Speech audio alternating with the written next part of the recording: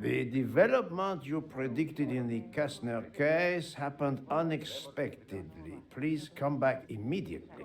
How can it be unexpected if I have predicted it?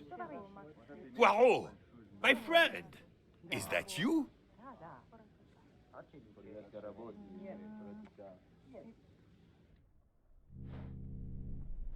Over here, Poirot.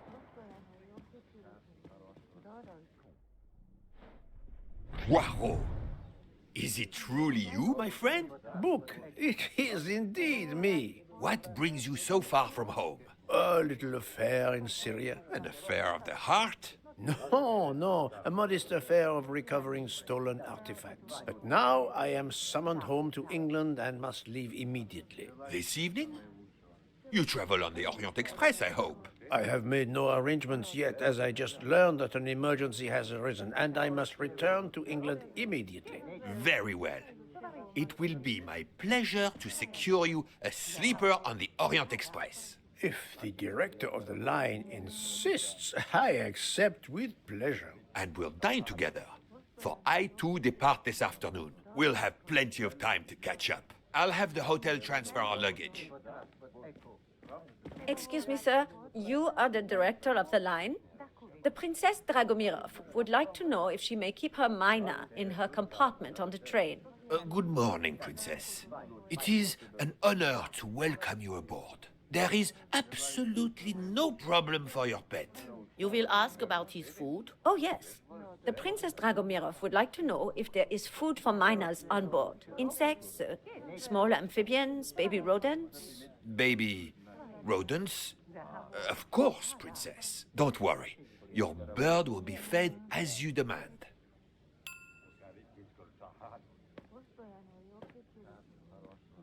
You there, desk clerk.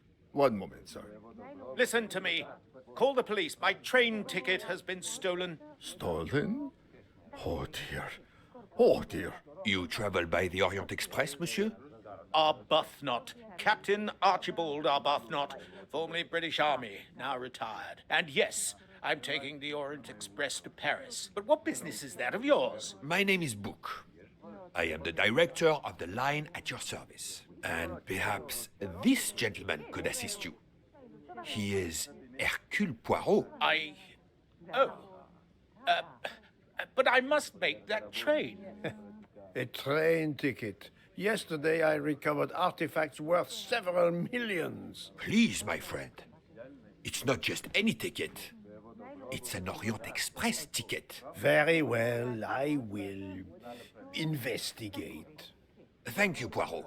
I will arrange a car to Circetchi station for us.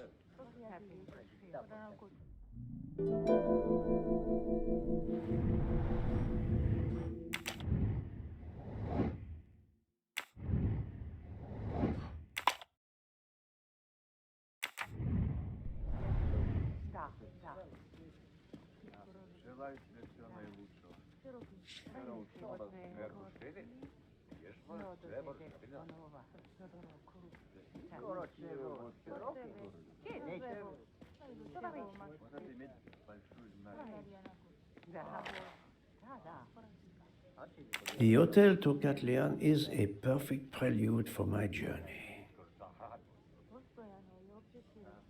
The Hotel Tocatlian.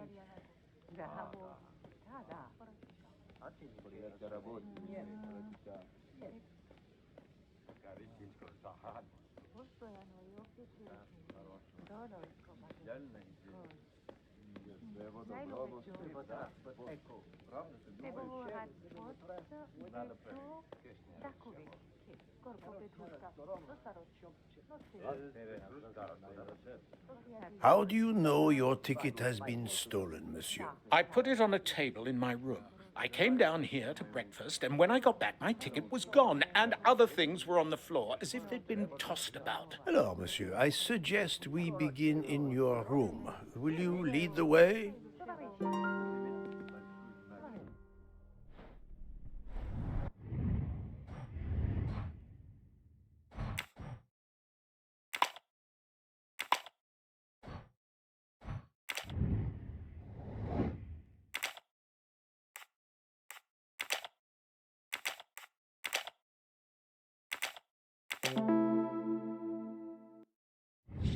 I'm right again.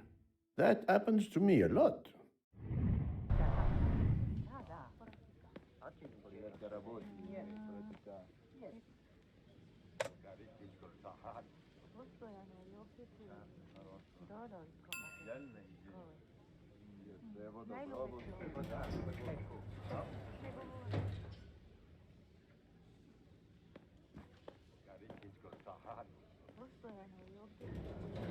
Floor, Captain Arbuthnot? 4th floor. Oh, one mystery solved.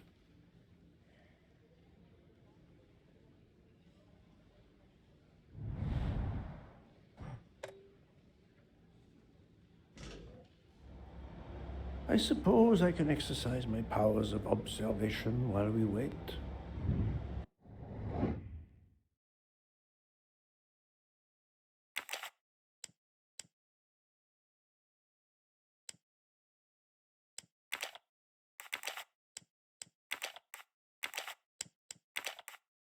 I do not think that's the right answer. I must admit I'm not right this time. Et voilà.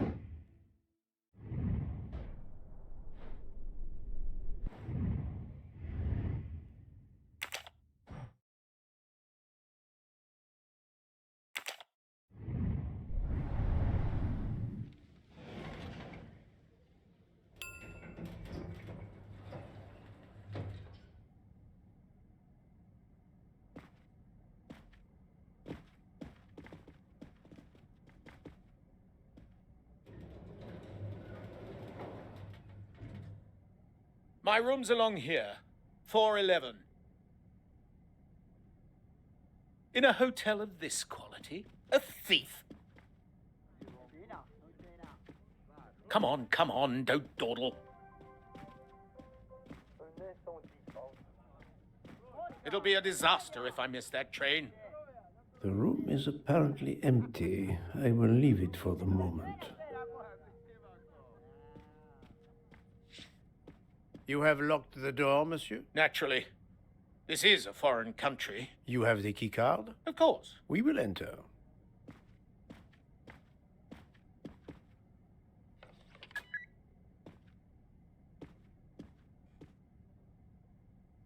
The lock has not been tampered with.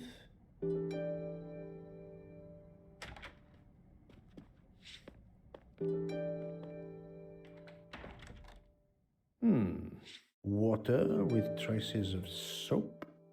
The water is scented.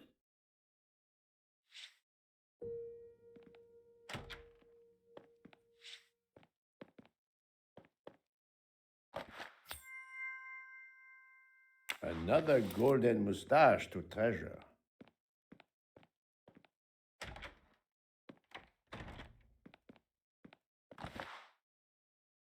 A perfume bottle. Empty. Suggestive.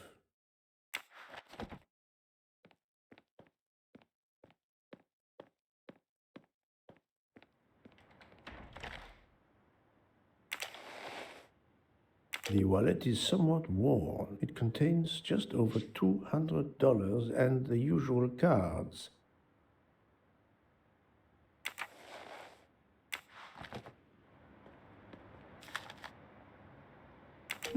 A fact sheet from a tour of Saint Sophia.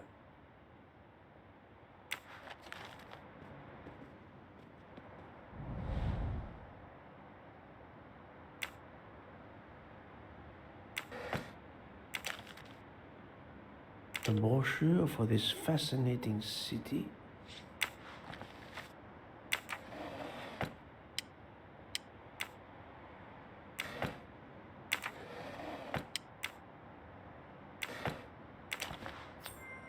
You can never have too many of these.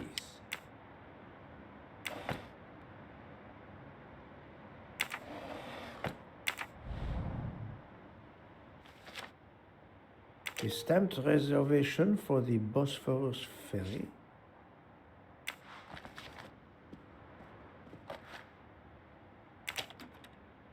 A conspicuous gallantry cross for meritorious service in Iraq, yet he only retired as a captain. 4 floors. It's impossible for a thief to have exited through the window. A list of travel expenses, but how did these papers end up on the floor? The bed is skillfully made.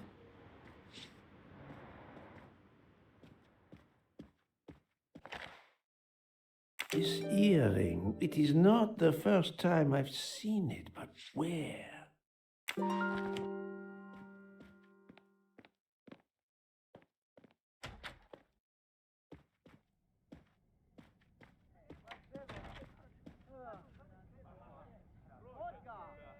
The room is a pub.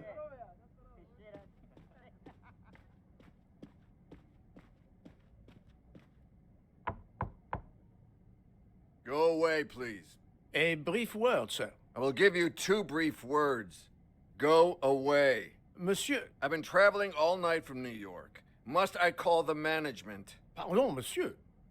I do not believe we have awakened a thief.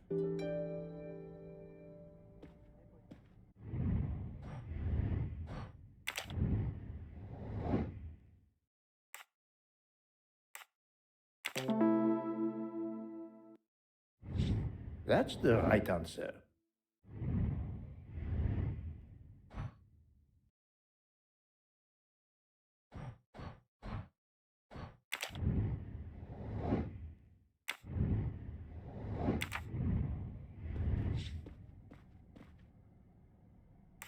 How long were you at breakfast, Captain? A half an hour or so. Just a roll and some coffee. Why was there an earring in your room? An earring? A previous guest, I suspect. I don't wear them. Did you leave the window open? No. That must be how the thief escaped. I think not. Unless the thief had wings. The bed is very neatly made, but the corners are not military style. The price we paid for this hotel? I'm not going to make my own bloody bed. Interesting pronoun, that. We.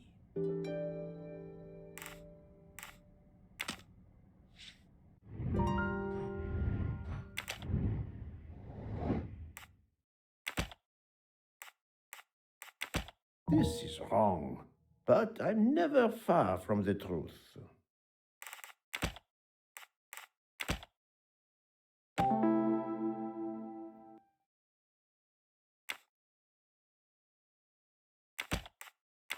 I do not think that's the right answer. Think, Poirot. That is not a good answer. No, not good.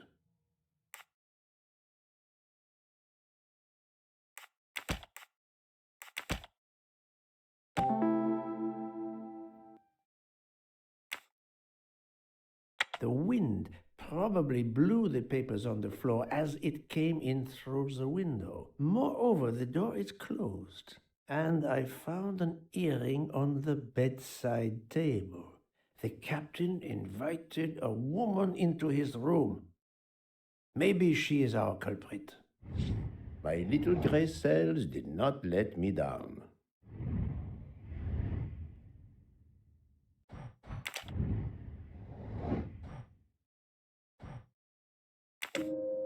Very well, I choose to go this way.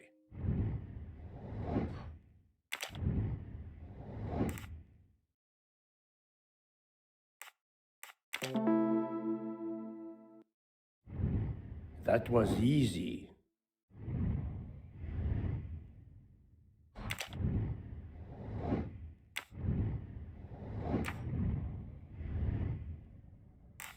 Captain Arbuthnot, I have examined your room. Much was revealed, possibly more than you expected. Rest assured, we will soon find your ticket. It's about bloody time. I have a train to catch. As do I. You are traveling on the Orient Express? Oui? If you will be good enough to answer a few questions, we may both make our train. Ask away. Please, give me an account of your movements yesterday. I spent most of my day in Istanbul, sightseeing. I returned to the hotel as the sun was setting. The desk clerk can confirm I was alone when I picked up my key. I spent the night alone. I had no visitors in my room.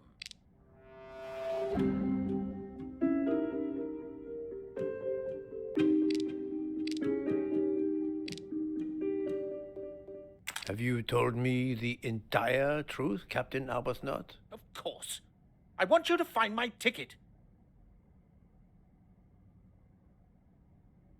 If no one else but you has entered this room, Captain, then how did these papers come to end up on the floor? I can't explain how the bloody things ended up on the bloody floor. That's why you're here. Hercule Poirot was wondering why he was here. Thank you so much for explaining that to me. Can you explain the earring I found on the bedside table? An earring? Yes. Forgive me, Mr. Poirot. I had some business correspondence that wanted answering. The hotel provides help for business travelers. They sent up a secretary. I dictated a letter, and she mailed it for me. I hadn't noticed that she had lost an earring. And when did you invite this secretary? This woman may be the thief we are looking for. That was yesterday evening. My ticket was still there when I went down to breakfast. She can't have taken it. I see. Never mind. It is easily checked. And there was no other person in your room? No, I swear there wasn't. Ah, well, never mind. If it is not her, there is only one option left. Fine. Please finish your job quickly. I'll be downstairs in the lobby.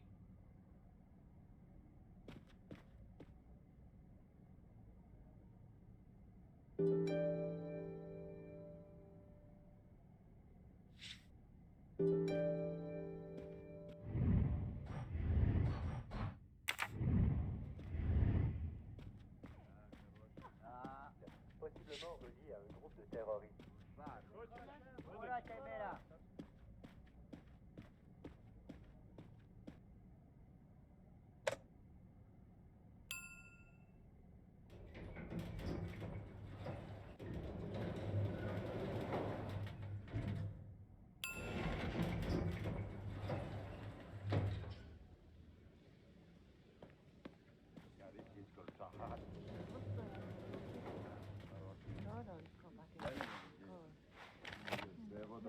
Pardon, monsieur.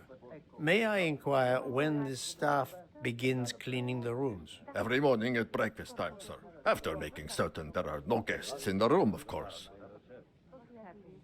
May I speak with the chambermaid who cleaned room 411 this morning? I hope you don't think that one of our staff stole the ticket. No.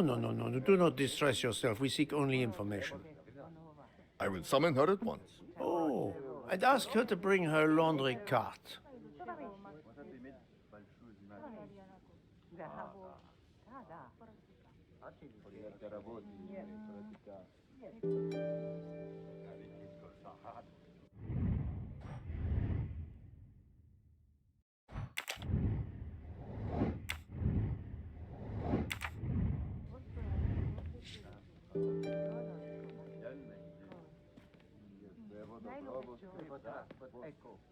Do not be frightened, mademoiselle. Did you clean room 411 this morning? Room 411? Yes, that is one of mine. Did you see a ticket on the desk when you entered the room? I'm sorry, I didn't notice a ticket. There was a wallet, but of course I did not touch it. Did you open the window? Yes, we always air the rooms. Oh, but I forgot to close the window. While I was making the bed, the person from next door was pounding on the wall. I wondered if he needed assistance. I tossed the dirty sheets in my cart, quickly finished mopping, and went to see, but it was nothing. But I'm afraid I left the window open. I'm so sorry. A window left open, papers scattered on the floor. The chambermaid cleaning the room. I believe I can now visualize what happened.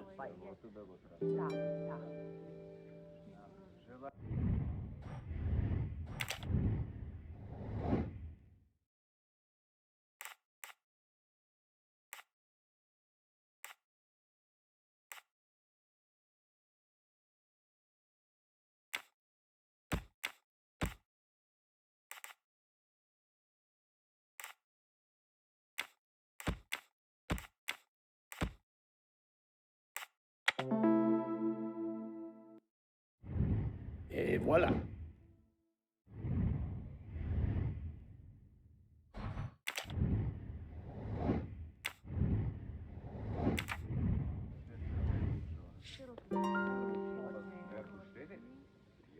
Poirot is not going to touch the dirty laundry.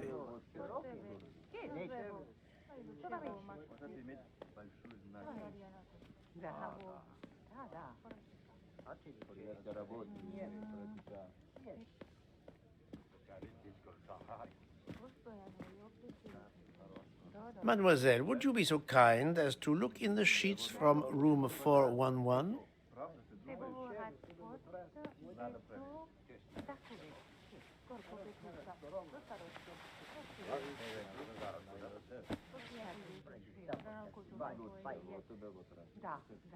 And so the missing train ticket completes its strange journey. An open window, a laundry cart, and an annoying neighbor. But chance is the only guilty party in this dark mystery. Mr. Poirot, I apologize. I believe my concern got the better of me, and I forgot myself. Thank you. It was a case of great magnitude. I'm glad I was up to the challenge. And that, I think, is that.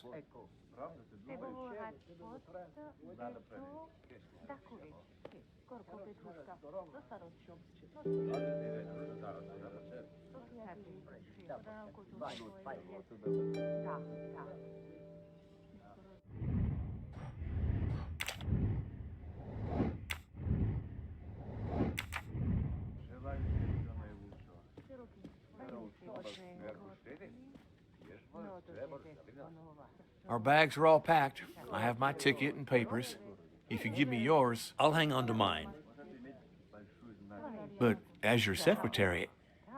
As my secretary, you see to the bags, Hector. Yes. Yes, sir. That man, I have a curious impression of him, as if I were observing a wild animal, uncaged.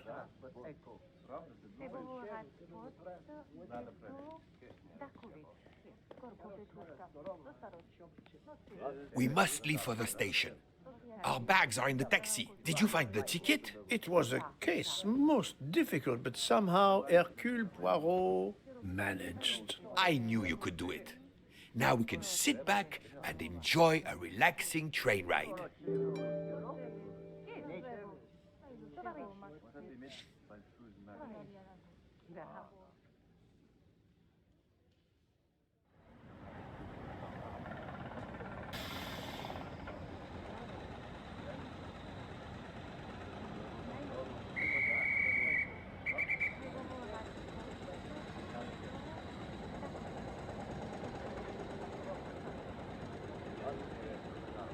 You are in luck, Poirot. Of course, no journey on this train is ever ordinary, but this is a special occasion.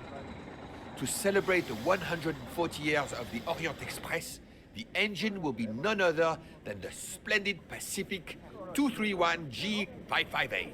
There she is, Poirot. The most celebrated train in history.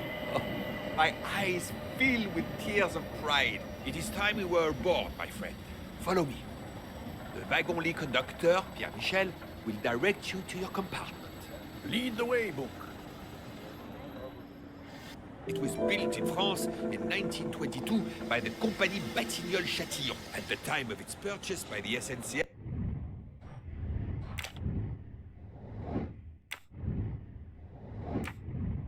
In 1938, it could reach speeds up to 130 kilometers per hour. Wait until you see. It is like traveling back in time. Today, the train is limited to 100 kilometers per hour. I assure you, that will be more than fast enough to get you to Paris in time for your connection to London. In the meantime, you will bask in the magic that is the Orient Express.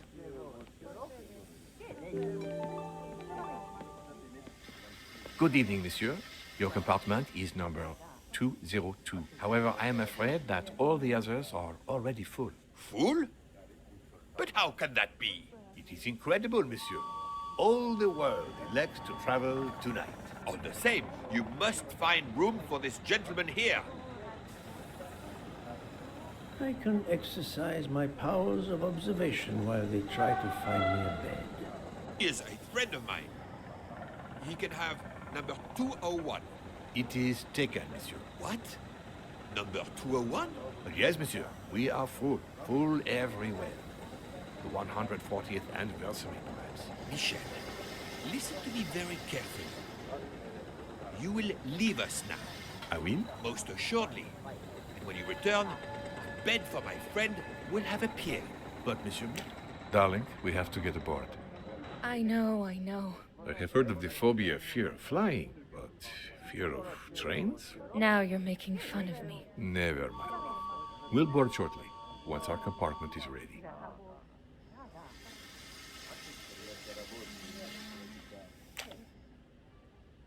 Notice the young woman from the hotel. She again wishes to watch the old man with his little friend, but not to be seen herself.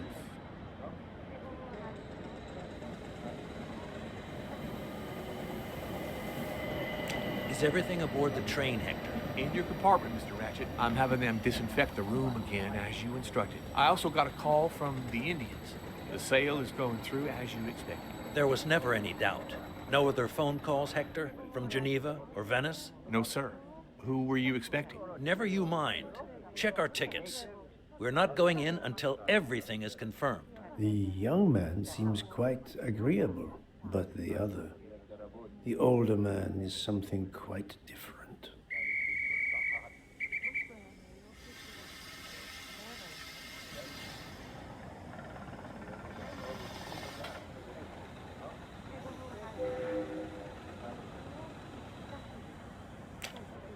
Mary. Not now.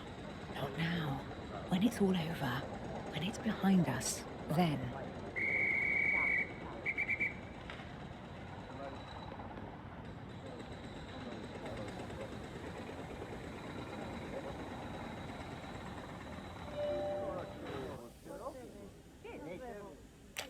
Why did you order so much lobster, Hotaru? My dear Freya, I need it for my specialty on the second night. And if the lobster a la mori isn't fresh, the passengers will know. We don't have enough space for my desserts. Tonight, molten chocolate cake. Tomorrow, my specialty. That is not my concern. They will not have room for them anyway. Serve your lobster tonight. Chicken a la mori must be the first night dish for the travelers. It is easier to digest. You really are the egomaniac everyone says you are. I have every reason to be. I am the engine. You are just the caboose. Poirot, I am mortified. The 140th anniversary, perhaps, but such a plague of passengers.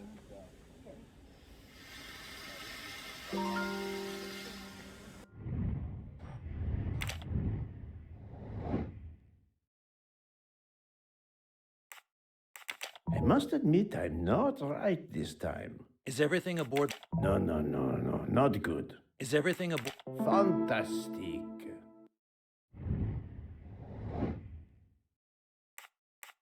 No, not good. Darling, we have to... I do not think that's the right answer. Darling, we have... Yes.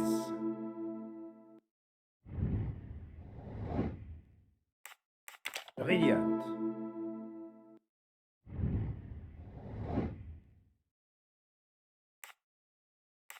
This is wrong, but I'm never far from the truth. Why did you... I must admit I'm not right this time. Why did you... Great.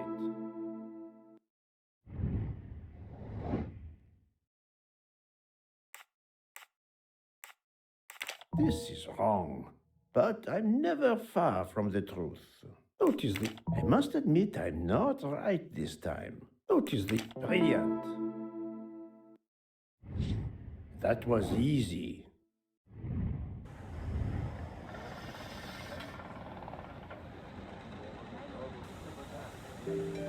Poirot, we have a solution.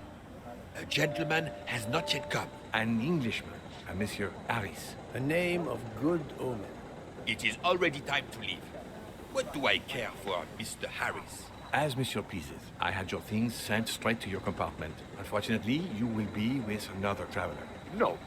Only for the first night. It cannot be helped. I will survive, mon ami.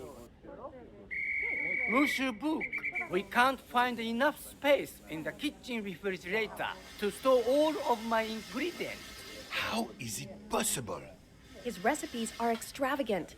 We need to leave something on the platform. If my lobsters don't go, I don't go. And have the passengers on the Orient Express go hungry? Never. Must I intervene? The problem is unworthy of Poirot, but I do not intend to starve on the most luxurious train in the world.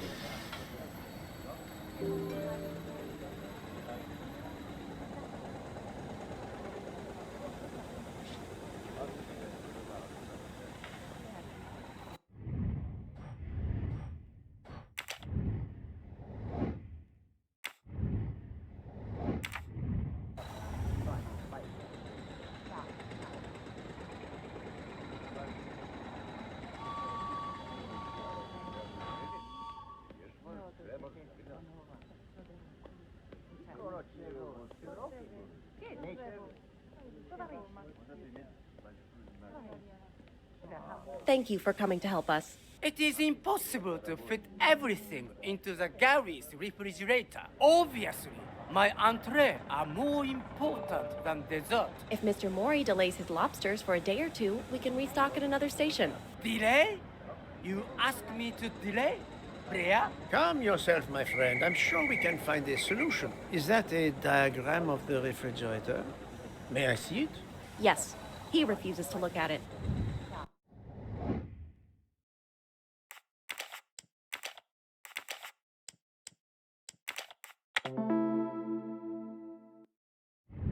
That's the right answer.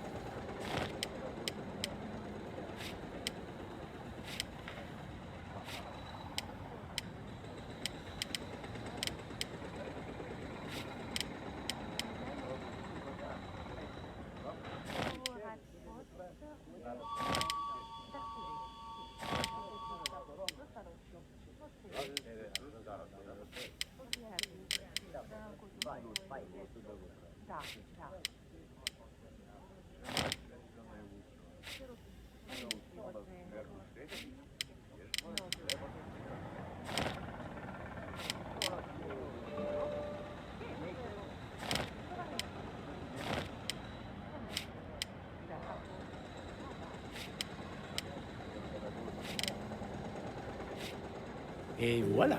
You saved tomorrow night's dinner. Mr. Poirot, I will reserve the finest lobster just for you. I look forward to it, monsieur. And to the dessert, mademoiselle. Hopefully. That will be the last mystery you face on our journey, my dear Poirot. Your compartment for tonight only is at the back of the second-class carriage, number 102. Tomorrow, you move to a private compartment.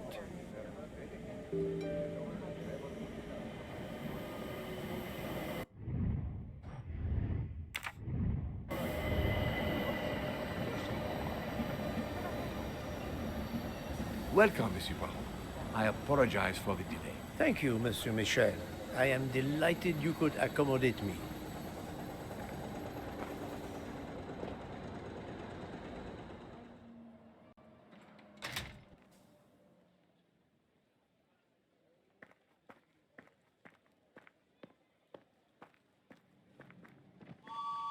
Wrong compartment. I need to find number 102. These first-class rooms are very spacious and luxurious.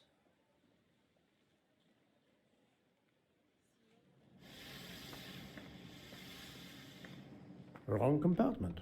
I need to find number 102. Pardon me? Oh, my apologies. Wrong compartment. I need to find number 102.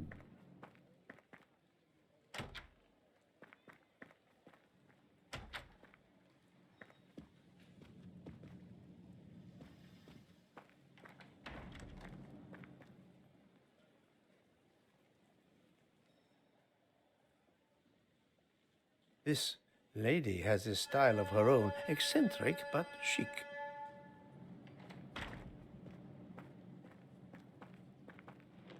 Wrong compartment.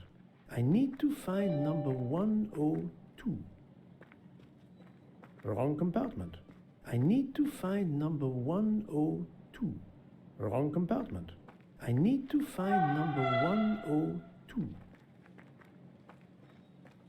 Wrong compartment. I need to find number 102. Excuse me, I think you made a mistake. You are Mr. Harris? No, my name is McQueen. There is no other berth on the train, monsieur. All is arranged. Yours is the upper berth. We start in 1 minute. The train's remarkably full. En voiture!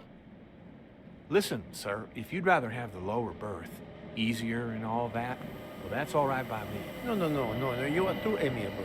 It is for one night only at Belgrade. Oh, I see. You're getting out of Belgrade. Not exactly.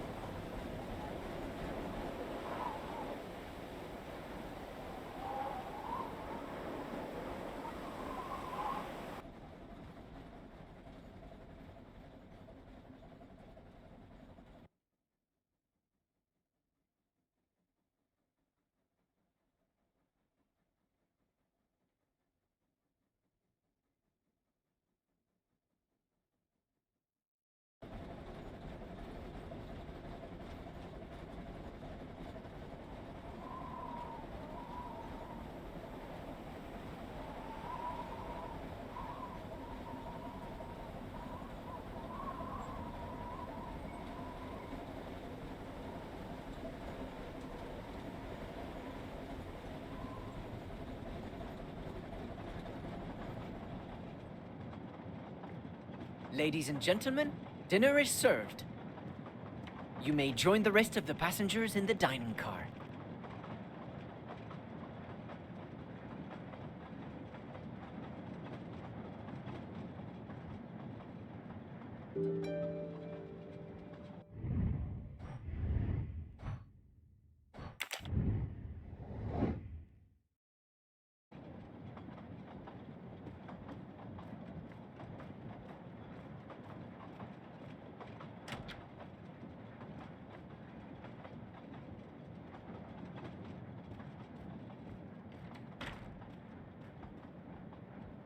Excuse me, monsieur.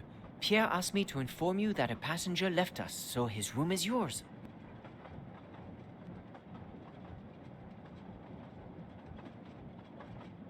Where will my new compartment be? Room 202 is at the far end of the previous car. I see, thank you.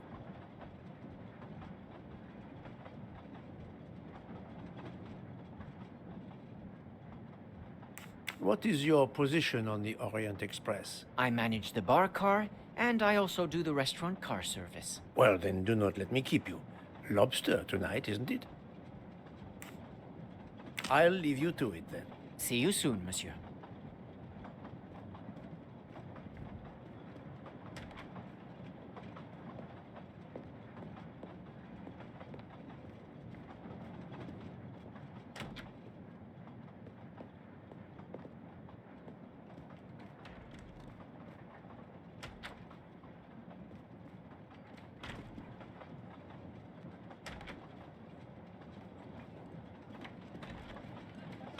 Please, my friend, join me.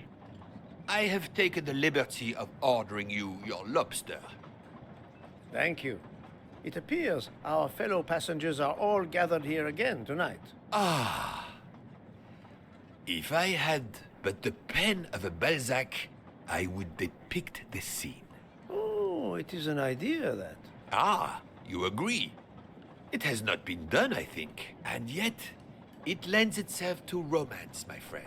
All around us are people of all classes, of all nationalities, of all ages. For 3 days, these people, these strangers to one another, are brought together. They sleep and eat under one roof. They cannot get away from each other. At the end of the journey, they part. They go their several ways, never perhaps to see each other again. Certainly it interests us, inviting us to watch and wonder about their lives. Ah, I know you, my friend. Even now, your mind, it is at work. Let us test it. For example, what do you make of those two?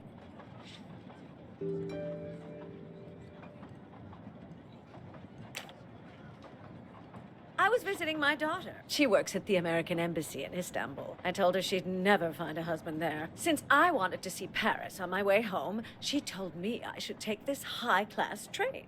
I can't wait to see Paris. It looks beautiful in the movies, but it couldn't be more beautiful than Schenectady in the good old US of A. That's where I'm living now. And you, Miss Debenham, was it?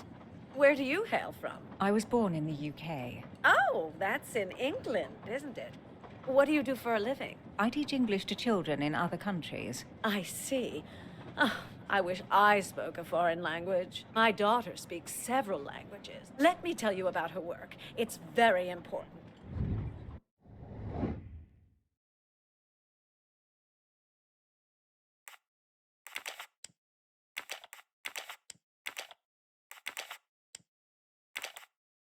Think, Poirot. That is not a good answer. This is wrong.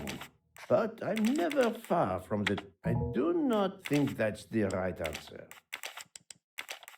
I must admit I'm not right this time.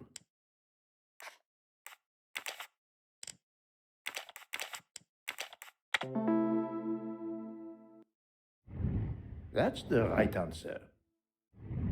There is much you can learn about someone just by observing them and listening. For example, that lady is reserved.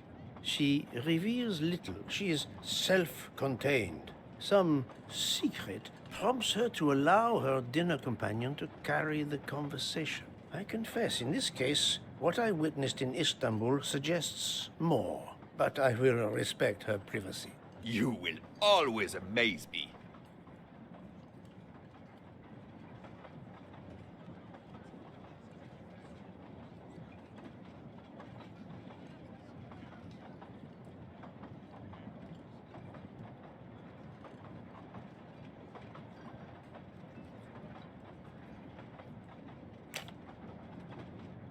Mamma mia, you can feel the power of engine. We climb into the mountains with ease. I know something about the power, and this baby has it in spades. There's something special about a train. I'll give you that. I sell toys, and model trains are one of our biggest items. And not just for children either. You sell model cars too? Sure, but give me a train any day. Oh, my friend. What do you have against the cars? Now I work at Fortuna in Italy as a spokesperson. We are producing the next generation of electric cars, the Fortuna Firenze. Like the city, it is beautiful. We got the competitors looking over their shoulders so much, they're going to hit something. Didn't mean to be insulting. It's just that there's something magical about a train.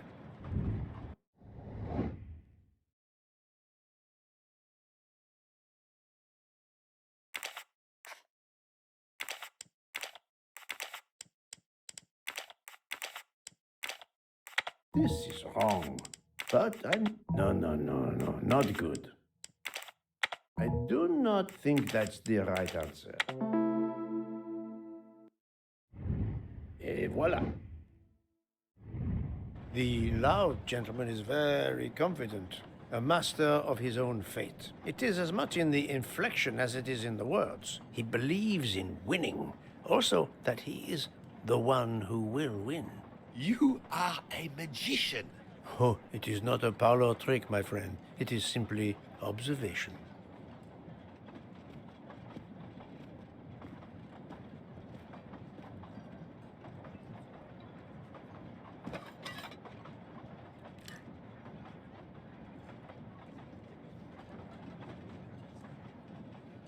My friend, this is one of the best desserts I have ever eaten. You have always had the sweet tooth. But it is a masterpiece. I can't understand how the dessert can be so good. I would love to know what the recipe is.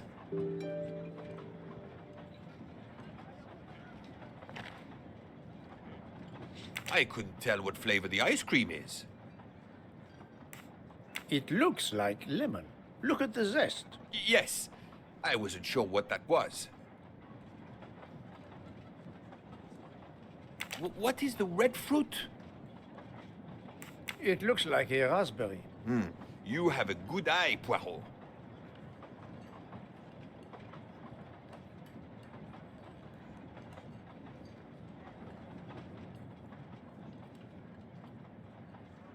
The biscuit is the foundation of the dessert. All else is built upon it. What do you think? It looks like crushed biscuits, my friend. Finely observed, indeed. Poirot, I am embarrassed to ask you a great favor. My friend, I am on this train due to the great favor you have done me. How may I assist you? This dessert is sublime. If only I had the recipe.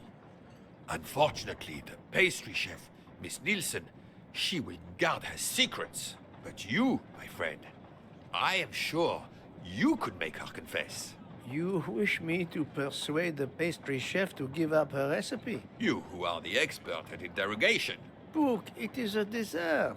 It is the pinnacle of desserts. You, my friend, who, as you say, are on this train, I blush to remind you. Fine, you win. Again, what wouldn't I do for you, my friend? Oh, thank you, Poirot. Good luck.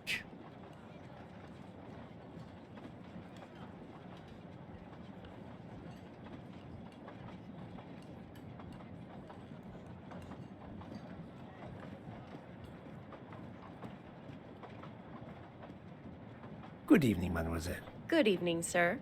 How can I help you? That was a magnificent dessert you served us tonight. I wanted to tell you personally how much both Monsieur Bouc and I enjoyed it. Thank you very much, sir. In fact, it is so good. Monsieur Bouc insists on knowing how you made it. Oh, sir, I'm sorry. You must know a chef never gives away their recipes. But, well, you helped with the refrigerator, and without space in it for me, there would have been no dessert. Very well. To prepare tonight's dessert, first I melt sugar to make caramel. Then I spread this caramel to make tuiles. Between two tuiles, I add a small scoop of lemon ice cream, and I put the whole thing on a strawberry crown. Poirot, you are suspicious even now. The pastry chef gave up her prized recipe a little too easily. I sense she wasn't entirely honest with me.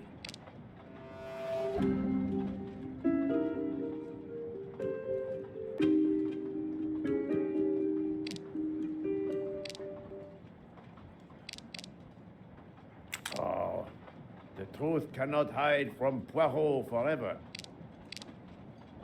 That does not prove she's lying. Oh, the truth cannot hide from Poirot forever. Thank you for sharing your recipe with me, but I doubt those are strawberries you're using. Oops. You have a good eye, Monsieur Poirot. Very well. What fruit do you think I used?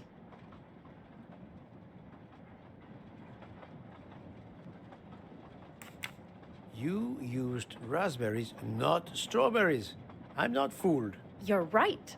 Mr. Bouc, he couldn't tell the difference. Let's move on to the bottom part of the dessert. My favorite part of the dessert. First, I melted some butter. I crumbled pieces of chocolate into the butter. Then I placed the mix in a circular mold. Finally, I let the whole thing cool down to let it harden.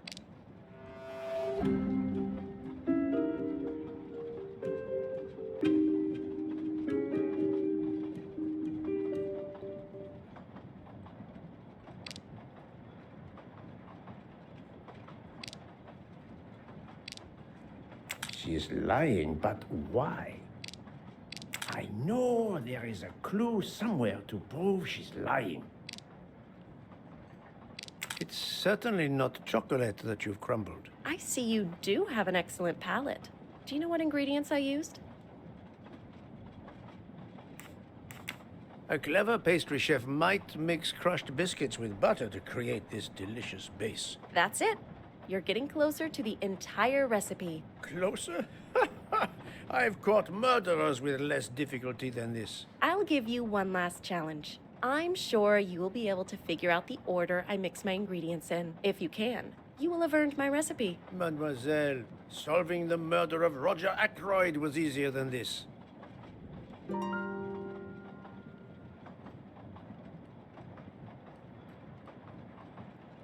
Yes, sir?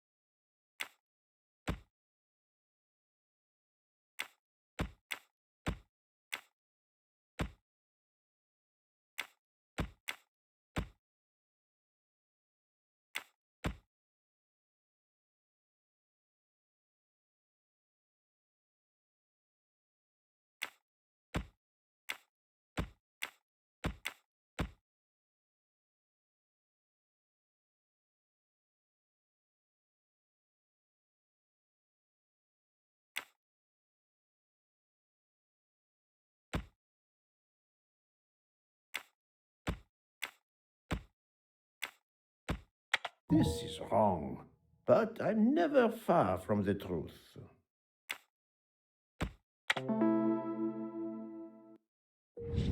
Et voilà.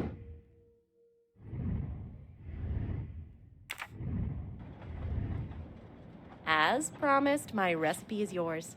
Give me 5 minutes to write it down for you. Thank you. I am in your debt.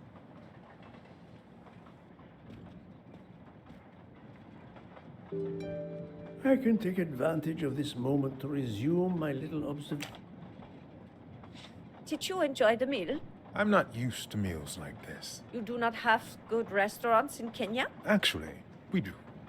This isn't the 1930s. I did not mean to offend. You didn't like the meal? The lobster, it was undercooked, and the potatoes were too dry. I expect, being Princess Dragamirov's assistant, you must be used to eating well. Cooking is an art. You do not need to wear the chef's hat to be an artist. What is your favorite dish? Currywurst. It is a specialty of mine.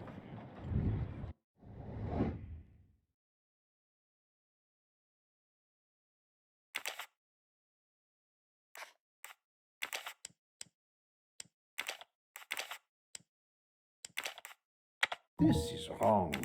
But I never... No, not good. I do not think that's the right answer. My little gray cells did not let me down.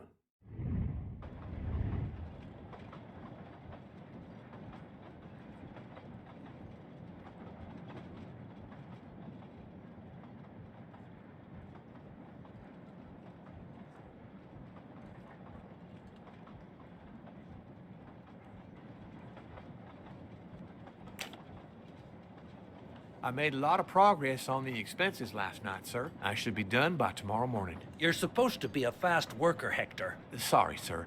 Working here is not as comfortable as in our office in Boston. You're lucky to ride in a train like this.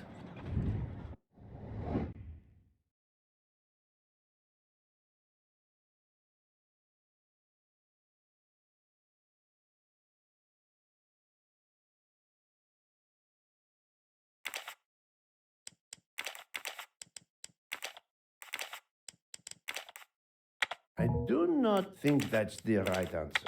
Think, Poirot. That is not... I must admit I'm not right this time. No, not good. This is wrong. But I'm never... Think, Poirot. That is not a good answer. I do not think that's the right... I must admit I'm not right this time. I'm right again. That happens to me a lot. Here you are, sir. My recipe. Please tell Mr. Book he should not expect my recipes for the other desserts. Thank you very much, mademoiselle. I know he will sincerely appreciate the gesture, and I will make certain he gets the message.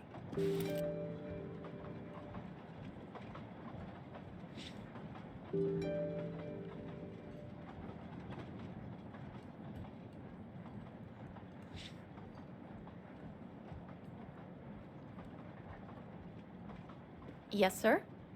Yes, sir?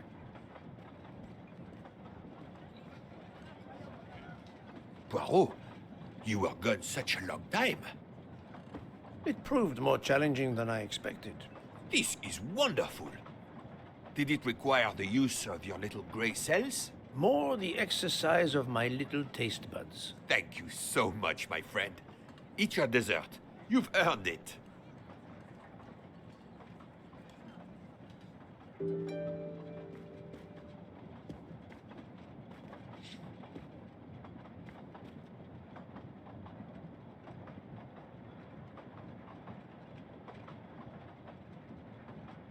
Good evening. My name is Ratchet.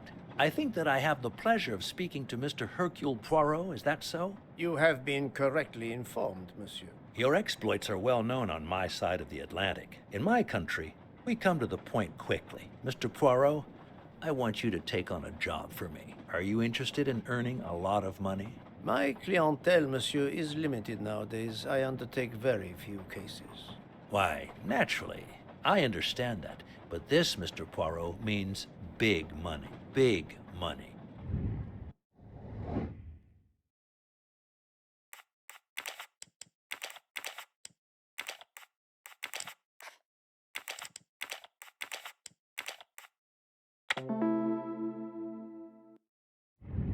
That's the right answer.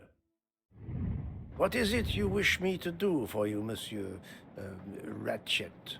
Mr. Poirot, I am a rich man, a very rich man. Men in that position have enemies. I have an enemy. Monsieur, in my experience, when a man is in a position to have, as you say, enemies, then it does not usually resolve itself into one enemy only. Yes, I appreciate that point. Enemy or enemies, it doesn't matter. What does matter is my safety. My life has been threatened, Mr. Poirot. Now, I'm a man who can take pretty good care of himself. But as I look at it, a little insurance wouldn't hurt. And remember, big money. I regret, monsieur, that I cannot oblige you. What's wrong with my proposition? If you will forgive me for being personal, I do not like your face, Mr. Ratchet. Now, if you wouldn't mind, I'd like to finish my coffee peacefully.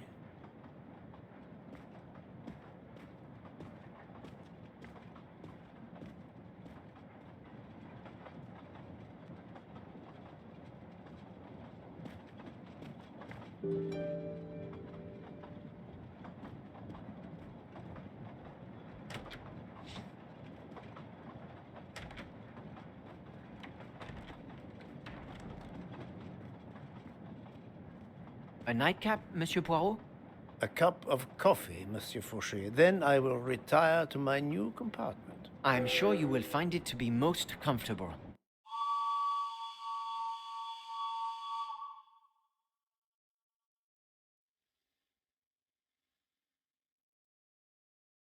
We have stopped? Yes, sir. Belgrade Station. If you'd like to go out and get some fresh air, now is the time. The train leaves at 9:15. No, I see that it is snowing. I will not seek out the fresh air. Probably a wise decision. May I suggest a chocolate to accompany your coffee? It is produced by my father, the best chocolatier in Switzerland. I would never refuse a chocolate with such high recommendation. I know you will enjoy it, and please let me know if there is anything else you require.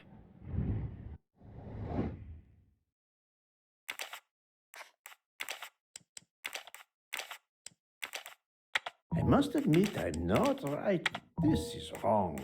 But I'm never far from the... I do not think that's the right... Et voilà. Everything was perfect. Thank you very much. My pleasure. Is there anything you require, monsieur? No, merci.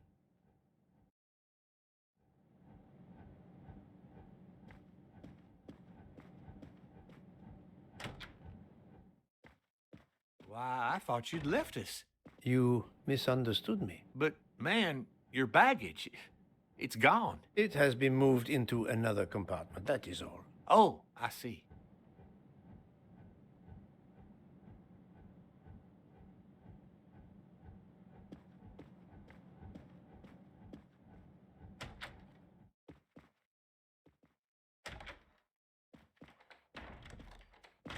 I wish you a good night, Monsieur Poirot. Good night.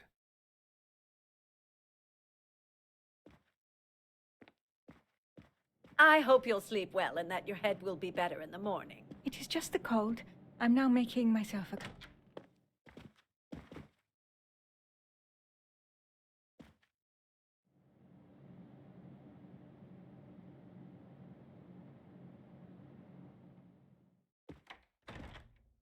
Monsieur Ratchet seems very upset.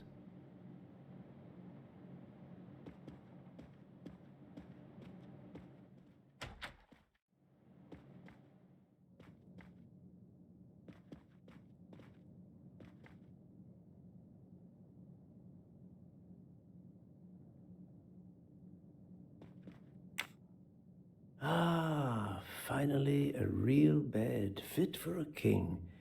Or a very tired detective.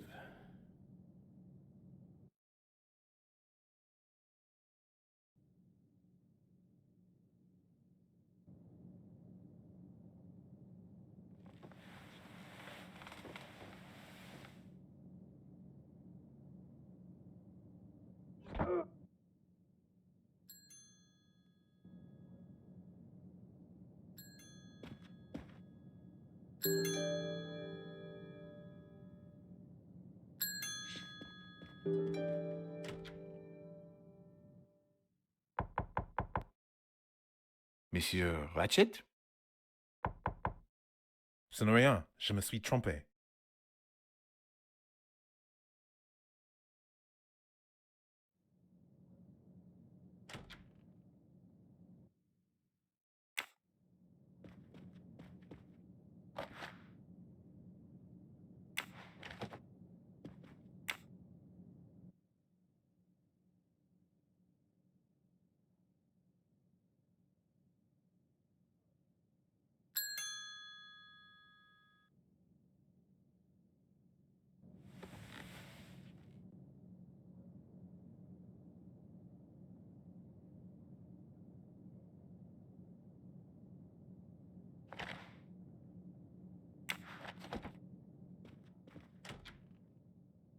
Good night, madame.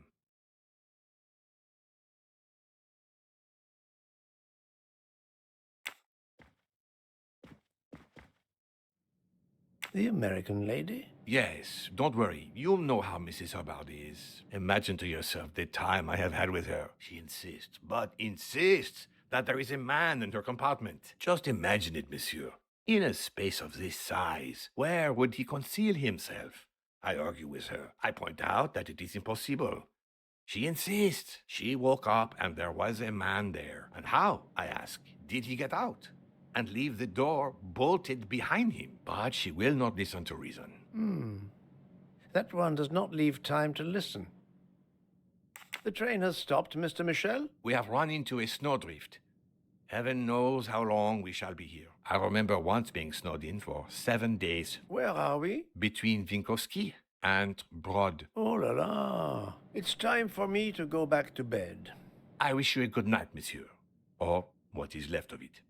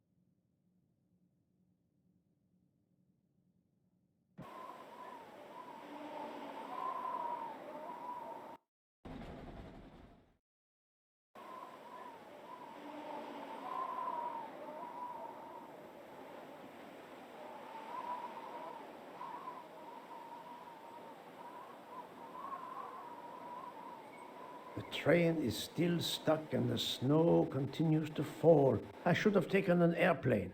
Well, I must make the best of it and join the other passengers for breakfast. The train still hasn't left.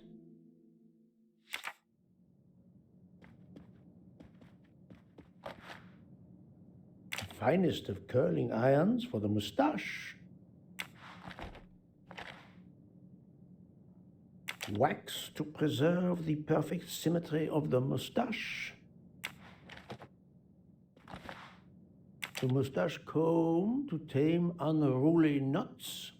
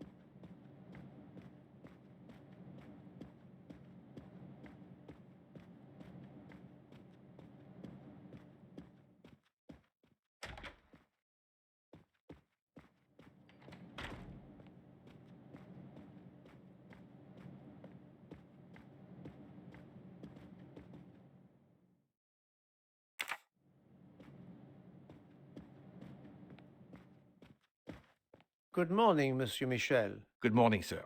Please enjoy our special breakfast in our restaurant.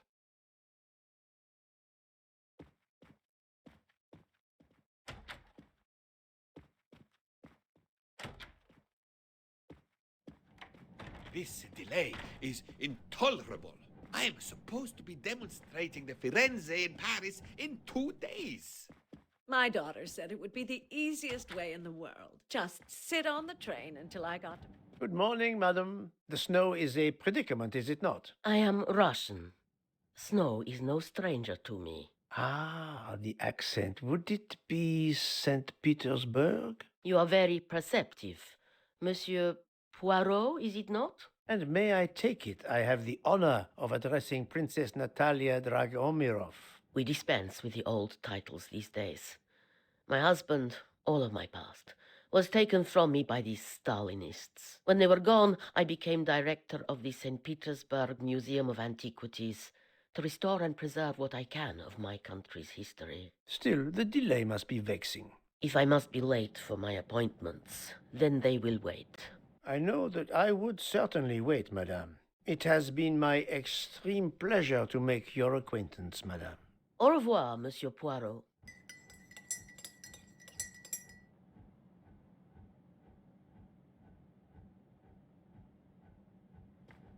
A beautiful piano. What a luxury. Pity there's no one to play it. Mademoiselle, you are not concerned about the train stopping? What can one do? Indeed, this does not make the train move. You have great strength to remain calm at a time like this. I know one far, far stronger than I. And that is? Well, that old lady, for instance. You have probably noticed her. She just has to lift her little finger and ask for something in a polite voice, and the whole train runs. It runs also for my friend Monsieur Bouc, but that is because he is a director of the line, not because he has a masterful character. You don't have to have a strong will when you have power. But I suspect I did not need to tell you that, Mr. Poirot. Mr. Poirot.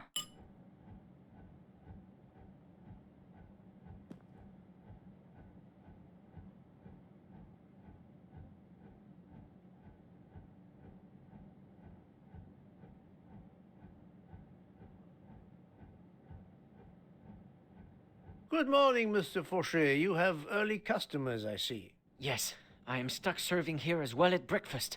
Everyone is impatient. They keep complaining that the train is not moving. As if I could get out and push it. It's too early for me to order a boxcar. That is the appropriate drink, I believe. A gin, triple sec, lemon and grenadine mix.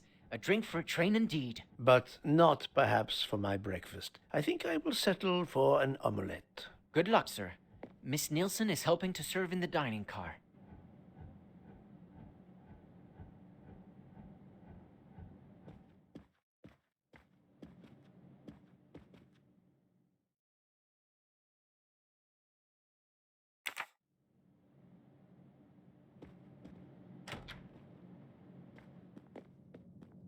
The Orient Express bar is certainly well stocked.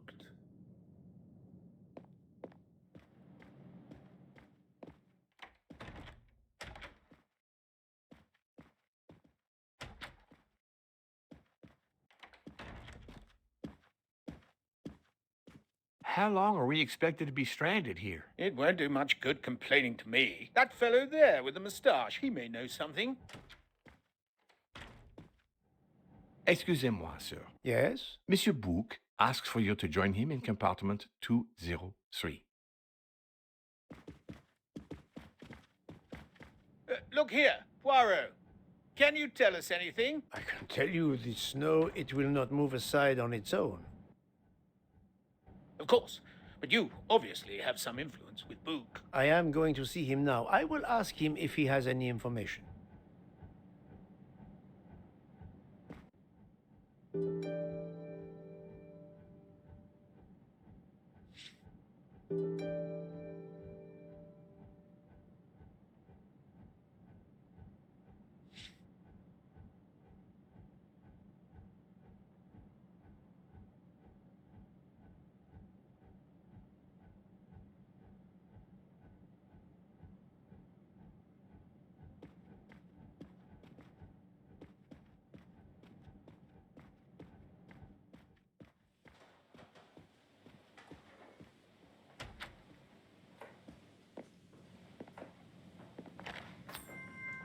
You can never have too many of these.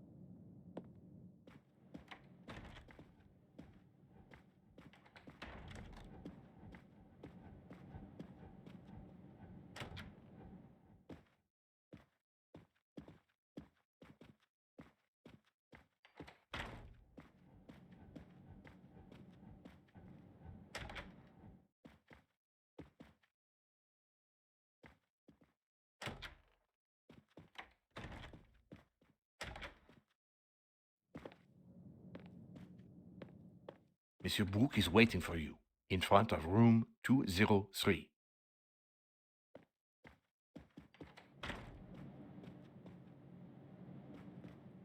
Ah, my good friend, come in. We have need of you. What has occurred? A passenger lies dead in his bed, stabbed. A passenger? Which passenger? In there. He's an American, a man called Ratchet. It was his valet, Masterman, who was worried that Mr. Ratchet was not awake yet. Pierre Michel, the conductor, decided to break in and found the body. I see. Well, my friend, I think it is best not to touch anything and wait for the police to arrive. Oh, I tried to call the police, but there is no cell tower for many kilometers. We could be stuck in the snow for hours. The murderer is with us. On the train, now! The sooner we catch him, the sooner we'll be out of danger. Dr. Constantine is already examining the body. Mon ami, this is not a missing train ticket. We must follow procedure. We must wait for the police to secure the crime scene. Please, Poirot. I will take full responsibility. Book, you ask. Well, if we cannot contact the outside world, then... Oh, you are going to drive me crazy. In truth, this problem intrigues me. I was reflecting not half an hour ago that many hours of boredom lay ahead whilst we are stuck here. And now, a problem lies ready to my hand. You accept, then? C'est entendu. You place the matter in my hands.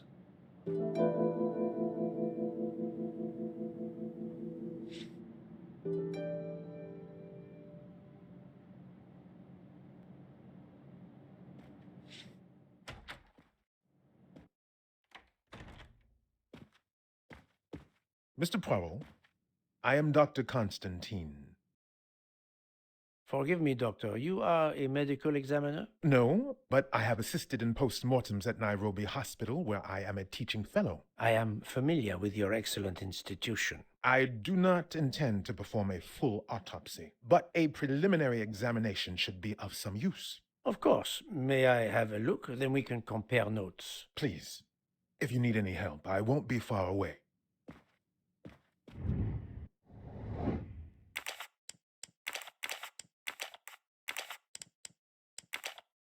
No, not good. I'm right again. That happens to me a lot.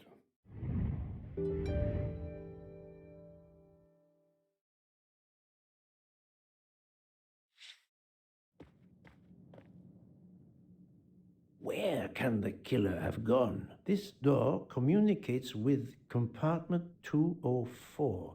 The latch is open on this side.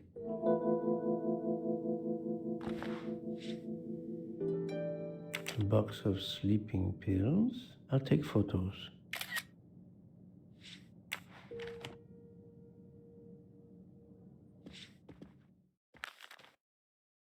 I wonder what could be in this photo.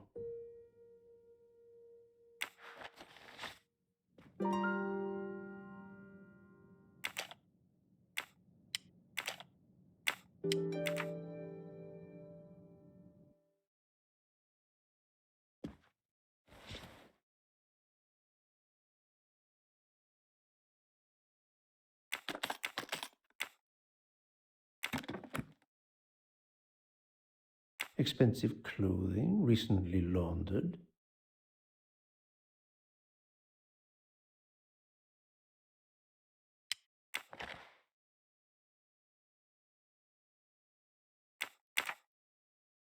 Not exactly the reading material one would expect of a man like Ratchet.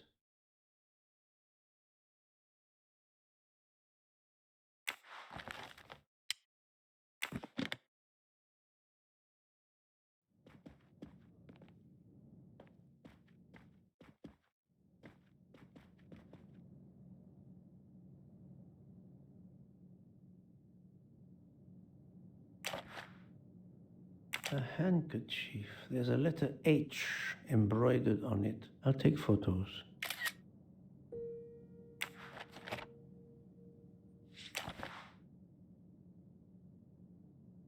Did it belong to Ratchet?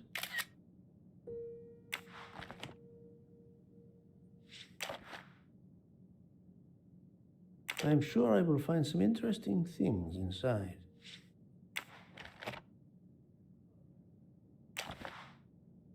This phone was deliberately smashed.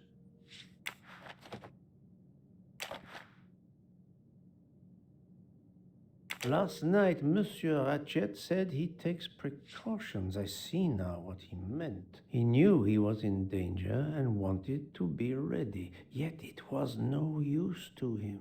I will leave it here for the police.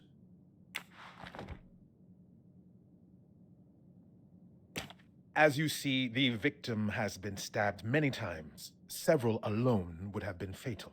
Yes, I agree. An attack most savage. I will, of course, prepare a complete report on my findings. Thank you.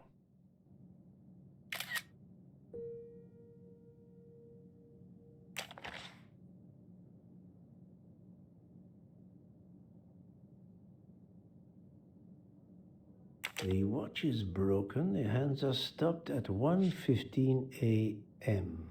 One would expect that to be the time when the attack occurred.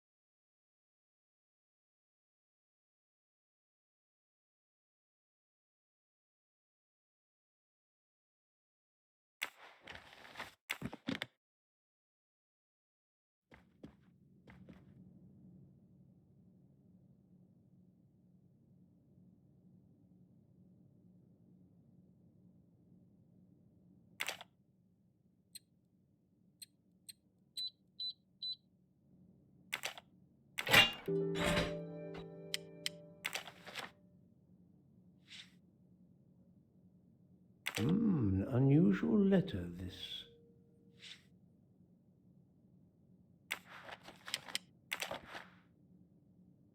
Not very surprising.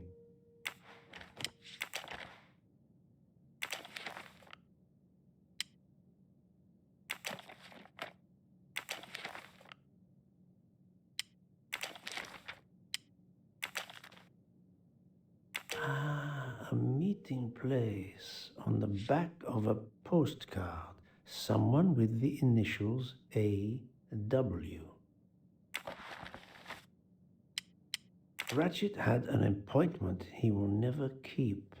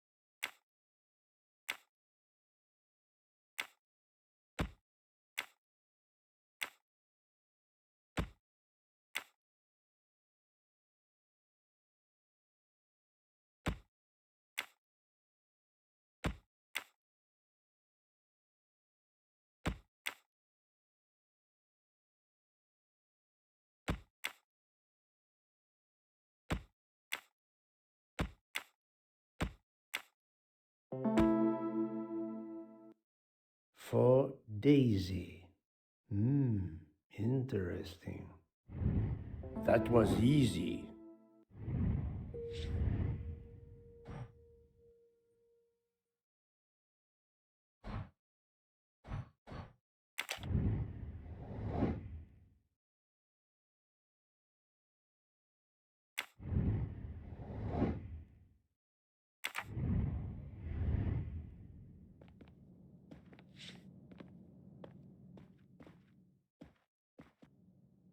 I'm sorry, Doctor, but I must question you. Of course.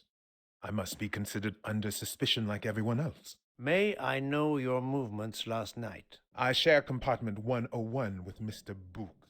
He would not stop talking about his beloved train. I listened to him for hours talking about his Orient Express. My friend Book will no doubt confirm this. Did you know the victim? Not at all. I noticed him last night at dinner, but I did not pay much attention. Did you touch anything in here this morning? I checked for a pulse. There was none. Rigor mortis had commenced. The body was cool to the touch. I touched nothing else. What can you tell me about the victim? He died from multiple stab wounds of varying angles and depth. More than one would have been fatal. I would place the time of death roughly between midnight and 2 a.m. With more time, I hope I can be more precise.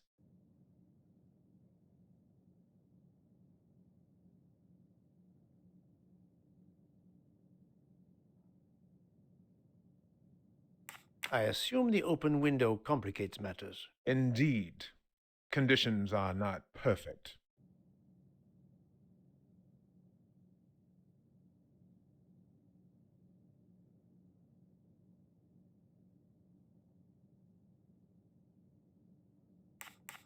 Thank you for your help, Doctor.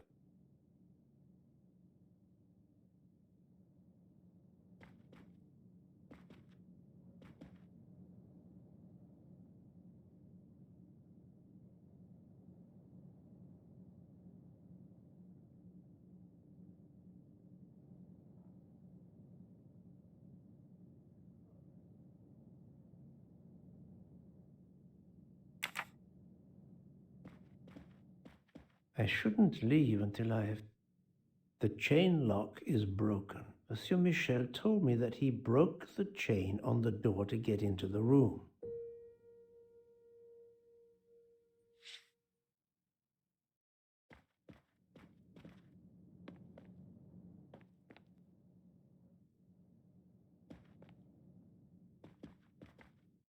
The snow is falling only lightly this morning. The murderer would have left tracks in the snow if he had jumped out the window.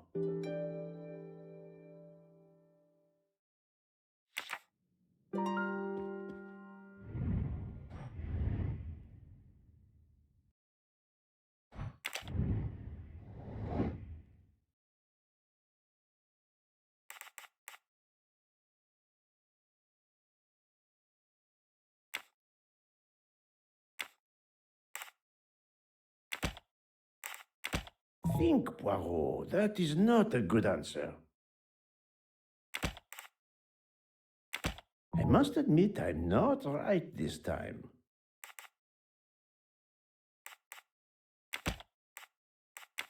No, not good.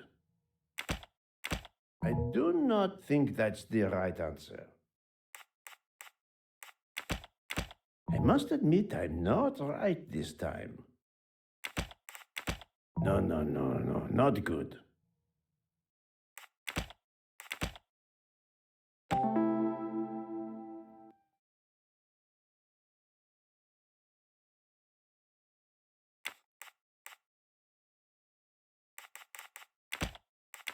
This is wrong, but I'm never far from the truth.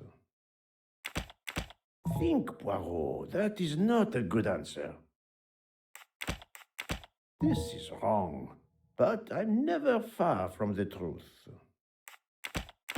I must admit I'm not right this time.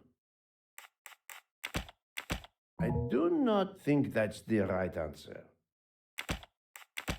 Think, Poirot, that is not a good answer.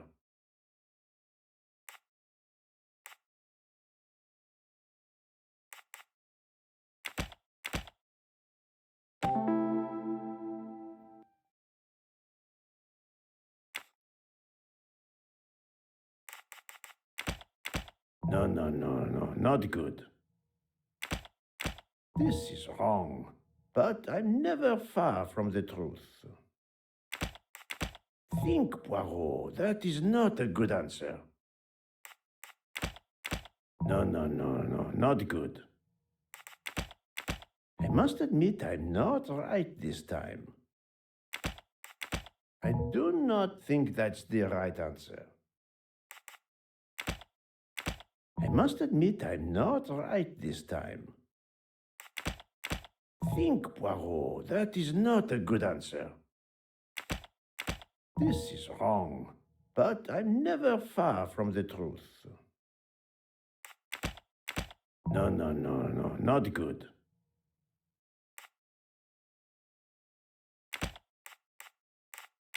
I do not think that's the right answer. No, not good. I do not think that's the right answer. Think, Poirot, that is not a good answer. This is wrong, but I'm never far from the truth.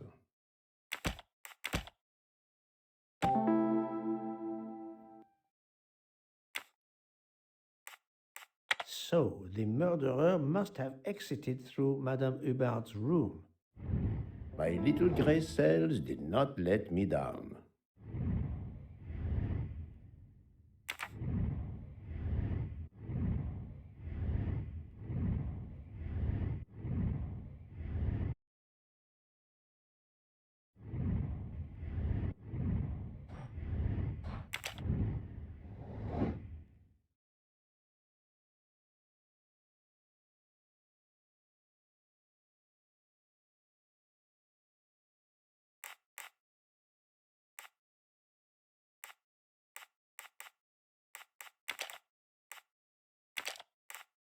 I do not think that's the right answer.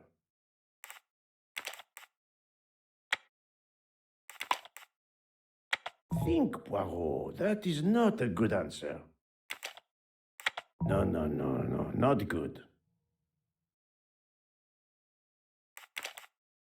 This is wrong, but I'm never far from the truth.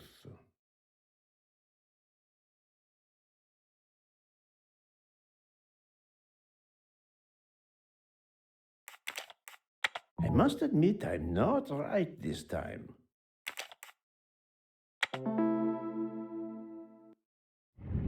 That's the right answer.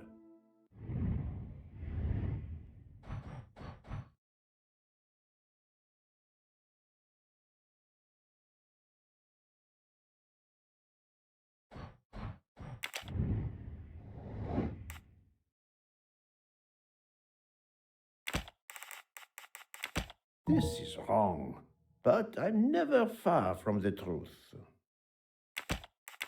I must admit I'm not right this time.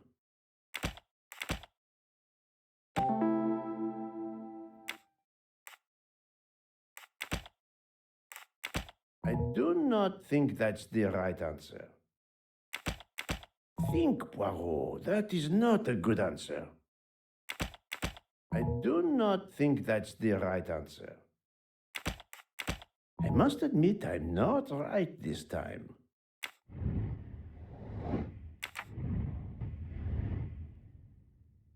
I shouldn't leave until I have finished inspecting the crime scene. This door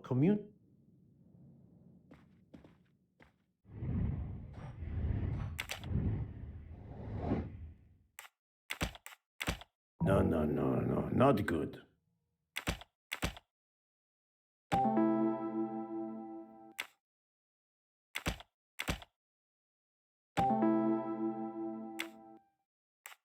I can't imagine Ratchet taking a sleeping pill if he feared for his life. Et voilà.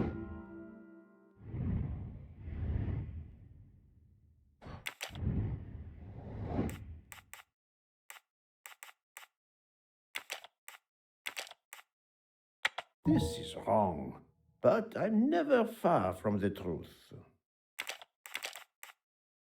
I do not think that's the right answer.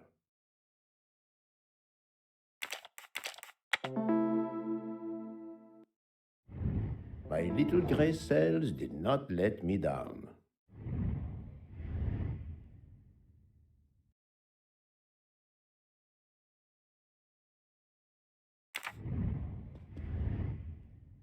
I think I've seen everything I need at the moment. I'm counting on you to finish your analysis. I'll have a more detailed report for you as soon as I can.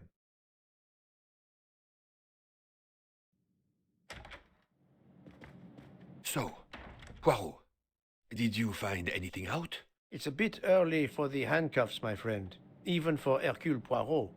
Do not worry, mon ami. I believe our culprit has no plans to strike again. Monsieur Ratchet was the target. Of that I am convinced. Tell me, Book, how did you spend last night? This is a joke, I hope. Don't you trust your old friend? My friend, calm yourself. I must hear your story in order to corroborate other accounts. Ah, naturally. Let me see. I went to my compartment after dinner. Dr. Constantine was already there. We talked about his career. He's a Cambridge man, you know. After university, he returned to his country and has done much good there. He was so interested in the Orient Express. I told him all the anecdotes I know. I'm not certain when we fell asleep, but it was very late. Here is what I have found out. Monsieur Ratchet was stabbed many times. I also found threatening letters in his safe. He had a loaded gun under his pillow, so he was on guard, ready to defend himself. However, there was an empty glass with white residue at the bottom. I suspect a barbiturate. Perhaps he was forced to take it. In any case, I am certain he was unconscious, unable to defend himself. I also found several other items at the crime scene, possibly related to the murder. They must be investigated. By all means, Poirot. As fast as you can. I also found liquid for an electronic cigarette, but I could not find a vape. This might belong to the murderer. This criminal is an amateur.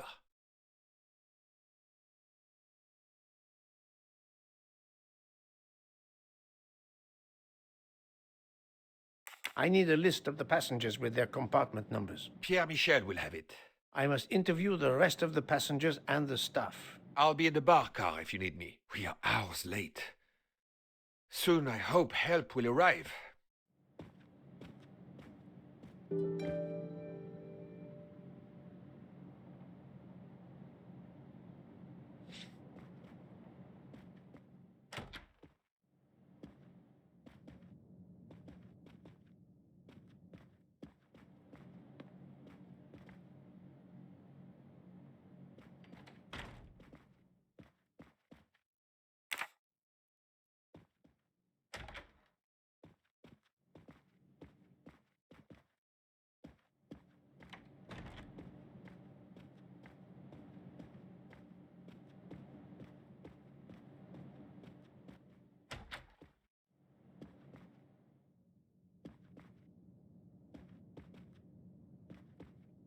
Monsieur Edward Masterman, I believe. May I ask you some questions? I can barely talk. I have a terrible toothache. We have a doctor on board the train. Perhaps... I do not need a doctor. I use essential oils. If you can find my flask of clove oil in my box, I would be grateful. Fine, if you insist. I will help you.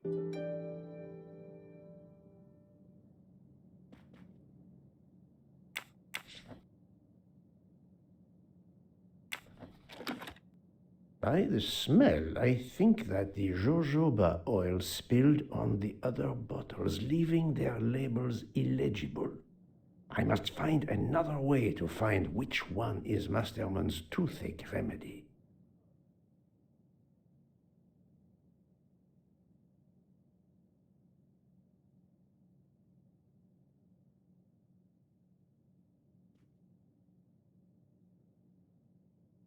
The weighing scale is soaked in jojoba oil. It's unusable.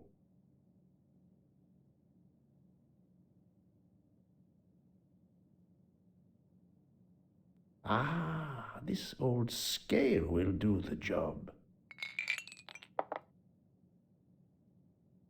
To start, I must first arrange the vials from the lightest to the heaviest.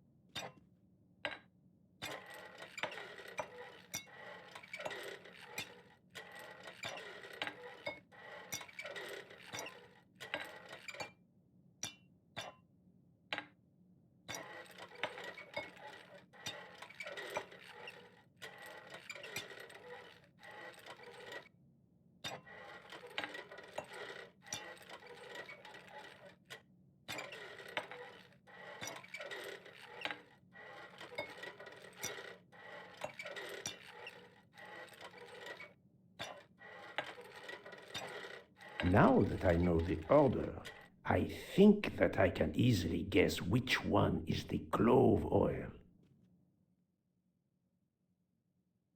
I don't think this is the remedy. I don't think this is the remedy. Here is Monsieur Masterman's remedy.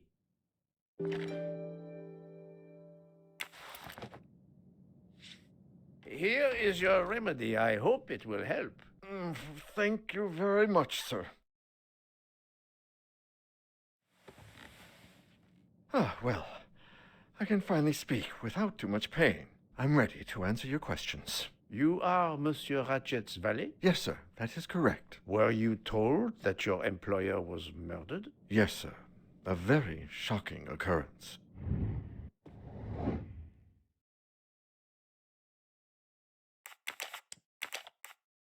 No, not good. This is wrong. But Et voilà. At what hour did you last see Monsieur Ratchet? It must have been around 9 p.m., sir. That or a little after. I went to bed around 10:30 p.m., same as the person who shares my room, Mr. Foscarelli. He almost immediately began snoring. What did you do then?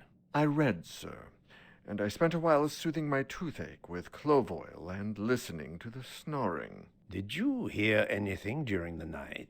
Yes, my roommate snoring. Are you a smoker? Yes, sir. I have a cigarette now and then to relax. Tell me about your employer, Monsieur Ratchet. I've been working for him for 9 months. I should not wish to speak ill of the dead, but he was not a gentleman, sir. Did you know that he had enemies? Yes, sir. I heard him discussing some threatening letters, sir, with Mr. McQueen. Did he mention these letters to you? He had been reading a letter when I came in. He asked me if I was the one who put it in his compartment. I told him that I had done no such thing, and he should report it to the police at the next station. How did he respond? He laughed, sir. You're joking. I do not joke, sir. Forgive me, I can see you do not. Was he taking sleeping pills? Always when traveling by train, sir. He said he couldn't sleep otherwise. Last night he asked me to give him 2. I did so, along with a glass of water. He dissolved them in the water. Did you see him drink the water? No, sir. I left right after I gave him the pills.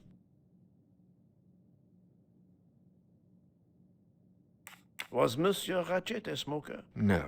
He finds smokers disgusting. Can you tell me again why you gave sleeping pills to Monsieur Ratchet? Yes, I gave him the pills because when he takes the train, he has trouble sleeping. The letter must have worried him. He specifically asked me to prepare the sleeping pills. I didn't see him drink the water with the pills in it.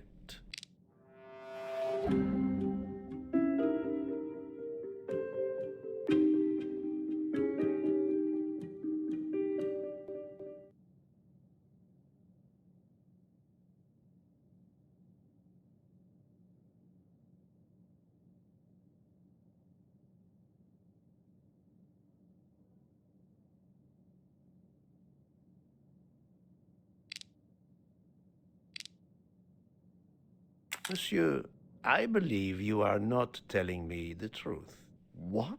How can you say that? We heard Monsieur Ratchet call out during the night around 20 to 1. It's doubtful he called out after he took the sleeping pills, but it's possible he took them later. He asked me to make his drink for him.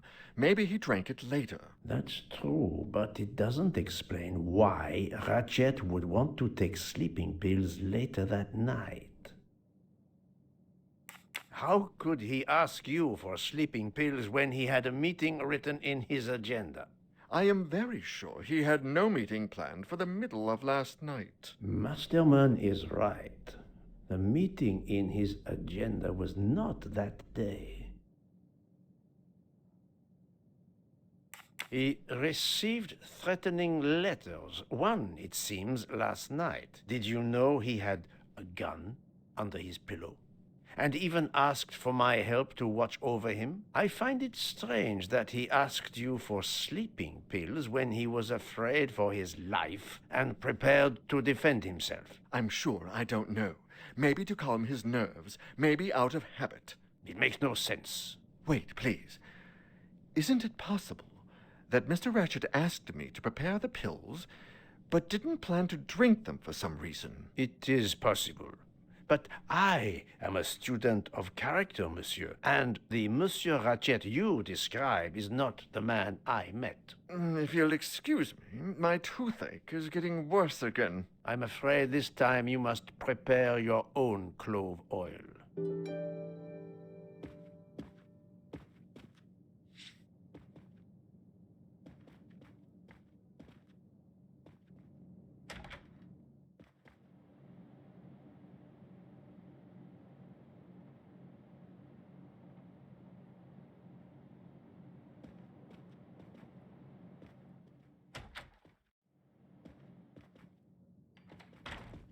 I believe I am addressing Monsieur Hector McQueen. Guilty as charged. I beg your pardon? Oh, sorry.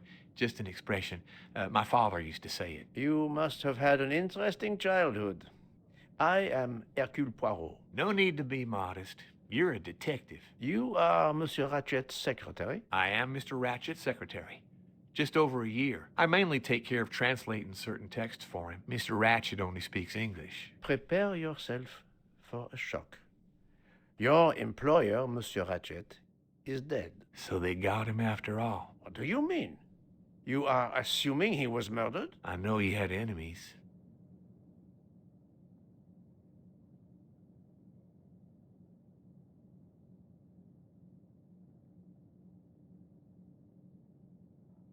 What can you tell me about Monsieur Ratchet? He was American. He was an antiques dealer. I don't know much more. Mr. Ratchet never talked about himself or his life, but I think Ratchet wasn't his real name. and he left the United States to run away from something, or someone. Yes? He started getting letters, threatening letters. Do you still have them? I have one. Did you know that Monsieur Ratchet had asked for my help? Asked you? No, I didn't know. He knew he was in danger. When did you last see him? Last night around 10 o'clock, I should say. Did you like your employer, Monsieur McQueen? No, I did not. He was, I'm sure, a cruel and dangerous man. Can you tell me your movements last night? I went back to my compartment. I read a little. In Belgrade, I went out onto the platform to smoke, but it was cold. I quickly went back in. I then went to Mr. Ratchet's compartment to take some dictation for him. I left around 10 o'clock. I saw Captain Arbuthnot. We ended up chatting in my compartment. Then we went out on the platform to quickly stretch our legs at Vinkovsky. He left around 2 o'clock. Thank you. I will need to check Monsieur McQueen's story with Captain Arbuthnot. I found a diary in Monsieur Ratchet's safe. Did you know about it? I kept a business appointment book, but I know he had a personal diary as well. That looks like it.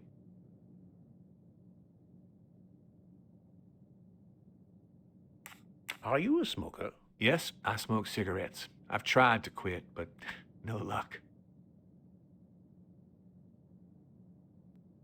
Can you give me this letter, please? Of course. Here it is.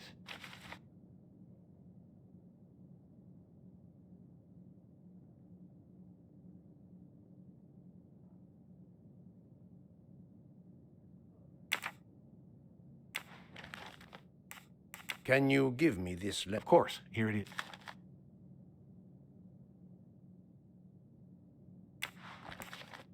Was Monsieur Ratchet a smoker? No, he hated the smell of smoke.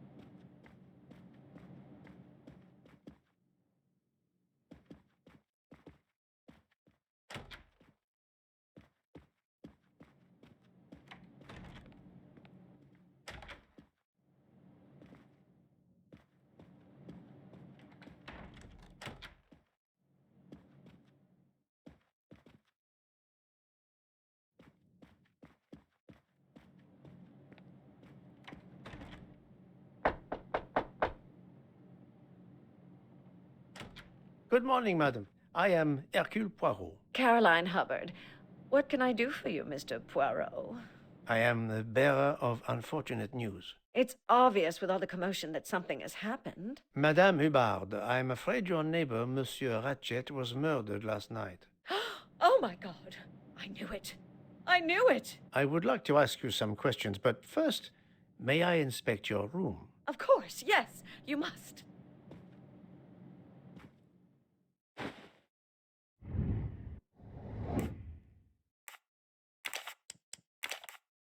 I must admit I'm not right this time. Think, Poirot, that is not this is wrong. But I'm never far from... I do not think that's... No, not good. Et voilà.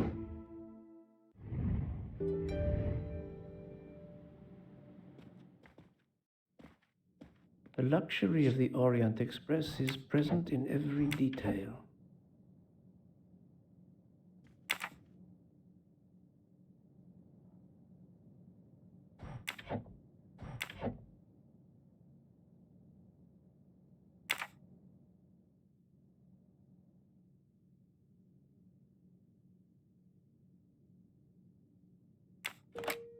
This door connects to Monsieur Ratchet's compartment. It was latched on this side.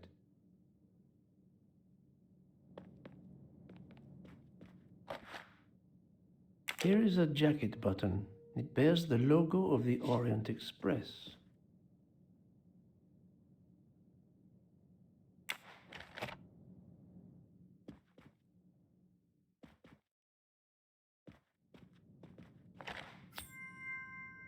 Come to Poirot, my exquisitely sculpted friend.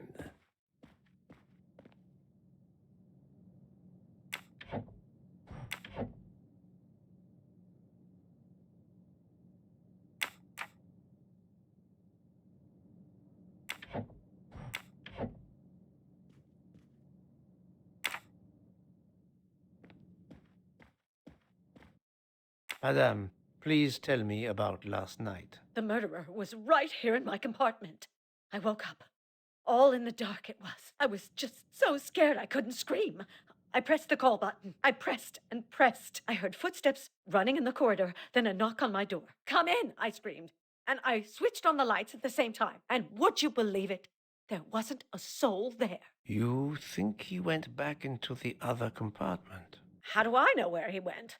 I had my eyes shut tight. The conductor came in. I told the man what had happened, and he didn't seem to believe me. I asked him to search the room, but he found nothing. I told the conductor to look at the door between the compartments, and sure enough, it wasn't bolted. Well, I soon saw to that. I told him to bolt it, then and there.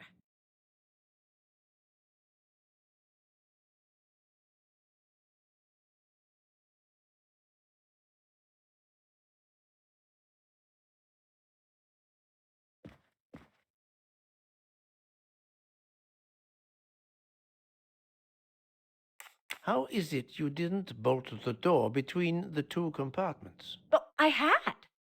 Well, as a matter of fact, I asked that Swedish lady, Olsen, Greta, if it was bolted, and she said it was. How was it you could not see for yourself? I was already in bed, and my toiletry bag was hanging on the hook of the door. I couldn't see the latch from where I was. What time was it when you asked her to do this for you? Oh, it must have been around 10:30 or 10:45 p.m. She'd come along to see if I had an aspirin. But instead of opening my door, she opened Mr. Ratchet's door by mistake. He said something quite rude, like, "Not a chance, lady, you're too old." It shocked her. She came in. I told her where to find the aspirin, and she got it out of my toiletry bag. Poor girl, she didn't have a good night. The same could be said for Monsieur Ratchet. It appears Mademoiselle Olsen may be the last person to see Ratchet alive.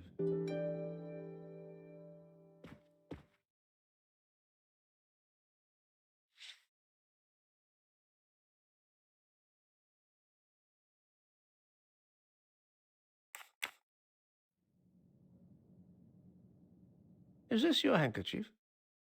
No, not at all. Yet it is embroidered with an initial H, like your name. I don't care. It's not mine, and I would certainly never buy something so impractical as that frilly thing.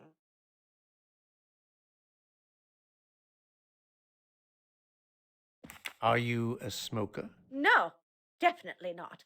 Filthy habit. I found a jacket button on your table. It looks like it belongs to...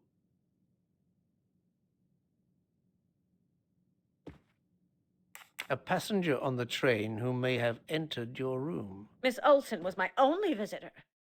Besides the intruder, of course. But that doesn't look like a regular button, does it? No, it has the Orient Express logo engraved on it. I have not finished inspecting your room. If you don't mind...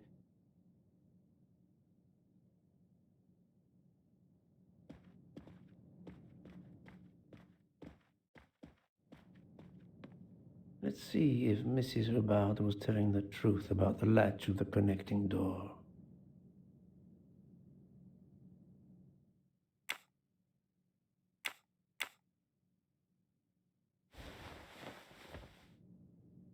This hook is probably where Mrs. Hubbard hung her toiletry bag.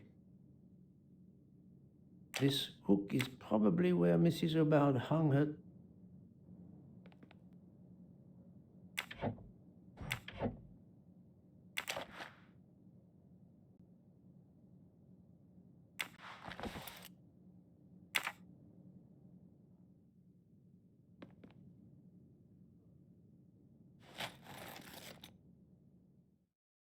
I can see the latch very well from here, even with the toiletry bag attached.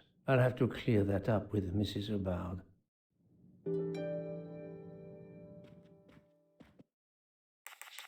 Mrs. Hubbard, you told me that the door connecting the two compartments was closed, correct? Yes, it was, as I told you. I was already in bed and my toiletry bag was hanging on the hook of the door. I couldn't see the latch from where I was. That's why I asked Miss Olson to check if it was closed.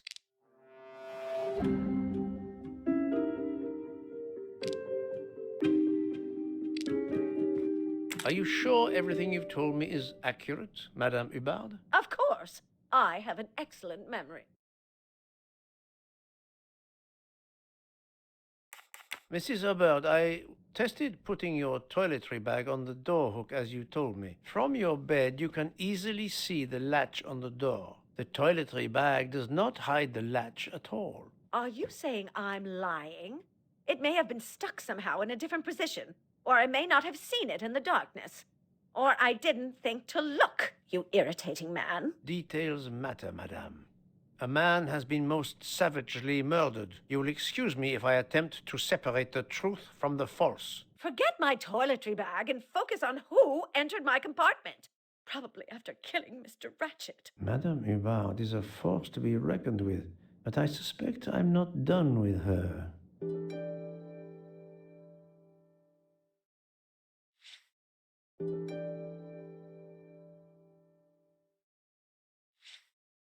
Thank you for your assistance, madame.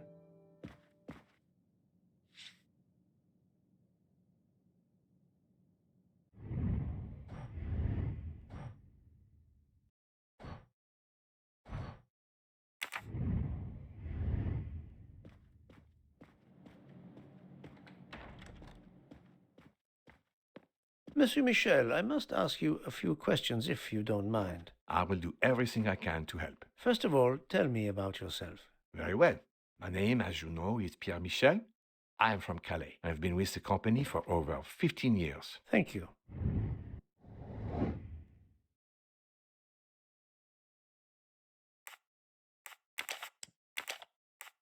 This is wrong. But I'm never far. I must admit I'm not right. I do not think that's the right answer. No, not good. I'm right again. That happens to me a lot. Are you a smoker? Indeed. Do you smoke e-cigarettes? No. Tobacco only. Can you provide me with a listing of the passengers and their rooms, please? Yes, certainly.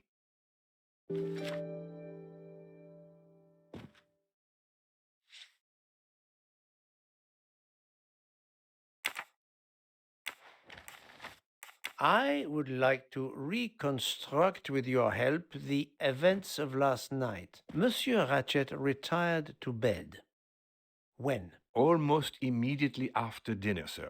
Actually, before we left Belgrade. Did anybody go into his compartment after that? His valet, monsieur. Monsieur Masterman. And then his secretary, the young American gentleman. Monsieur McQueen. And that is the last time you saw or heard of him? No, monsieur. You forget that Monsieur Ratchet rang his bell around 12:40 a.m., soon after we had stopped. I knocked at the door, but he called out in French, "Ce n'est rien, je me suis trompé." I then left to answer another bell that had just rung. Where were you at 1:15 a.m.? I was sitting on my little seat at the end of the car, facing up the corridor. Are you sure? I left a little after 1 a.m. to speak about the snow with my colleague Jean in the bar car. I came back later. There was a call.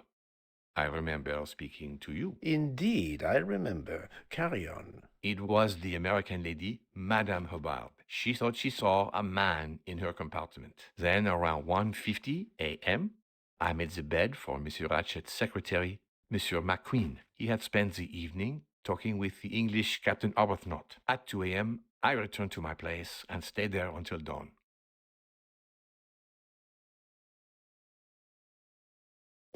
What is the last station where we stopped? Vinkovsky. Could someone have come on board? Possibly. I was very busy. Owing to the weather, we were a few minutes late. We left at 12:10 a.m.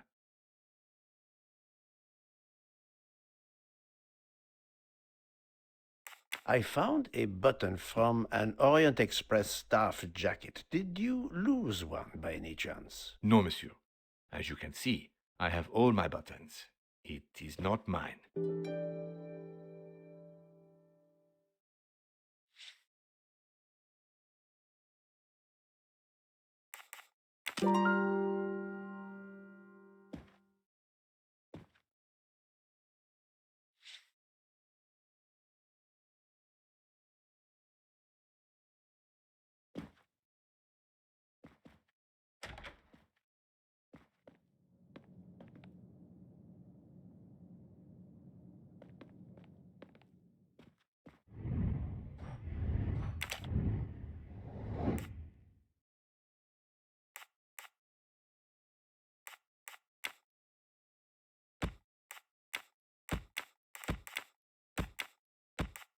I do not think that's the right answer.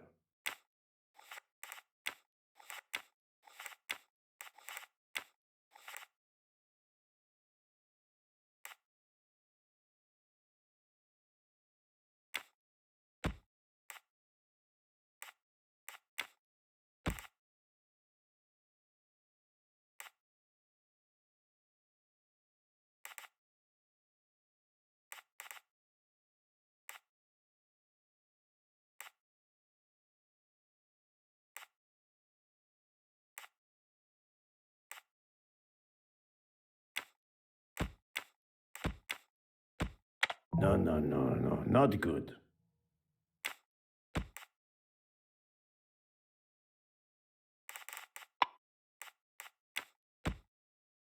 I must admit I'm not right this time.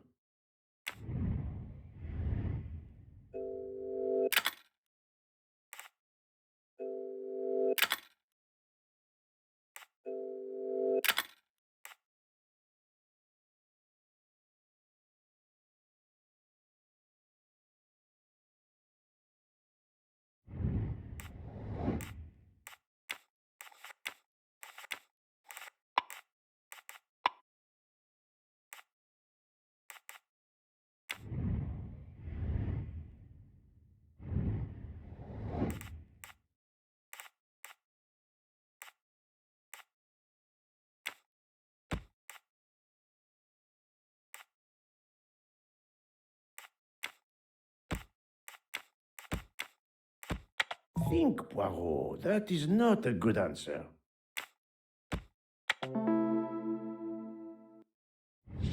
That's the right answer.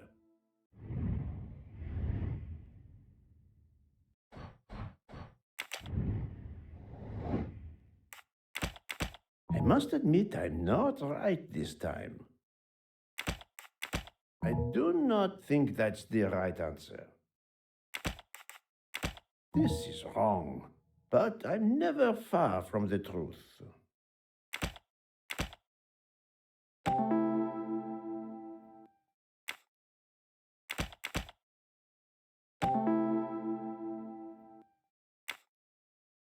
The murderer may have impersonated Ratchet by calling Monsieur Michel to make it seem that Ratchet was still alive at 12:37 a.m.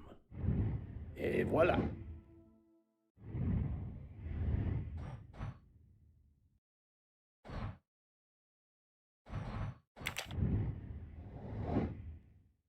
I must admit I'm not right this time. That's the right answer.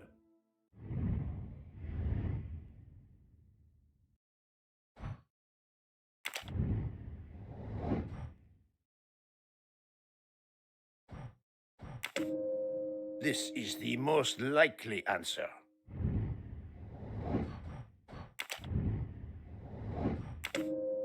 This appears to be a good lead.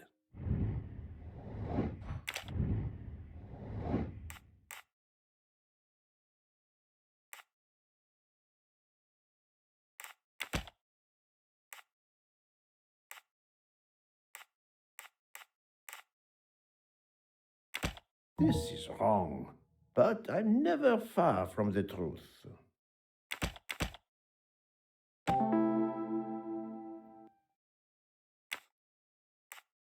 While Monsieur Michel was chatting with Monsieur Fauchet in the bar car between 1 a.m. and 2 a.m., the murderer could have escaped Ratchet's room without being seen. That was easy.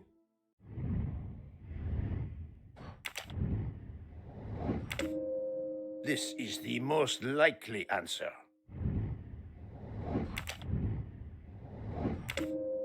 Very well, I choose to go this way.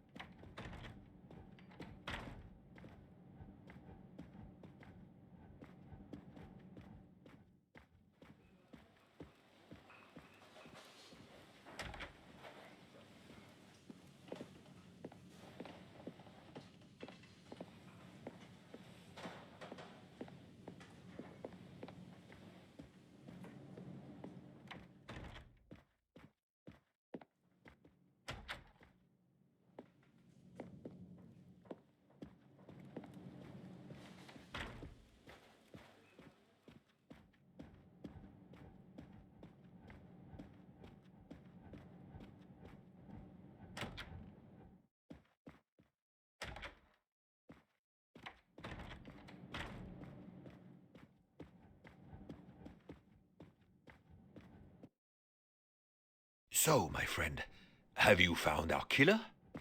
Not yet, but I will tell you what I have learned. Please. Our assassin could have gotten on the train at Vinkovsky disguised as a conductor, entered Ratchet's room, and killed him. Then he walked out through Madame Hubbard's connecting door, where he lost a button from his jacket. He had to wait for Monsieur Michel to be absent. He waited too long. The train had left the station. He was trapped aboard. Indeed. He had opened the window to make it look that he'd escaped that way. However, if he waited until the train stopped again due to snow, his footprints would have been found. The murderer is still among us, on the train. There's a problem with the second-class toilets. What now? All morning passengers have been complaining that the door is locked, so I went to check. I knocked, but no one answered. I didn't think I should open it without speaking to you first. You did well, Monsieur Michel. Lead the way. I use my master key.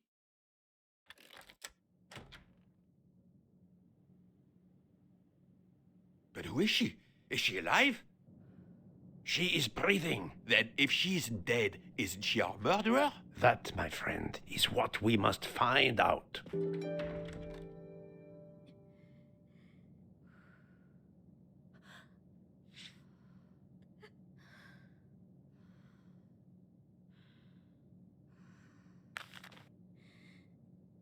The ticket reads Joanna Locke, traveling in compartment 105.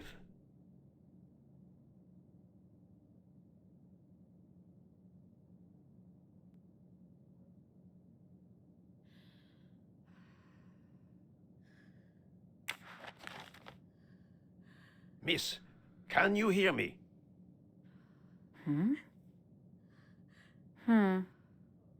She's breathing. Her pulse is strong. There is no sign of physical violence. This woman is sleeping very soundly. This woman is sound asleep. Given her location, I would say she has been drugged and deposited here. Well, at least it's not another murder on my train. The train is, of course, full. Monsieur, the list I gave you indicates that Hildegard Schmidt shares her compartment. I will want to talk to her later. For now, we will concentrate on this mysterious young lady. Let's return her to her more comfortable bed. Good idea. Pierre, locate this woman's room and fetch the doctor. Yes, sir. I will question her when she wakes up. Please, let me know what you learn. Mademoiselle Locke's compartment is 105. I suggest we return her to her more comfortable bed. Yes, hopefully she will awaken soon.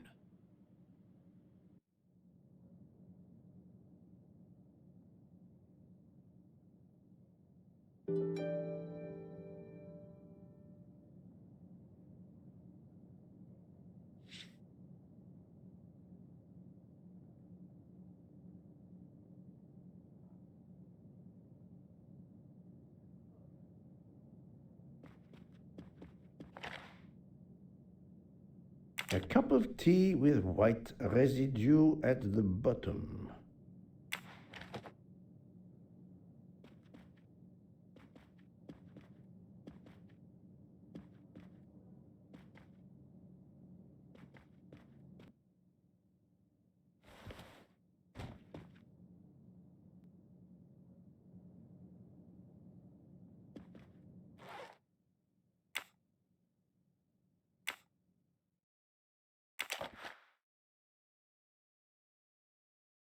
A briefcase and a wagon-lit conductor's jacket. And the button is missing.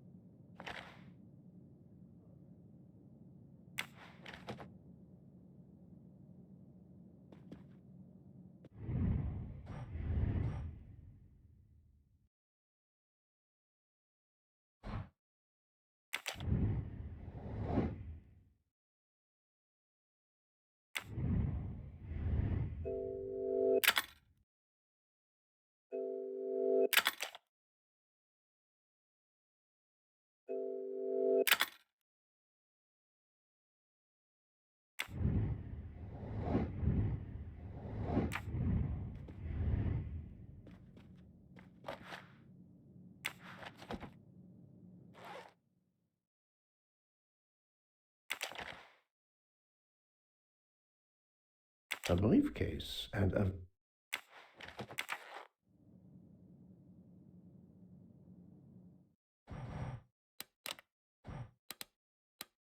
But of course you know what you're doing. It is booby-trapped, is it? Have you tried 0000? Poirot, what if the briefcase is booby-trapped?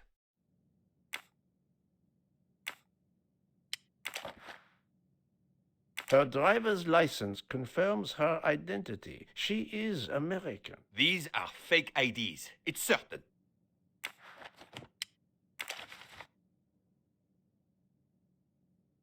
The stuffed animal is the same as in the photo found at the crime scene. What a coincidence. Mademoiselle Locke appears to have been investigating Monsieur Ratchet.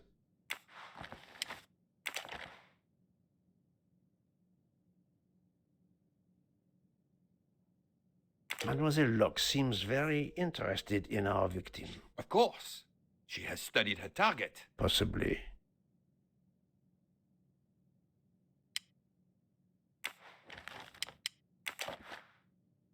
This badge says that Joanna Locke is an American detective with the Berkshire Police Department in Massachusetts. An American police officer? Oh.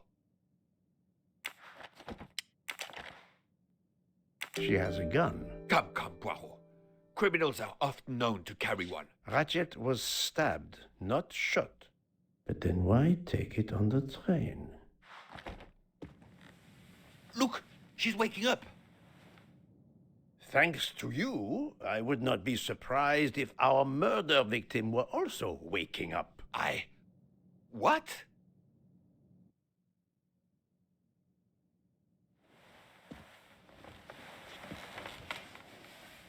Oh, my head. What's all the yelling about? Who are you? Give me a good reason why you should not be in handcuffs. I can give you a reason, Book. Whose handcuffs will we use? I have none. Do you? Well, You are Joanna Locke, mademoiselle? Yes, Joanna Locke. I'm a detective. Berkshire, Massachusetts Police. I have found your credentials, mademoiselle. And I know who you are, Mr. Poirot. Then, if the introductions are complete, perhaps the explanations may begin. I'll try. It's simple, really. I'm on the trail of a murderer.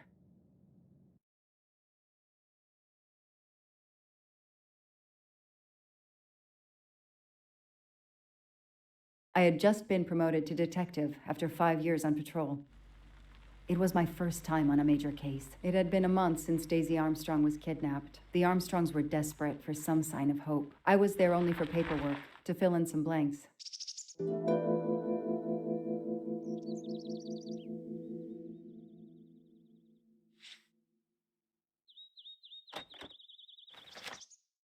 A topographical map, often more important than a road map in these mountains.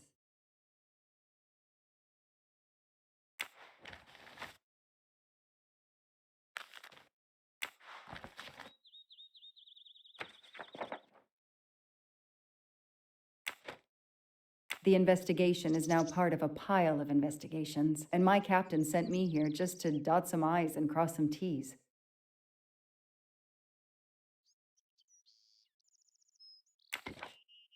The crime was audacious. How could the kidnapper know which was the window of Daisy's room?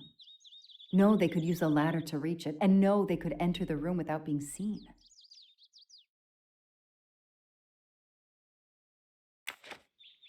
The misspellings are clearly on purpose, and they didn't return the child when the ransom was paid.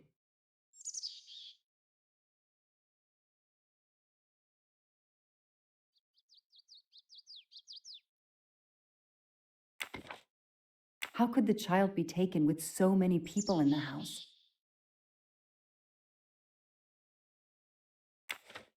I can't imagine the pain her parents felt when they realized Daisy was gone. How are they going to feel when they realize I have no answers for them? Only more questions.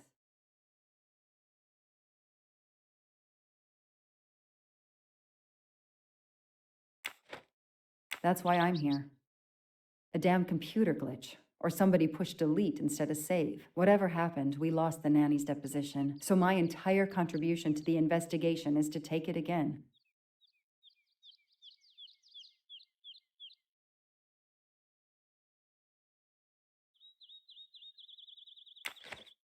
The phone record of the night of the kidnapping. The last call was for 911.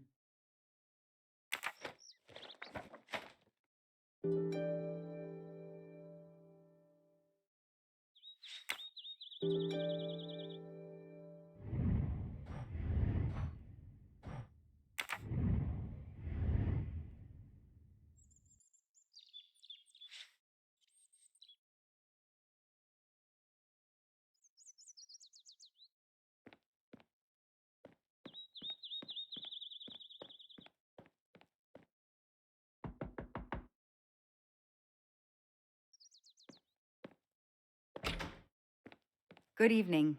Colonel Armstrong? Yes. You're the detective they phoned about. Joanna Locke. I don't remember you. I'm newly assigned to the case. It's about time more detectives were involved. My wife, Sonia, she hasn't been herself. Every day is a waking nightmare for us. Tell me you've uncovered something new. I'm here to speak to your daughter's nanny. There was a computer problem. Her earlier statement has been lost. Oh, I see. We had hoped. Well, do as you wish. I won't be far if you need me.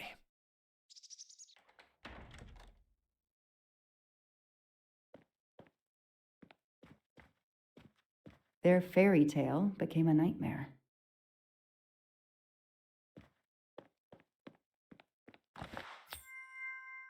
I've earned a gold mustache.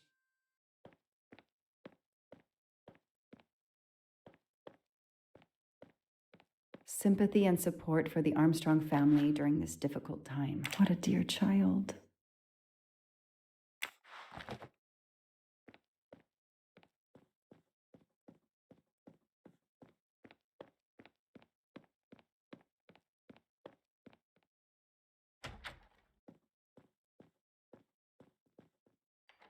A toy train.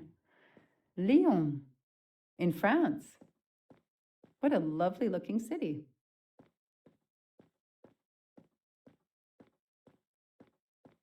Hello, are you Suzanne Moreau, Daisy's nanny? Yes? I'm Joanna Locke, a detective working on Daisy's case. Is there any news? I'm afraid not. How can I help you? I'm really sorry. I'm afraid I have to take your statement again concerning the evening of Daisy's disappearance. There was a computer problem. Your statement was accidentally deleted. Of course. I want to help any way I can. Tell me about that night in your own words. The Armstrongs had a party to raise money for a museum, I think. Mrs. Armstrong is on her board. I was in charge of Daisy. I stayed with the little one all evening, playing with her and reading books to her. She couldn't sleep with all the noise and the comings and goings. When did you notice Daisy was missing? I was only gone 5 minutes to phone my mother. She's in the hospital. When I returned, Daisy wasn't in her bed. I thought she might have gone to look at the party, but then I saw the ransom note on her pillow. I screamed and screamed. I couldn't stop. Did you notice anything unusual before that? I was with Daisy all evening. Finally, she fell asleep. I didn't see anyone else or notice anything in particular.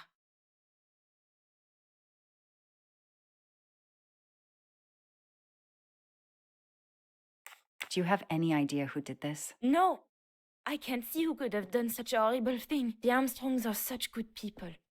Like my own family. Thank you for giving me your statement again. I'll get back to you if I have any questions. I won't be far. Okay, I have Suzanne's statement, but her answers need some checking.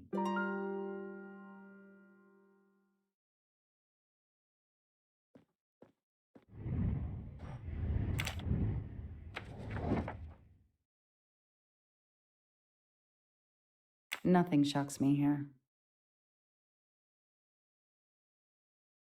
This information does not correspond to what Suzanne told me. Suzanne said she left Daisy alone for 5 minutes, but Mrs. Armstrong says she stayed with Daisy for a while and Suzanne did not return.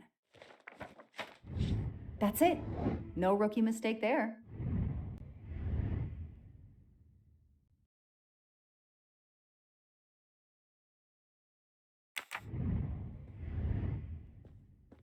A toy train.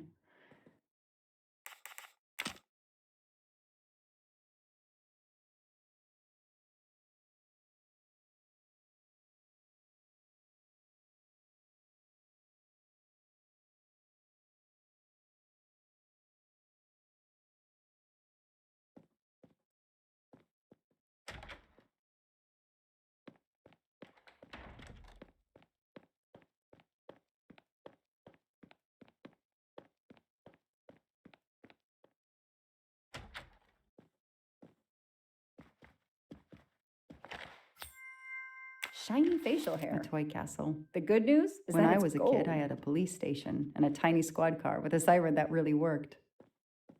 Mrs. Armstrong, my name is Joanna Locke. I'm a detective investigating the kidnapping of your daughter. May I talk to you? When is your baby due? Mrs. Armstrong? Sonia? I don't want to talk. I just want to see my daughter again. That's all that matters. The poor woman. I can't imagine how she feels. The world through the eyes of a child seems so sweet.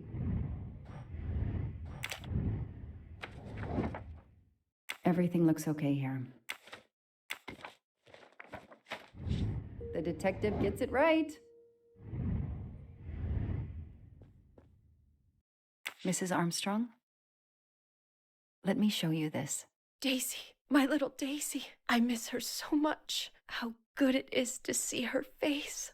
I can't imagine the pain you're feeling right now. She loved her little stuffed animal, Fluffy. She took him everywhere with her. The kidnappers took it as well. They didn't have to. That means they wouldn't hurt her, doesn't it? Every lead will be followed up. You have my word on that. Thank you. I shouldn't lose hope. Somehow. I know it isn't my case, but I just made a promise, and I mean to keep it. Do you know where I can find Miss Moreau? She's in her room. Last door on the left.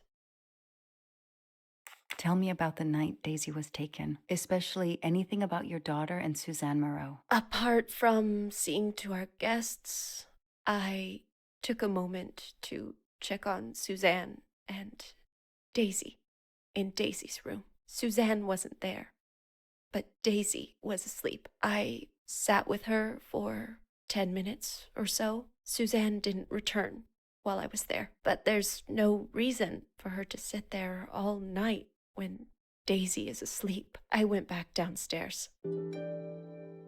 May I come back if I have more questions? Of course. Anything I can do. Okay, the stories Sonia and Suzanne tell don't match. I should recheck my... Nothing shocks me here. Everything looks okay. Nothing shocks. Everything looks okay. That is not exact. The detective gets it right.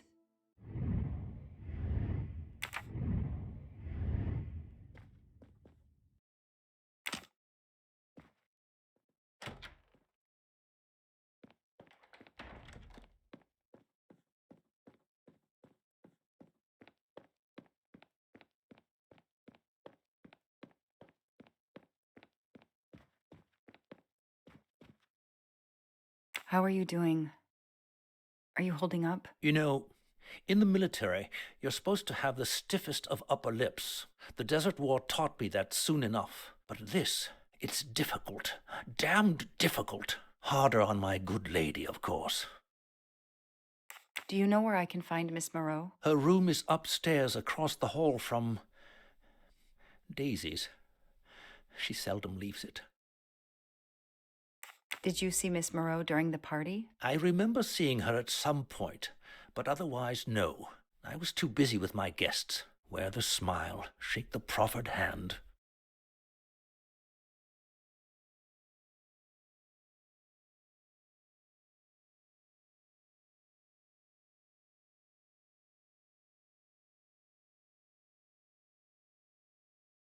I won't be long. Take whatever time you need.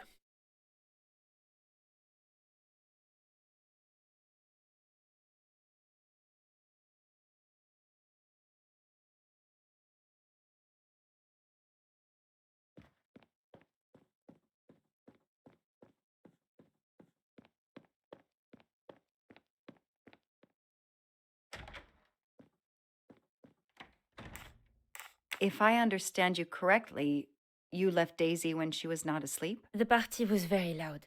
Daisy was too wound up to sleep. I read her a Motley Mule detective story to try and put her to sleep. Daisy finally fell asleep.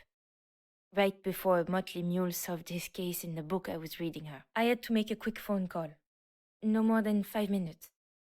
But when I came back, Daisy was gone.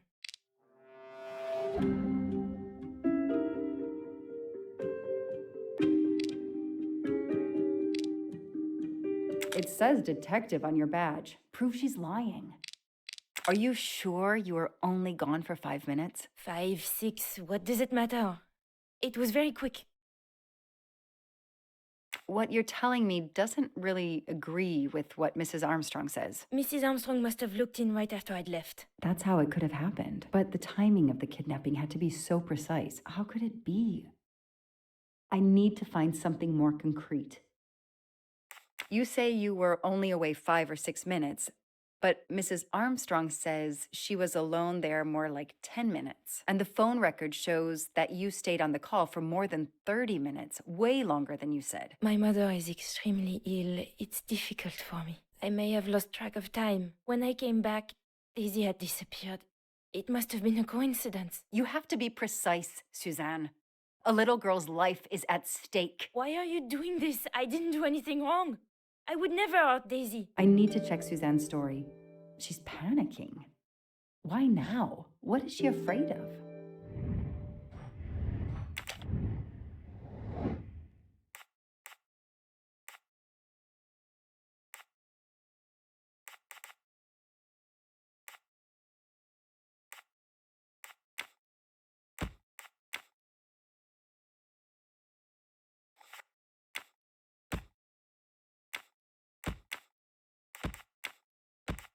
No, I did something wrong.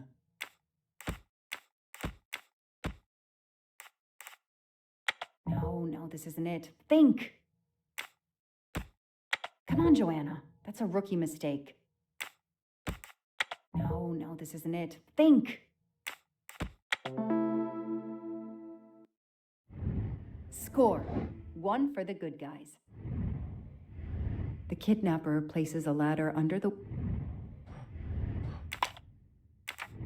window to Daisy's room.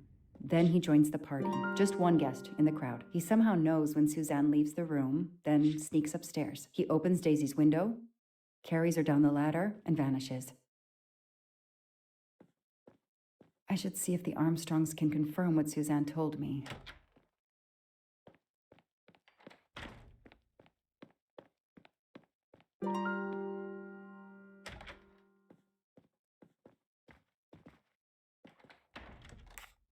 I spoke with Suzanne.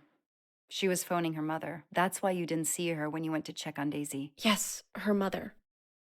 I tried to call the poor woman earlier that week, but the hospital said she's been in a medically induced coma for more than 2 months. Suzanne told me she called her mother, but she would have known her mother was in a coma.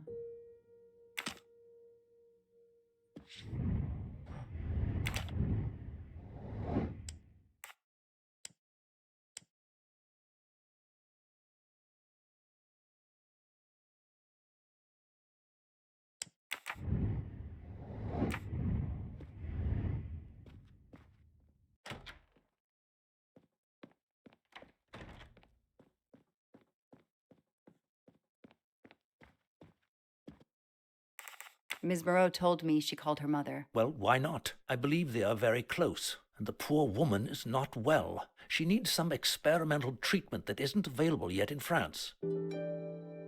I won't be long. Take whatever time.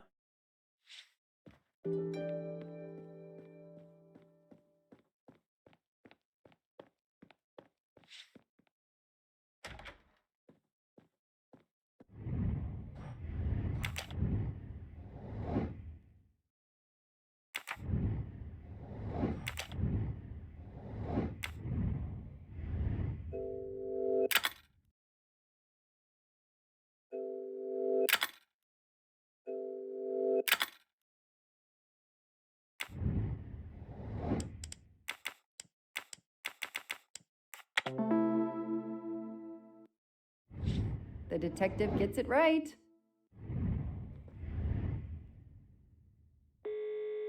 The number you have called is not in service at this time. Please hang up and dial again, or contact your service provider. The number Suzanne called is not in service? A hospital?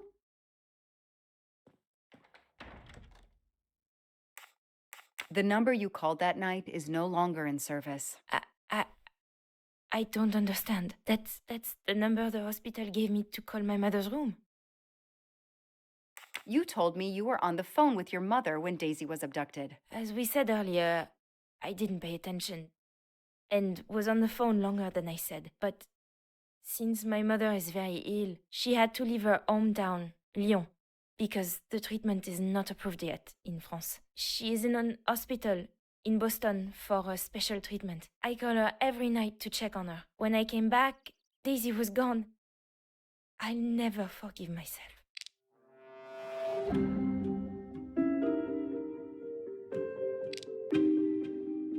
Come on, Joanna. You can do better. It says detective on your back. Are you sure you called your mother? Yes, every night since she was admitted in December. Your mother had to leave a country renowned for its social security, where healthcare is affordable, and go to Boston for expensive, specialized treatment. I imagine that the cost of her care must be high. Did you think that your share of the ransom would pay for your mother's care? How can you think that I would allow Daisy to be kidnapped for money? She's like my daughter. I could never imagine such a thing. Her reaction seemed sincere, but I needed to see how she'd react.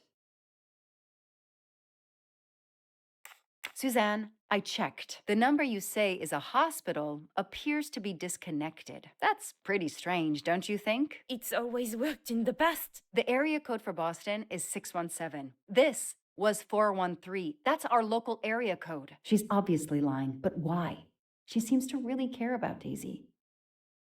Suzanne, I think you really care for Daisy. If you do, then tell me the truth. You can't have been calling your mother while she's in a coma. My mom really is in a hospital in Boston. She really is in a coma. I wasn't calling her. I was on the phone with my boyfriend, Noah. Why lie about it? Why are you panicking? Because he's gone. I haven't heard from him since the night of the kidnapping. I'm afraid he's somehow connected to Daisy's disappearance. That he was just using me somehow. But I swear I talked to him. Yes, for more like 30 minutes that night. So he couldn't have kidnapped Daisy at the same time we were talking. But he could have kept you talking so someone else could take Daisy. Yes, you can see why I lied. Can't you? I was afraid you'd suspect me of having something to do with it. You can understand that, can't you? Suzanne, I want to believe you, but you've made it harder to find Daisy. Do you realize that? Oh my God. What have I done? What's most important is not what you've done, but what you do now. Go. I'll be back to talk to you. No more lies, Suzanne. For Daisy. No more lies. Noah. The name might lead us to that little girl. I am on this case now, whether my captain wants me to be or not.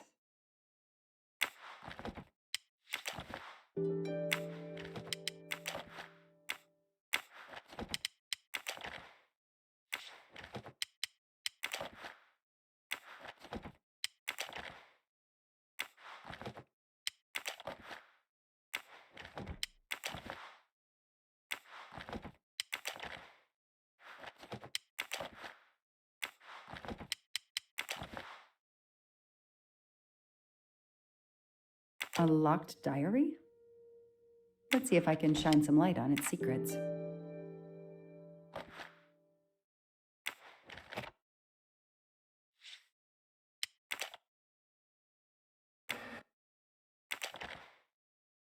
I expect Suzanne must have gone through a lot of tissues these past weeks. An Eiffel Tower keychain, but no key. Small jewelry box. By the size, I'm guessing earrings. Why put a key in a jewelry box?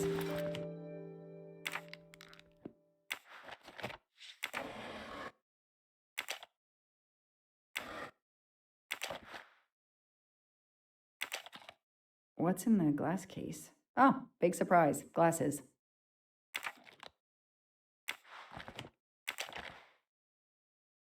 Huh.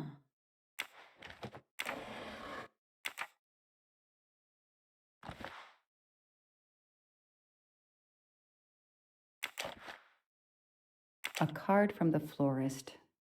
It's signed N.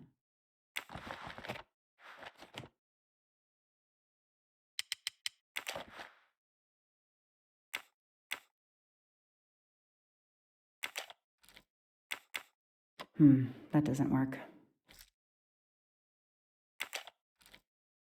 That doesn't work. That doesn't work.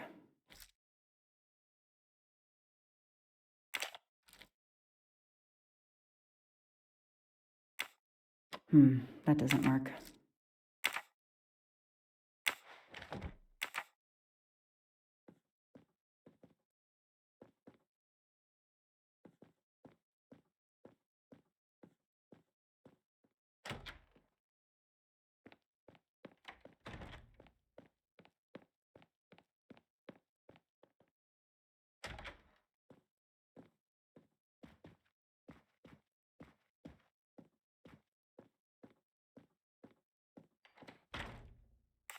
Can you tell me anything about Suzanne's boyfriend? I know she dated our chauffeur for a while. There was someone else she'd met recently, but I don't recall his name.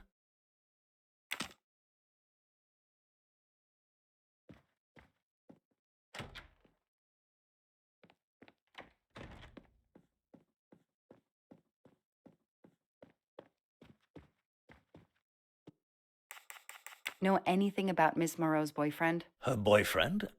I know she went out with someone for a while there. More recently, I saw a man in a 4x4 who would pick her up on her nights off. He never got out of his car, just waited for her.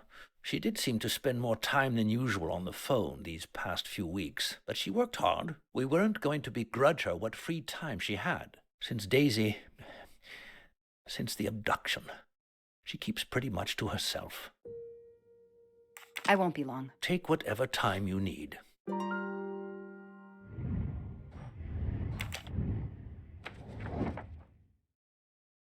Nothing shocks me here. Nothing shocks me here. These tire tracks could well be from Suzanne's boyfriend's 4x4. That's it. No rookie mistake there.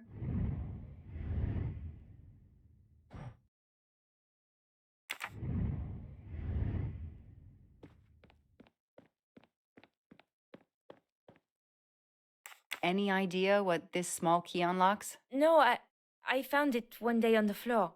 I kept it in case someone lost it. I imagine these flowers must have been beautiful. Who gave them to you? The gardener. They're getting pretty wilted, but I hate to throw them away. Tell me about your boyfriend. Have you been together long? My boyfriend? Why? He doesn't have anything to do with this. Please, Suzanne, the sooner you answer my question, the sooner we'll be done. His name is Noah Garrity. I met him at a Lunar New Year party in Great Barrington. He is a kind and caring person, although, well, I miss him. He had to go away on business. He should be back.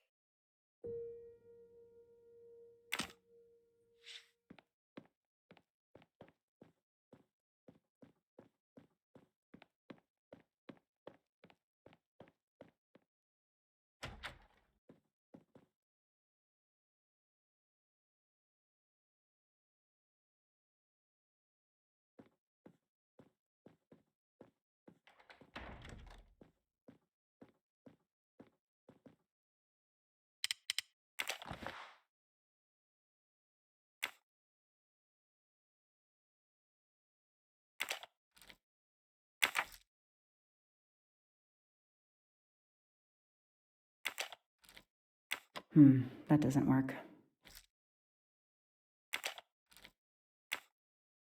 That doesn't work.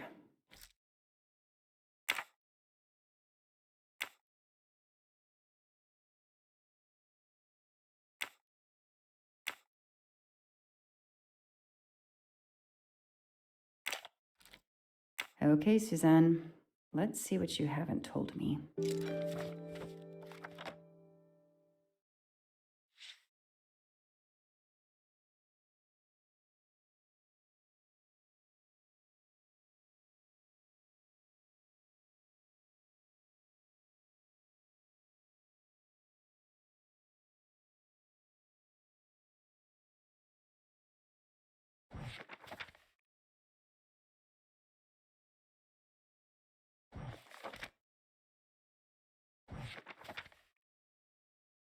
I can see why Suzanne didn't tell me everything about this, Noah. It's It's clear when he disappeared that she realized something was very wrong.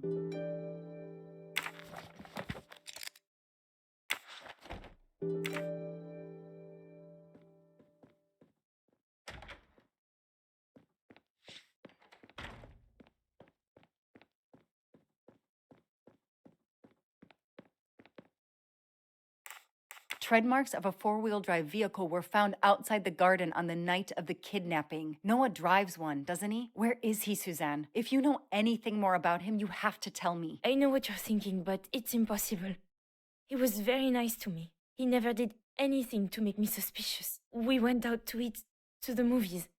Just like a normal couple. He's not the only man in the Berkshires who drives that kind of car.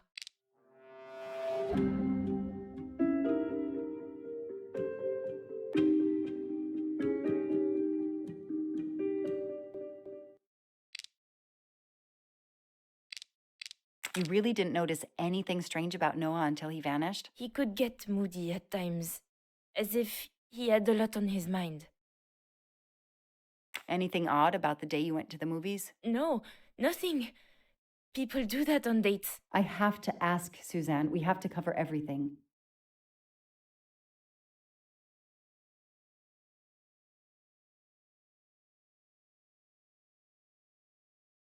In your diary, you say that Noah took you to a cabin in the mountains on Valentine's Day. You read my diary? I'm sorry, but we have to find Daisy. We both want that. So yes, I looked in your diary. You're right. He took me to a cabin in the woods. I waited for him in the car. He came out after a few minutes. He was very sweet and apologetic, but he never explained. We went back to the restaurant for dessert. Did you ever go back to the cabin with him? No, never. So what made Noah drive all the way to a cabin in the middle of nowhere? He left her in the car. Why was he there? This is important. I know it is. I can use Suzanne's directions to the cabin and compare them to the map of the area I have in my car.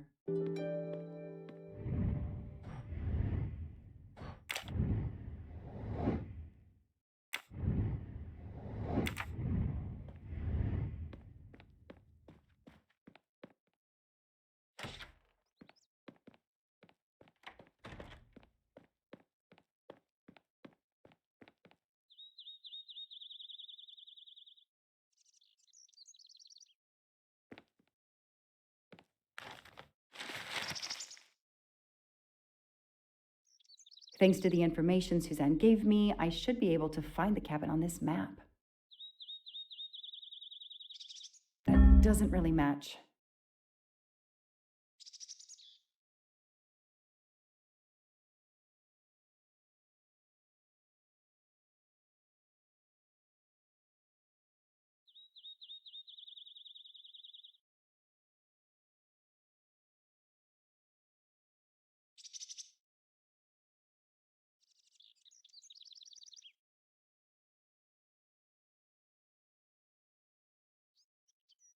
I got it. The cabin has to be here. I have to find that cabin. I hope I'm not too late.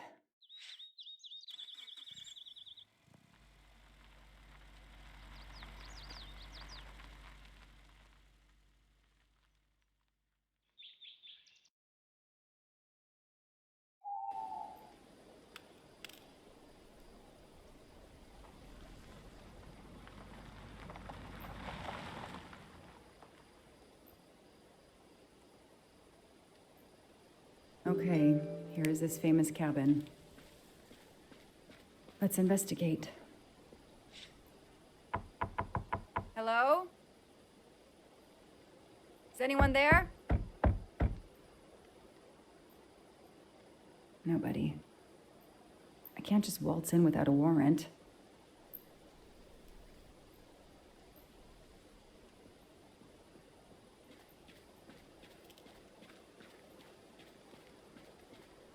I need to see what's inside.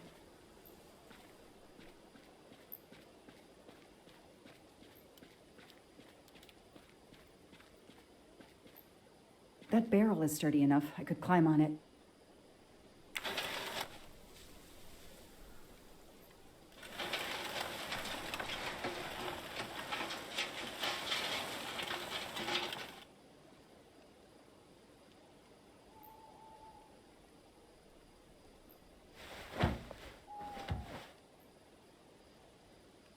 Ugh, an old hunting trophy, starting to molt. It's Daisy's plush toy. If Fluffy is here, the kidnapper has been here. I have to get inside this cabin. Empty wine bottles. Somebody has been here lately.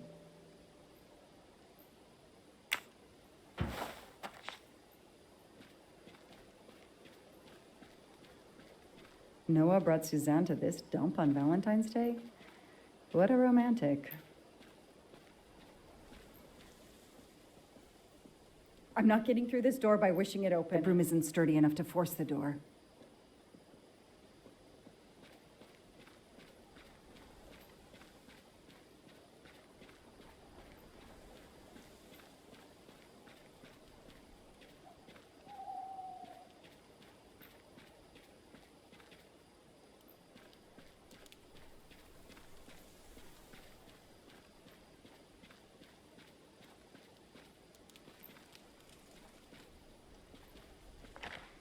A maul for splitting wood. Perfect for attacking doors.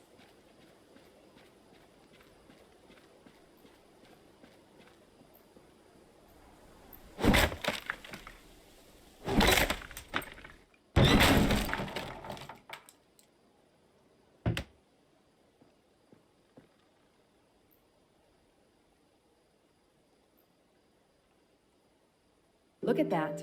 A broken door to investigate. Some people seem to have played here before.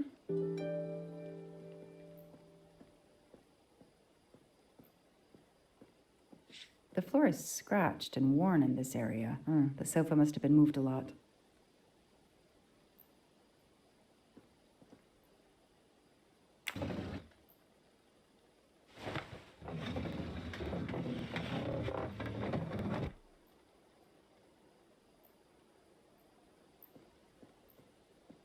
The stove is cold. Nobody's been here recently. A lot of tools. I guess somebody noticed the cabin was about to fall down. Some boxes. I wonder what they were used for.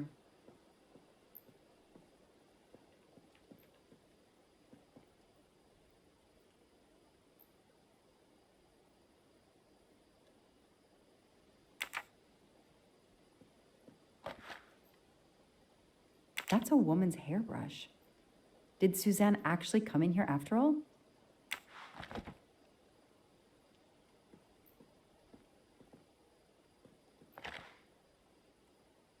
This bottle comes from the Blue Lagoon. Not really my style, but I'll take it. It's Fluffy, no doubt about it.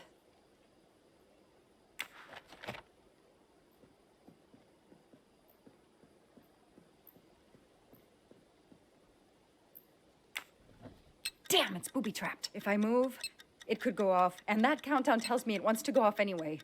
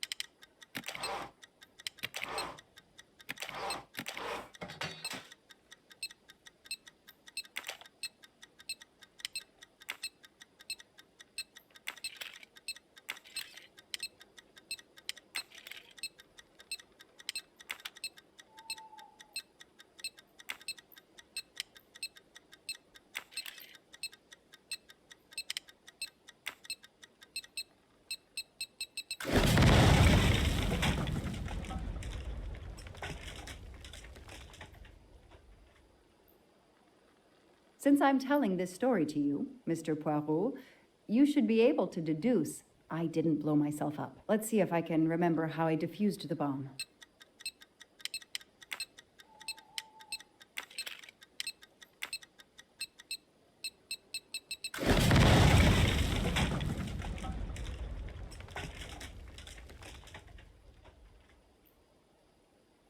Since I'm let's see if I...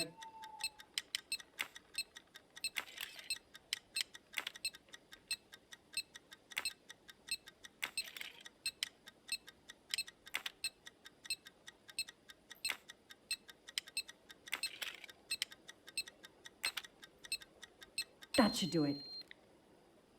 Wow, I wonder if that's how close it was. This would have ended my investigation right here. These rods are heading towards the canisters. It must be the trigger for the explosion. I smell a strong, sweet smell. Damn. I think these are filled to the brim with diethyl ether. Incredibly flammable. It looks like the kidnappers wanted to utterly destroy this place and whoever opened this hatch. A wooden crate? I have to open it.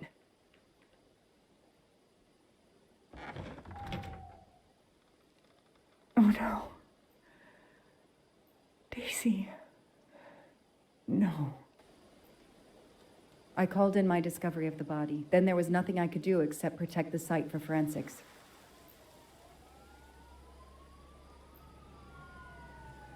The forensics team arrived an hour later, cordoned off the cabin with crime scene tape, and went to work, looking for physical evidence, fingerprints, testing for fluids, DNA, any clues science can uncover.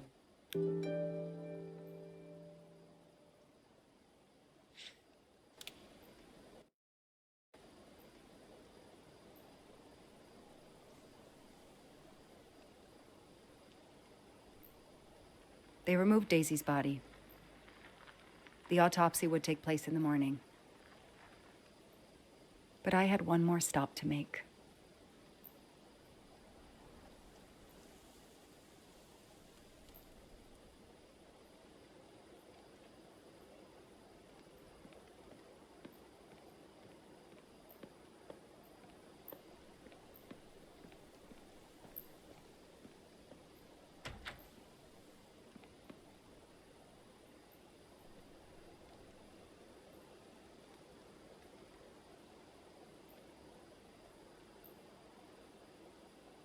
Oh no!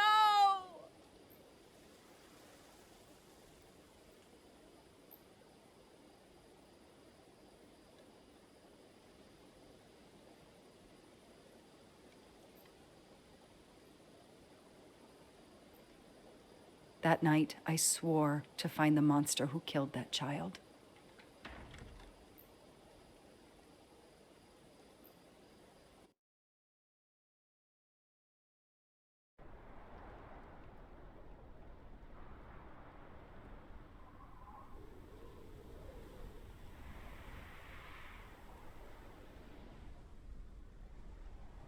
Ratchet on train saw me? How? Daisy.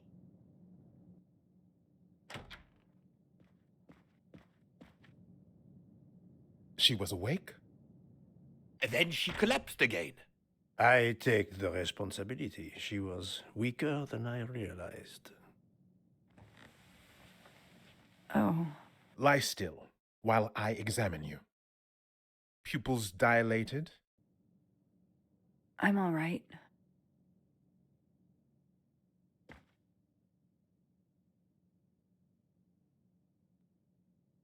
You are far from all right. You have been heavily sedated. Your pulse is very weak. I have to finish my story. Ratchet can't escape again. Can't escape. Have no fear of that, mademoiselle. Ratchet will not escape. We must hear her story. This woman needs rest. I will let you know when she is recovered enough to continue. But I warn you, it will be some time. I understand, Doctor. Thank you. I have completed my preliminary examination of the deceased. I think that it will interest you. Indeed it will. And I have other witnesses to interrogate. You are right. Let's not put this poor woman in danger. There will be plenty of time for her to finish her story when she has recovered. By all means, tell me the results of your examination.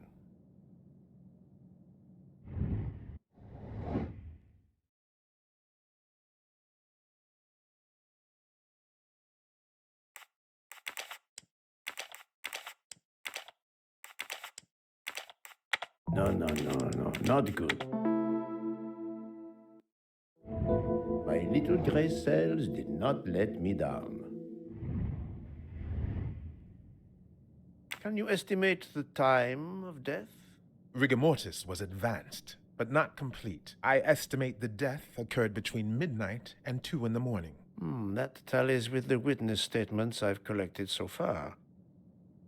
What is the cause of death? Multiple stab wounds to the upper torso. It's odd there are no signs of a struggle. That might indicate one of the first wounds was enough to kill him. It seems that Monsieur Ratchet had taken sleeping pills during the night. Ah, that would explain the lack of defensive wounds.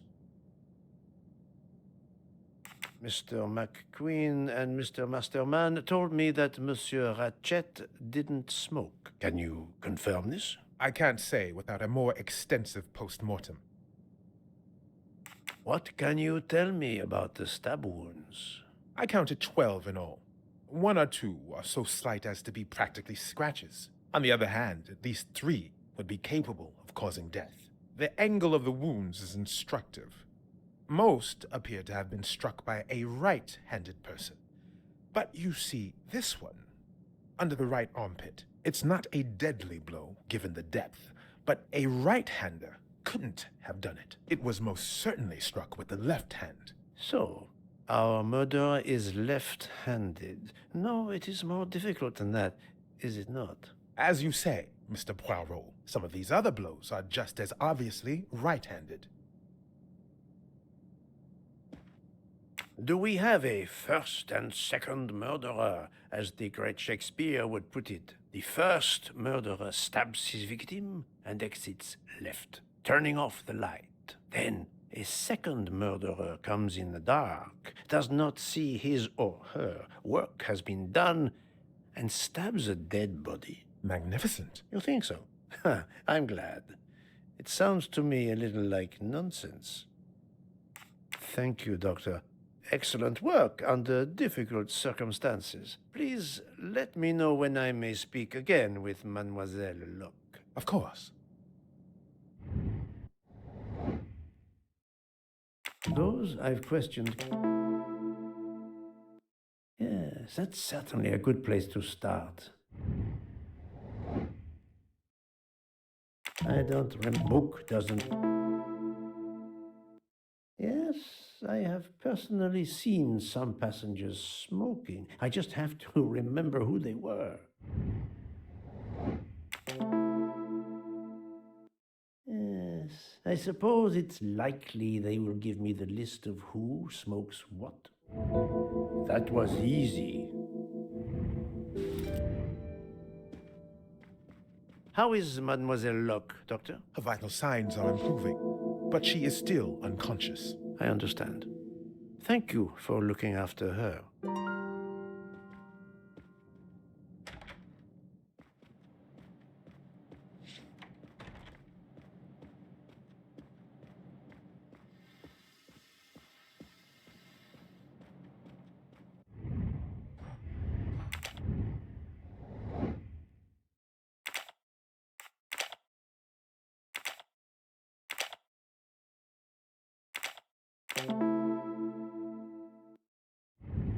Et voilà.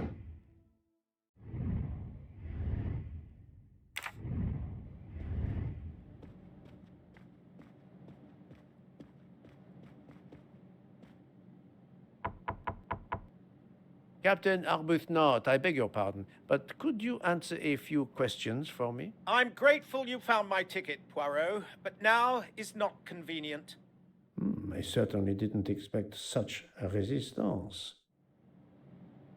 I need to be sure before accusing the captain.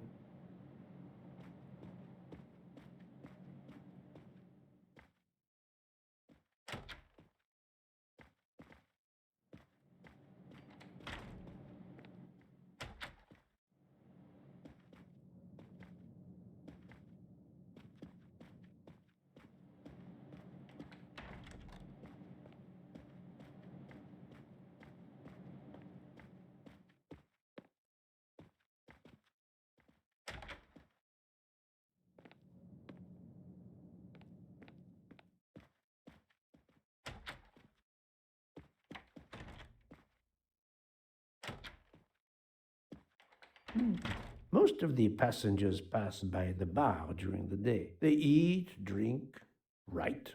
Maybe I can use this information for my investigation. Adequate. Yes, it could work. He appears to be an observant young man and serves the passengers regularly. This is wrong, but I'm never far from the truth. Possible. Fantastic. Yes, if I ask them to write something trivial, they may do it instinctively with their dominant hand. I must admit I'm not right this time. Brilliant. Yes, I will remember which people use their right or left hand. I'm right again. That happens to me a lot. Mademoiselle Debenham, I have a few questions for you. Of course. Let's start with your movements last night. There's little to tell. I went to bed and slept. Did you know the man who was killed? I saw him for the first time during lunch yesterday. Did you notice anything about him? Well, if I believed in auras, I might say he seemed dark. Would you mind writing your address on this paper for me? Not at all.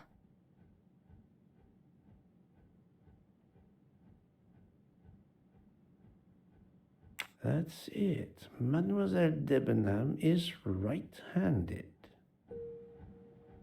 Do you recall what time Mademoiselle Olsen went to get some aspirin from Madame Hubbard? I remember glancing at the clock. She left our room just after 10:30 p.m. Was she away for a long time? About 5 minutes. That confirms what Madame Hubbard told me.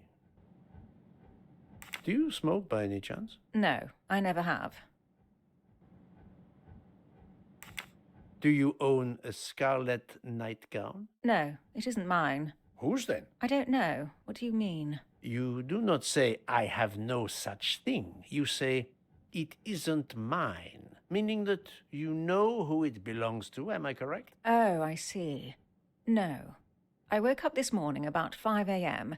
with the feeling that the train had been standing still for a long time.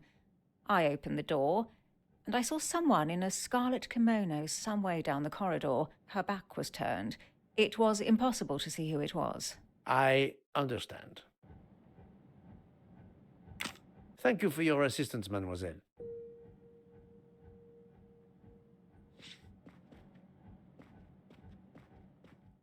Mademoiselle, I am sorry to disturb you, but I need to ask you a few questions. Are you the investigator? I am. We are lucky you are on the train. What do you want to know? I hear, mademoiselle, that you were the last person to see the murdered man alive. I do not know. It may be so. I opened the door of his compartment by mistake. I was much ashamed. It was a most awkward mistake. You actually saw him? Yeah, he was reading a book. And what did you do after that, mademoiselle? I went in to the American lady, Mrs. Hubbard. I asked her for some aspirin, and she gave it to me. I usually carry extra aspirin for the refugees, but I gave mine to a camp in Turkey. They needed it more than me.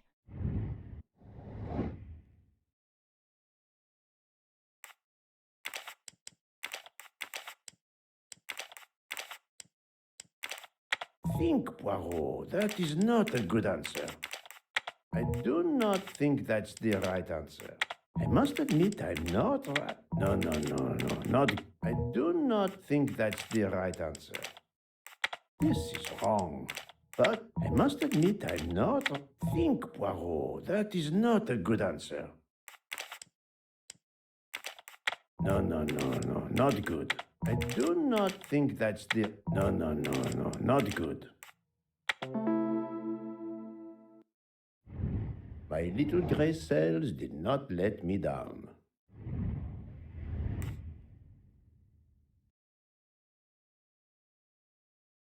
Did Mrs. Hubbard ask you whether the communicating door between her compartment and that of Monsieur Ratchet was bolted? Yes, And was it? yes. And after that, what did you do? After that, I went back to my compartment, took the aspirin, and lay down. That was around 10:50 p.m.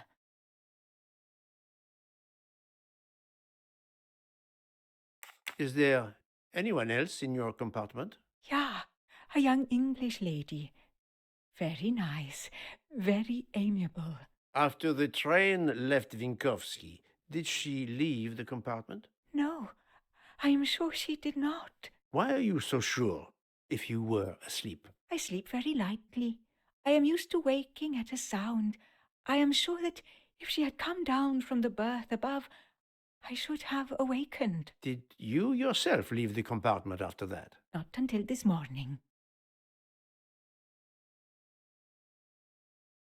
Do you have a scarlet silk kimono, mademoiselle? No, indeed. I have a good comfortable dressing gown of Jaeger material. Do you smoke, mademoiselle? No, I can't stand the smell of tobacco.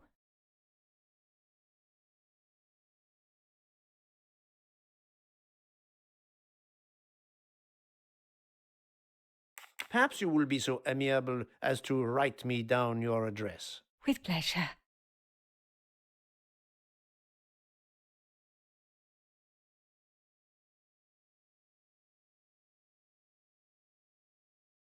Mademoiselle Olsen is indeed right-handed.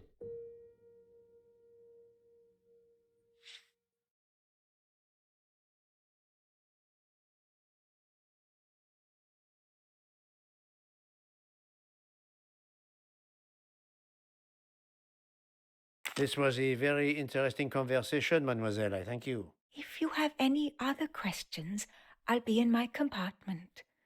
Good luck, Mr. Poirot.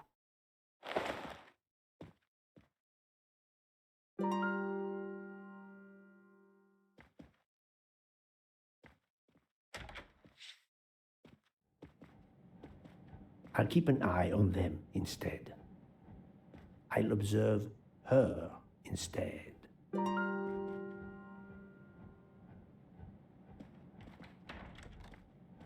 Monsieur Fauchet, may I disturb you for a moment? Of course. How can I help? It is, of course, about the murder of Monsieur Ratchet. Can you tell me your movements last night? I understand. Yesterday evening, I took a break at Vinkovsky station with Hotaru. We then went to our quarters in the staff accommodations, a section of the luggage car. Freya was there, reading, and I went to bed right after. Freya is there now, I think, and Hotaru is in the kitchen. They can verify my story. What time was this? 11:30 p.m. or a bit after. The snow is beginning to fall heavily. I see. Thank you. Can you write your address on this paper, please? You want to pay me a visit? Who knows, Monsieur Fauchet? He is right-handed, there can be no doubt.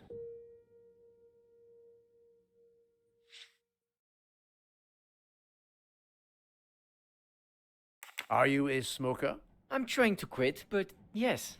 I'm now down to just one pack of cigarettes a week. If you're looking for a heavy smoker, you should talk to Hotaru.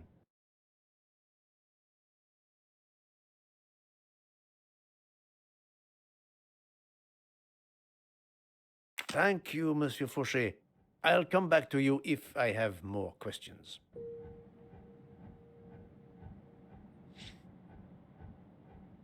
Monsieur Fauchet. Of course. Thank you.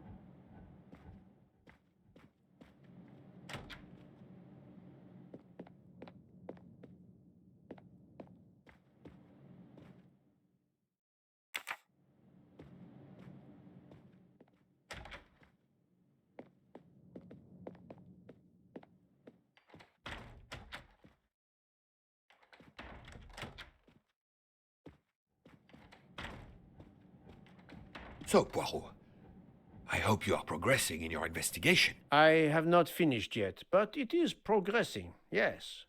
I still have many questions that must be answered. I will report to you as soon as I can.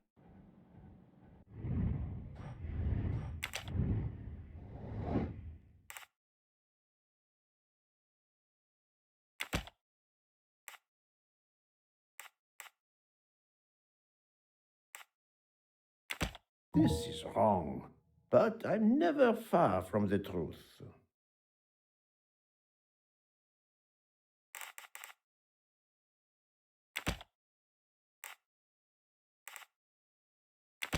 Think, Poirot. That is not a good answer. No, not good. Think, Poirot. That is not a good answer. I do not think that's the right answer.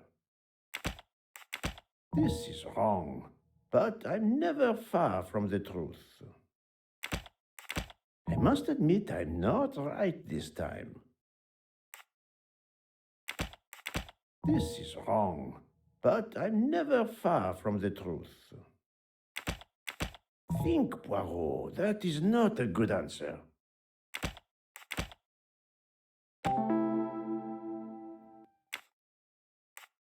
Strange, this story. If Mademoiselle Olsen is such a light sleeper, why didn't she tell me about Mademoiselle Debenham getting out of bed? She even made a point to tell me the opposite. My little gray cells did not let me down.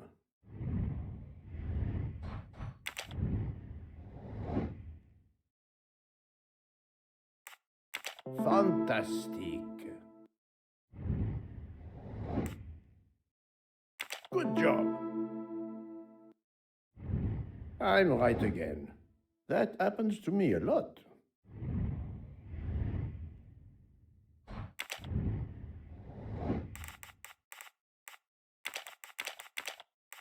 I do not think that's the right answer. Think, Poirot. That is not a good answer. That's the right answer.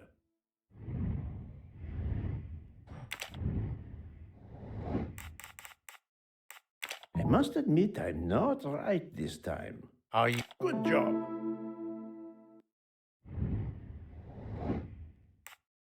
I must admit I'm not. Are you a Good.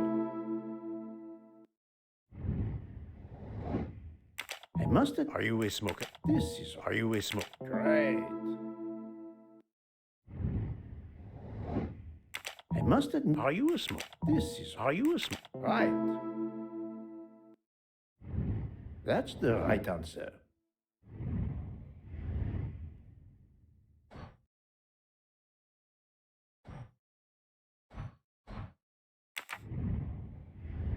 So, Poirot. I have not finished.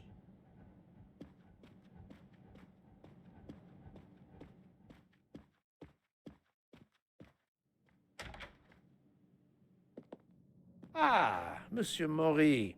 Would you have a few minutes to give me? I have some questions to ask you. Do I look like I can answer questions? The room is spinning. My head is about to explode. You were celebrating last night? Celebrating? When Freya always wins. What am I saying? If you want my answers to your questions to make sense, help me recover. You see there, the magnet on the fridge. That is my special recipe. I call it my day after survival tonic.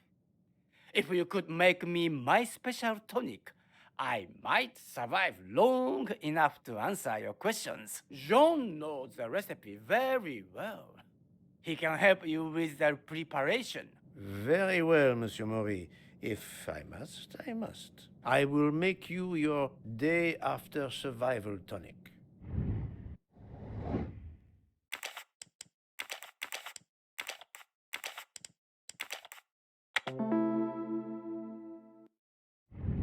I'm right again. That happens to me a lot.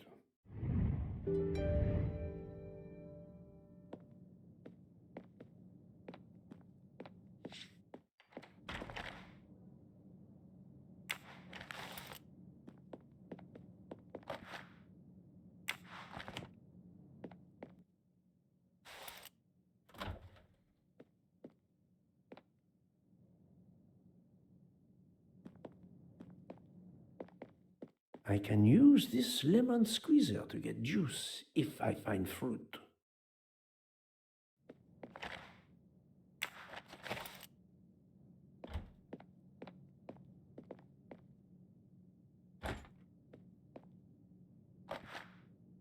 I'm missing half of the tonic ingredients.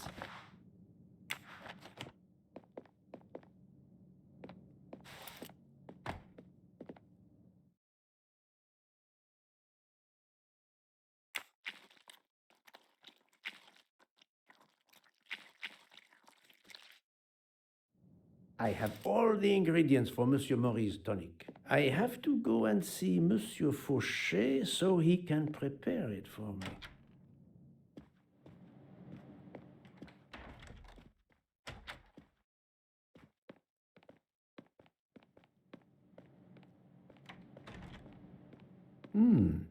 It's locked.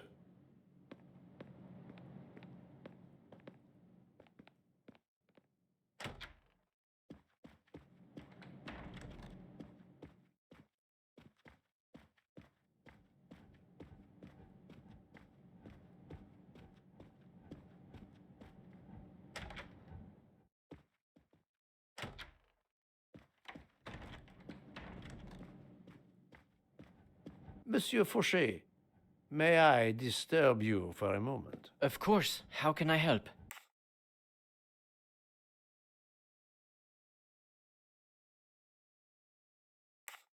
Monsieur Fauchet, I need your help to prepare a cocktail.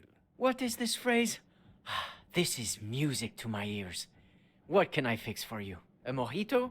A gin and tonic? Or perhaps a martini? Shaken, not stirred? It's not for me, but for Monsieur Maury. Ah, his day after survival tonic. Unfortunately, I know it well. Here is everything that was listed on the magnet. Excellent. I can take it from here. Mr. Poirot, I'm uncertain about the lemon juice. Is it half a lemon or full lemon for the recipe? Half a lemon. I can't remember if Hotaru prefers it with ginger or without. Do you remember?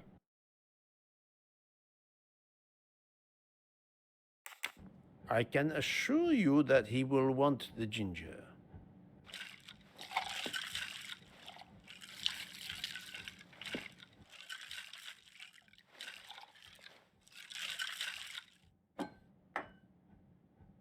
There you are, sir. Hotaru will be himself again. Excellent. Thank you very much.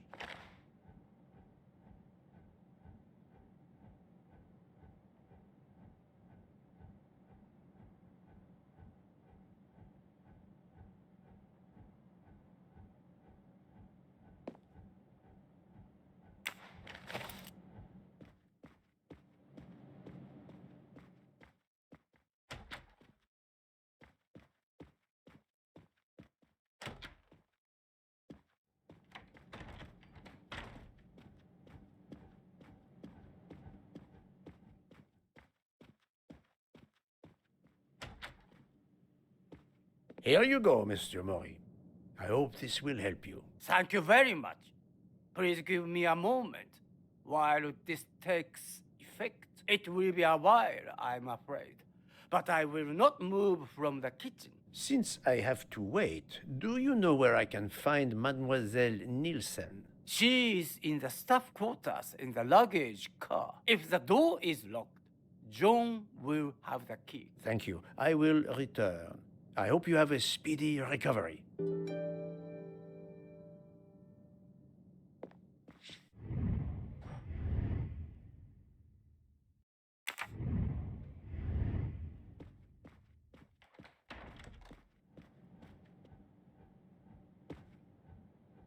Monsieur Maury told me that you are the one who has the key to open the luggage car door. I will need it. Yes, that's right. Here it is. Please don't forget to give it back to me. I will not forget, Monsieur Fauchet.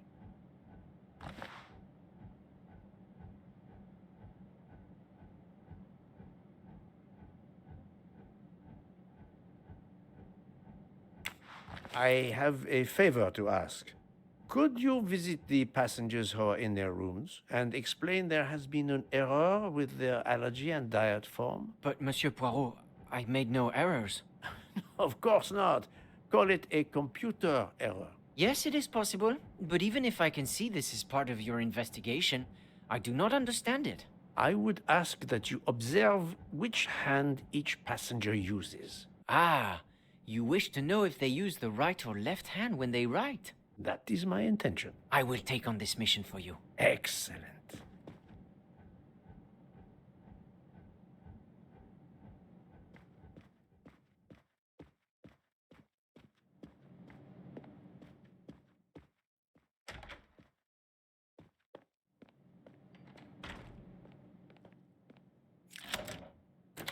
That's it.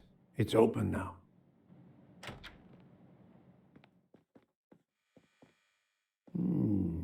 Empty rum bottles. A deck of cards. I suspect they were reading diamonds and spades instead of books.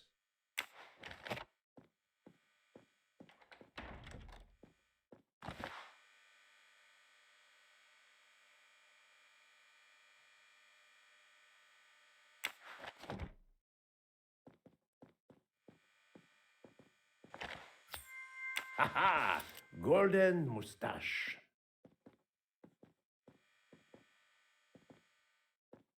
Hello, Mademoiselle Nielsen. May I ask you a few questions? I don't have a minute. My career is ruined, and it's not my fault. But how did this terrible thing come to pass?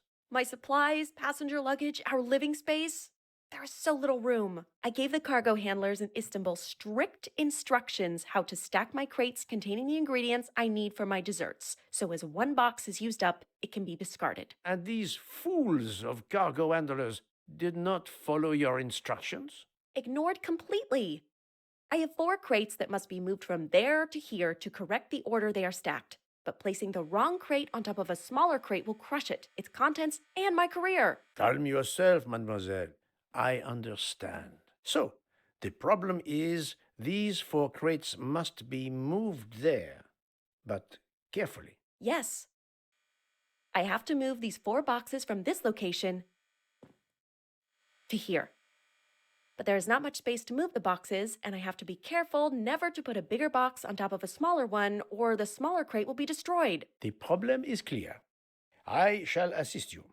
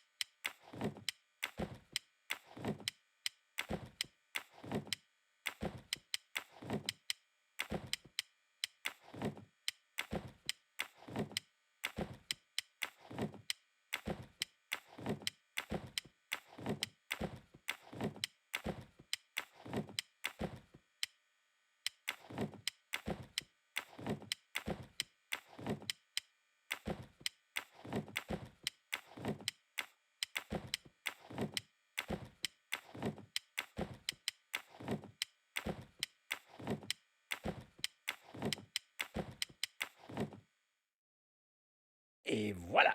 You are a lifesaver. Or at least a dessert saver. Thank you, thank you. I will gladly answer your questions. Can you tell me your movements of last night? Last night after dinner, I stayed in the kitchen until 12:15 a.m. Then I joined Jean and Hotaru in our quarters. Then all of us read quietly in our beds until we fell asleep. A very studious staff. However, Monsieur Maury doesn't seem to have followed the same literary pursuit as the others. And these rum bottles, do they have something to do with his hangover?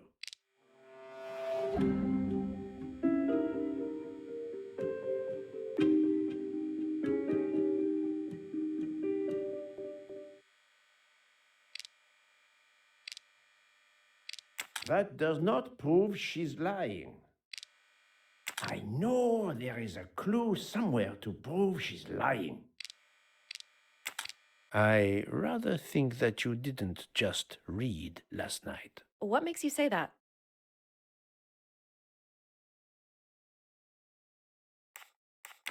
That deck of cards. I imagine that you didn't spend all evening reading. Yes, you're right. We played a little last night, but it wasn't long. Nobody really wanted to. Knowing about the card game does not seem to further my investigation. I spoke to Monsieur Maury. He seemed to be quite hung over. He even asked me to make him his day after tonic. He blurted out, "Freya always wins." Wins what? Looking around, it is clear you were gambling and drinking most of the night. You don't understand. It's late when we're off duty, but we need to unwind. And now there's been a murder? Yes, I admit it.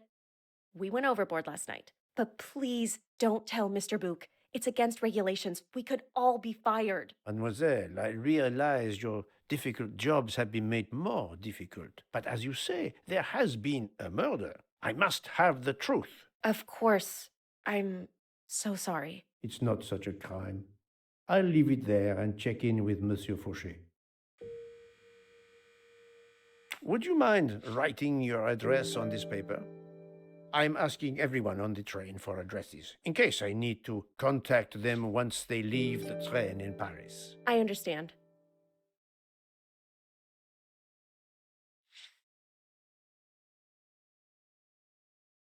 Yes, that's it. Mademoiselle Niersen is right-handed.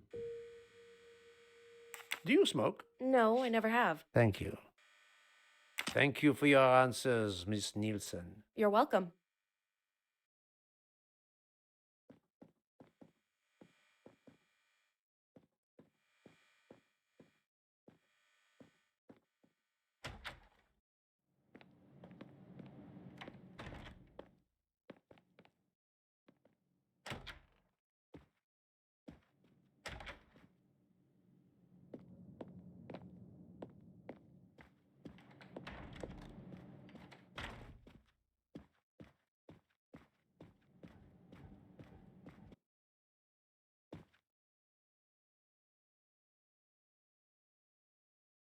Here is your key.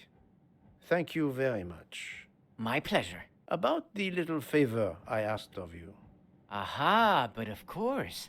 I was able to get new allergy forms from guests who were in their compartments. Monsieur McQueen, Monsieur Masterman, Count and Countess Andreni, they are all right-handed. I also asked Princess Dragomirov, but she had her assistant, Madame Schmidt, sign for her. She is right-handed as well. You have exceeded my expectations. Well done. Thank you, Monsieur Fauchet. I'll come back to you if I have more questions.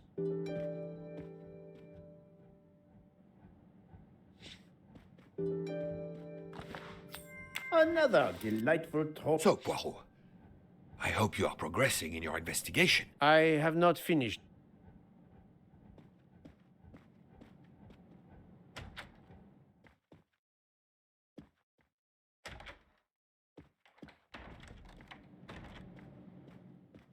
Monsieur Fauchet. Of course. Thank you, Monsieur.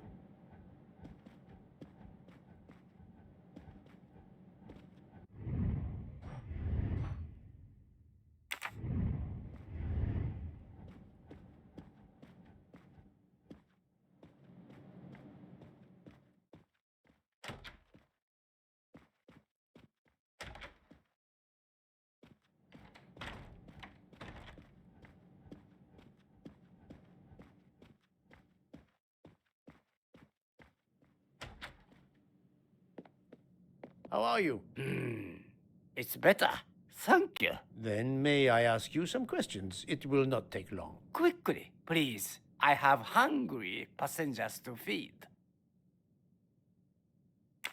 Très bien. Can you tell me your movements last night? Oh, nothing special. When I went off duty, I joined John and Freya in a compartment. I read for a short while, then went to bed early. Reading? I'm not sure you have recovered enough to tell me the truth. Don't waste what little energy you have recovered to lie, Monsieur Mori. Yes, sorry, Mr. Poirot. You're right. It obviously wasn't reading that made my head hard like that. But if you told Monsieur Book, it could mean my job. I will keep your secret, but I am investigating a murder. You must tell me the truth. Thank you.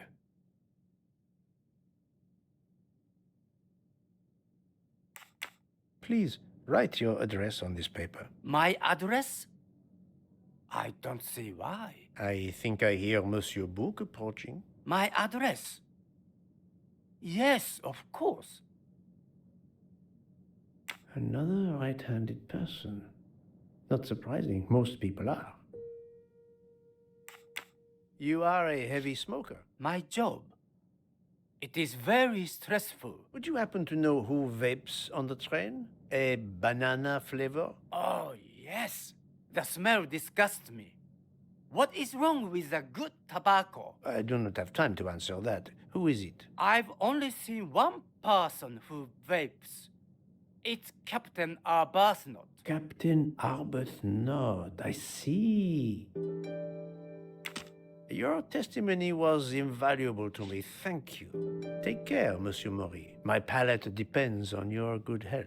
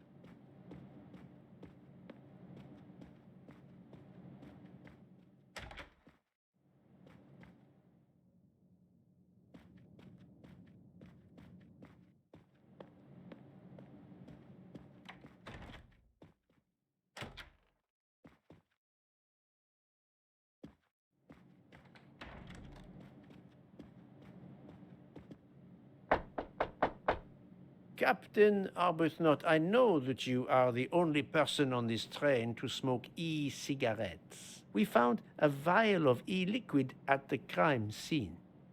Will you talk to me about this, or should I pass on what I've learned to the police? All right. Come in if you must.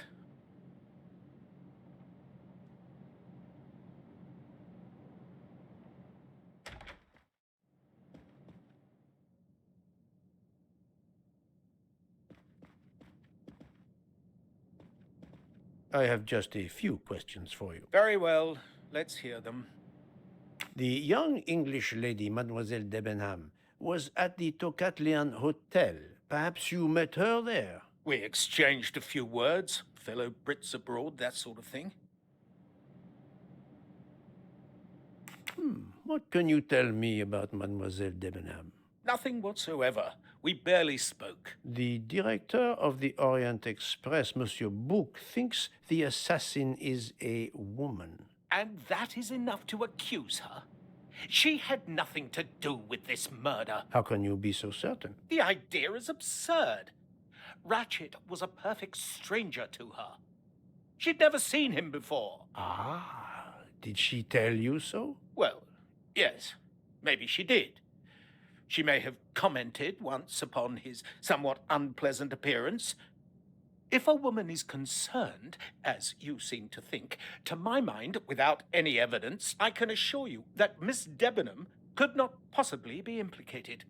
It is clear that the captain is defending Miss Debenham, a woman he supposedly doesn't know very well. What were you doing last night around 1:15? 1:15? I believe I was still talking to that young American fellow, Mr. McQueen. the secretary of the man who was killed. We were in his compartment. He was a friend or acquaintance of yours? No, I never saw him before this journey. We'd hit it off at dinner, and the conversation continued into the early hours. Until what time was that? Until 1:45 or so. Then I retired to my room and went to sleep. There is nothing you can recall last night that in any way struck you as suspicious? It's nothing. A mere detail. Allow me to be the judge. Well, before returning to my room, I went to the lounge car to get a glass of water. When I was passing through the first-class corridor, I noticed that the door, which is just after your room, 201, was not quite closed, and the person who was inside peered out in a furtive sort of way. Then he closed the door quickly. I know there's nothing in that, but it was the furtive way it was done that caught my attention. Struck me as a bit odd. I understand. Thank you for letting me know.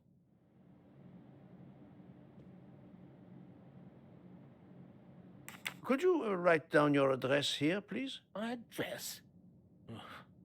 If you insist.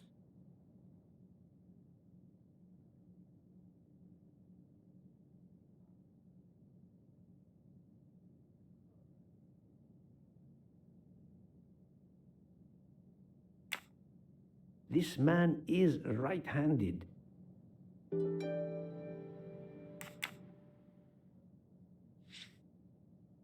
Is this e-cigarette liquid yours? What flavor is it? Banana. Well, that is awkward. That's my flavor of choice.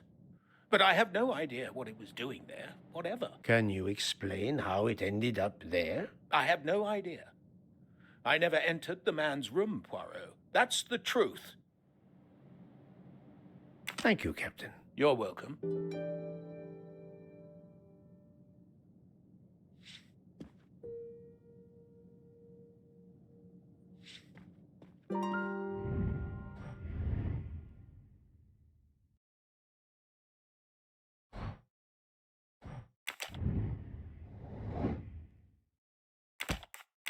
I must admit I'm not right this time.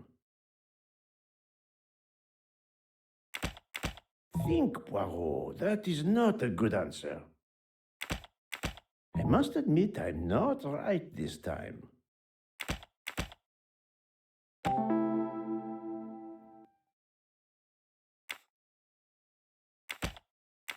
This is wrong, but I'm never far from the truth. I do not think that's the right answer.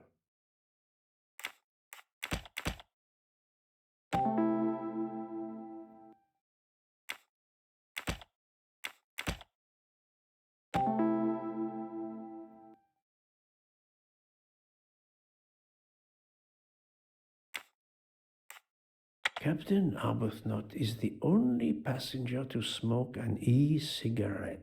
Even if this liquid in Ratchet's room is a solid clue, he has an alibi. I cannot accuse him without any other proof. That's the right answer.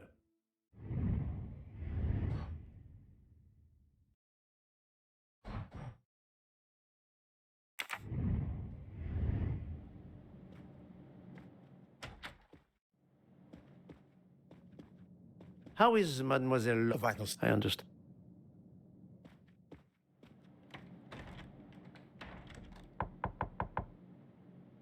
Pardon this intrusion, Mademoiselle Olsen, but something you told me earlier confuses me. Oh, please, come in.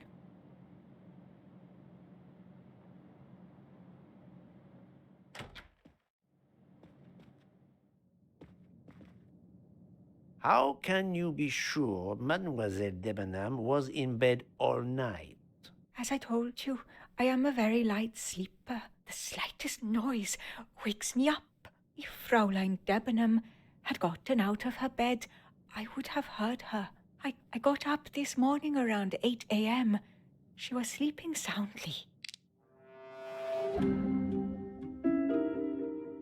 She may be telling the truth, but I cannot be certain.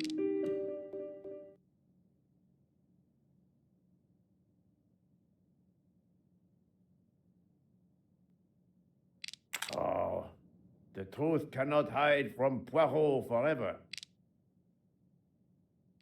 Are you certain you would have heard her? Yes. Why are you asking? I spoke to Mademoiselle Debenham, and she told me that she got up around 5 o'clock in the morning. She opened the door and looked down the corridor.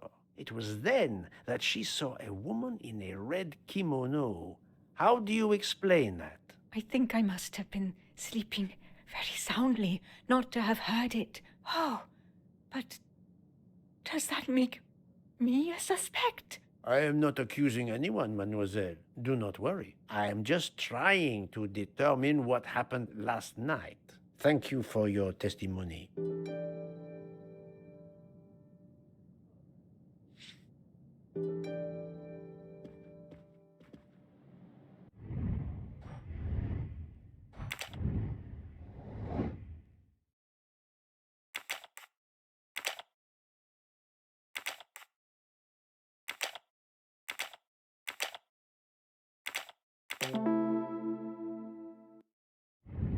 That's the right answer.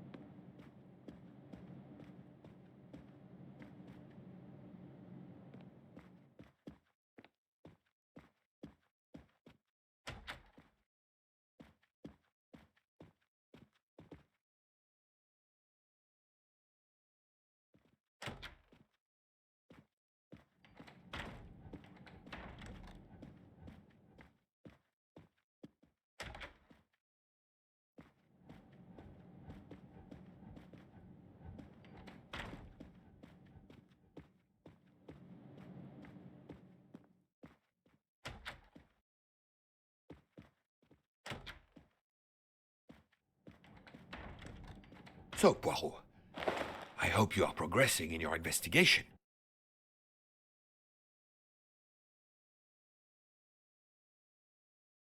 There is no trace of the murder weapon on the train, as yet. The killer could have hidden it anywhere. It must be somewhere. Indeed, as you say, it must be somewhere. According to Dr. Constantine's report, the stab wounds were made by at least one right-handed and one left-handed person, and with different strength. For the moment, everyone I have checked is right-handed. It is impossible to draw any conclusions as yet. However, I still have a few people to interrogate, notably the Russian princess. You still have many avenues to explore? Indeed, the case is far from over, mon ami. I identified the person responsible for the bottle of liquid for the vape found at the crime scene. So, this is our culprit? Do we hold him? No, unfortunately, this bottle belongs to Captain Arbuthnot, but he has an alibi, confirmed by Monsieur McQueen for the time of the murder. Monsieur Bouc, Monsieur Poirot. Michel, calm down. But it's Mrs. Hobart. She says she found the murder weapon in her room. She's very upset. Let's go, Poirot.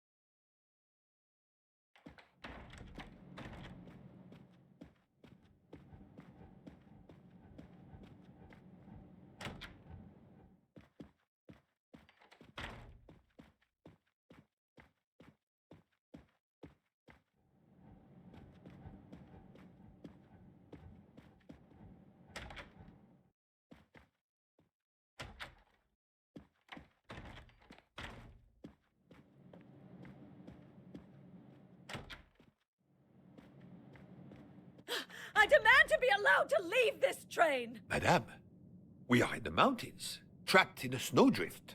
Stating the obvious, there is a murderer among us. He had the audacity to hide his weapon in my room. Please, Madame Hubbard, take a deep breath and tell us what occurred. Where did you find the knife? I wanted to get a handkerchief from my purse, and when I opened it, I saw it! A bloody knife! Am I next to be murdered? I very much doubt the murderer would give you his weapon. What do you mean? Madame, he would have used it. Oh, I haven't!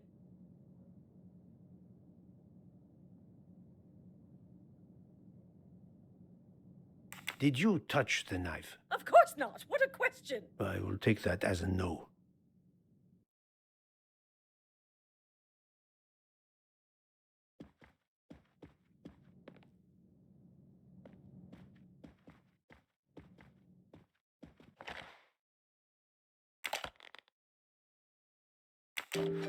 Is this knife the real murder weapon, or is it a red herring?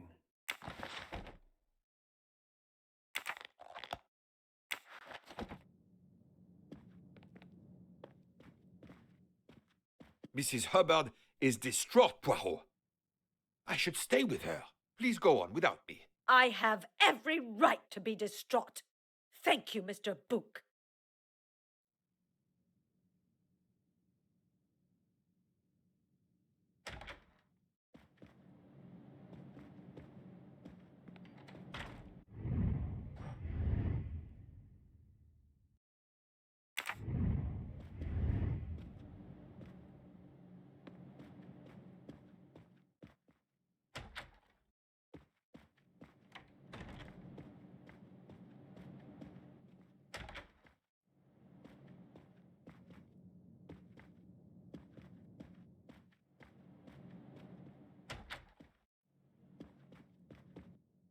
Dr. Constantine, we may have found our murder weapon.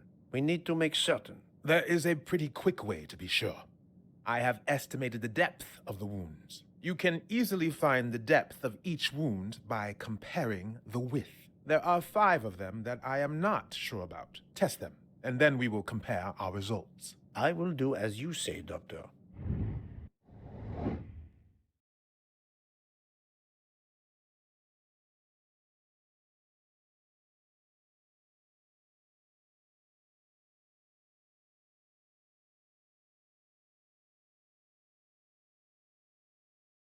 Think, Poirot. That is not a good answer.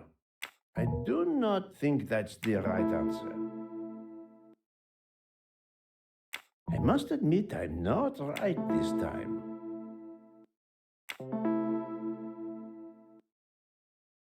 This is wrong, but I'm never far from the truth. That's the right answer. What do you think, Doctor? Is this knife really the murder weapon? There can be no doubt. You found the same depths as the estimates I made during the preliminary autopsy. I can assure you that you hold in your hands the weapon that took Ratchet's life.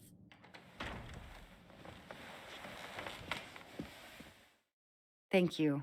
I feel way better now. The rest gave you time to sleep off most of the effects of the drug. I'm still a bit groggy. That's understandable. Are you able to continue your story now? Yes. Yes, I think so. Where was I? You were explaining how you returned to the Armstrong house to tell them their poor little child was dead. Yes, that's it. I felt helpless. My part in the case was officially over, but I knew I couldn't let it go.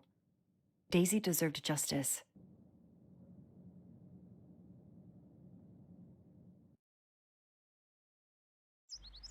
Two days later, I returned to the Armstrong house to tell them Daisy would be released soon for burial. I was angry with myself that I couldn't bring them better news. I wasn't prepared for more tragedy.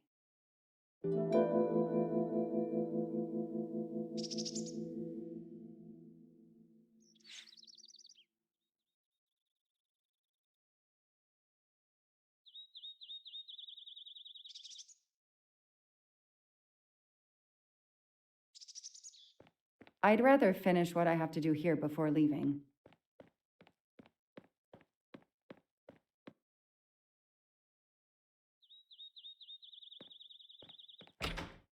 Hello, Miss Moreau. I'm here to see Colonel Armstrong. Good morning, Detective. Colonel Armstrong is upstairs. He isn't well.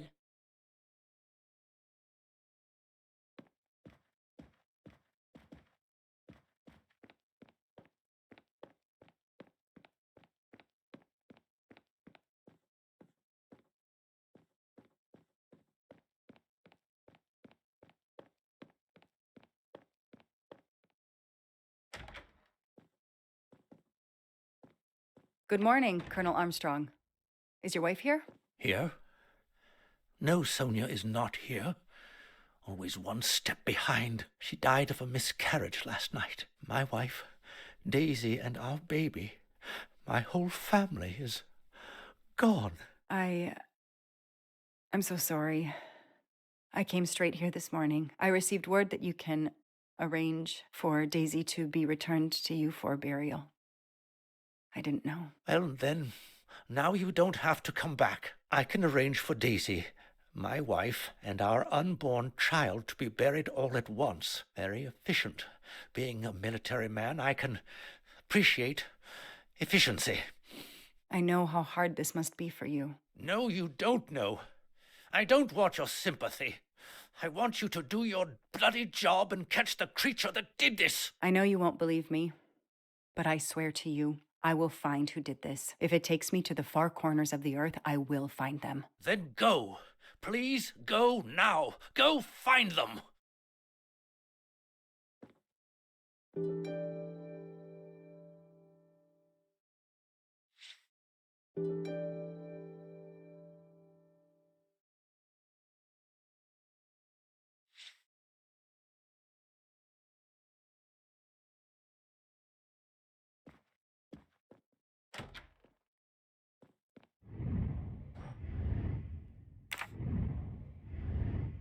The house that once held the laughter of a child now feels so empty.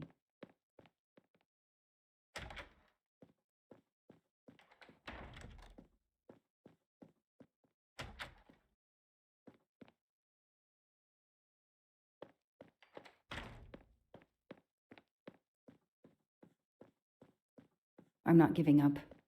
I'm a part of this case, or the case is a part of me.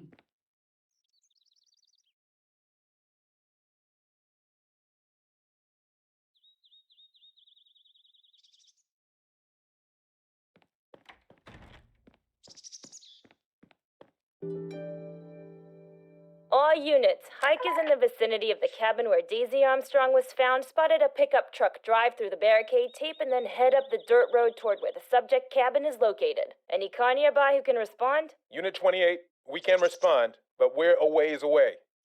Dispatch, this is 11. I'm on it. Copy that. 11, you're good to go. Copy that.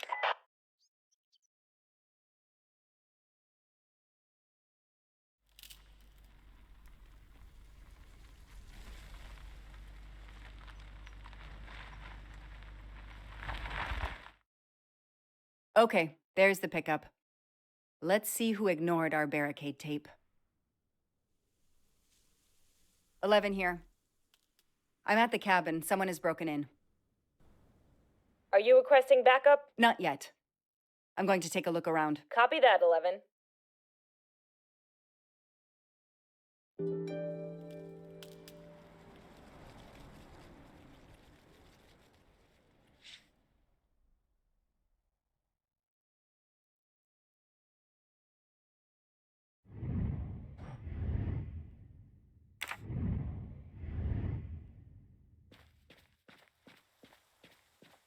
An individual has entered a police-secured area. I have to stop him first. Footprints. Somebody ignored the barricade tape. A forensics evidence identification marker. Forensics had to go through this place with a fine-tooth comb. Duct tape to silence Daisy's screams. Damn it, Daisy.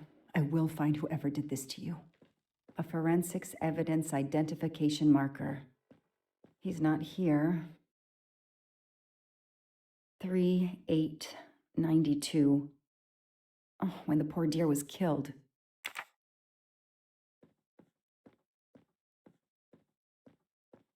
That's where I found Fluffy, Daisy's special toy. I hope we returned him to the family.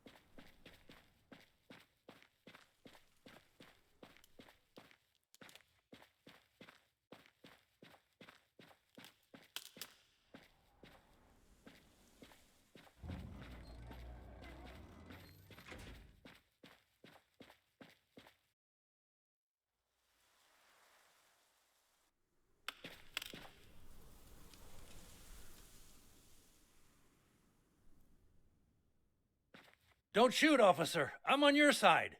Sir, keep your hands where I can see them. Sure, no problem. Sir, this is a crime scene. Who the hell are you? I'm a reporter. Boston 6 News. You can get us on cable even here in the mountains. They haven't heard of crime scene tape in a big city like Boston? All right, that wasn't my best move. I got all excited. I didn't expect to find the place deserted. It was hard to resist. You should have tried harder. I'm placing you under arrest. You should be thanking me. Look what you apparently missed and I found. We'll get to that, but you're going to answer some questions first. I'm more used to asking questions, but fire away. What are you doing here? You should know a crime scene is off limits. I'm investigating the Daisy Armstrong kidnapping like you. Who are you exactly? I'm Michael Clark, journalist for Boston 6 News. Off camera, but someday I'm going to be anchor. You just wait. Do you have a way to prove that? My press card's in my truck. Does the pickup parked in front of the cabin belong to you? Yes, indeed, it's mine. I'll check. Show me your hands. I'm going to cuff you. I'm sure we can work out a deal. Put your hands in front of you.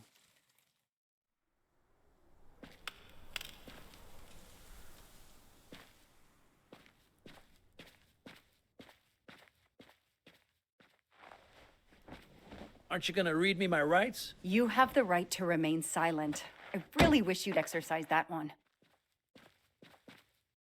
Dispatch, this is 11. I intercepted a suspicious individual at the crime scene. I'll check to determine how badly he's compromised it. Then I'm bringing him in. Copy that, Detective Locke.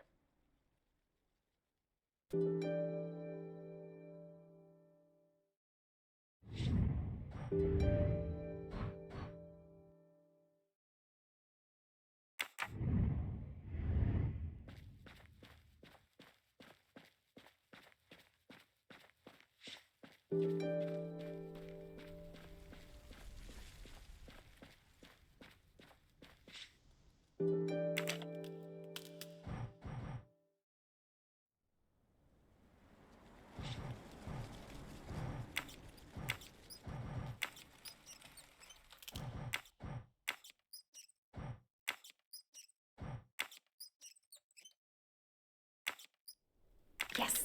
I knew I could do it. I can always use safe cracking as a career move.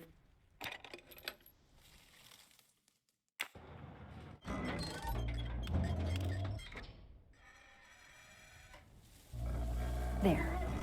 Now let's see what secrets you're hiding.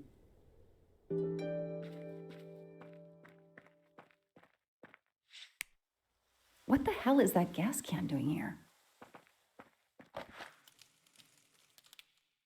The cap's been damaged, and some gasoline has leaked out.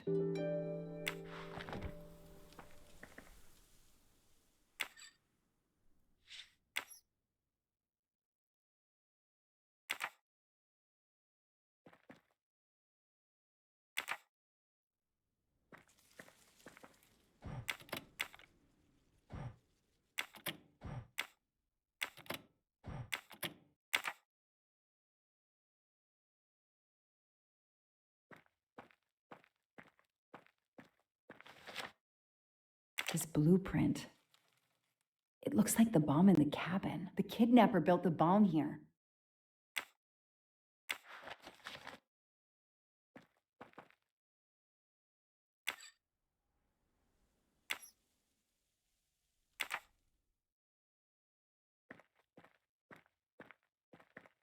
This bunker looks like it's as old as the cabin. Everything is falling apart.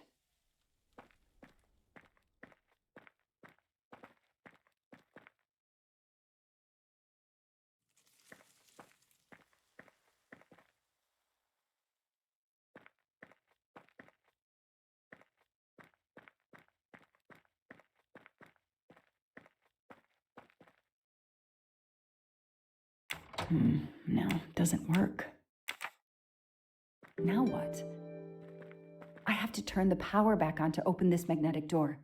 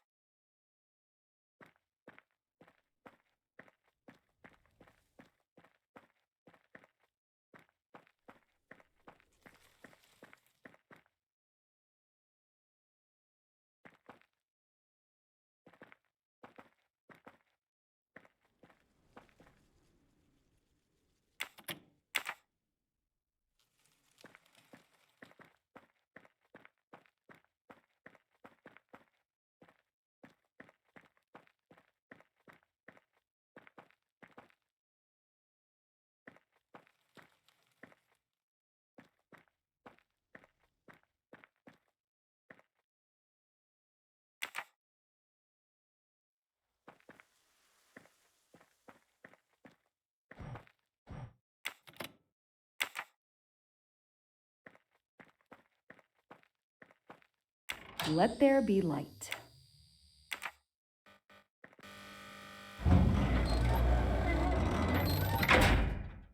Perfect, it works. February 24th, the day of the kidnapping. They knew about the party and everything.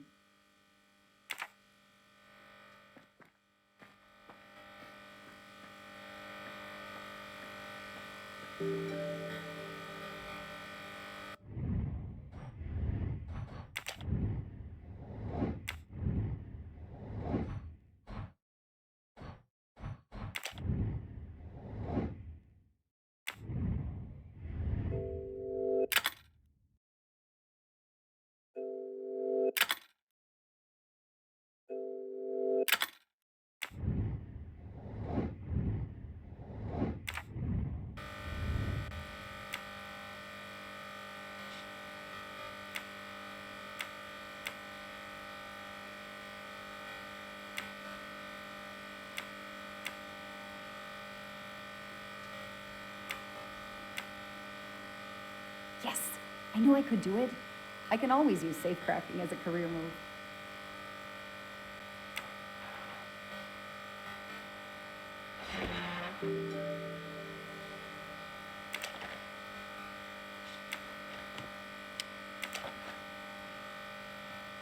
It's Daisy's hair clip, the same as the picture I saw at the Armstrong house.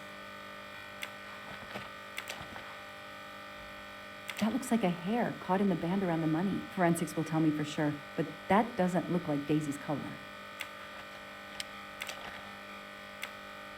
An expensive-looking pen with the initials JM? What's its story? These get locked up again until forensics get here.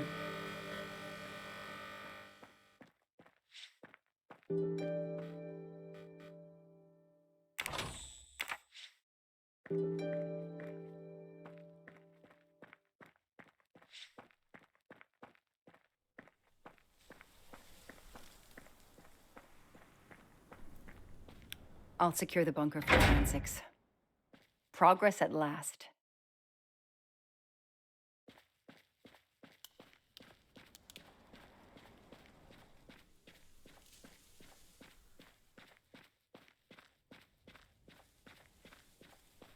I don't need to talk to the suspect right now. I don't need to talk to the suspect right now. The gas can I found in the bunker would match this outline perfectly.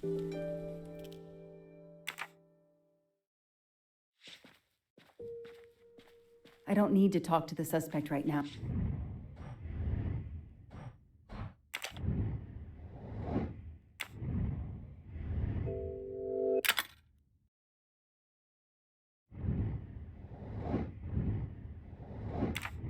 Oh.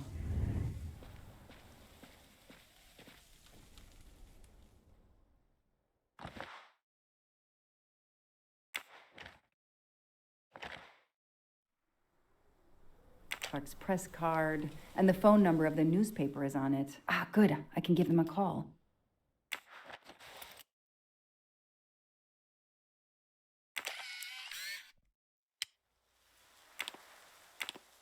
Candid photos of the entire Armstrong family. A reporter just doing his job. Or something else?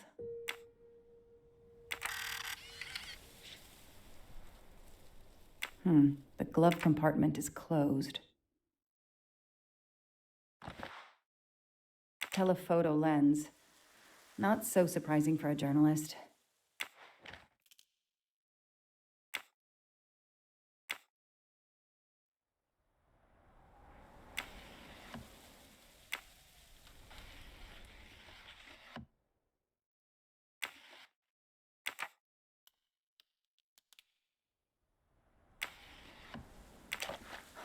Car keys in the sun visor.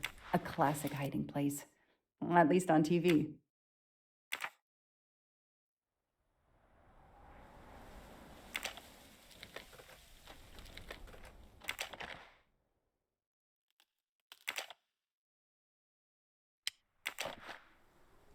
Clark's driver's license seems to be in order.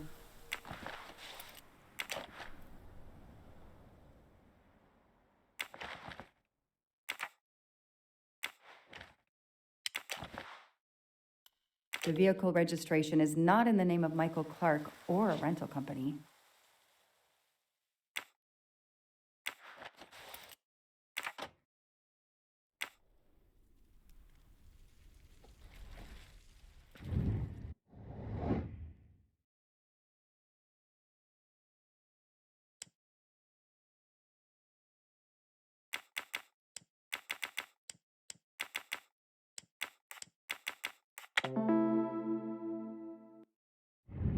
That is a great detective job.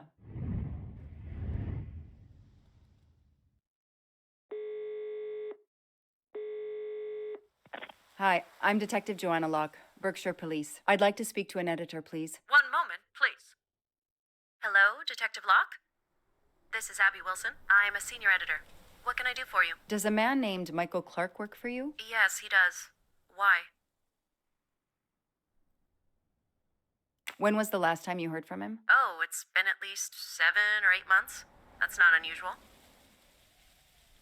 He works in the field? Yes, Michael Clark is what we call a stringer. He works as a freelancer, comes up with a story we can use, we pay him, and we don't hear from him again for several months. What kind of stories does Mr. Clark write? Mr. Clark is an investigative reporter, mostly crime stories, to tell you the truth. He comes up with some pretty macabre stuff some of the time. Is there a problem? Or a story? Do you remember what the last case he investigated was? It was a murder case. The The victim was a millionaire named James Miller. He was called the Frozen Fish King of Gloucester, Massachusetts. His body turned up in one of his nets. Or, rather, most of it did. Ah, well, thank you, Ms. Wilson. You've been a great help to me. Pleasure. I hope he's not in trouble. He can be a little pushy, but he's a good guy overall. So what's he working on now, Detective? Are you sitting on a story? Thanks again.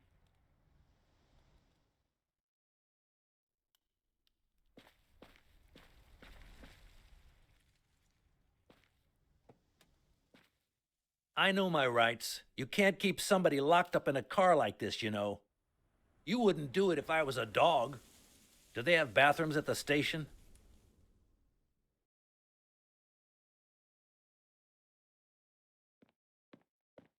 I have the right to make a phone call, Detective whatever your name is. That phone is an outside line.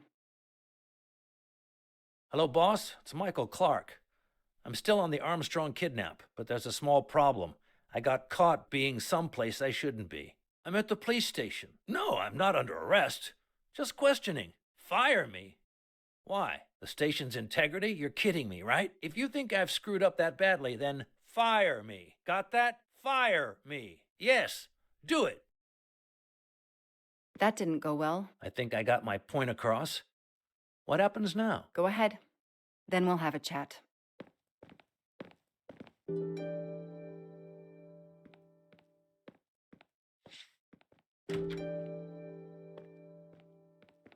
An extra computer so I don't have to go all the way out to my desk. I'll add these to the file. Anything that will erase Clark's smile.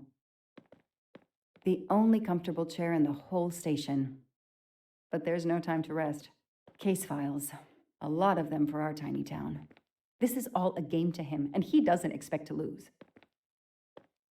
An extra computer so I don't have to go all the way out to my desk.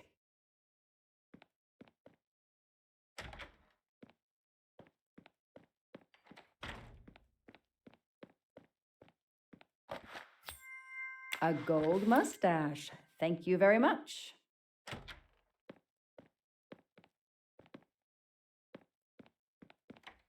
Now that we've taken your DNA, we can begin. Interview of suspect Michael Clark, 6 p.m., March 30th, 2019. This interview is being recorded. By elves behind the mirror, no doubt? You were arrested at a crime scene where you damaged police barricade tape. I'll pay for a new roll. That's a Class A misdemeanor, and it carries a $500 fine. Oh, that's unfortunate. To begin with, where were you on the night Daisy Armstrong was kidnapped? I was watching TV in my motel room, but I had my police scanner on.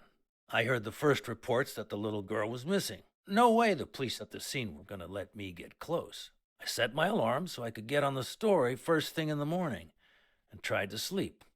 It was difficult. Can anybody confirm where you were? No, afraid not. I was alone and sleepless. A sad combination. And I realized a bad alibi.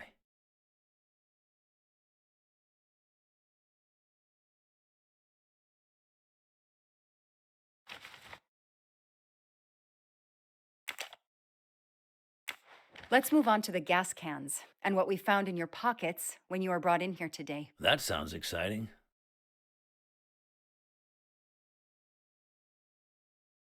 In addition to the gasoline in the back of your pickup and another in the bunker, you had a lighter and gloves in your pockets. You were going to set fire to the bunker and every scrap of evidence inside. Where to begin? I'm sorry to disappoint you, but I wasn't planning to use these things to destroy the crime scene. I've been around crime scenes my entire career. I brought the gloves so as not to contaminate it with my fingerprints. The gas can in the back of my pickup, I use it to put gas in the truck. Gas stations are few and far between in your mountains. I didn't know there was a gas can in the bunker. If that's true, I did you a favor. My arrival obviously scared off somebody planning to burn everything. Do you also have an excuse for your lighter? The lighter? I'm trying to quit smoking. I used the lighter as a reminder not to start again.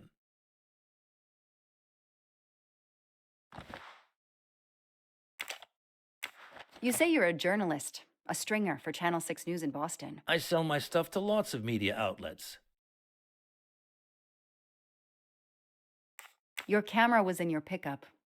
You didn't want to take pictures of the crime scene? I like to get the lay of the land. Once I see the story I want to tell, then I start documenting it. I don't know any journalist who works a case without their camera close at hand. He thinks he's invincible.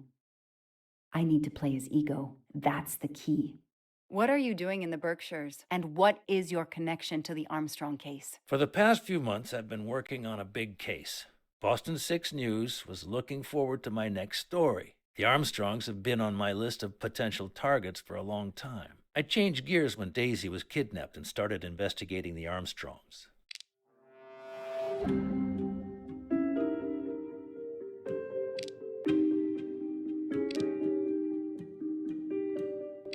Come on, Joanna. You're a better detective than that. Where's a lie detector when you need one? So you just stumbled on a major kidnapping story during your stay in the Berkshires? Yeah, I was researching PCBs in the river for crying out loud. Then, wow, the Armstrongs. That's not a Science Sunday report. That's a lead.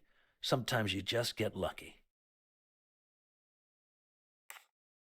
Your press card says Boston 6 News, and you say you started working on the Armstrong case when little Daisy was abducted, but Boston 6 News didn't even know you were on site. Detective, if I had the inside track on this case, do you think I'm going to go only to Boston 6? I could have had a bidding war for my...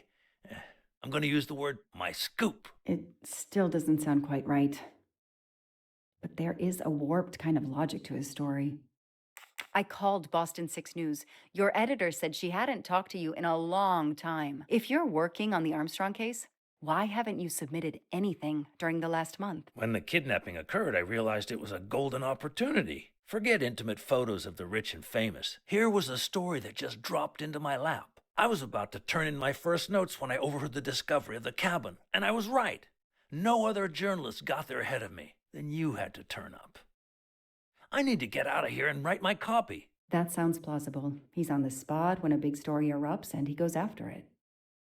Your camera in the pickup. There were photos of Daisy from before she was kidnapped. The Armstrongs are a famous family, like the Kennedys or Hollywood couples. Gossip sites love them. People want to see how they live. I started out just stealing candid shots. Paparazzi live on getting that one exclusive shot. Steamy, intimate, whatever. Then when the kidnapping happened, I realized I was here first. What an opportunity. And I jumped at it. You have an answer for everything. You're not very good at this, are you? How long have you been on the job? Long enough to put you away for life, if you killed that little girl.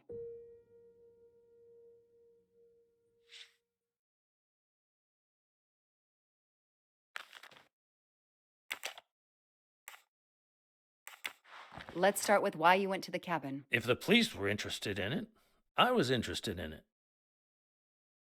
That pickup of yours, that's a very nice ride. Especially for a stringer who only gets a few stories on the air. How can you afford it? When Boston 6 does use a story, they pay okay. That truck is top of the range. How much did it set you back? $55,000, $60,000? When I have to, I do what everybody else does. I take out a loan. How about you, detective? You got a loan on your car? He's enjoying himself. I need to throw him off balance somehow, surprise him into making an error. Explain to me again how you got to the crime scene. I listened in on the police radio frequency. Anybody can do it with a scanner. I headed for the crime scene in my trusty pickup, like I've done for years. After the forensic team left, I needed to see the crime scene for myself. I got to the bunker just before you arrived.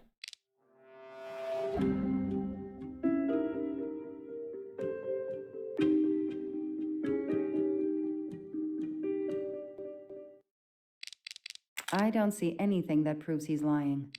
It won't be easy to prove he's lying. Find some evidence.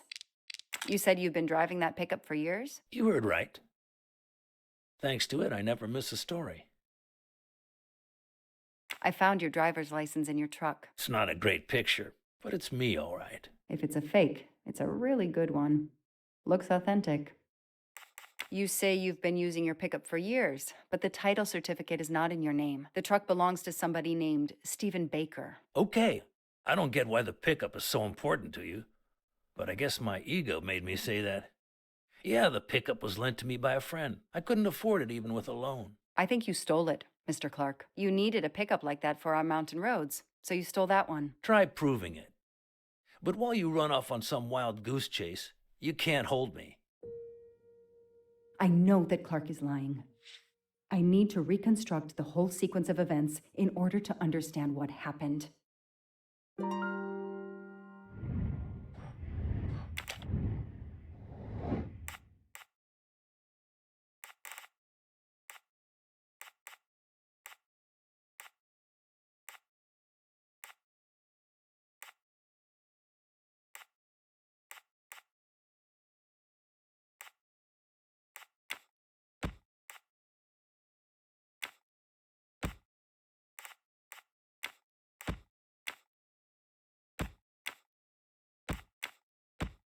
Come on, Joanna. That's a rookie mistake.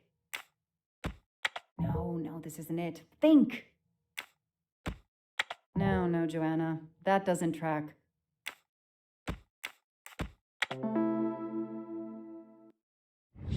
Score. 1 for the good guys. I'll tell you what really happened. You waited until forensics left and arrived in your probably stolen pickup. You grabbed a can of gasoline from your truck. You then went into the cabin to check if Daisy had been found. You then went straight to the bunker to see if it had been discovered, planning to set it on fire and destroy all the evidence inside. Before you could start the fire, you heard me arrive. So you hastily left your gas can and closed the hatch. You didn't think I could open the bunker. If I hadn't found you, I expect you would have burned down the cabin too. I'm not going to make fun of you, Detective, or how you handled my interrogation. You're obviously very new at this. I swear I'm telling the truth. I didn't know the bunker was there until the moment you showed up. I seem to have trumped your entire police force. When I get the DNA results from the bunker, we'll continue this conversation. You have no concrete evidence against me whatsoever. The lab results will be in soon. You won't get away with this. See that call? That's your arrest warrant and a one-way ticket to prison. I'll be right back.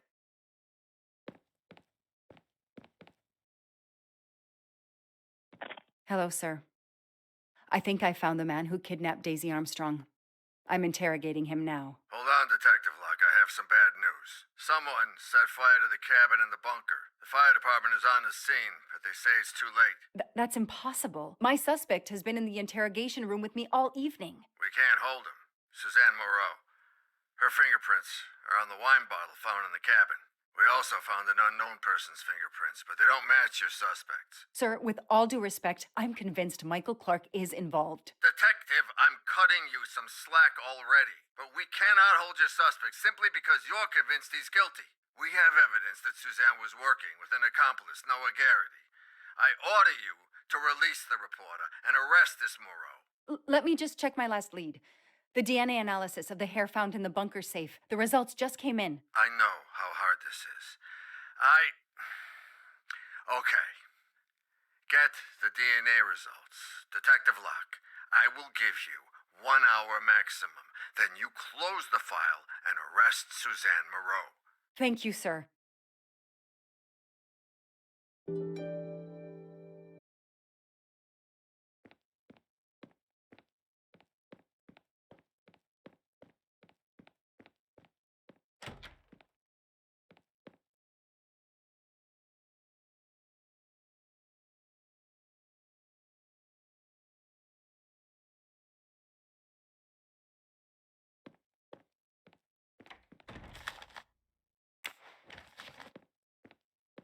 An extra computer so I don't have to go all the way out to my desk.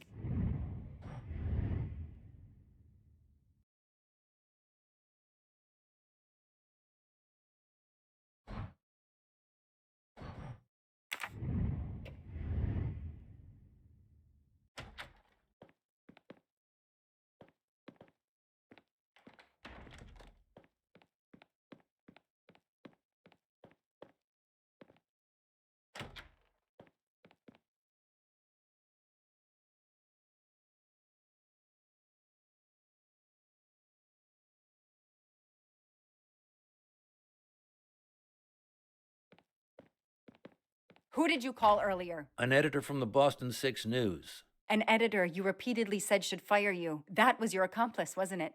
You were telling him to start the fire. An accomplice?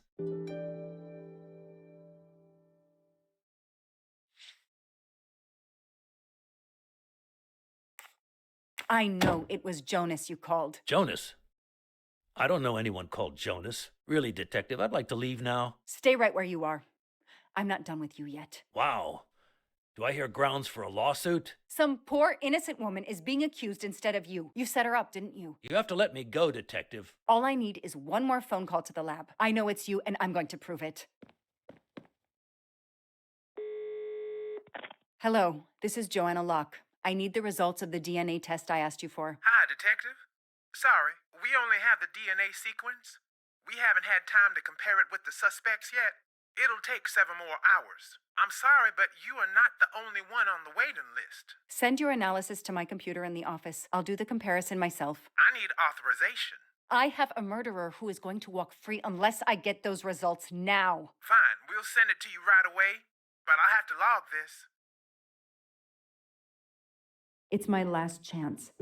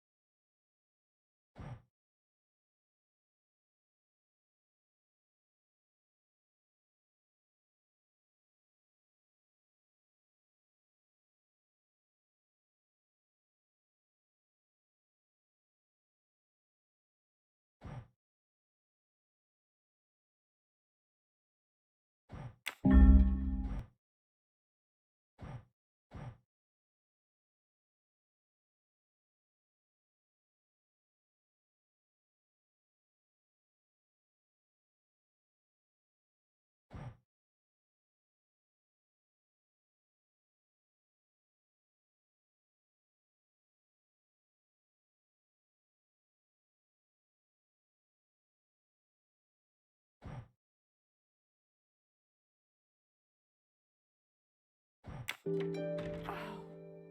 no. No! Suzanne? I don't understand. I was sure it would be Clark's hair. I'll have to let him go.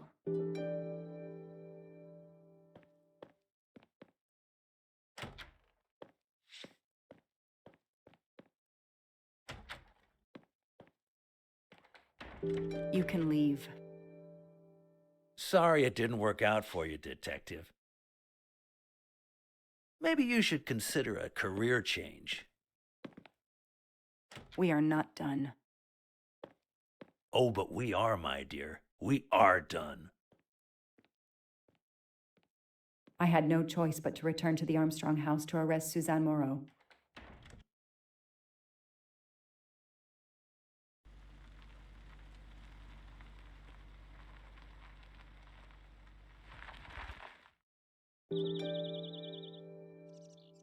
The arrest warrant for Suzanne Moreau.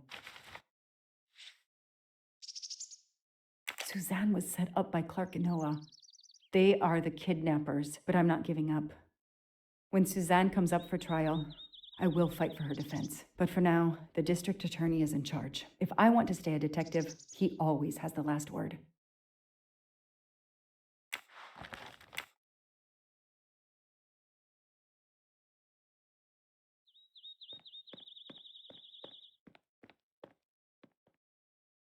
The door is wide open. How strange. Hey, is anyone there? Miss Moreau? Miss Moreau? This is Detective Locke.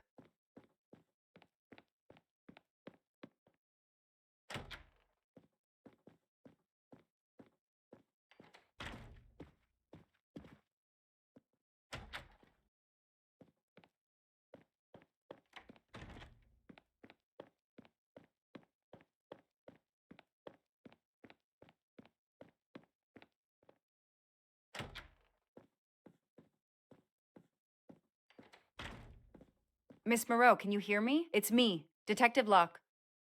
You must get up now. Miss Moreau? Miss Moreau, can you hear me? Suzanne Moreau is dead.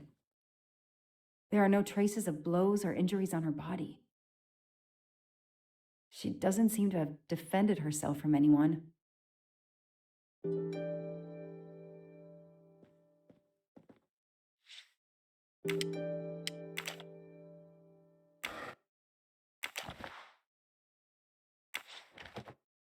Her glasses are missing.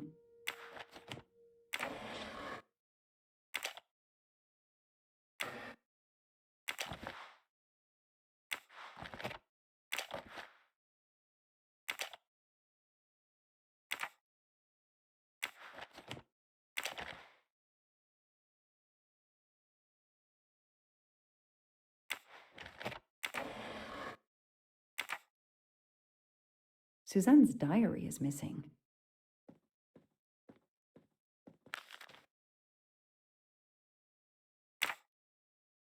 Suzanne was telling the truth about her mother.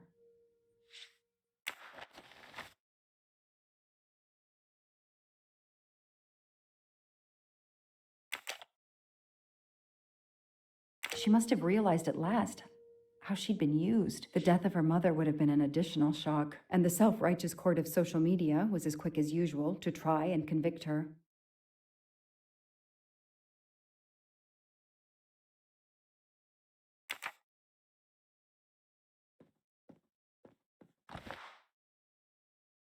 It appears Suzanne killed herself by ingesting all these drugs. I called the district attorney to inform him. This is Detective Locke, sir. I'm at the Armstrong house. Have you arrested Suzanne Moreau? She's dead, sir. Apparent suicide, but I need a forensics team. She killed herself out of remorse for her part in the crime. We don't know that yet. I'm calling forensics now, but I wanted you to know. What a mess. Stay on site until forensics arrive. Yes, sir. Standing by. The investigation was officially closed. I was certain that she was innocent, and Clark had been responsible for 4 deaths and then vanished into thin air. With $1 million. Dollars marked, though, and not easily spent. I didn't care if the case was officially closed. I swore, Mr. Poirot, whatever it took, I would hunt him down.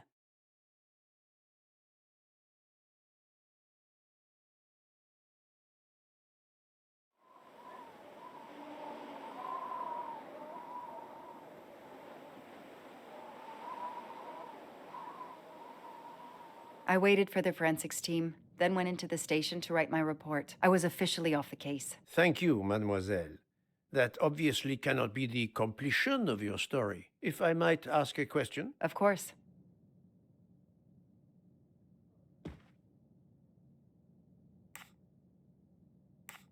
Suzanne Moreau's boyfriend, the one who manipulated her and burned down the cabin, this was Ratchet? No, he was an accomplice. Clark, the phony journalist, was the leader. Michael Clark, the reporter, he was Ratchet? Absolutely. I was the only law enforcement official to question Clark. I knew this wasn't his first kidnapping. You looked for similar cases. What do you Americans call the MMOs? Means, motive, and opportunity. Yes, I looked for someone in plain sight. Someone on the edge of a kidnapping case. Someone in plain view, keeping track of the investigations. An innocent witness, a concerned neighbor, even another reporter. And eventually you found a name behind an alias. Yes, I found a name. Cassetti, the real name. The real name of the man you call Ratchet is Cassetti. This explains much, mademoiselle, but not all. It explains why she is our #1 suspect. But not how she came to be on this train. Attends, she has grown pale. I don't know what's wrong with me. Excuse me, Mr. Poirot. I don't feel very well. You are exhausted and still feeling the effects of the drug. Stay with us, mademoiselle. One more effort. I need to know your recent movements. I snuck aboard the train. This I observed. You came directly to this room? Yes, and other than a couple of careful trips to the ladies yesterday, I never left this room. I didn't want to be spotted by Ratchet. Yesterday, I chatted with my roommate, Miss Schmidt, I think, here in our room. She brought me some dinner. I got very sleepy and nodded off. And now she nods off again. Is this a joke? She must be faking so we can't interrogate her further, Poirot. No, Book. She really seems to have fallen asleep again. It is my fault. She must have been given a dangerous dose of sleeping pills last night. The effects should wear off soon, I hope, but I am afraid asking her to tell us her story was too much for her. Pinch her, Poirot. She's faking. Her eyes are dilated. She is not faking, and there will be no pinching. Dr. Constantine, please stay with her. Monsieur Book, ask the other passengers to gather in the dining car. There are still many questions I need to ask. But all of them together? Won't someone overhear you questioning the others? I will speak softly because I am trained to do so. They will speak softly because they want to. Very well. I will do as you say.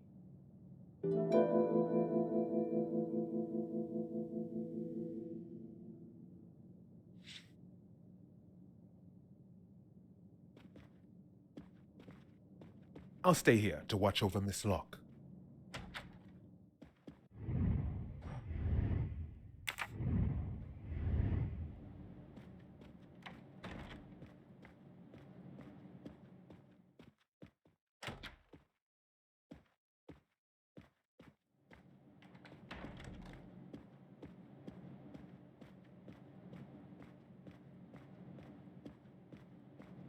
I hope your investigation is going well, Mr. Poirot.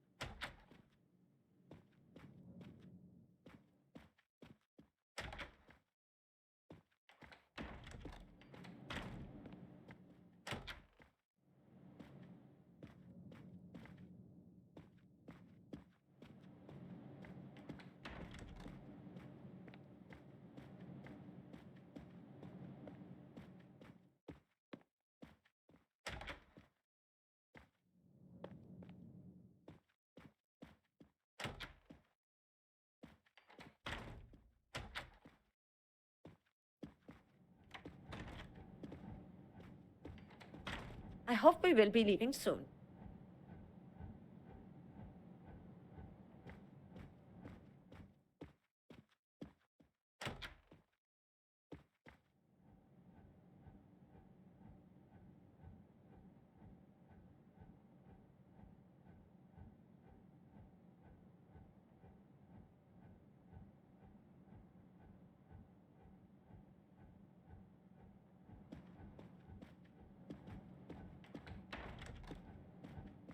I should go and interview the passengers in the restaurant car.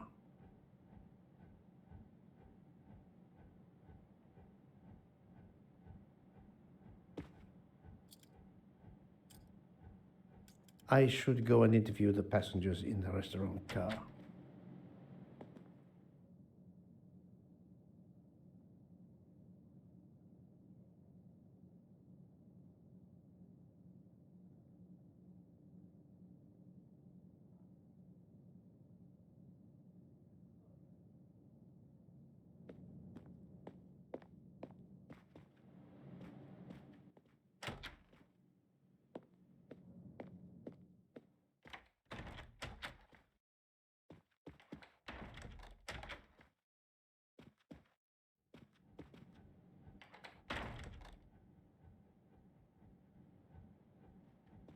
The passengers who agreed to come and talk to you are assembled, Poirot. Mr. Masterman is already here to answer your questions. Perfect. Thank you, my friend. Sit down, Monsieur Masterman, please. Thank you. Does the name Cassetti mean anything to you? No. Should it? Have you heard of the Armstrong kidnapping case? Of course. It was all over the news a few years ago. Your employer's real name is Cassetti. He was the man behind that kidnapping. Mr. Ratchet was... He murdered that poor little girl? Mr. McQueen, the man you worked for is a kidnapper named Cassetti. What? What kidnapping? He murdered his victim, a child named Daisy Armstrong. The Armstrong kidnapping? You had no idea of Monsieur Ratchet's real name? Damn skunk! Why are you so upset? My father was the district attorney who handled the case, Mr. Poirot. I saw Mrs. Armstrong more than once. She was a lovely woman, so gentle and heartbroken. If ever a man deserved what he got, Ratchet, or Cassetti, is the man. He didn't deserve to live. Madame Olson, have you heard of the Daisy Armstrong case? No, I've never heard of it. It was only 2 years ago. It was famous. Maybe so, but it was not famous in Spain, where I have been helping the refugees from Africa. You've never heard the name Daisy Armstrong? No, never. Daisy Armstrong? No. No. No. No. Yes. It was all over the English tabloids before I went to Jordan. A horrific crime that claimed the lives of an entire family and their wrongfully accused nanny. That's right, isn't it? Quite so. I thought the culprit had been punished. Some might say that the culprit was punished last night. Oh, my heavens. May I ask you a few more questions? Yes, of course.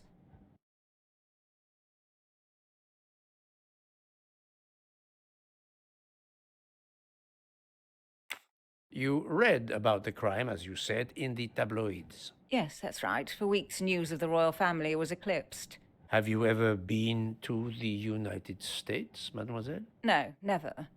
Jordan was really my first trip abroad.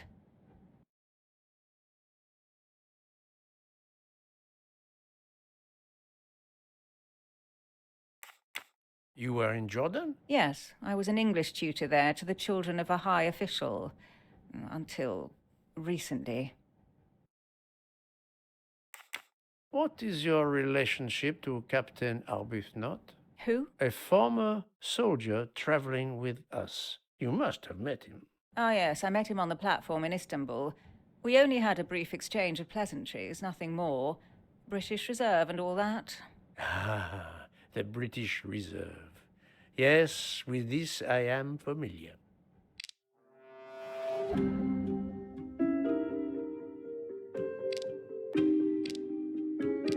She is lying, but why? Oh, the truth cannot hide from Poirot forever. Are you sure everything you have told me is accurate, Mademoiselle Debenham? Of course.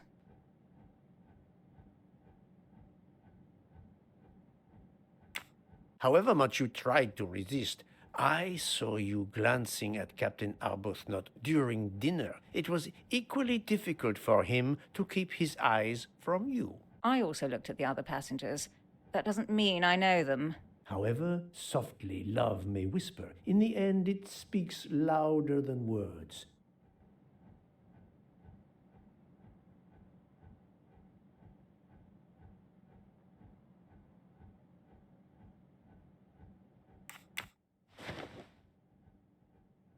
Mademoiselle, I know that you met Captain Arbuthnot at the Tocatlian Hotel. You were spying on me. I am very attentive to my surroundings. It helps in my profession. Well, it's your word against mine. I had occasion to be of some assistance in recovering Captain Arbuthnot's train ticket. While searching his room, I also discovered one of your earrings. Whatever your relationship may be to the good captain, I doubt it has anything to do with British Reserve. You will not tell me your secret, mademoiselle? I can't. I don't know what you mean. Poirot, Miss Debenham's got nothing to do with this business. Nothing. Do you hear?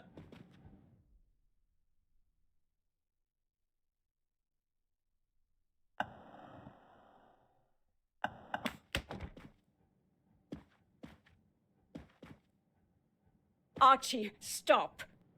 Captain, no.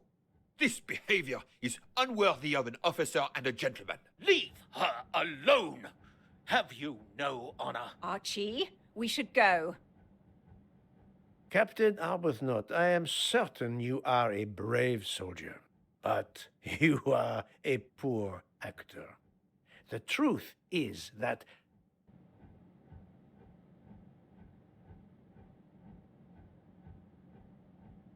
forgive me, but your chivalry is like the smoke screen from your e-cigarette. What? Forgive me, but it is overdone, this.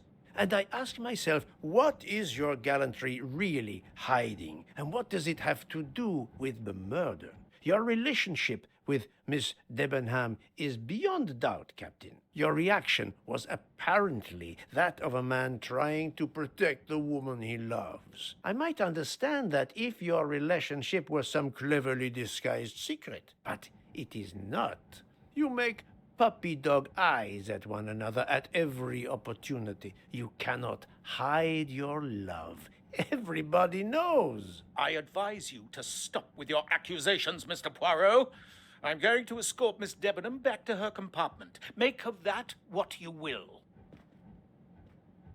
The captain and Mademoiselle Debenham are obviously adamant about not revealing their relationship, but this scene convinced me there is more that is not so obvious. This murder has everyone on edge.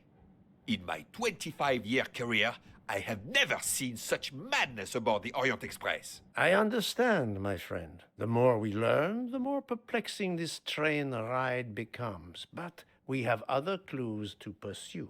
What do you have in mind? The broken watch on Monsieur Ratchet's wrist, for example, and the handkerchief found near the body. Who does that belong to? This little drama we have just witnessed has not put you off the scent. Far from it, my friend. Will you return to your watch over Mademoiselle Locke? Yes, I will. Dr. Constantine can probably use a break. Good. Au revoir, Poirot.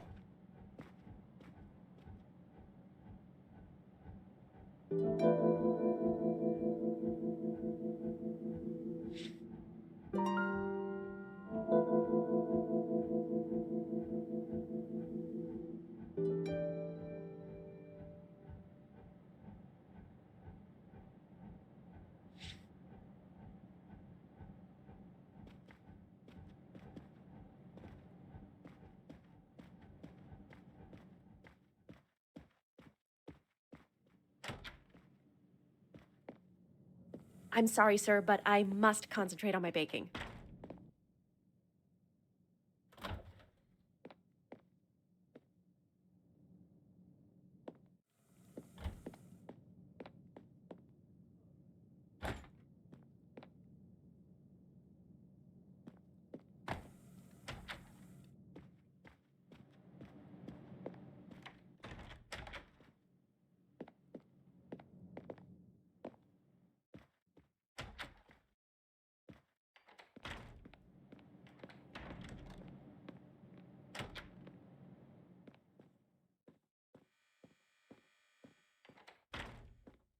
My next restaurant will not have wheels.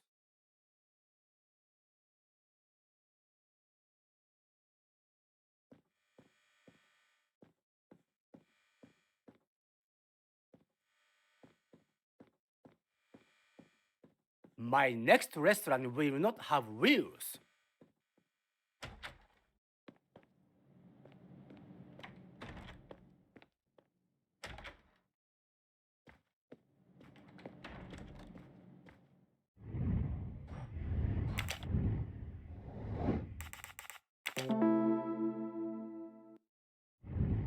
That was easy.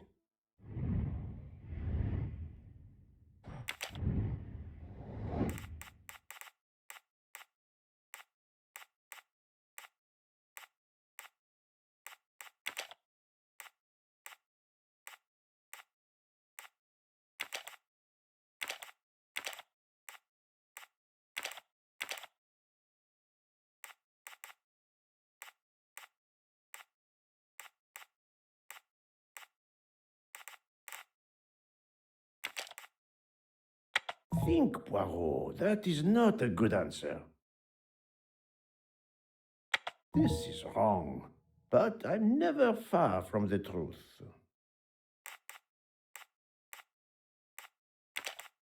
I do not think that's the right answer.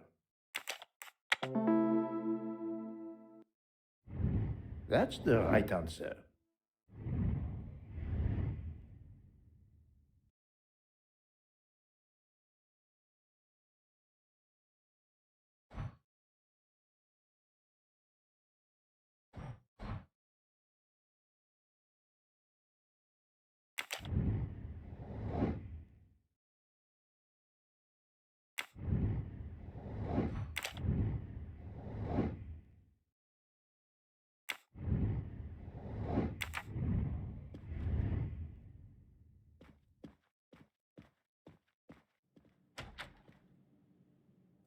I'm sorry, sir, but I must concentrate on my baking.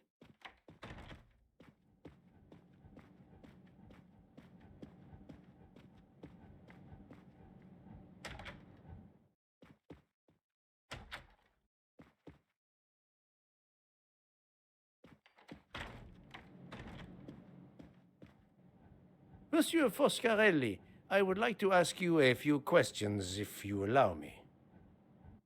Ah, Signore Poirot, is it? I was wondering when you'd get around to me.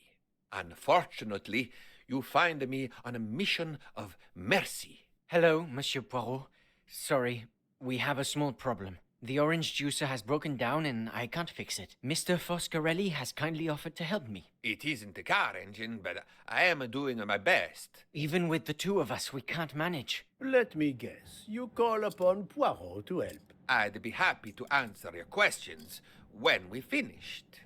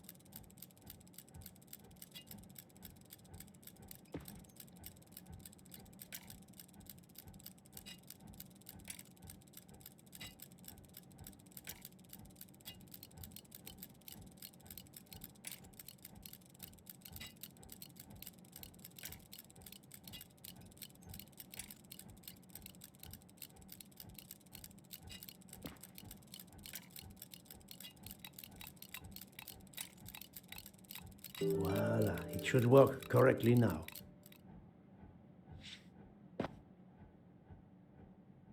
Bravo! I should stick to automobiles. Well, now we can talk calmly. Monsieur Foscarelli, is it? Antonio Foscarelli, delighted, Monsieur Poirot. You have, of course, heard about Ratchet's murder last night. Oh, naturally. It is all anyone is talking about.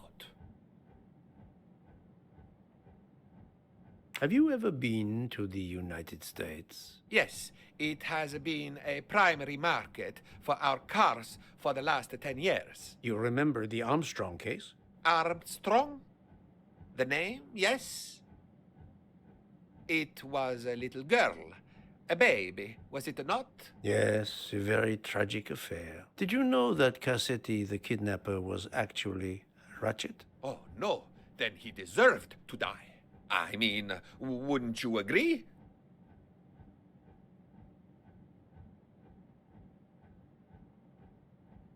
Can you tell me your movements on the night of the murder? I went to bed right after dinner, but I slept very badly. My roommate, Mr. Masterman, had a toothache.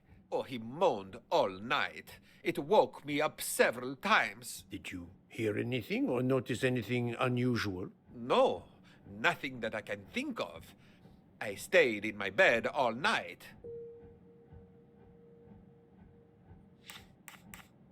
Well, thank you, Mr. Foscarelli. I'm sorry I couldn't help more, Signore. I remain at your disposal if you should need me.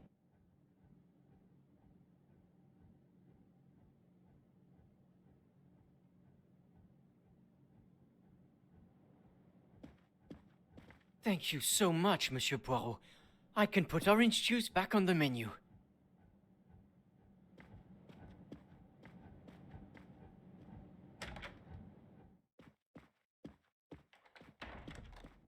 Enchanté, mademoiselle. You are Hildegard Schmidt? I am Erfol. And you, I know, are Herr Poirot. Correct. May I ask you for a few minutes of your time to answer a few questions? With pleasure, but first may I ask for your help? Why does this not surprise me? I don't know. I am at your service, Fraulein. My mistress, Princess Dragomirov, has asked me to open this traditional Matryoshka doll.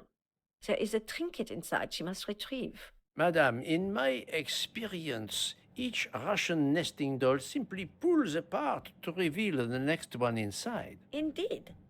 Yet try it for yourself. As you wish. Ah, you are a gentleman.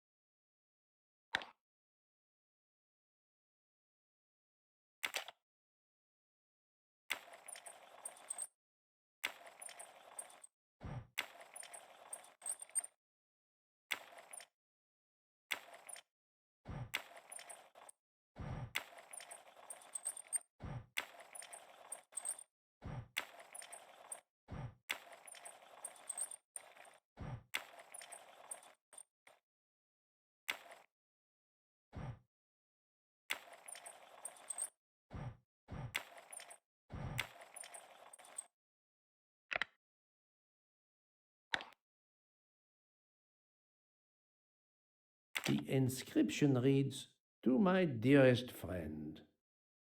Ah, thank you very much. This doll reminds her of her youth in Russia. It was very hard under the Soviet regime, but thanks to her strength of will, she rose to be the head of a museum of antiquities in St. Petersburg. Even though she now lives in Berlin, it is said that the Kremlin still fears her. She must be a formidable woman indeed. You are her maid? I am her companion. I help her in her daily tasks, and I keep her company. Ah, forgive me. You will have heard of Ratchet's murder last night. Yes, of course. Everyone is talking about it. Have you lost a handkerchief embroidered with an H, madame? Oh, no, monsieur. I thought perhaps since your first name is Hildegard. It is not mine, I tell you. I could not afford something so nice. I have no idea who it belongs to. My apologies. I did not mean to alarm you. Thank you for answering my questions, madame.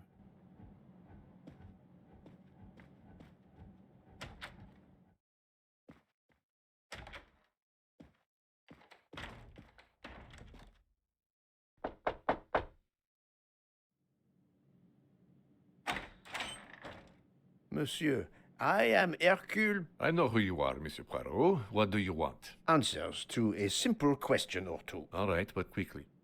My wife is quite ill. I would like to stay by her side. I promise. First of all, I imagine you know about the murder. Of course. The Countess is terribly distressed. Your full name? Rudolph Adreni. Your home is? Budapest. And how do you come to be aboard the Orient Express? I am a Hungarian diplomat. My family has represented our homeland since the revolution from the Soviet Union in 1956. I was on my country's business in Istanbul. Business which I cannot discuss. And your wife often accompanies you on your diplomatic missions? Yes, and why not? Was there anything else you wanted to know?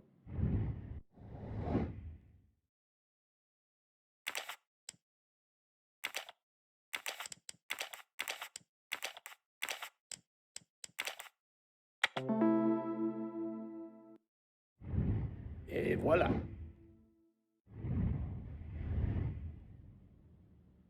Can you tell me how you spent last night? I was in our compartment with my wife. She went to bed early. I played a video game on my phone.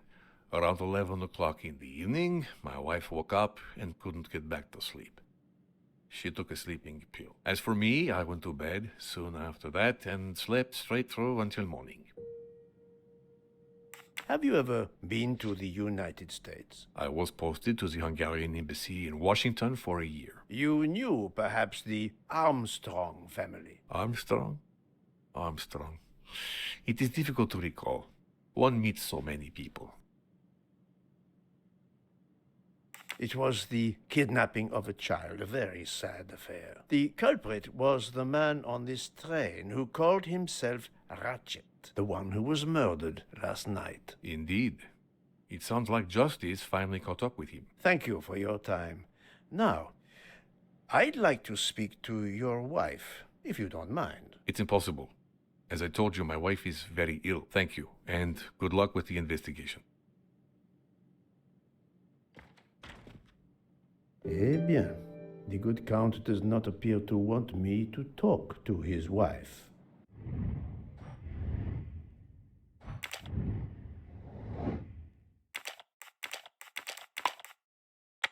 I must admit I'm not right this time. Let me consider all the possibilities. Yes, there are only 3 possible hypotheses. The watch has been tampered with, or it is out of adjustment, or it indicates the time of the murder. I shall explore these last 2 possibilities before reaching any conclusions. If the watch is out of adjustment, it may be broken. There may also be another reason related directly to Ratchet. Maybe the watch is set to another time zone.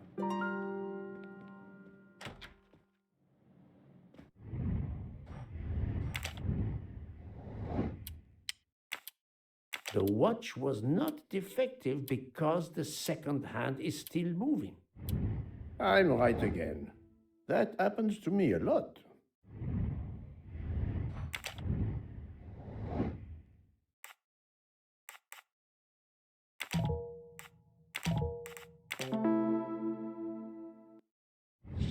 Et voilà.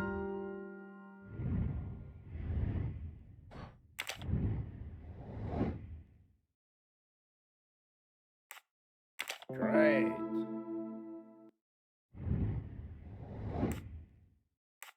Adequate.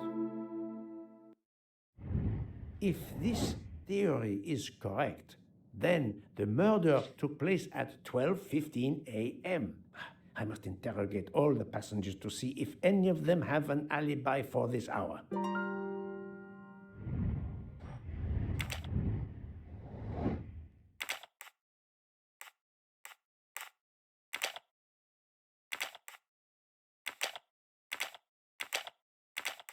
I do not think that's the right answer.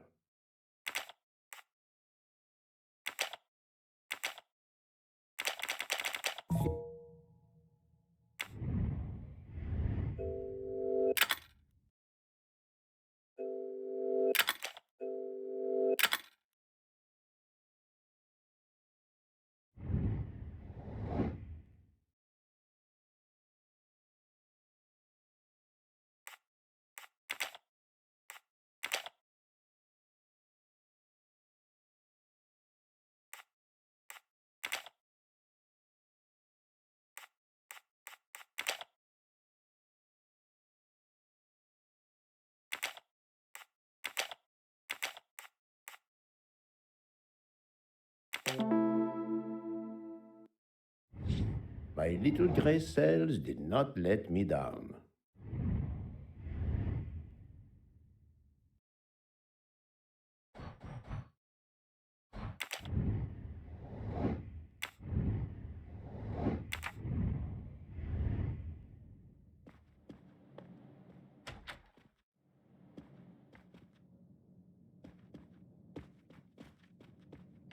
Hello.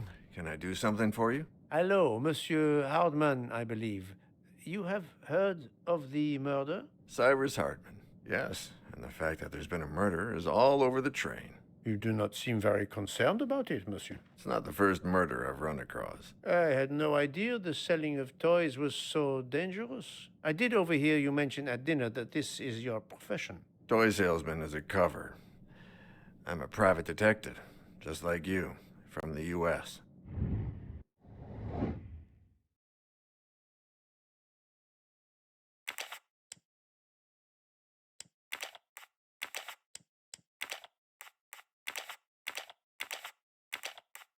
No, not good. This is wrong. But I'm never far from think, Poirot. That is not a good answer. This is wrong. But no, not. I must admit I'm not right this time. I do not think that this is wrong. My little gray cells did not let me down.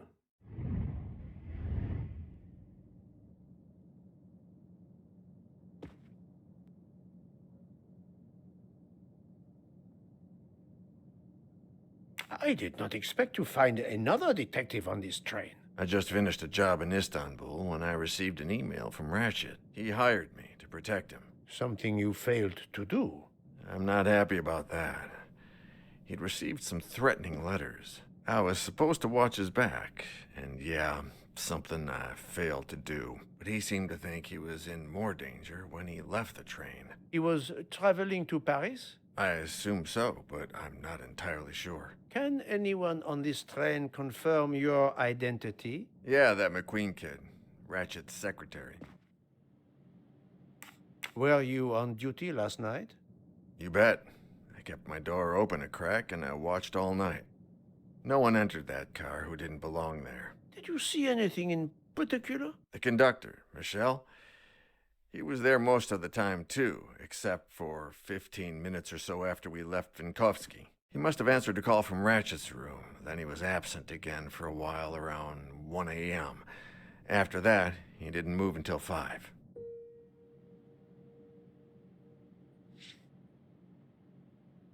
Monsieur Hardman, have you heard of the Armstrong case? Armstrong? The kidnapping 3 or 4 years ago? Who hasn't? Why? Ratchet's real name was Cassetti. I have reason to believe he was the kidnapper. What? He killed that little girl? No, I didn't know. If I had known, I wouldn't have taken the job. Do you have any idea who was behind the threatening letters? I don't know his name, but Ratchet told me he was a small man. Dark hair, with a womanish kind of voice. Oh, thank you for your help.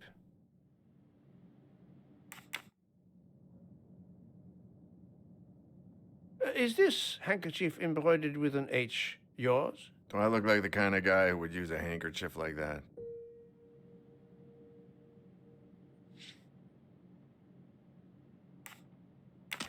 Thank you for answering my questions, Monsieur Hardman. Listen, Poirot.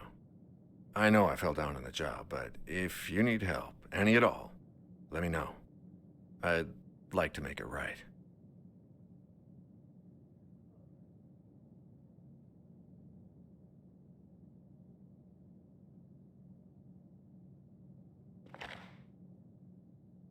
Well, it has been a while since I have seen one of those.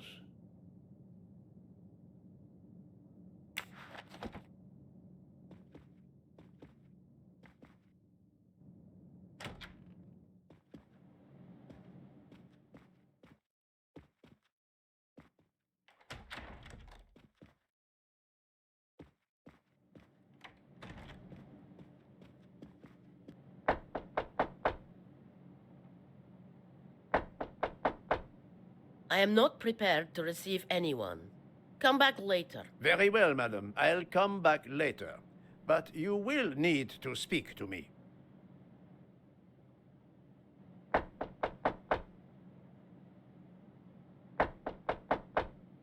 I am not prepared to receive any... Very well, madam. I'll come...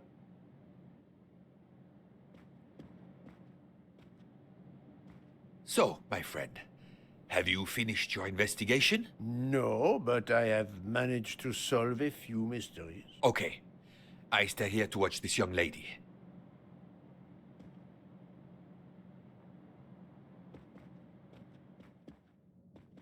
Excuse me, Doctor. May I ask you a question? Anything that can help the investigation, Mr. Poirot. I wanted to know what your first name is, Doctor. My name is Robert. Why? To find out if the handkerchief embroidered with an H could have been yours. I'm a doctor, Mr. Poirot. Cloth handkerchiefs are a playground for viruses. I would not touch one.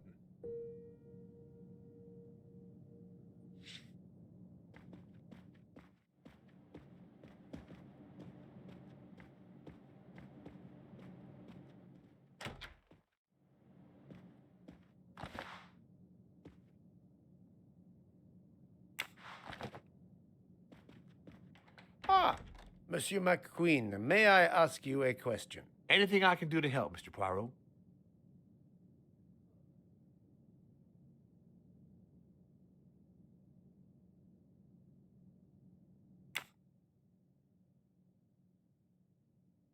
This handkerchief embroidered with an H, is it yours? No, I don't use cloth handkerchiefs.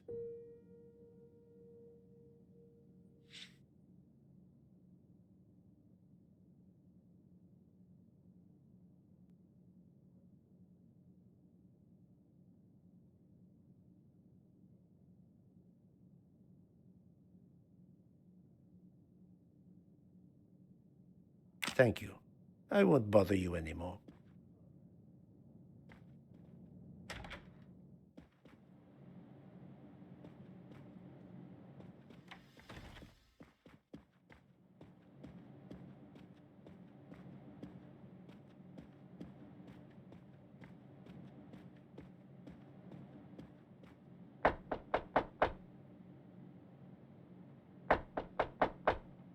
I am not prepared to... Very well, madam.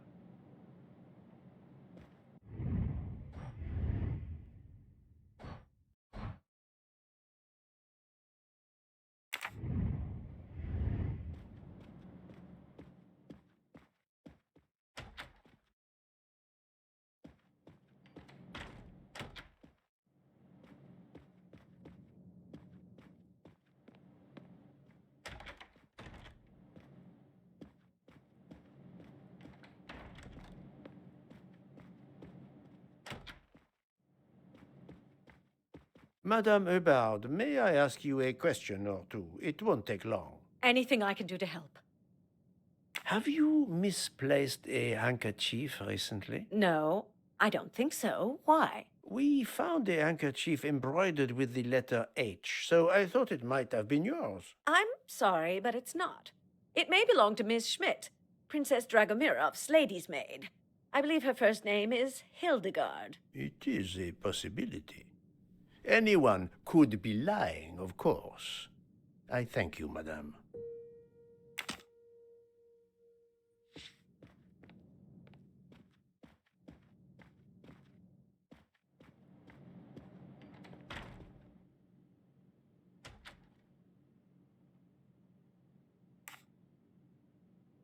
Monsieur, if I am to catch this murderer, I will need your help. My help? I am at your service, Poirot. You are very protective of your wife, Count Andrény. Does that surprise you? Her vertigo can be very dangerous. I believe there are many kinds of vertigo. If you don't mind, I'd rather talk to a doctor, not a detective, if you'd excuse me.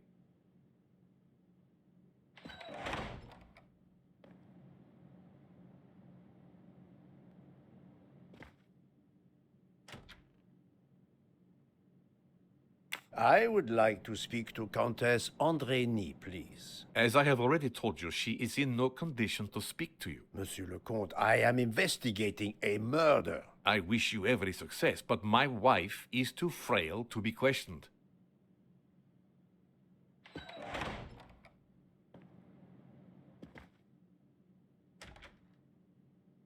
Monsieur, if I am... My help? You are obviously a devoted husband, Count Andrény. My wife means the world to me. There were questions in Budapest about a Hungarian diplomat marrying an American woman. It did not deter you. I would have given up my position for her. I would think it is universal. Are you married, Mr. Poirot? No, I fear marriage is not for me. But her condition, is it very grave? She is suffering a bout of vertigo. You understand? The room spins. If you allowed me, perhaps I could come in and see if I can help your wife. Are you a doctor?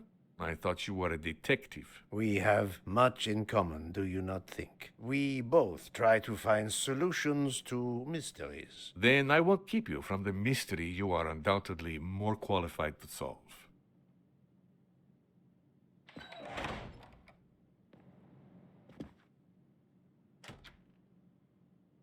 I would like... As I have... Monsieur le...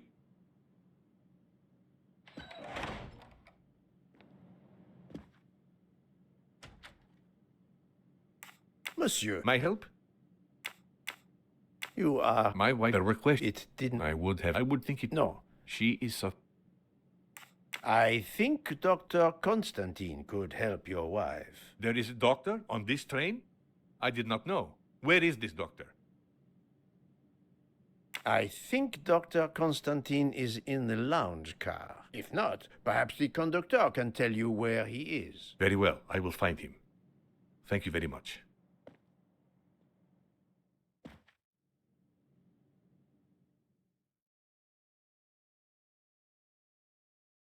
Forgive me for intruding, madame. I am Hercule Poirot. I know who you are, Mr. Poirot. I overheard you send my husband on a wild goose chase. Your husband cares for you greatly, madame. I apologize for exploiting that fact. But the situation is urgent, and I need to ask you a few questions. Apology accepted. I realize you must speak to everyone. This horrendous murder. It's very upsetting. That is a beautiful music box. Please don't touch the music box. It's a fragile family heirloom. Your accent, is it American? Boston, perhaps? You have a good ear, Mr. Poirot. Yes. Born and raised in what we call the Back Bay. Are you in the diplomatic service like your husband? No, not officially. I was still in college when I met Rudy 2 years ago. I keep myself busy handling his scheduling, travel, appointments. Ah, what is the saying? Behind every great man there is a great woman. That was the saying. Today one might reverse the sentiment as well, don't you think? Of course, I stand corrected.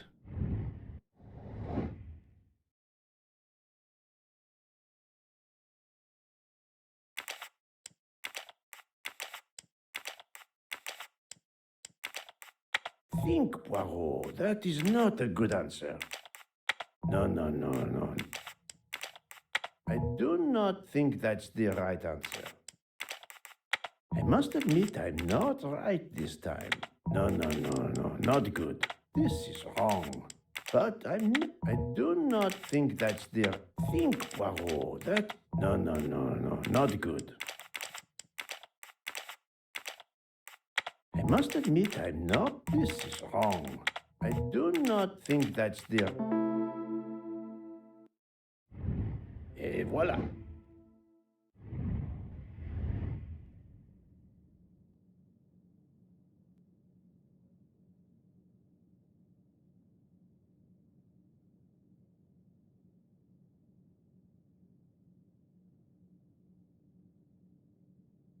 A handkerchief embroidered with an H was found at the crime scene. By any chance, does your first name begin with an H? No, my first name is Elena, with an E.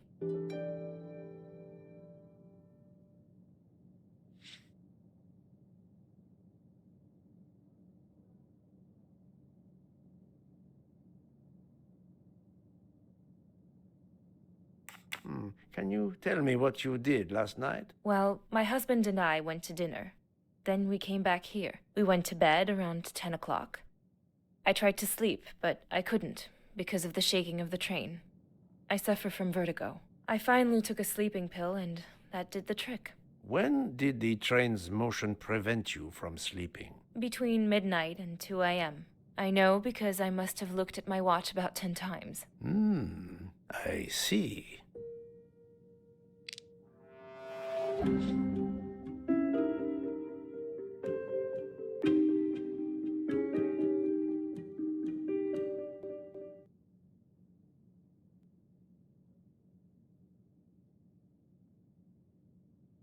She is lying, but why? Oh, the truth cannot hide from Poirot forever. Calm now, Countess. You are not telling me the truth. Why do you say that? Even with the sleeping pill, you could not sleep? I told you that I took the sleeping pill much later. The Countess did not fall for my first attempt to confuse her.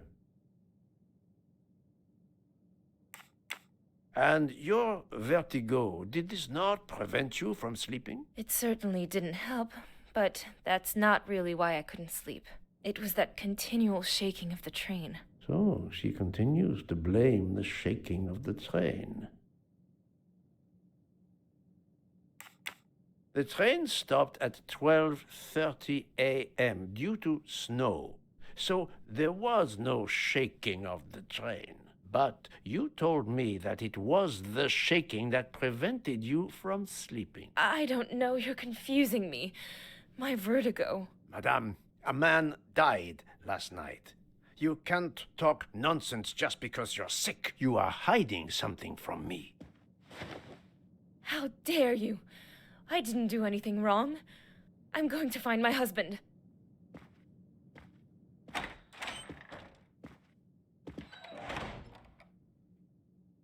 That was unkind, I know, but my strategy worked. I can now inspect this room in peace.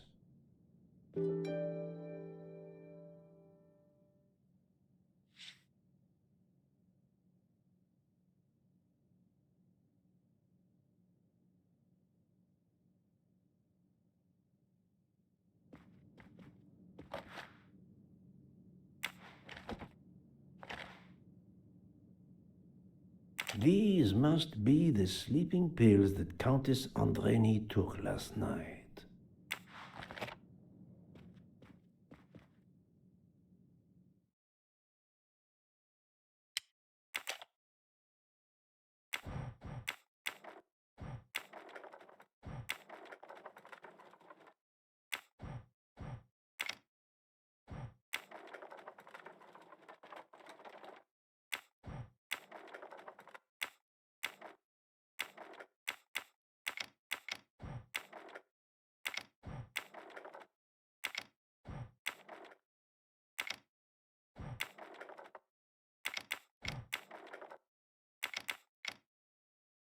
It's closed.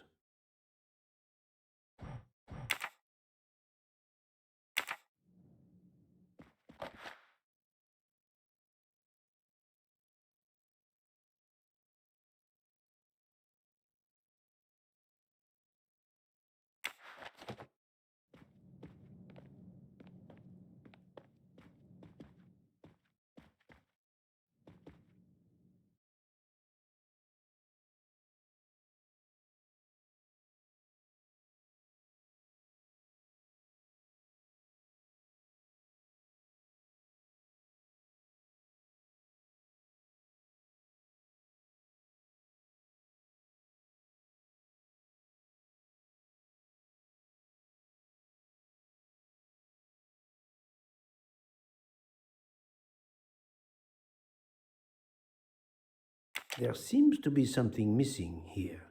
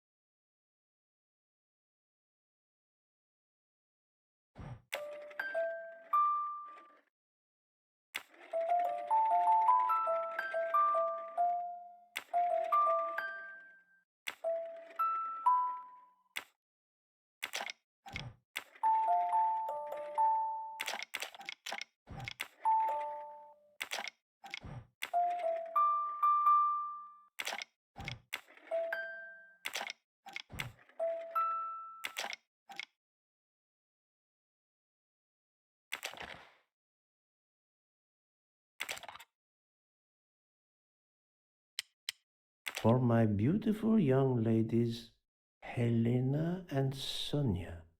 Helena with an H. It's Countess Andreni with an older girl.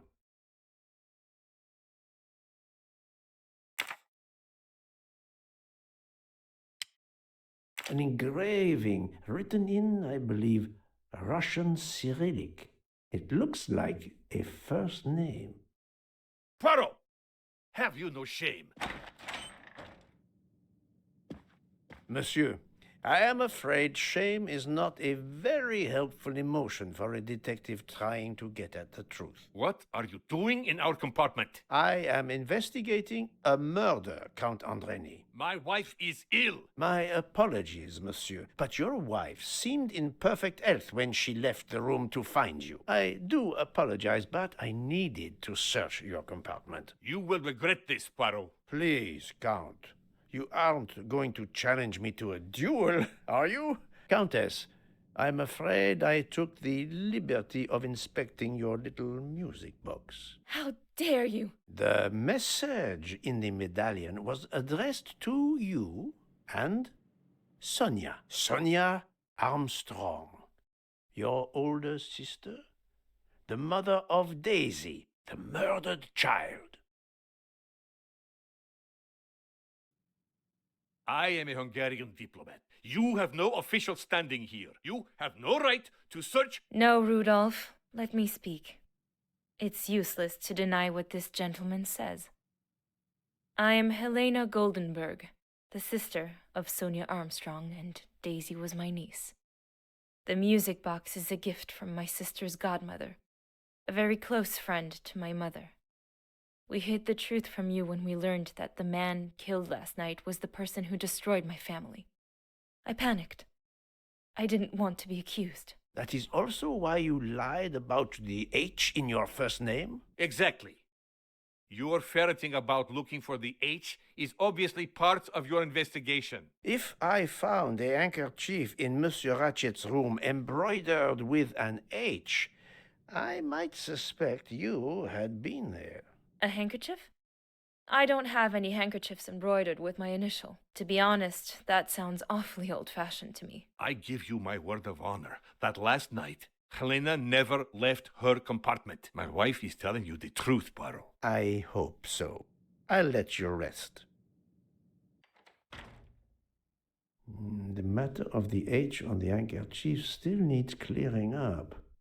But first I should check the inscription on the back of the medallion.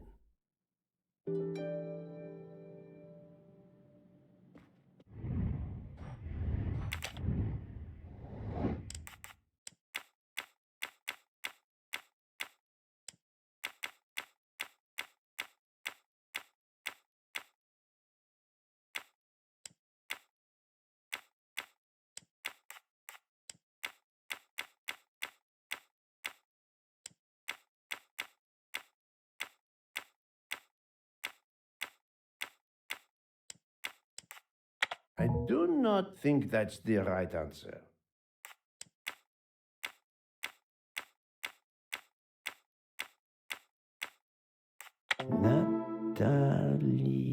Natalia.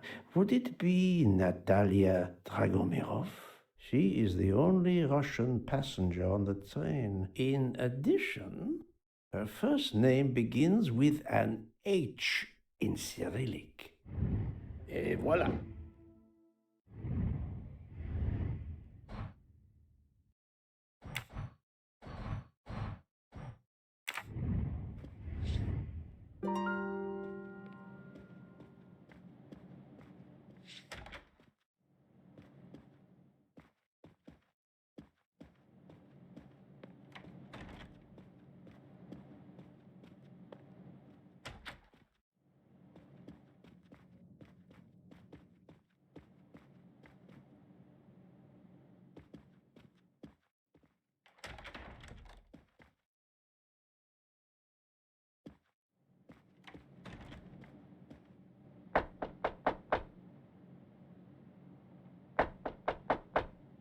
I am not prepared to receive anyone.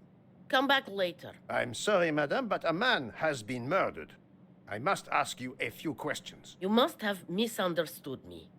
I cannot speak to you just now. Madame, I know that Sonia Armstrong is your goddaughter. Come in, please.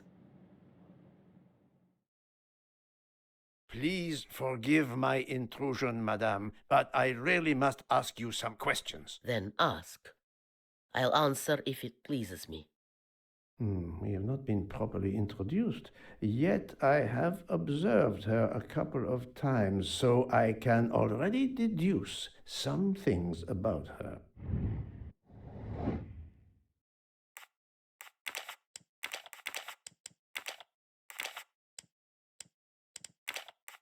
This is wrong, but I think, Poirot, that was easy.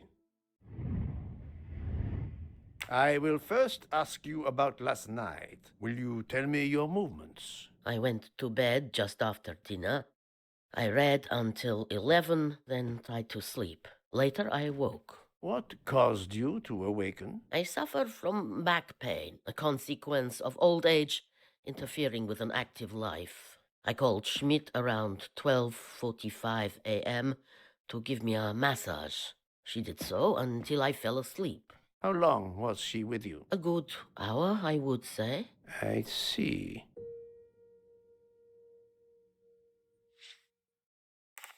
I must tell you, Princess Dragomirov, I have discovered something astonishing. And that is? You are Sonia Armstrong's godmother. You make that sound like a revelation.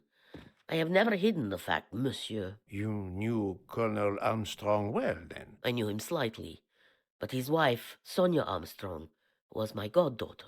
I was on terms of friendship with her mother, the actress Linda Arden. Linda Arden was a genius, one of the greatest tragic actresses in the world. I was not only an admirer of her art, I was a personal friend.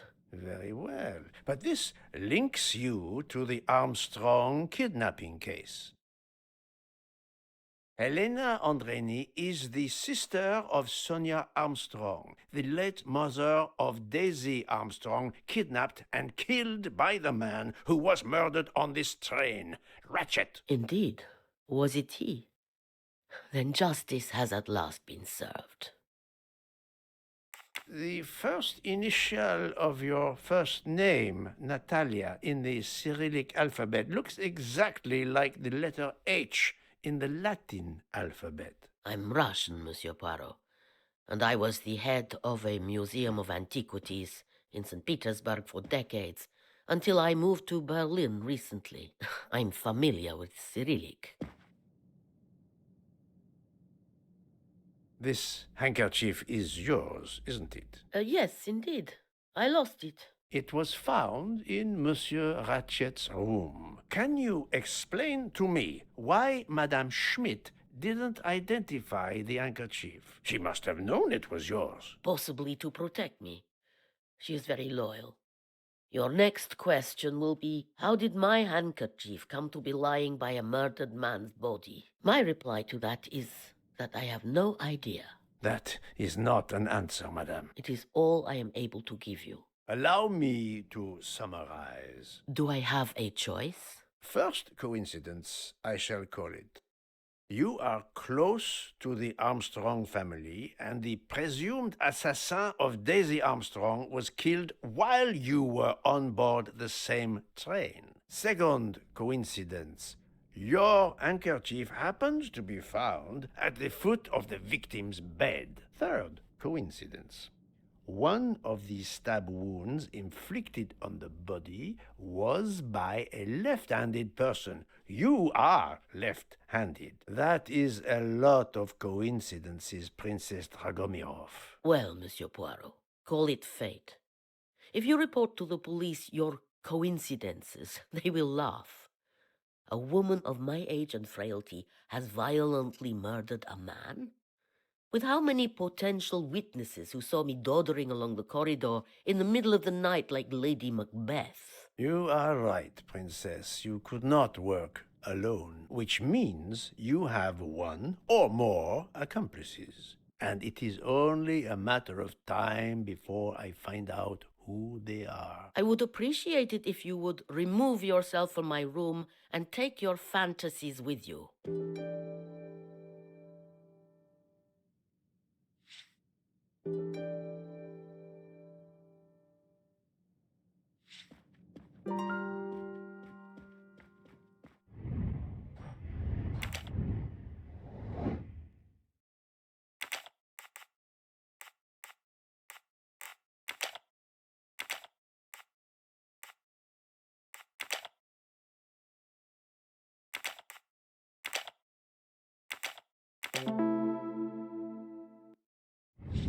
That's the right answer.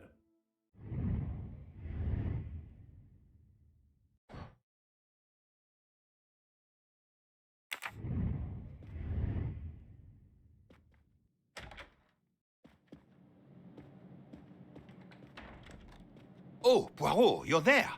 She hasn't moved, but she seems to be waking up little by little. What about you? Your investigation progresses? I find myself helping everyone with their problems before they can help me with mine. I have shifted boxes, helped with hangovers, repaired an orange juicer, unlocked some Russian dolls, all so my investigation can proceed. Don't forget the dessert recipe. How can I? Truly, the labors of Hercules. My friend, I would rather clean out the Orient stables. Yet, I have managed to solve a few mysteries. Oh, tell me everything. The embroidered handkerchief belongs to Princess Dragomirov. I also found out that she was Sonia Armstrong's godmother. On the same train with the little girl's murderer? Exactly. Also, Elena Andreni is the younger sister of Sonia Armstrong, Daisy's mother. Another passenger connected to the Armstrong case? Yes, Book. What are the odds, do you think? But I cannot see either woman stabbing Ratchet over and over again in a frenzy. And they apparently have alibis. I had 3 theories concerning the broken watch. It could have been tampered with. It could have been out of adjustment before the murder. Or, of course, it could indicate the actual time of the murder. The only hypothesis I could rule out was that the watch was out of adjustment. For the others, they are impossible to verify. So the watch is of little use to the investigation. And I was convinced that it indicated the time of the crime. 2 women involved in the Armstrong case. Let us not forget our patient here. There are 3 women. Look, she seems to be waking up.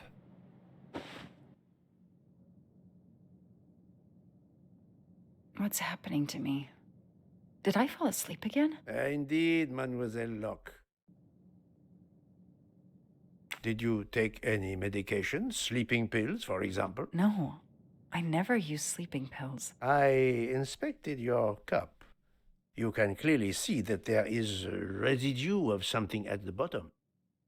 I'm sure a lab test would confirm you were drugged. Most likely an overdose. That would explain your battle to shake off the effects. You think Fräulein Schmidt did it? She certainly had the most opportunity, but why would she? But no one knew who I was.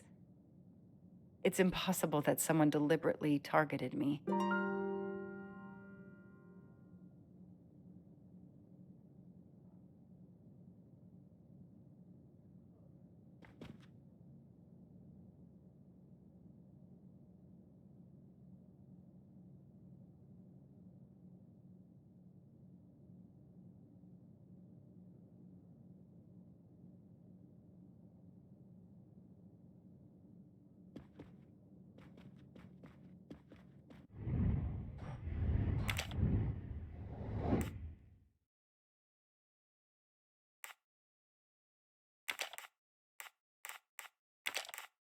I must admit I'm not right this time. This is wrong, but I'm never far from the truth. I must admit I'm not right this time. Fräulein Schmidt or Monsieur Michel may have drugged the tea that Mademoiselle Locke drank. Fräulein Schmidt or Pierre Michel could have drugged your tea. They are really the only two people on this train who could have done it. But why would either one do it? Mr. Poirot, I'm feeling much better.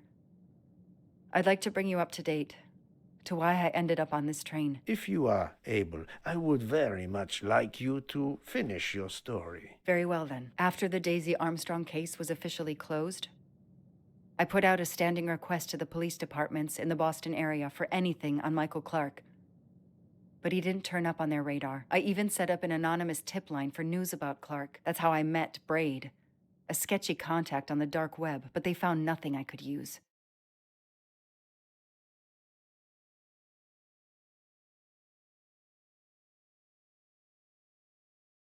Four long years passed without anything new. Every day I looked at the evidence board I put up in my apartment bedroom. Then this morning, a police report landed on my desk that changed everything. I paid a visit to the police property room and took home a box full of clues. There was his name. Michael Clark.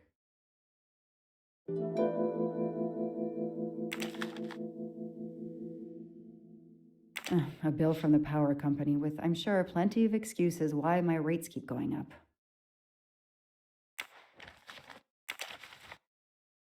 Travel. For the discriminating traveler. Also for the overworked detective who never seems to have time for a vacation. Well, I can dream, can't I?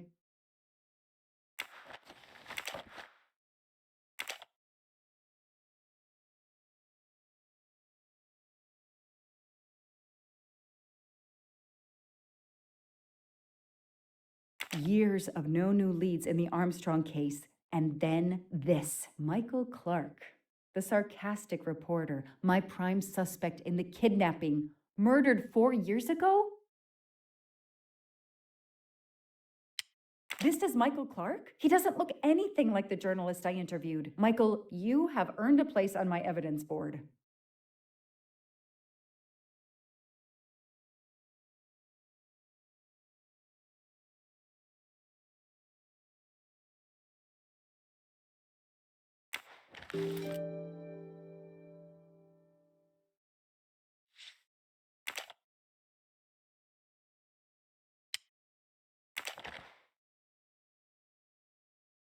The lab team found this keychain in the cabin, but they wouldn't have bothered to examine the keys once the DA shut down the investigation. The keys were just tossed in the evidence box along with everything else. It's too unusual not to demand a closer look.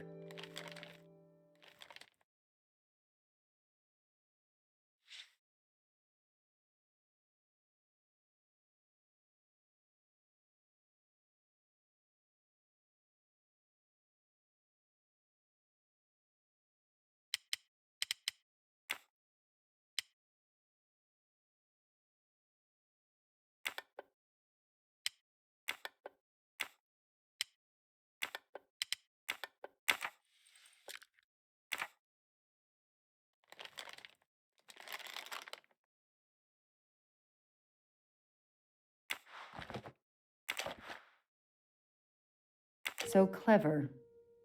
All that evidence, and yet no DNA found.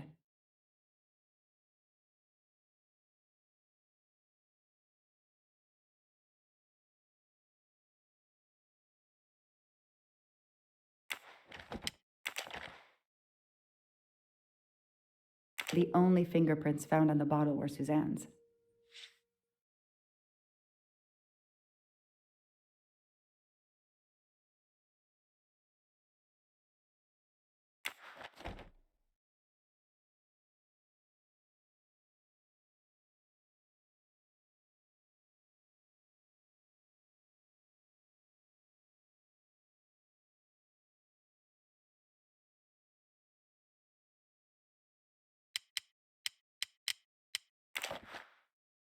Suzanne's hair, so conveniently left in the cabin for us to find. It was planted. I knew she was innocent.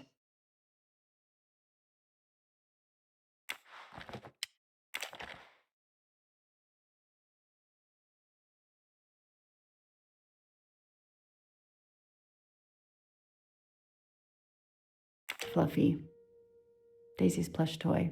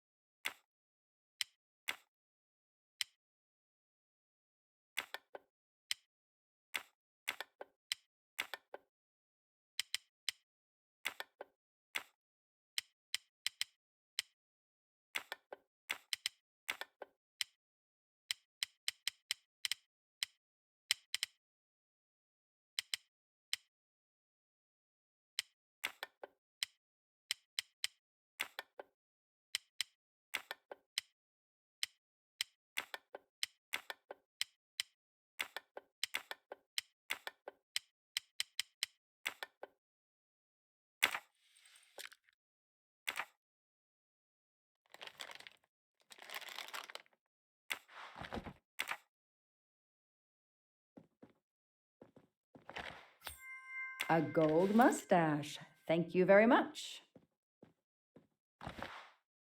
I've read it probably 10 times already, but I can't get enough of it. Don't know why. Maybe because it helps me sleep?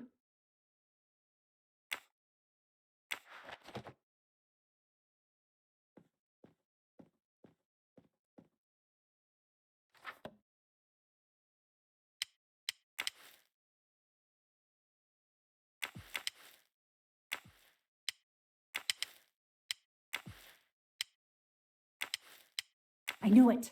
The faces don't match at all. They are clearly two different men.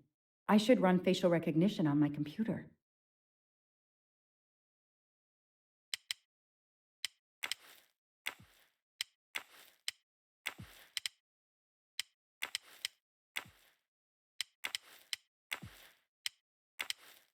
The DA resigned soon after the Armstrong case.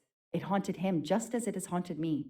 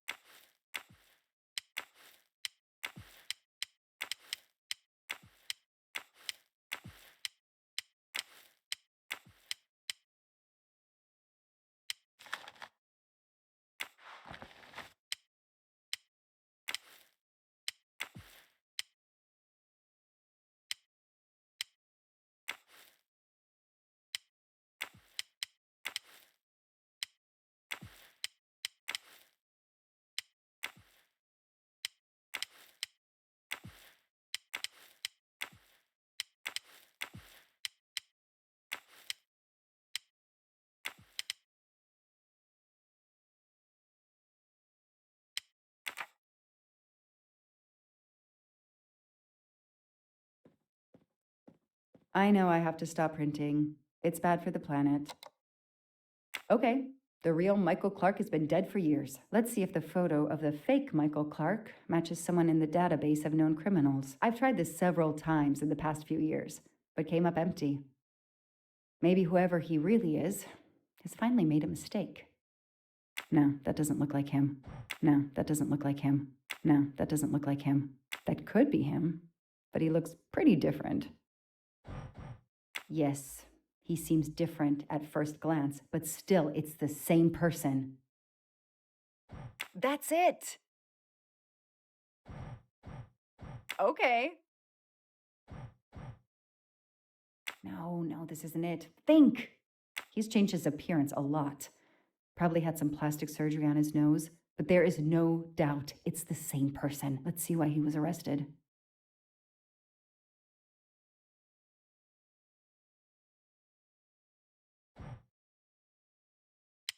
Mr. Ratchet, you didn't just steal statuettes. What recent information does the database have on you?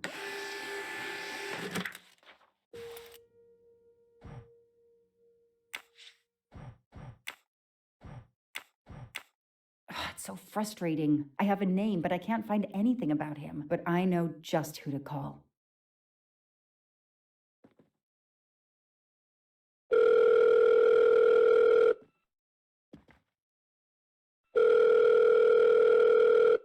Robot Defense League, we are monitoring this call. Hello, Braid. Long time. Oh, Joanna.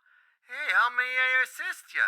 I need you to search the dark web. Yeah, can you narrow that down a little? Cause, it's pretty big and pretty dark out here. Could you find intel about a Samuel Ratchet? Samuel Ratchet. Got it. Bad dude? They don't come worse. Send me what you find by email. Alright, hang on. Okay. Yeah, uh-huh. Okay, nope. Nope, and... Okay. Oh, this might be something. I gotta do a deeper dive, but you should find this interesting. Could be coincidence if I believed in them. Emailing details. Domo arigato, Mr. Roboto. We're here to save mankind. Oh, it's a cookbook!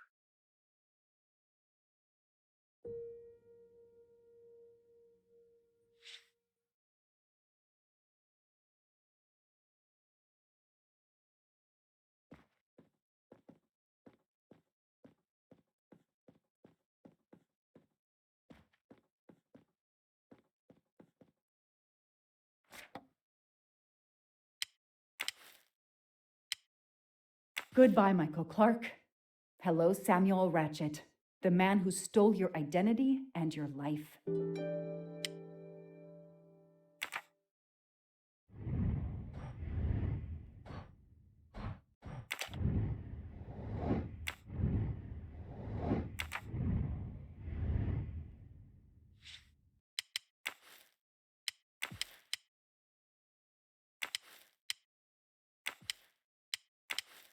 As Ratchet is alive, the dead man can only be Noah.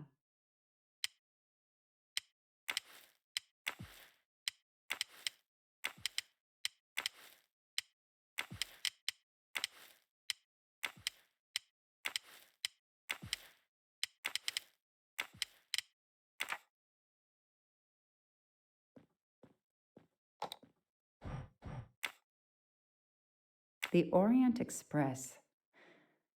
I'm gonna print these tickets and put them on the board.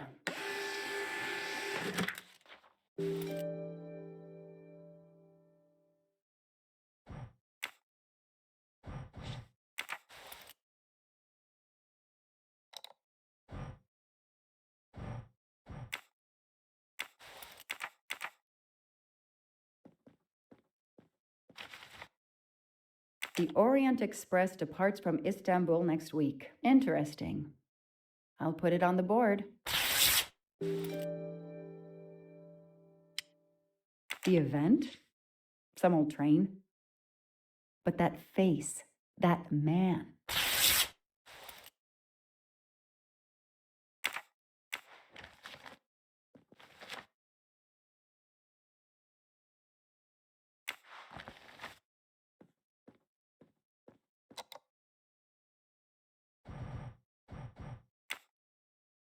The Orient Express. I'm gonna print these tickets and...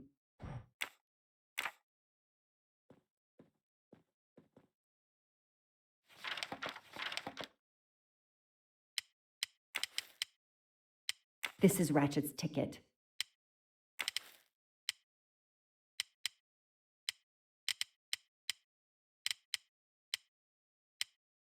Hector McQueen will be on the Orient Express next week.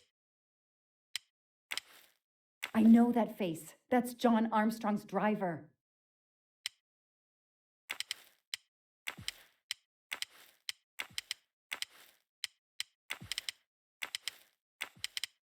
Next week, a certain Edward Masterman will be on the Orient Express.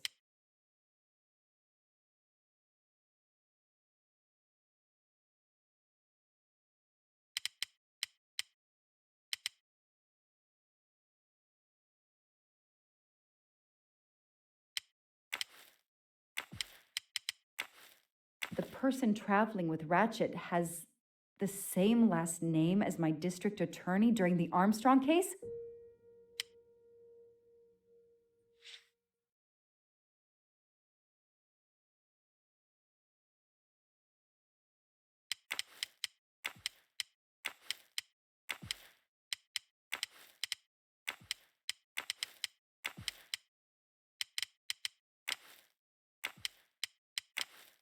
Foscarelli will be on the Orient Express next week.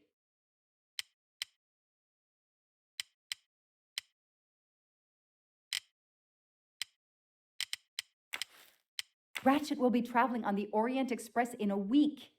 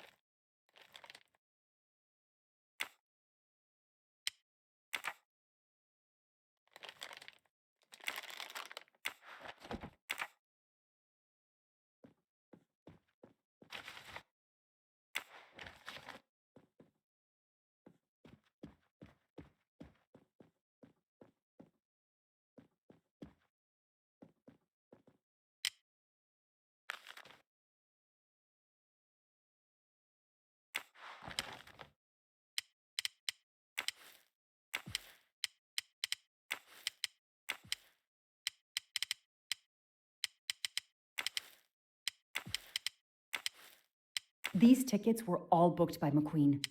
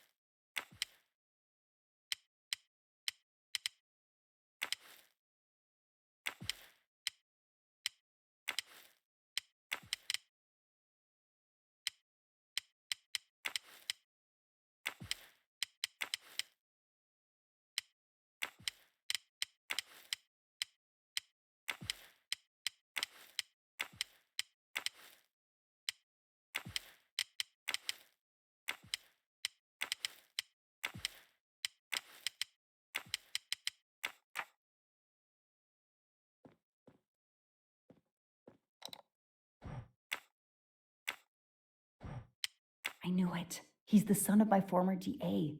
He goes on the evidence board.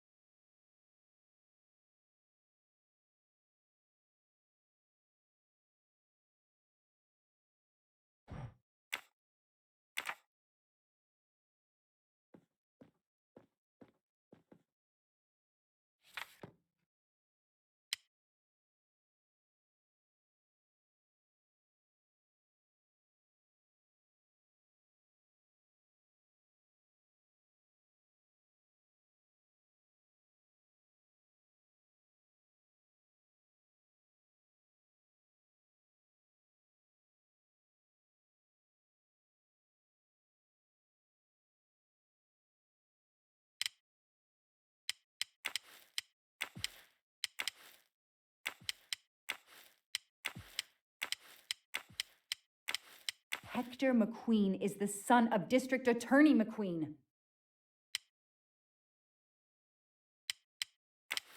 Here's what Hector McQueen looks like.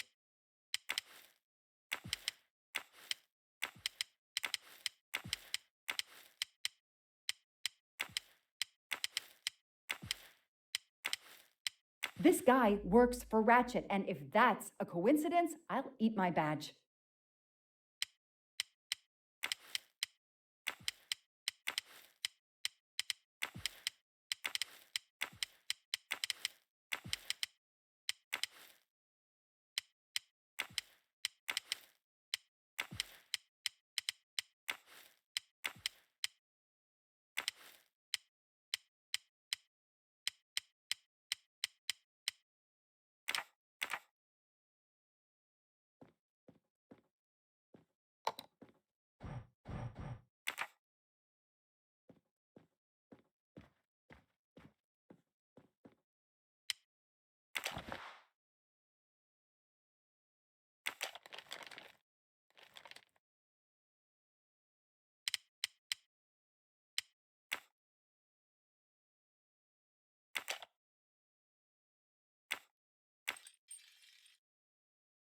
A key knife. They sell them on the internet for self-protection.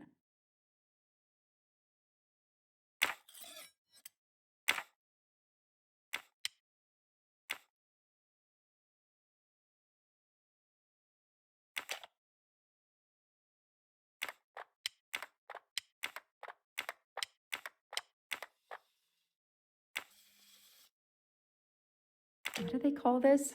Brass knuckles? Knuckle dusters? Illegal in Massachusetts. Possession alone can lead to serious jail time.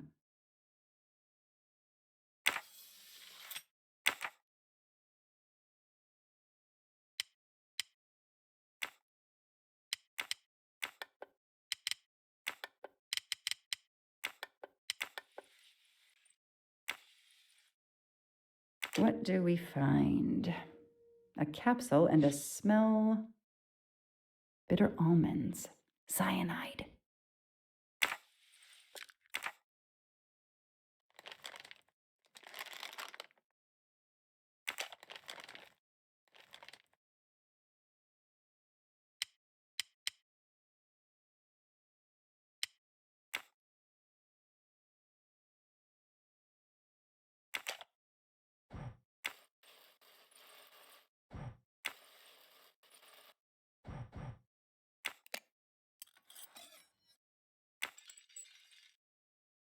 What do we have here? A flashlight. They can also conceal knives, but in this case we have lockpicks.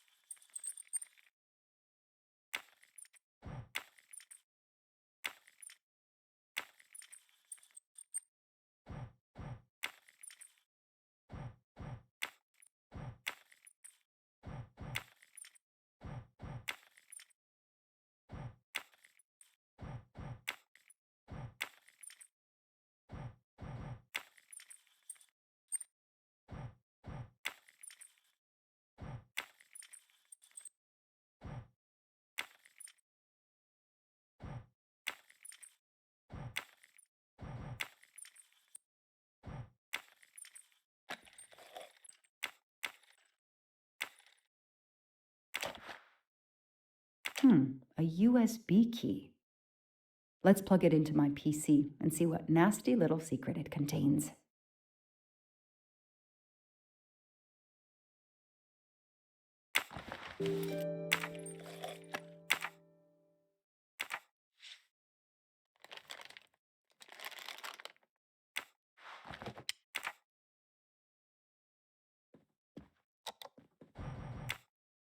Shaved off the Metro beard. But I'd recognize that smug bastard anywhere. The man I interviewed 4 years ago posing as Michael Clark. This goes on the board.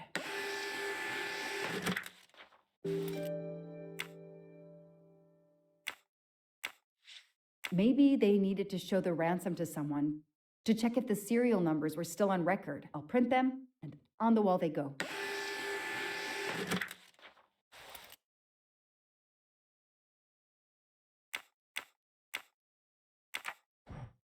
Absolutely nothing on this Cassetti. His driver's license is almost surely a fake.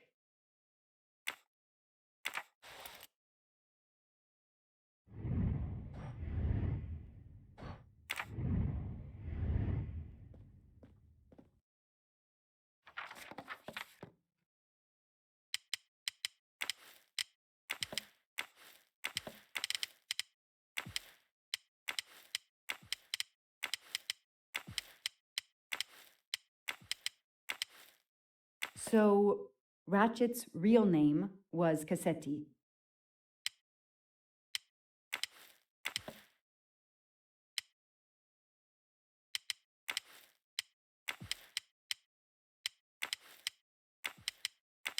This tattoo is the same on both pictures.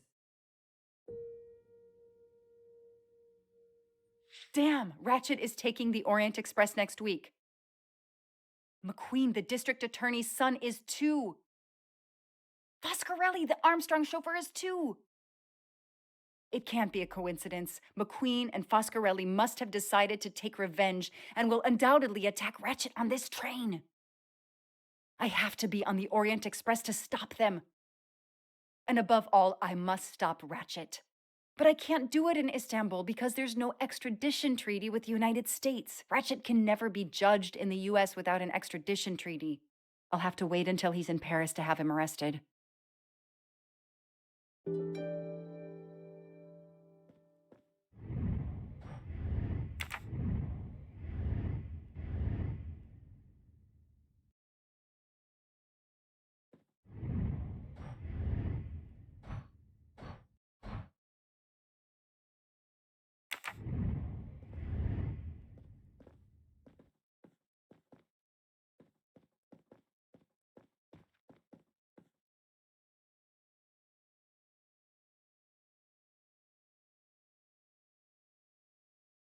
Every compartment is taken for this special anniversary journey.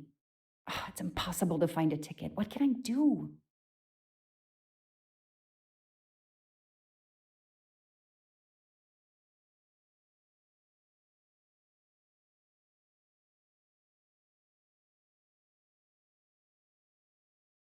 I could try to get on the train without a ticket, but I could end up arrested.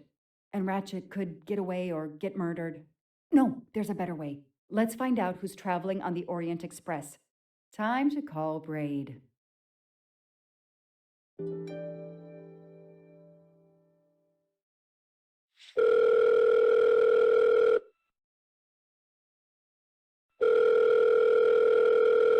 Braid! It's me again. I haven't found anything useful yet. I need one last favor. But it's a big one. Uh-oh. Can you find me the list of passengers of the Orient Express for that anniversary trip? Hold on. Jeez, their IT is surprisingly good. Maybe because of the big event. I found the list, but they sealed my back door as I was starting to capture it. Oh, no. Whoa, calm down. I got one name. Female. The name I got before they kicked me off the server was Stacy Johnson. Do you feel like a Stacy Johnson? The question is, how is she going to feel about helping me? That's one you'll have to figure out for yourself. I gotta go back to weaving my magic on the web.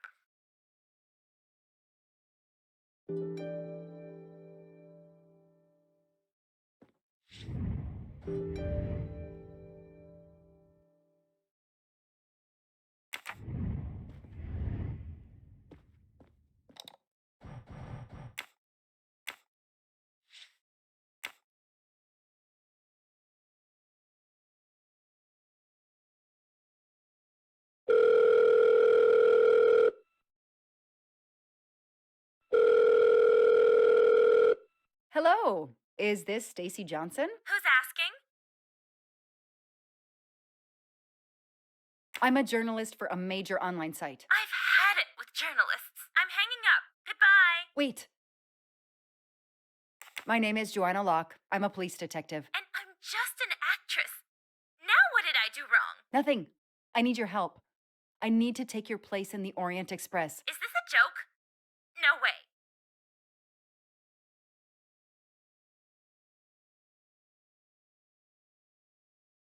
Do you remember the Armstrong kidnapping? Of course I do. That poor little girl. I'm a police officer. I have a new lead that may help me find her killer. Wait, didn't they prove it was the nanny? I have found compelling new evidence. I've reopened my investigation. You know, I had my doubts about the murderous nanny. I played a nanny a couple years ago in a slasher. I was killed in the first episode, but it got me interested in helping kids. Stacy, please, you say you help kids? Well, I joined a couple of associations who are trying to help underprivileged kids. If this little girl's real killer is still out there somewhere, I'd do anything I could to help. Getting me on that train will help more than you can imagine. So, you want my ticket for the Orient Express? But I booked it months ago. I was so much looking forward to this trip. I'll give you twice what you paid for the ticket. You think I care about the money? You still don't get it, do you? I'm hanging up. Goodbye. Wait. Stacy, I can tell you care about kids. Here's your chance to help put this beast in prison for the rest of his life. Think of the publicity for those causes you care about. Think about the kids. The kids. Yeah. All right. We'll do it for Daisy and the kids who suffer. I'll take care of changing the tickets to your name and send it to you. Get him. Make him pay. I will. Thank you so much.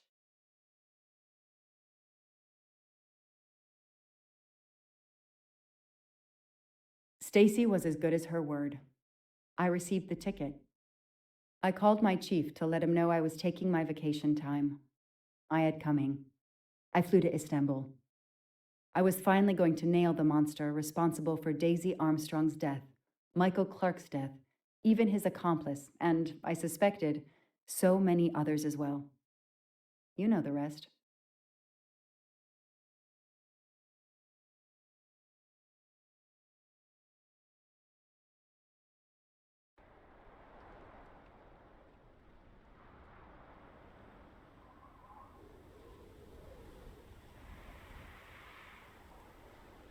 And that's how I found myself on this train, on Ratchet's trail. The rest, you know.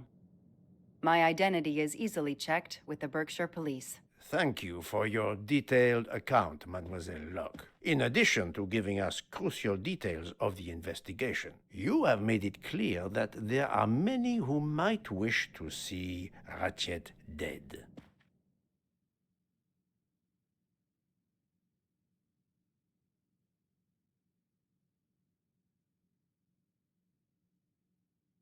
You have pursued Ratchet with, one might say, a vengeance. This could lead someone to believe you are a suspect.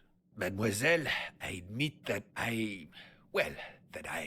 But your story is credible. I believe you are innocent. Yes, of course. That's clear. Thank you for believing me.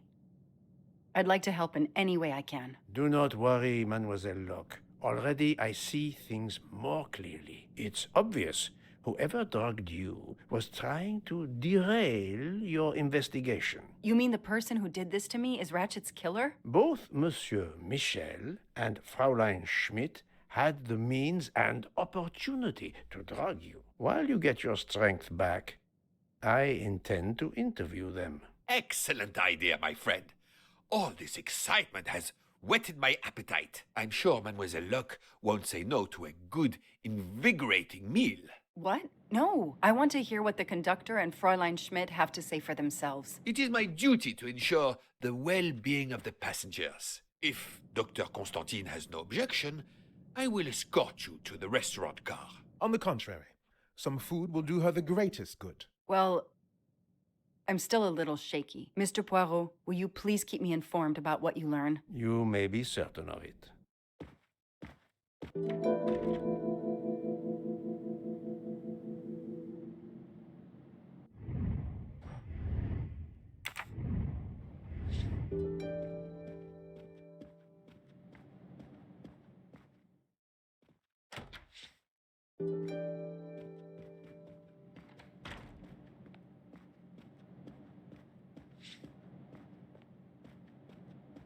I have nothing to ask them at the moment. I should leave them alone.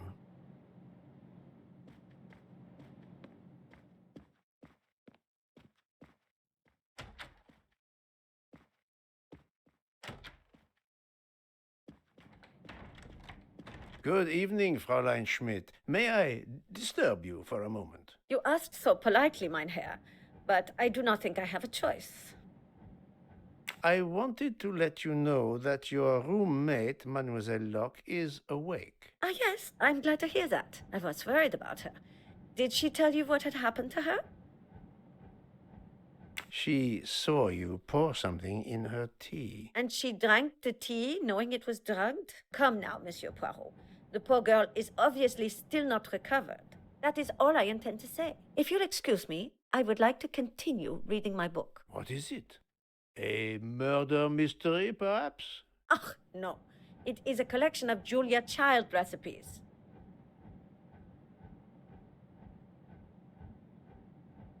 Unfortunately, she doesn't remember much, but we found a residue of a sleeping pill in her cup of tea. Since you two were alone together in your room when she drank it, who else but you could have dragged her? Must I point out I do not make the tea on this train? You should question the conductor or the kitchen staff. I know you have sleeping pills, Fräulein. I do have some. Do you think I'm the only person on this train who finds it difficult to sleep? I believe the Countess Andrenier takes them. And I heard the Olsen woman thanking Mrs. Hubbard for a pill. That was aspirin. If you say so. Mademoiselle Locke could have died. Whoever drugged her must not feel any empathy for their fellow human beings, given the dose that Mademoiselle Locke ingested. She was close to death. Oh my God. What did I do? I didn't want to hurt her. Just have her sleep for a few hours while we had time. We? Time for what? Time for what, Madame Schmidt? You think I feel nothing? Nothing? That poor little girl. Indeed, that poor little girl. Fräulein Schmidt is somehow connected to the Armstrong case.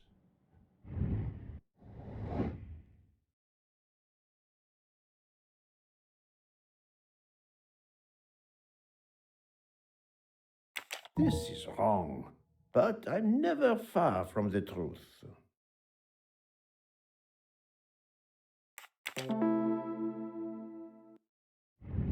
Et voilà. Fräulein Schmidt, I have a certain reputation for sniffing out... I am not a murderer. Forgive me, but I was going to say brilliant chefs. You were the Armstrong family's cook, were you not? But... Yes. I was the cook of that lovely, lovely family. I'm sorry, but I must ask you to give me some time to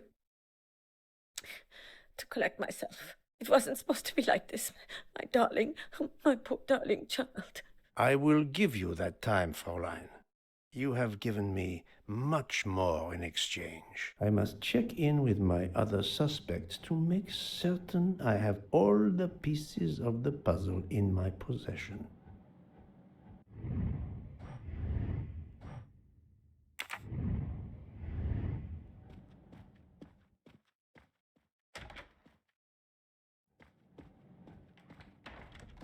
Can I get you something, Monsieur Poirot?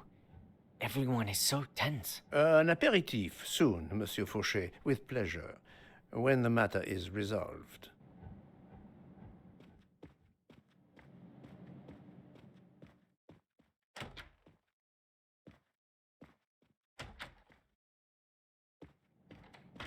You're right, Mr. Book. This dessert is delicious. I'm glad we didn't wait for dinner. I promise the entrée will be superb as well. Detective Locke, you are recovering well, I see. Yes. I should be helping with the investigation. Do you know who drugged me? It is early yet for conclusions. When I return, then we shall see. Do not worry, Poirot. She is in good hands. Hotaru, Freya, and yours truly are looking after her. You're right, Mr. I'm glad we didn't... I detect... Yes. Do not... Hotaru.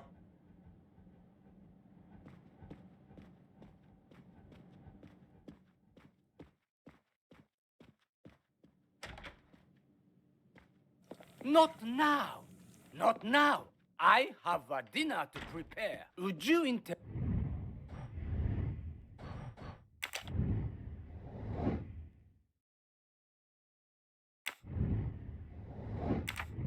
interrupt Michelangelo or Da Vinci?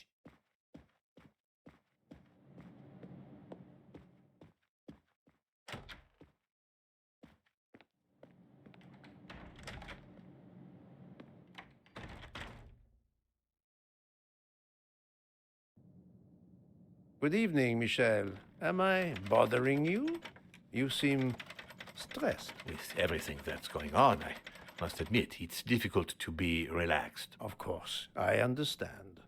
Especially since we know that Detective Locke's tea was drugged before it was served to her. Detective?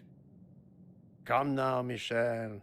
Surely you would have taken the opportunity to search her things and found her badge. Luckily, she woke up and was finally able to tell us her story. Hotaru boiled the water, Jean made the tea. I just brought it. Sir, it could have been any of the staff. Your defense is to accuse others?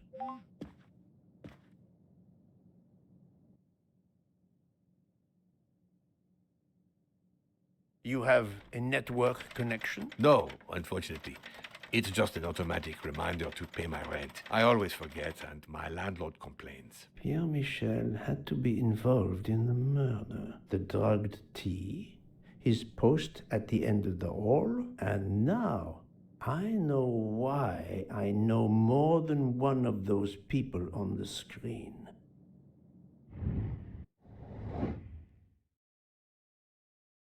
I do not think that's the right answer.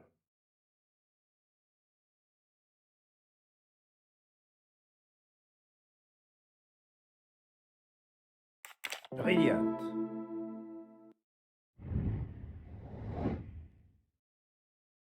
I do not think that's the right answer. Good.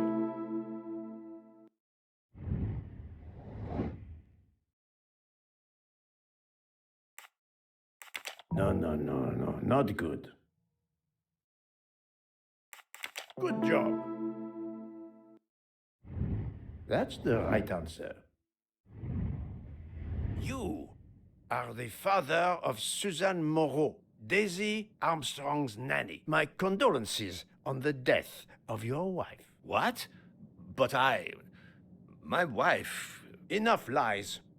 Suzanne does not bear your name? No. Suzanne's mother and I were divorced. Suzanne kept her mother's name. My most sincere condolences, Monsieur Michel, on the deaths of Suzanne and your wife. This job, I loved them, but I was never there for them. Then, a year after the divorce, Solange became ill. Suzanne took her to this special hospital in the US. Got that job as Daisy's nanny. I understand your pain, and the reason that led you to drug Detective Locke. We really can't hide anything from you, can we? Many have been foolish enough to try and keep the truth from Hercule Poirot. Yes, I admit, I drugged the tea. But it was only to keep her quiet, until I could... But she reacted so much to the sleeping pills. She was lucky, as are you, that she didn't die. To be frank, there is one more thing that puzzled me, but I think I understand now. You have a certain fondness for Monsieur Hardman, no? Cyrus is a good friend, and I appreciate him a lot, but it's not that. Cyrus was my daughter's fiancé. I almost consider Cyrus as my own son. Of course, much more is clear now. I have been patient long enough. It is time to go and see what all the commotion is next door.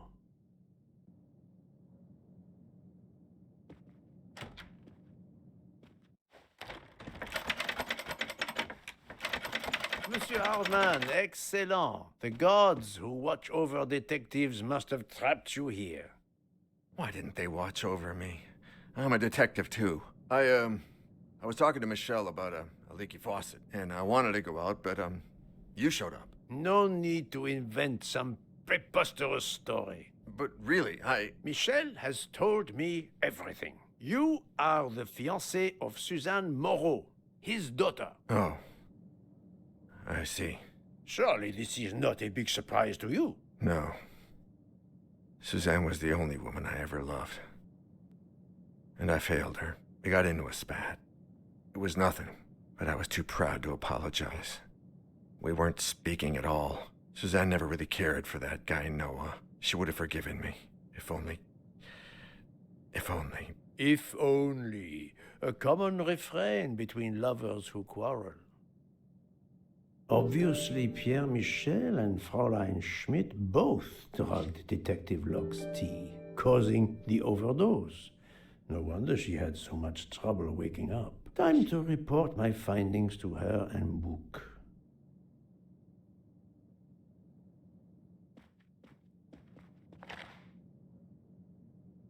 I wonder if our master chef gets his recipes from a game.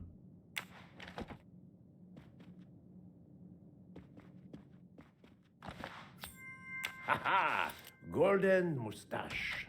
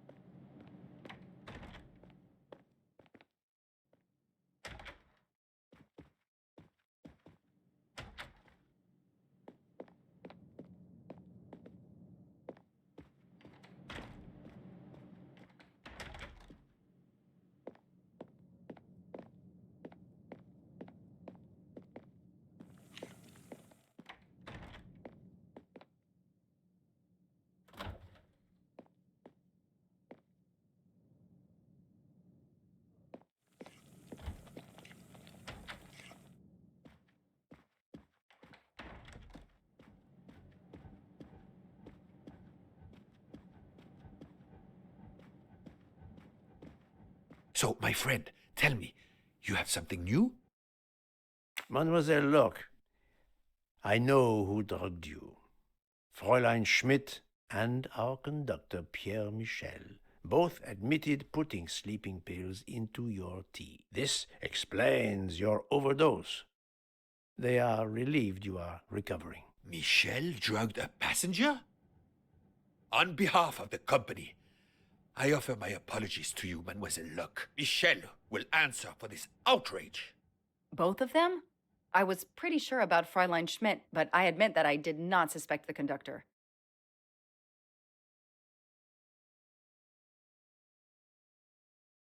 I have uncovered multiple connections with the Armstrong case. Pierre Michel is the father of Suzanne Moreau, little Daisy's nanny, and Monsieur Hardman was Suzanne's fiancé. As for Hildegard Schmidt, she was the cook of the Armstrong family. What a coincidence, don't you think? But it's incredible!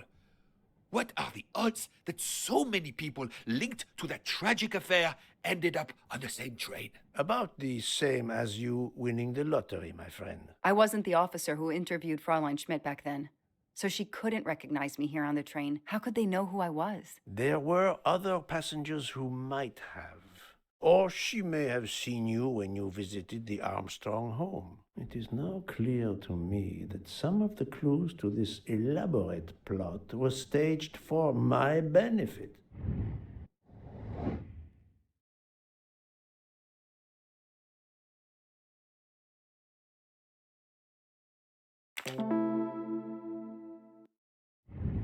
Et voilà. Some clues and information collected so far could lead to a hypothesis. The murderer boarded the train in Vinkovsky, killed Ratchet, and then left the train immediately. How did you come to that possibility? Monsieur Hardman told me about a short man with a high-pitched voice who threatened Ratchet. Imagine for a moment that this man, wearing a wagon-lit conductor's jacket, killed him while Michel was on the platform at Vinkovsky. This murderer then hid the conductor's jacket in Detective Locke's room, then fled before the train left. Why choose Detective Locke's room? Why, indeed. Let me re-explain from the beginning.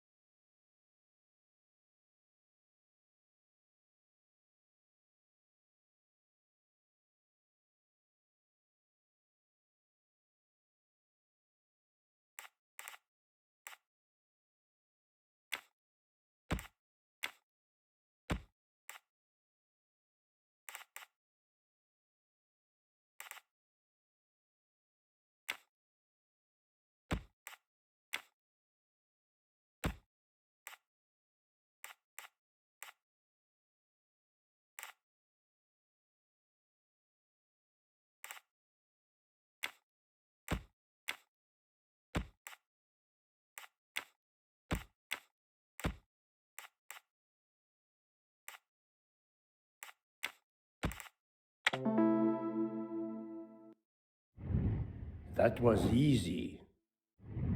Mon Dieu! Oui! That must be it! Everything fits so well! It fits too well, my friend. Other clues lead to a second hypothesis, much more plausible.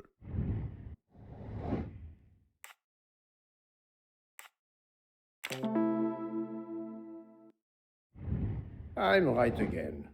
That happens to me a lot. So, we have multiple murderers, all related to the Armstrong case. The murderer from Vinkovsky was a fabrication to turn suspicion away from those on the train. They expected the investigation to be led by some small-town official who could easily be misled. Mr. Poirot? Detective Locke, forgive me. you are an obvious exception. You tracked Ratchet with the tenacity of a bloodhound. Unfortunately for the killers, they not only had you to deal with, but now they had, and I say this with all modesty, the world's greatest detective, Hercule Poirot, dropped into the midst of their meticulous planning. Multiple murderers? Multiple detectives? Poirot, please take pity on me. Who is linked to this case and who is not? My poor friend, I have gone speeding out of the station without you. I will continue.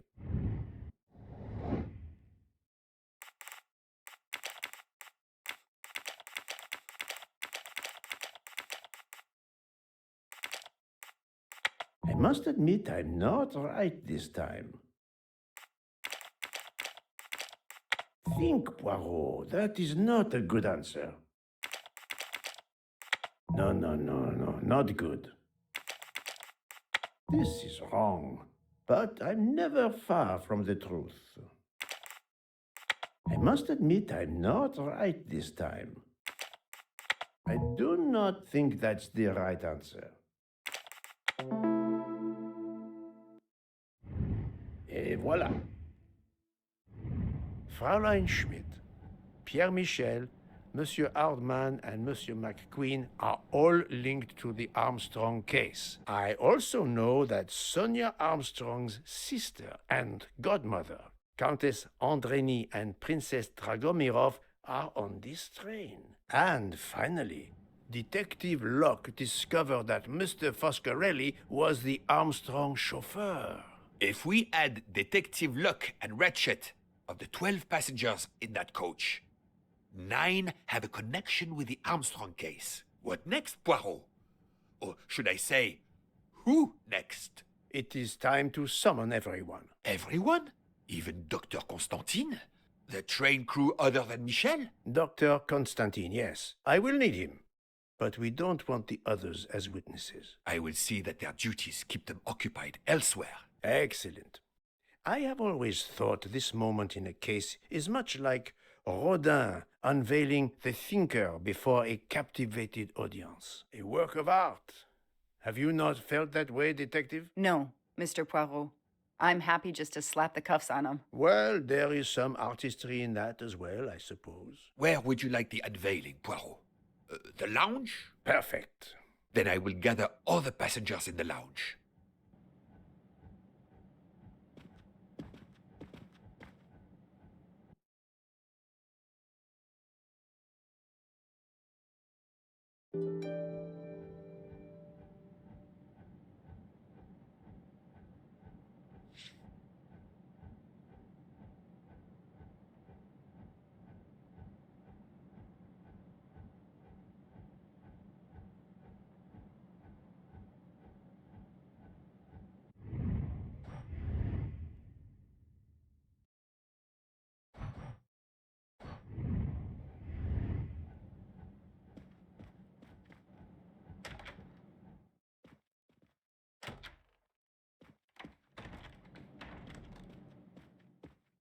Can I get you something, Monsieur Poirot? Everyone is so tense. An aperitif, soon.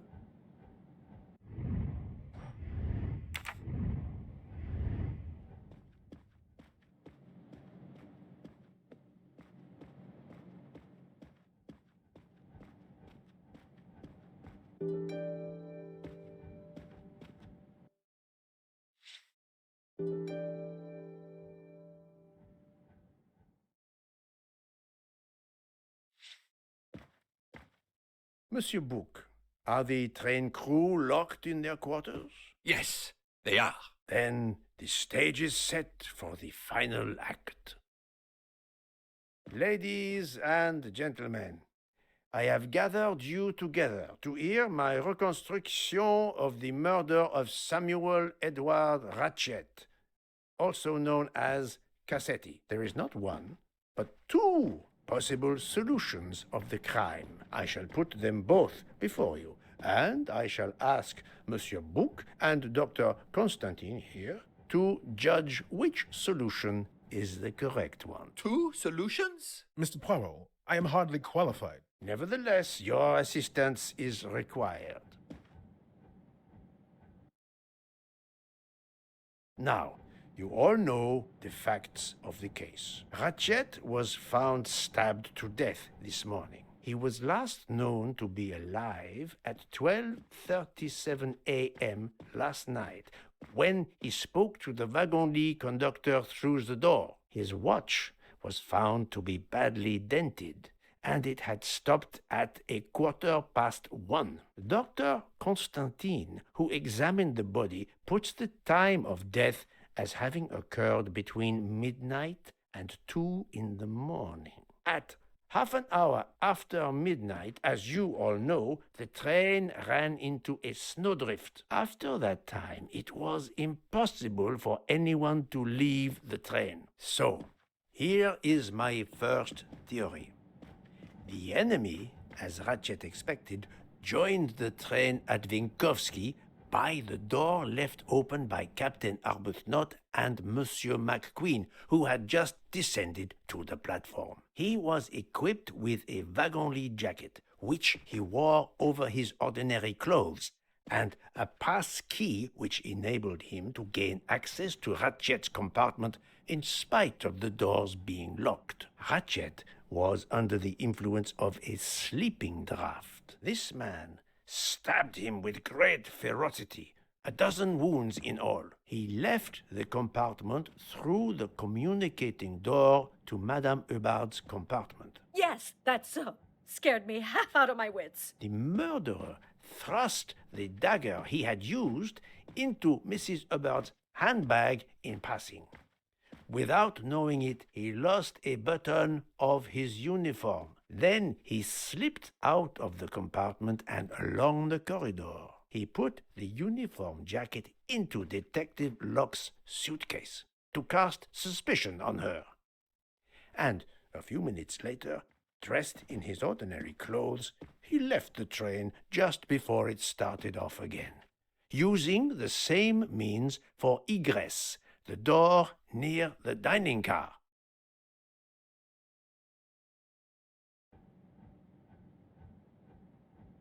That is the first hypothesis.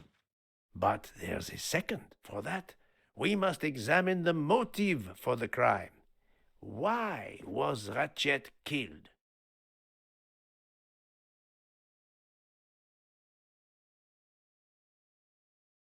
No, Poirot, think again. Nothing was stolen from the crime scene. The motive is clear. Revenge, of course. Nothing was stolen, and we know that Ratchet had made many enemies. This was a premeditated crime, meticulously planned since the kidnapping and death of little Daisy Armstrong, which traumatized many people close to the family. Even when the police concluded that it was Suzanne Moreau, questions remained. Detective Locke continued her investigation, as did others. They became convinced the truth lay elsewhere. We now know who the real murderer of Daisy is.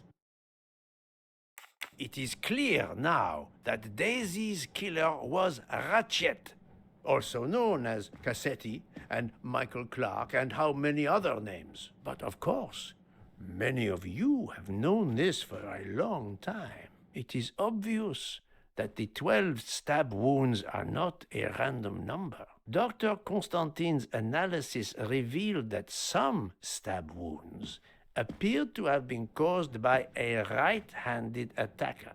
Others indicated the knife wielder was left-handed. Some wounds were deep, more than one fatal. Yet others were not much more than mere scratches. What can explain these discrepancies? This leads us to an obvious conclusion. They are symbolic.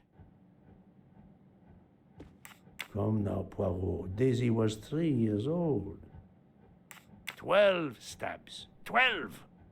The same number as a trial jury in the United States. But Not just a jury of 12 members condemning him to death, but 12 executioners as well. This self-appointed jury had meticulously planned for everything except Snow. Snow. The avalanche that stopped us, as well as the presence of not one but two detectives on the train. They had to improvise, to hastily add clues and false leads. The time on Ratchet's broken watch was deliberately set to conceal the true time of the crime. This woman in a red kimono does not exist. I don't know which of the passengers it was. It does not really matter. It was just a performance, a charade to introduce another possible culprit to muddy the waters.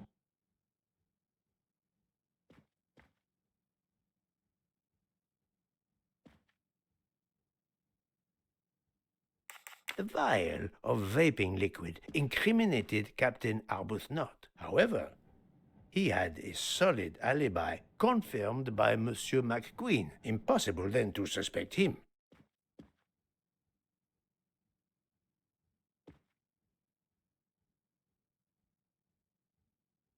The conductor's jacket, found in Detective Locke's suitcase, was put there only to cast suspicion upon her. All these false leads were intended for me. But I am Poirot. I understood the truth. We have a train full of suspects. It's time to identify who the real culprits are. Let's start with Detective Locke.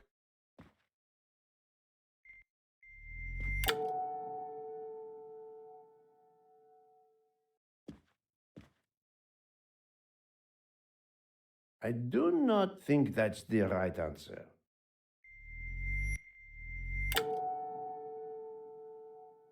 Unfortunately, the fact that she is a police detective does not prove that she is innocent.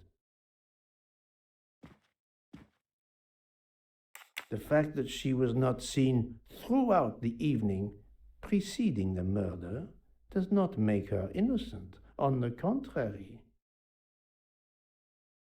Planting the conductor's jacket in her suitcase was an attempt to implicate Detective Locke, but she couldn't fake her drugged condition. Dr. Constantine can testify that the drugged tea incapacitated her for hours, and she had 2 relapses. Let us move on to Monsieur McQueen.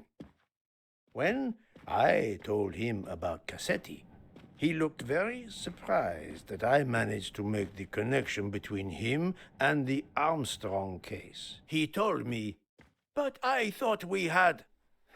I think he meant, "You thought you didn't leave any real clues linking the murder to the Armstrong kidnapping. Moreover, you insisted that Ratchet did not speak French when you knew I had heard a voice calling out in French that was supposed to be Ratchet."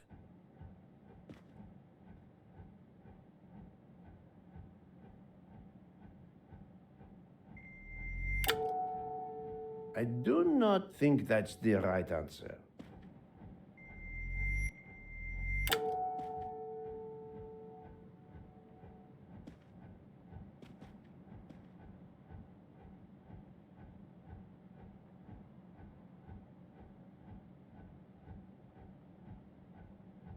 No, although I think he was the one who put the photograph in Ratchet's room to send him a last message before he died, I cannot prove it.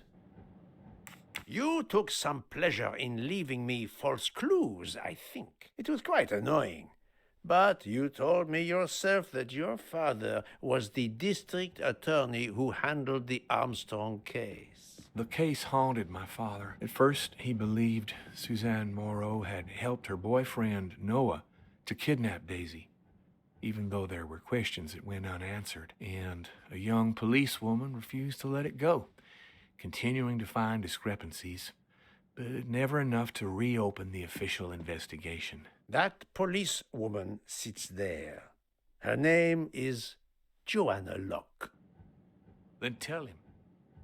Tell him how in the end my father believed you, how he resigned a job that he loved, racked with guilt that he may have let that monster go free. He died young, broken, his faith in justice broken. That's what Ratchet did to him. Thank you for your honesty, Monsieur McQueen. Your father is one more victim of the man who called himself Ratchet.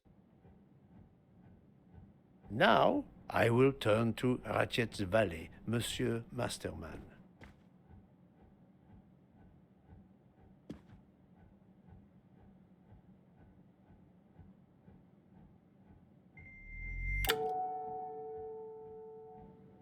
I suspect that Ratchet was not a kindly employer.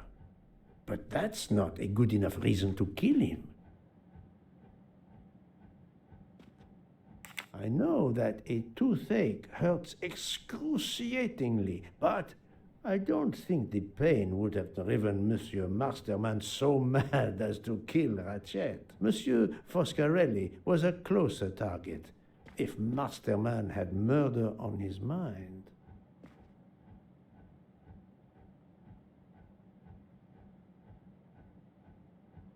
Ratchet sensed danger close to him and naturally wanted to stay awake. You gave him sleeping pills without his knowledge. Once he was sound asleep, you could do what you had to do in peace. Sir, I'll tell you the truth. I was Colonel Armstrong's adjutant in the war, sir, and afterwards, I was his valet in New York.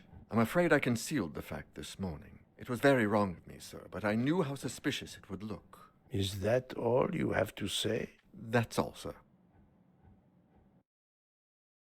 Now, to leave no suspicious stone unturned, let us move on to Monsieur Book. What?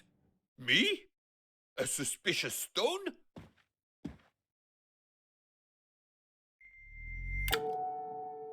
His lofty position as director does not clear him of suspicion. Murderers can come in all shapes and sizes. Book, my friend, of course you are not guilty. You did everything you could to get me on this train. What madness would cause you to ensure, and I speak with all modesty, that the best detective in the world could be present to witness your crime? But doesn't our friendship count as well? Most assuredly, but a murderer can wear all sorts of masks, including friendship. Let us consider our ever-efficient wagon-lit conductor, Pierre Michel.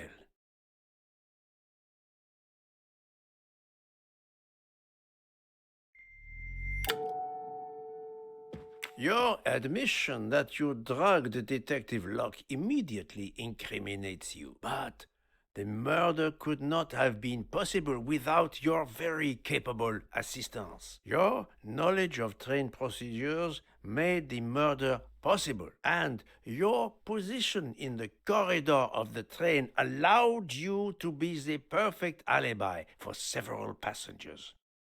And your motive? Suzanne Moreau, Daisy Armstrong's poor nanny, who was wrongly accused and committed suicide, was your daughter. C'est un foiré. He got what he deserved. My poor daughter has finally been avenged. My Suzanne. My child. Let's move on now to Monsieur Hardman, one of 3 detectives on this train.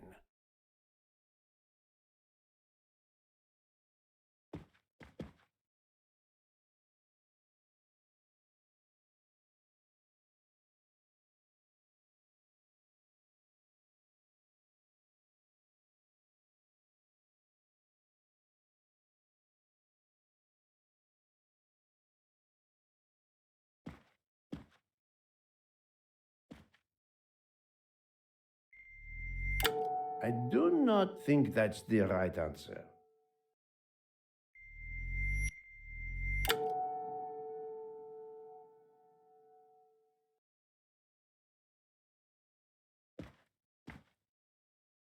Monsieur Hardman, I think you are a real detective. But you were never hired by Ratchet. Your alibi was that you were watching the corridor to protect Ratchet, which, of course, you never did. You protected Pierre Michel.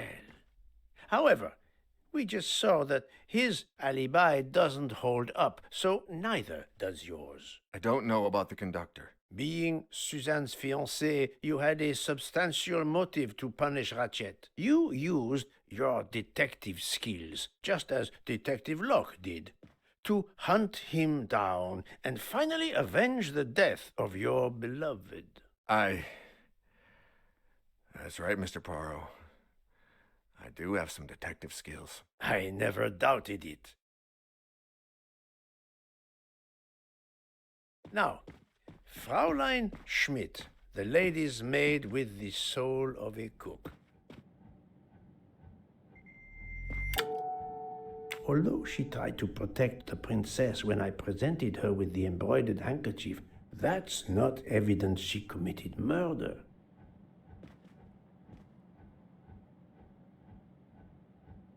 The mere fact she is the assistant of someone linked to the Armstrong affair is not enough proof she killed anyone.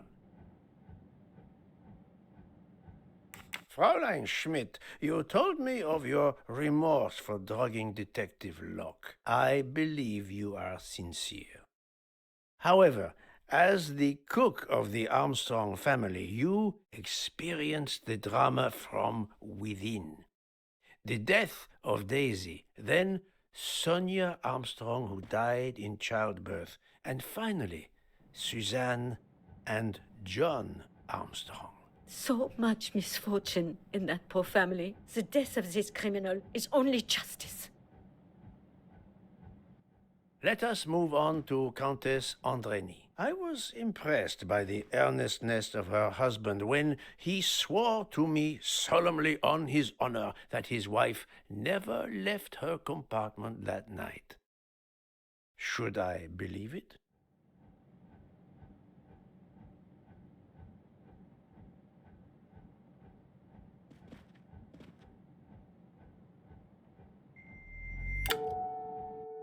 On the contrary, this fact gives her a motive for murder. Countess Andreny, being Sonia Armstrong's sister, you had every reason in the world to want to avenge her. But you were incapable of stabbing someone, even after what he had done to you and your family. The night of the crime, you simply took a sleeping pill. I appreciate the irony that nearby, Detective Locke was also in a drugged sleep. When you awoke, you thought the nightmare was over. Rudolph? Hush, my love. Hush. Excellent transition. I was coming to you, Count Andreny.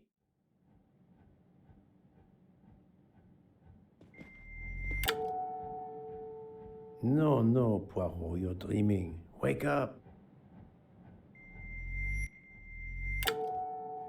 Unlikely. In my experience, crooked politicians have others do their dirty work. 12 people, a jury. This was very important to all of you. If Countess Andreny did not stab Ratchet, someone had to take her place. And you, Count, the beloved husband. I've seen how fiercely you love and protect your wife. Enough! I would do anything for Helena. Anything. Even that. Yes, even that. Let's move on to Monsieur Foscarelli. I do not think that's the right answer.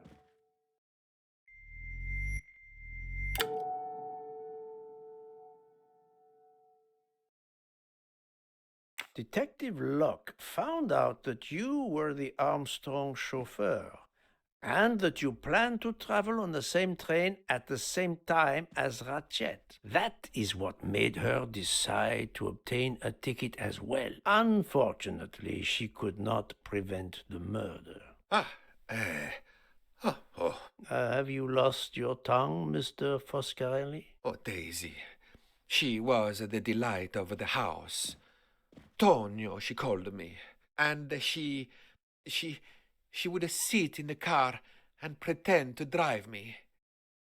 And you, Mademoiselle Olson, a champion for the immigrants, a worthy calling.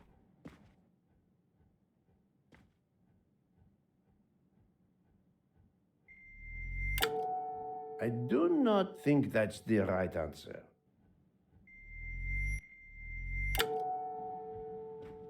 Admittedly, she lied to me about Mademoiselle Debenham's schedule. But one lie does not convict her. Of course, she is reserved. She does not wish to draw attention to herself. That can be considered admirable. It certainly isn't enough to charge her.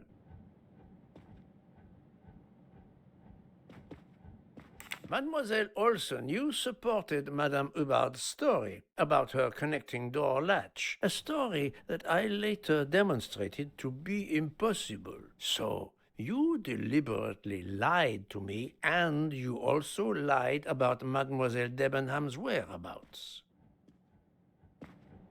Enough! I can't take this anymore. I know what you want from me, Mr. Poirot.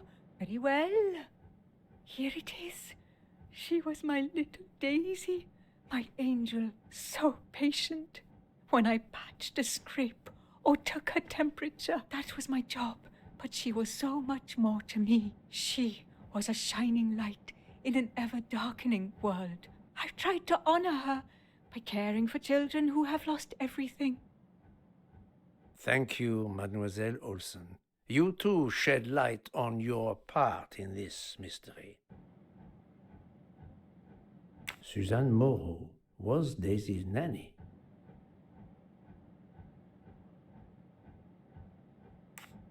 You were Daisy Armstrong's nurse. I will ask you no more questions. It is enough that you have admitted what I know to be the truth, and I understand. Let's move on. Dr. Constantine. You suspect me? I know none of these people. I didn't know Ratchet either, and I've taken a solemn oath to help people, not murder them.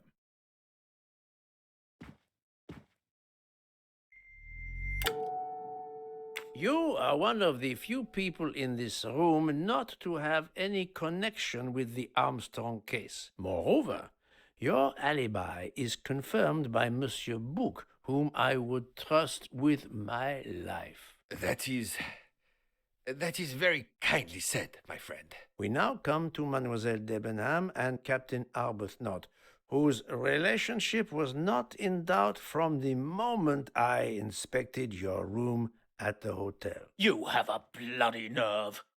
Indeed, I do. We're getting married.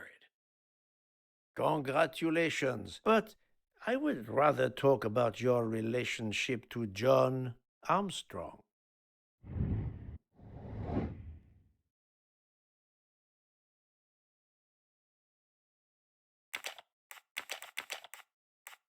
I do not think that's the right answer.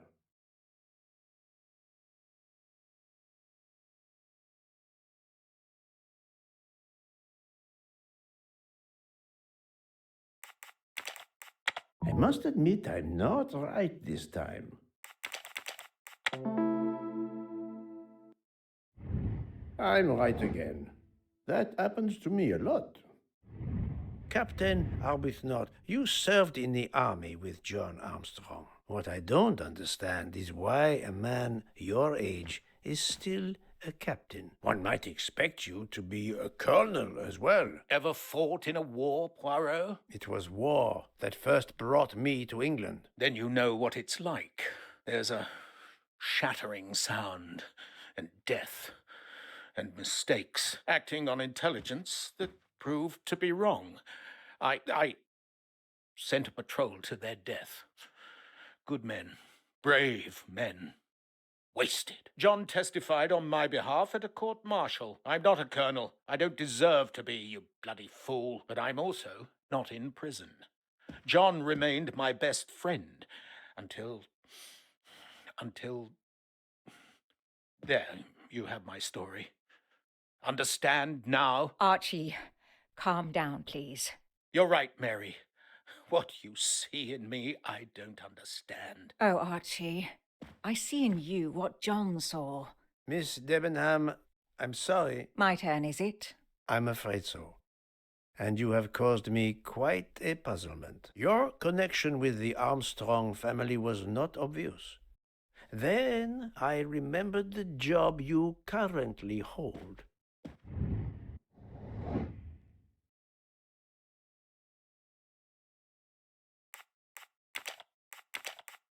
No, not good. Et voilà. You were the teacher of Helena Andrény, whose maiden name was Helena Goldenberg before she married Count Andrény. Yes, absolutely. Why lie to you? She was an excellent student. Captain Arbuthnot.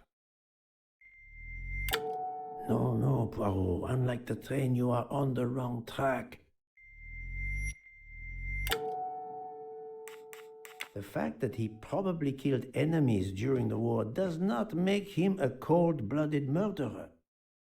You had one of the strongest alibis, thanks to Mr. McQueen, but his testimony melted like a snowflake. There went your alibi. Poof! Unless you have another one.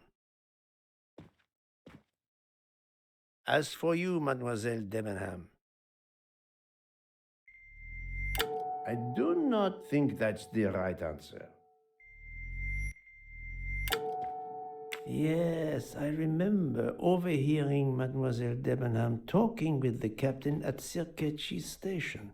She said, "Not now, when it's all over." That's significant in light of what we now know, but not enough to incriminate her.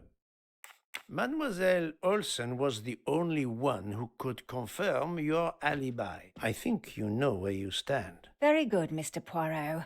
Are you satisfied? I will be soon. Now I must turn to Sonia Armstrong's godmother, Princess Dragomirov. I do not think that's the right answer. Princess Dragomirov, you weren't on my list of suspects at the start, given your social position. I left my social position in a cold country. Do you object to being addressed as Princess? I deny people the opportunity. It makes a good story to tell their friends. It also guarantees a good table in the best restaurants. Princess, there is also, forgive me, your extreme physical fragility. It does not stop me when I must be strong. Indeed. Of more importance, though, is the fact that you're the only left-handed person on the train. And the single blow to ratchet from a left-handed person was very, forgive me, weak. Finally, I'm afraid I know the alibi that you shared with Fraulein Schmidt is false. You have been very thorough, sir. I hope you will permit me to say we are much alike. I am honored. Now it is time to end with Mrs. Hubbard, or should I say...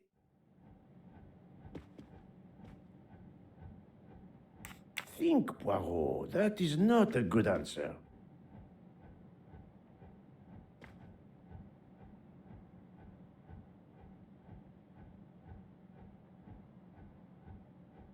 Linda Arden.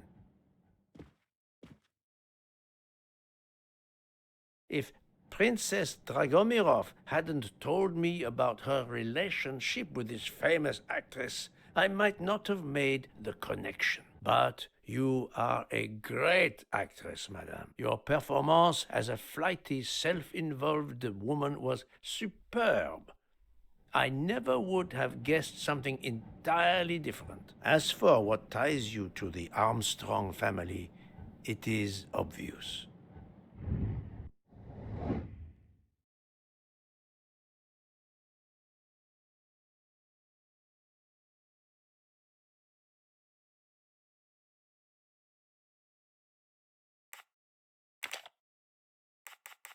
This is wrong, but I'm never far from the truth. I must admit I'm not right this time. No, not good.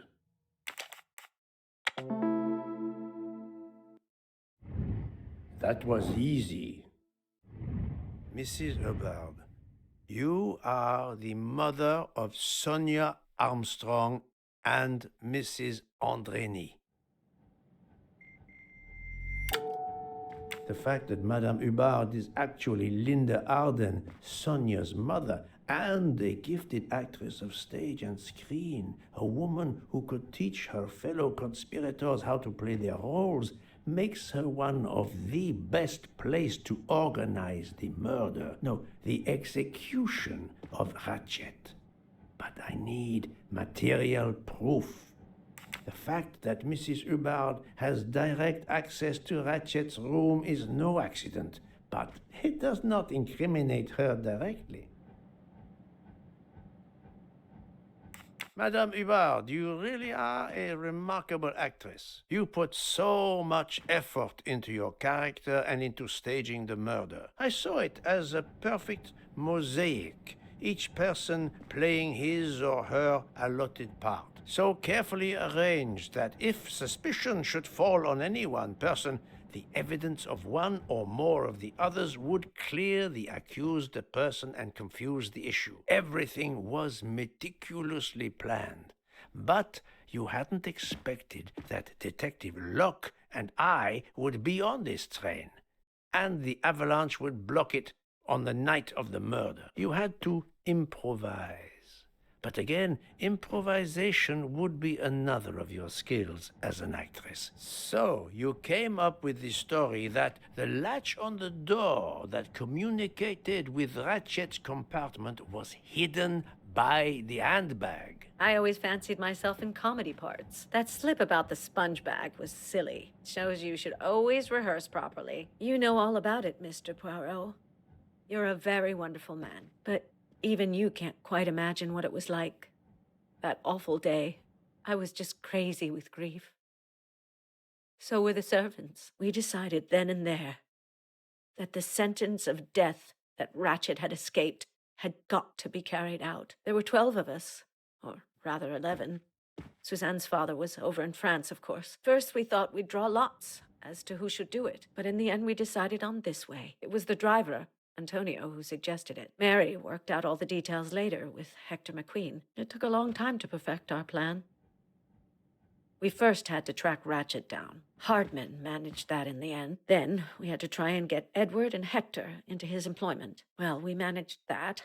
Then we had a consultation with Suzanne's father. Captain Arbuthnot was very keen on having 12 of us. He seemed to think it made it more orderly. He didn't like the stabbing idea much, but he agreed that it did solve most of our difficulties. Well, Suzanne's father was willing. Suzanne had been his only child. We knew from Hector that Ratchet would be coming back from the east, sooner or later, by the Orient Express. With Pierre Michel actually working on that train, the chance was too good to be missed. My daughter's husband had to know, of course, and he insisted on coming on the train with her. Hector wrangled it so that Ratchet selected the right day for traveling when Michel would be on duty. And then, at the last minute, you came. For the rest of the story, you worked out everything, Mr. Poirot. You were right about all of us. What are you going to do about it? If it must all come out, can't you lay the blame upon me, and me only? I would have stabbed that man 12 times willingly. It wasn't only that he was responsible for my daughter's death and her child's, and that of the other child who might have been alive and happy now. It was more than that. There had been other children kidnapped before Daisy, and there might be others in the future. Society had condemned him. We were only carrying out the sentence, but it's unnecessary to bring all these others into it, all these good, faithful souls. You are a director of the company, Monsieur Bouc. What do you say?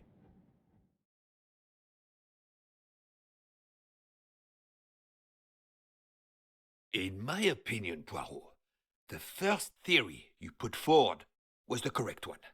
Decidedly so. I suggest that is the solution we offer to the police. You agree, Doctor? Certainly, I agree. As regards the medical evidence, I think that I made one or two fantastic suggestions. Then, having placed my solution before you, I have the honor to retire from the case.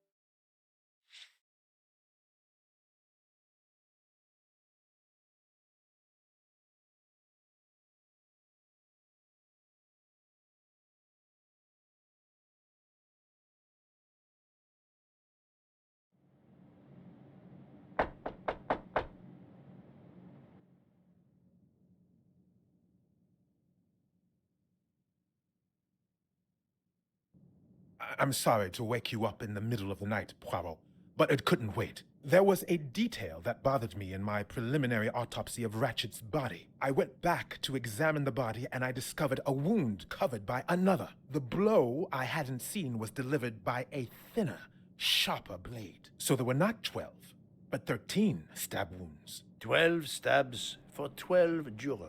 It doesn't work with 13 wounds. The symmetry is destroyed. It can't be one of the culprits who stabbed him twice? Doctor, a different knife was used. There is only one explanation. Somehow, some way, there is a 13th murderer on this train. We must tell Book. The case is not solved.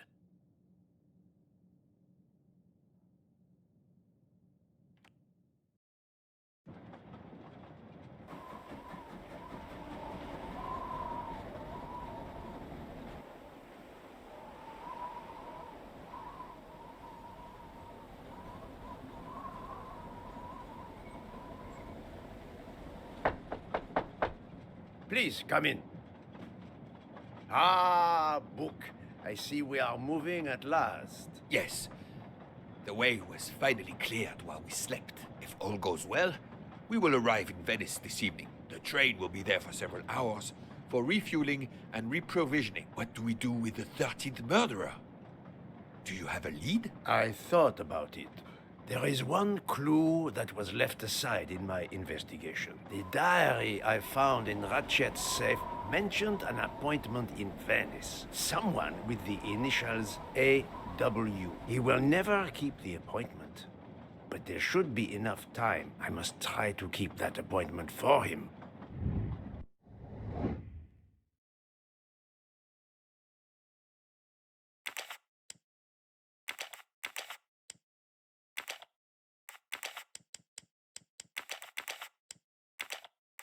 Think, Poirot. That is not... I do not think... No, not good. I must admit I'm not right. This is wrong. But I'm never far from... No, not good. I do not think that's the right answer. I must admit I'm not... Et voilà.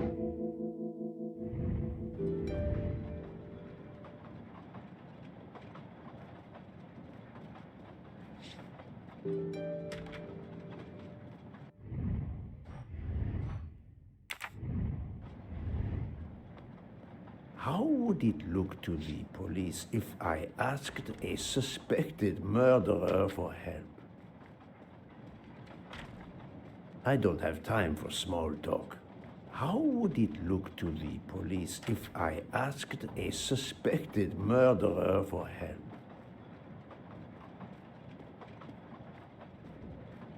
I don't have time for small talk. How would it look to the police if I asked a suspected murderer for help?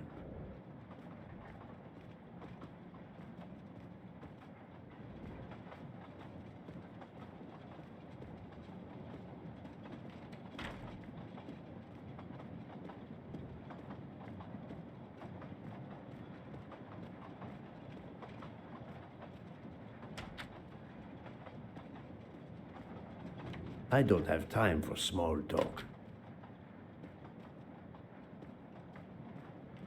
I think we should let Ratchet rest in peace. How? I don't have time for small talk.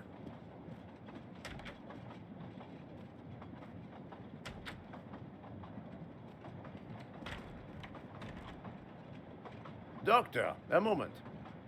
Have you made arrangements for Ratchet's body? Yes, it will be collected by the Italian authorities when we reach Venice. The autopsy will be performed there. However, there is something odd. Oh? Since the train is French, jurisdiction must be shared. When I told them you were already on the scene, they have both agreed to support your investigation until we reach Paris. Ratchet's compartment will be sealed until we arrive there. All of those who conspired to kill Ratchet are to be confined to the train until then as well. So, thanks to you, I am the rope in a tug-of-war between two countries. Oh, but I thought you would want to be in charge. And isn't it odd we continue on our journey with a trainload of people that police consider potential murderers? Calm yourself, Doctor. It is not the first time I find myself in the middle. And, to be honest, I welcome the chance to see this case through. It is fast becoming one of the most challenging of my career. So, my dear book, how does our journey progress? We are well on our way to Venice. All of our passengers are locked in their rooms by order of the authorities. I watch them when they want to stretch their legs, like the captain there behind you. I see that you have the situation well in hand. Would you be able to accompany me to Venice to follow a lead? I'm honored you asked me, my friend. I would have loved to help you. But I have to manage the situation here. I must make sure no one gets off the train in Venice and that Ratchet's body is transferred.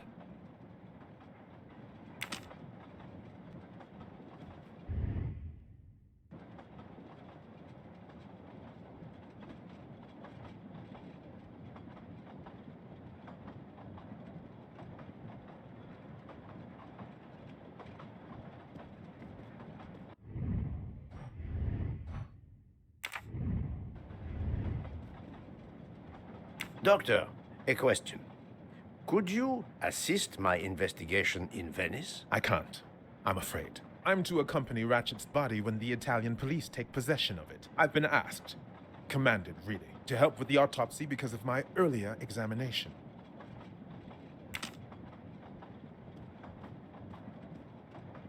I'm not going to ask a murderer to help me catch himself.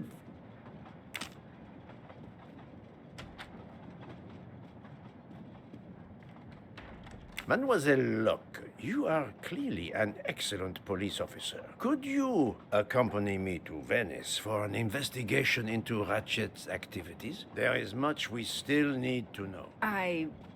Well, yes. It would be an honor to work with you.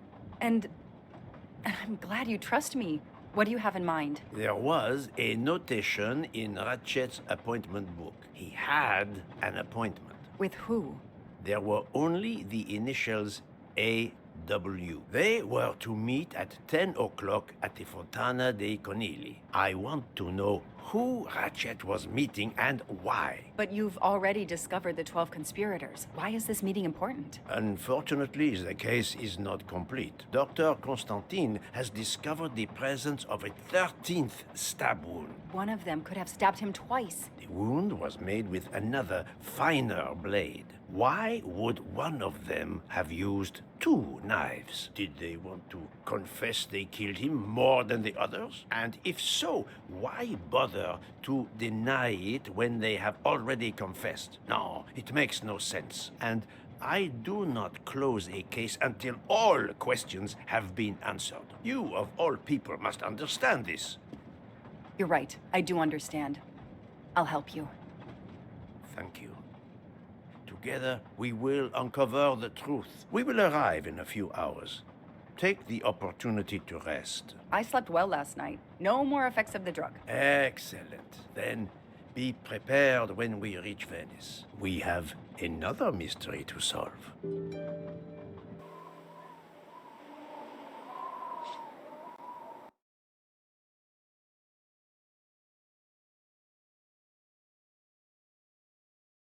This is the third embarking dock, and no gondoliers available at all. With Carnival, you can't find a gondolier to cross that damn canal. They're all booked. The worst thing is that the fountain is just across this canal. We're almost there.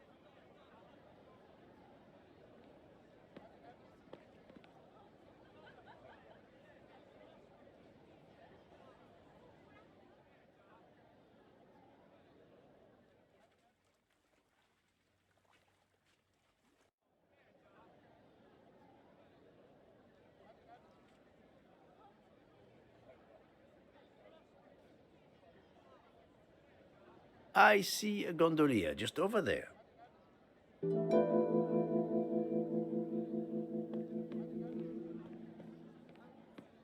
Every carnival, my friends and I mask, and every carnival, we lose one another.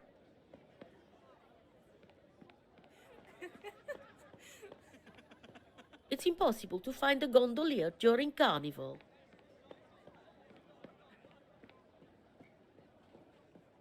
Hi there. We'd like to cross the canal, please. There is a bridge about a kilometer down the canal. Please. According to the map, the Fontana dei Conigli is just across the canal here. No, I, Gabriele, cannot help you. I'm sorry. We'll miss the 10 o'clock rendezvous if we try to get through this crowd, and have to walk a kilometer in both directions. Why is he refusing to take us across? He looks upset. I should try to find out why. If it's a matter of price, I'm sure we can work it out. Money? Money won't help me now. His problem isn't money. What is it then?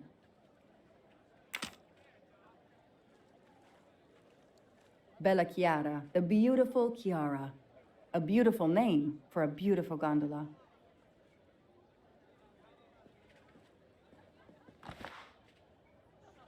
Ah, what a sham. A beautiful bouquet crushed by revelers.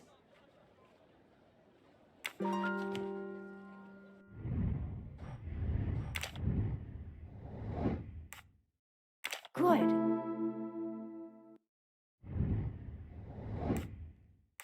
Not bad. Hey, I'm a pretty good detective after all.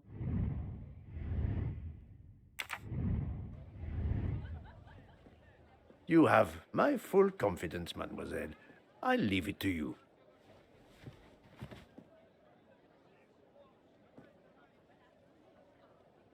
I'm sorry you had a fight with Chiara. What? How did you know? I'm a detective. I'd like to help, if I can. If you have a spare engagement ring, detective, I'll take it. Ah, I see. You lost the engagement ring you were planning to give Chiara? Lost? It is worse than that. I threw it away in the canal. I bitterly regret this gesture. I now find myself without a girlfriend and without a ring.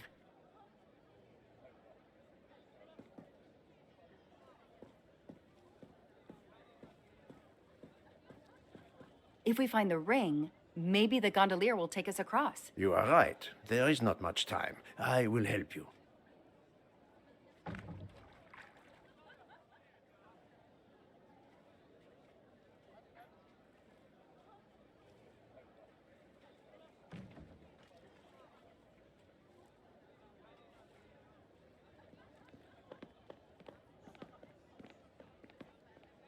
Ancora una volta sono dalla parte spagliata del canale per la festa. Sorry, I don't speak Italian.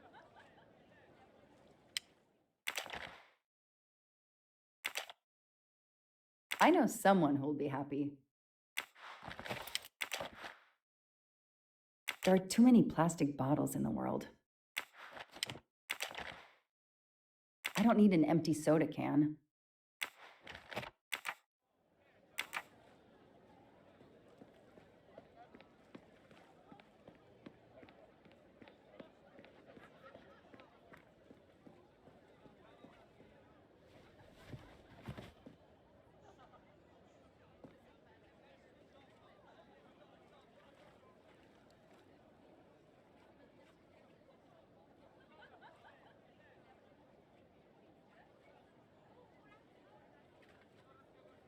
Excuse me.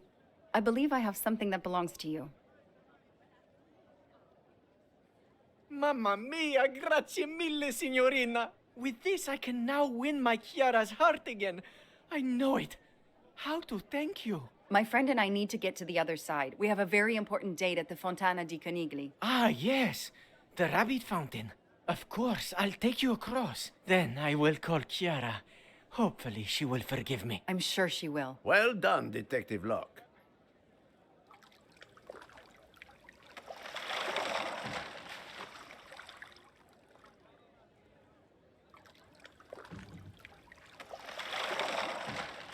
This district of Venice is very charming.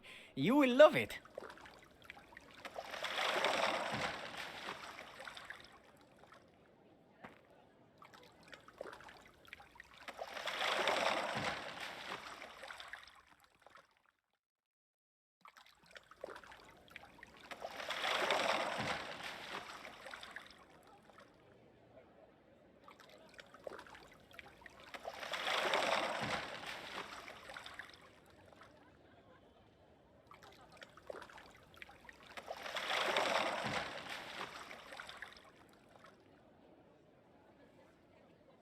If it's not too much to ask, can you wait for us until we return? Yes, no worries.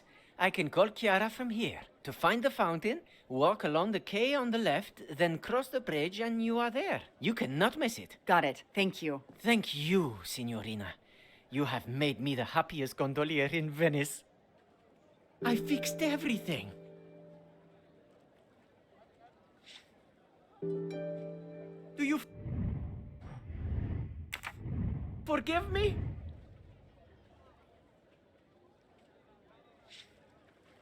Yes, I assure you. I found your ring.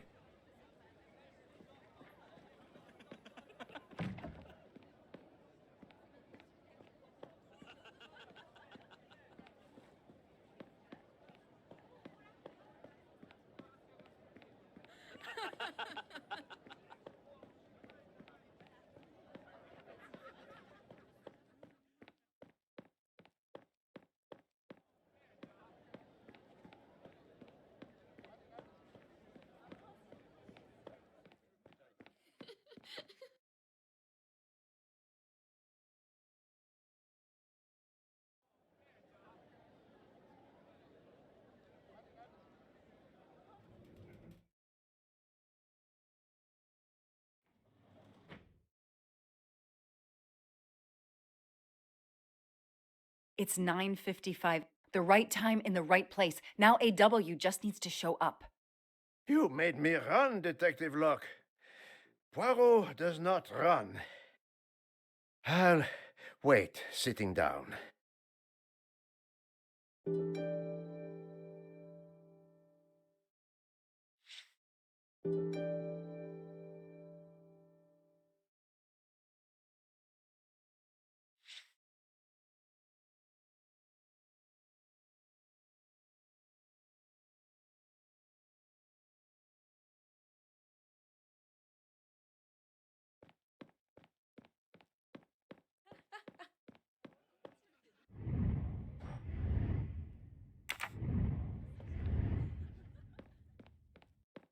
Did you see anyone who could be AW? No, no one. But who knows what those masks and costumes are hiding?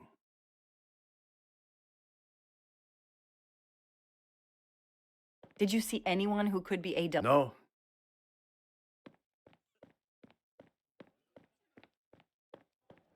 I have an appointment with you, don't I? No, dove la tua maschera?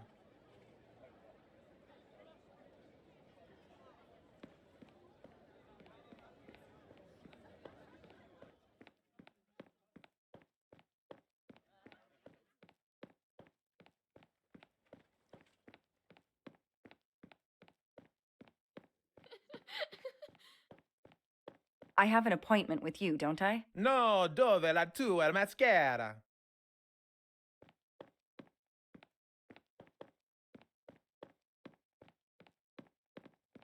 Did you have an appointment here at the fountain? Yes, to party.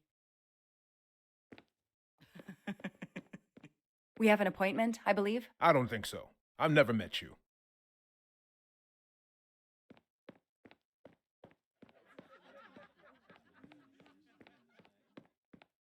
We have an appointment, I believe? I don't think so. I've never met you.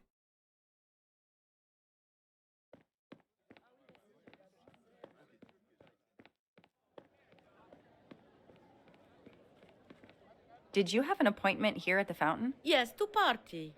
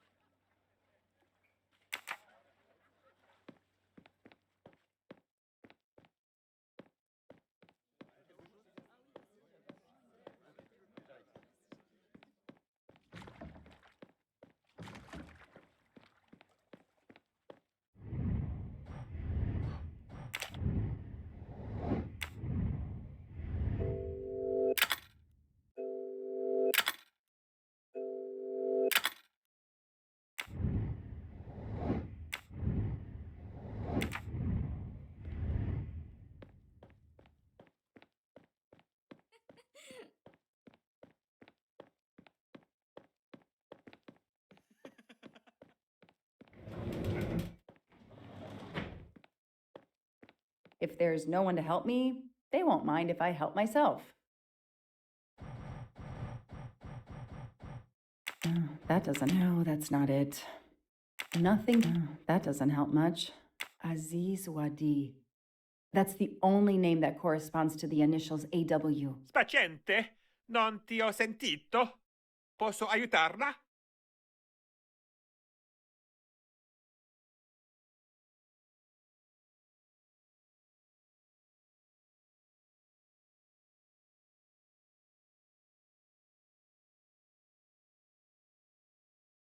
I'm sorry, I don't speak Italian. Do you speak English? Of course, signorina. How may I bother you? How? What? Oh, I have an appointment with one of your guests. What is the name? I have an appointment with Mr. Aziz Wadi. Do you know if he's here? Well, unfortunately, he left the hotel this morning. He seemed to be in a hurry, but he left a carta. You are? My name is Joanna Locke. I am sorry, madame. This message is not for you. I cannot give it to you. Too bad. It's for Mr. Ratchet, right? I'm his girlfriend. He's been delayed. He asked me to pick it up. Ah, very well. I understand perfectly. One moment, then. This is the message he left for your husband.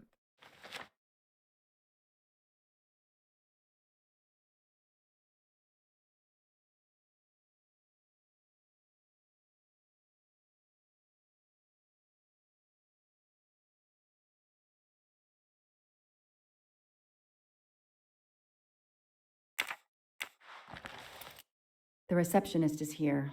No need to ring the bell.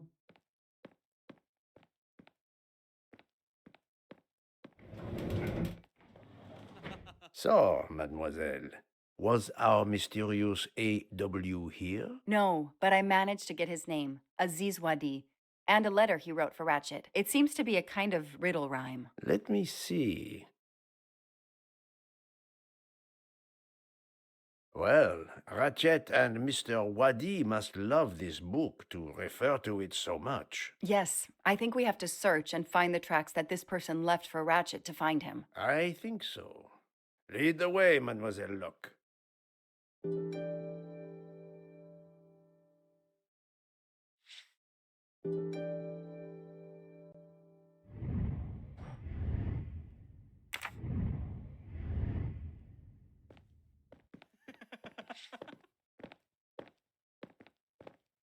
Do you need help, Detective Locke? It looks like the writer of this letter is quoting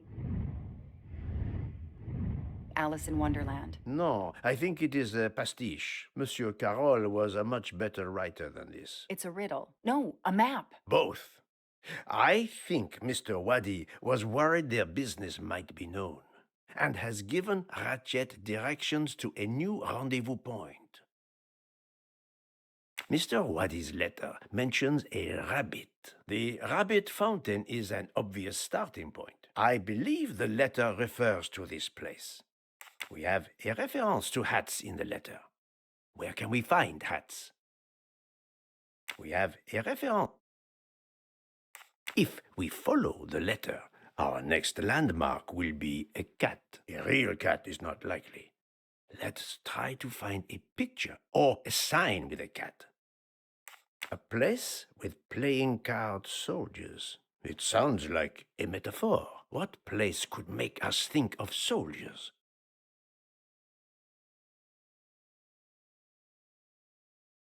The last paragraph suggests a door that requires a passcode.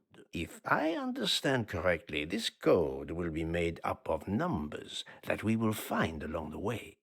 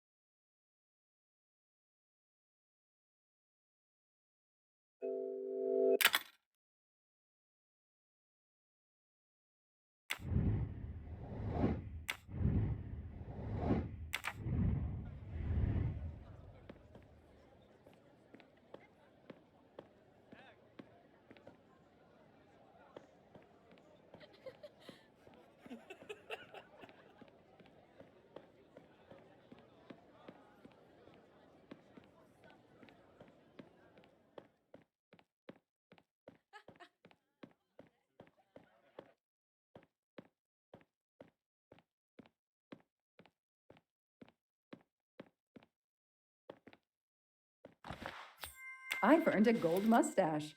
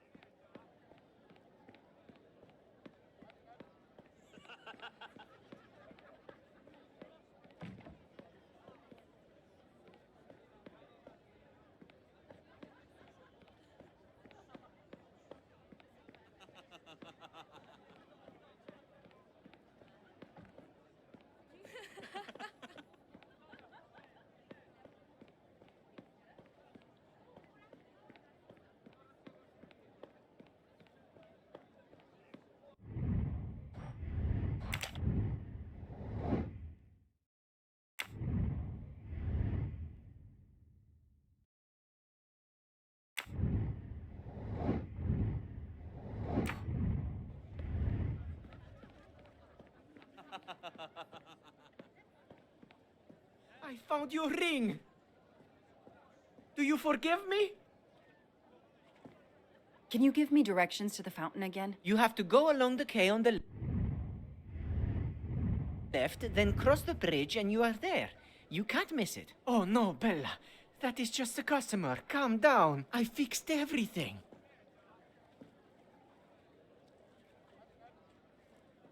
Chiara, I'm sorry.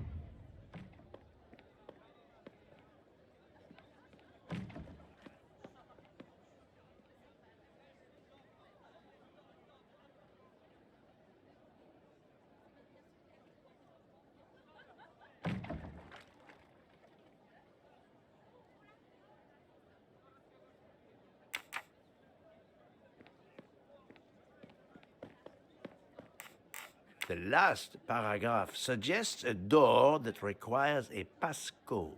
If I understand correctly, this code will be made up of numbers that we will find along.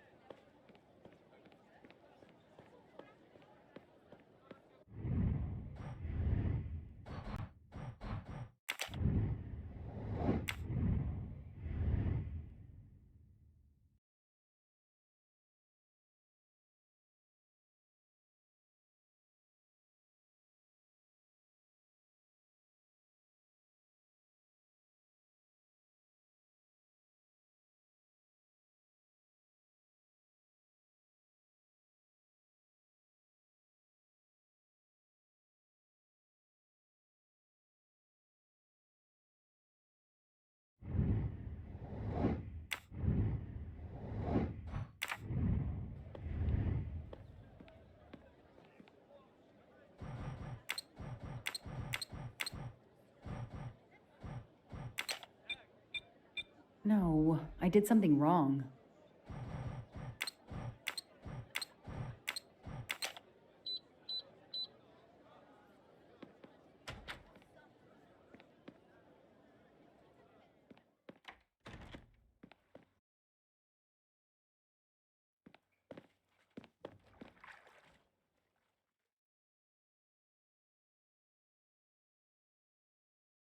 Hey, you. I can't lose them.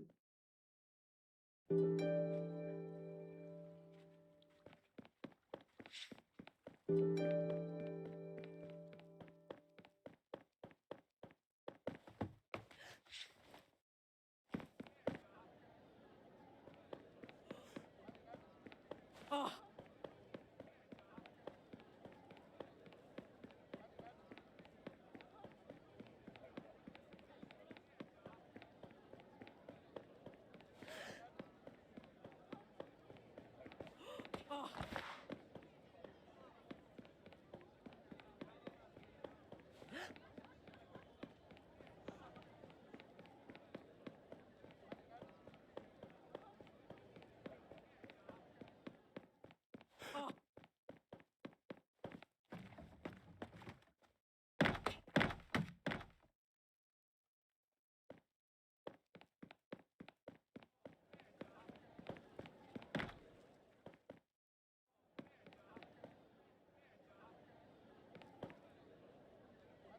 Move over.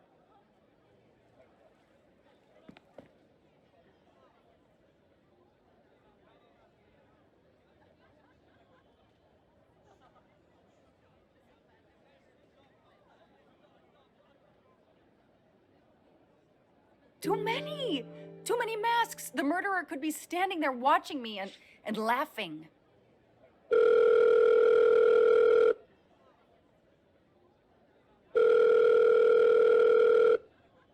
Yes, Detective Locke? The murderer got away. I'm coming back. But it looked like he dropped something when he climbed the first wall. All right, I'll go and see. For my part, unfortunately, I could do nothing for the victim. He was already dead. I have already alerted the Italian authorities. I will see what I can find while I wait for them.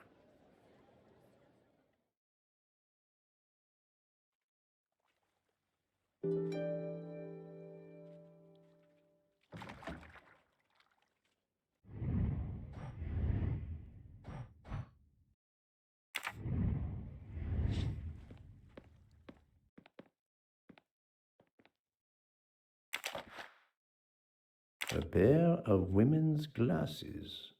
Was Ratchet planning a new identity? There must be several tens of thousands of dollars in this bag.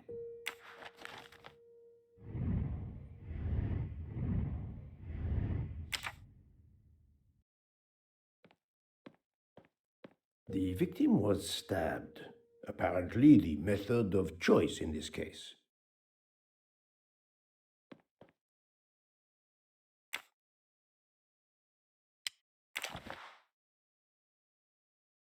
A bunch of keys. If, as seems likely, Mr. Wadi is a resident of Geneva, then one of these may belong to his home there.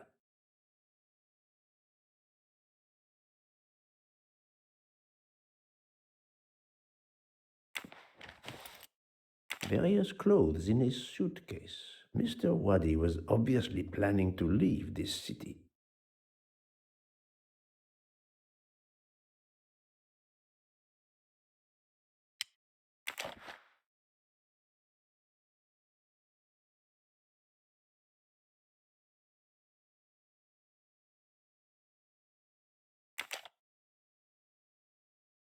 Mr. Wadi's Swiss passport. I'll see if I can find a match on the internet to confirm his identity.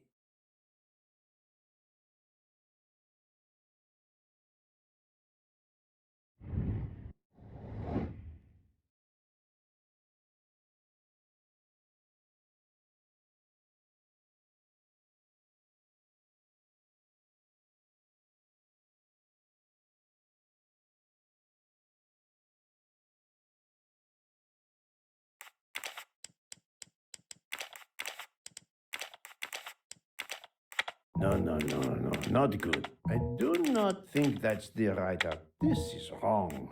But I'm never far from the... I must admit I'm not. Think, Poirot, that I do not think that's the right answer. My little gray cells did not let me down.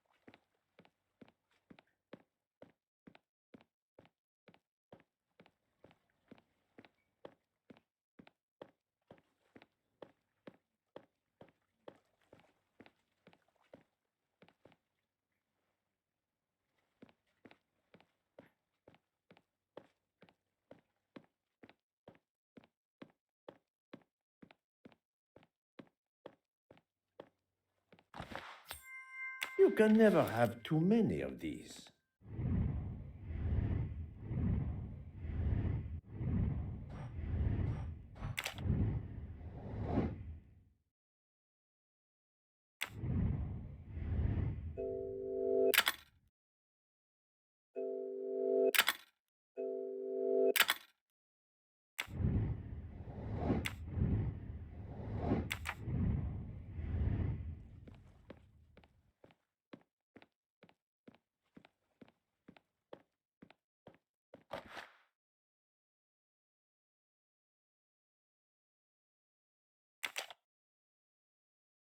A false passport with Ratchet's picture. Clark? Ratchet?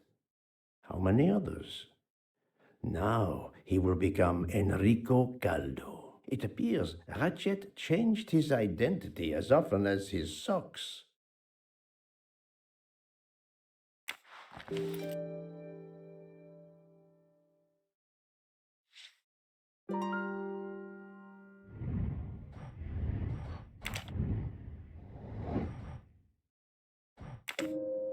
According to the information I have, this is a solid choice.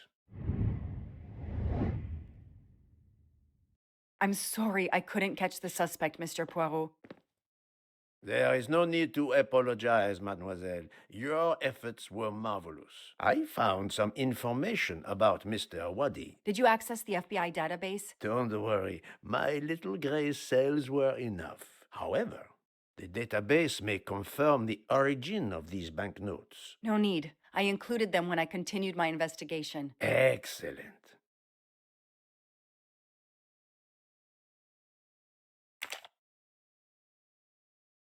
Come on, Joanna. That's a rookie mistake.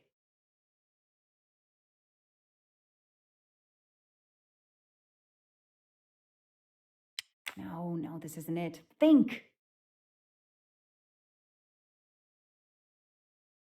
I don't need Mr. Poirot to tell me I'm wrong. No, no, Joanna. That doesn't track. No, I did something wrong. I don't need Mr. Poirot to tell me I'm wrong.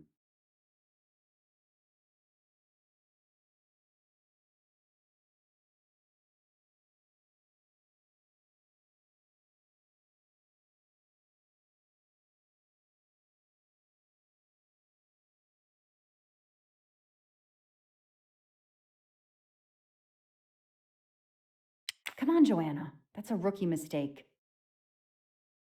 No, no, this isn't it. Think! No, no, Joanna. That doesn't track. I don't need Mr. Poirot to tell me I'm wrong.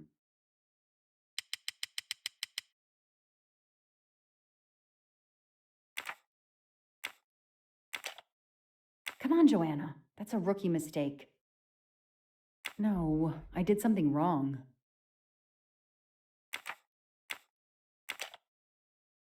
No, this isn't it. Think!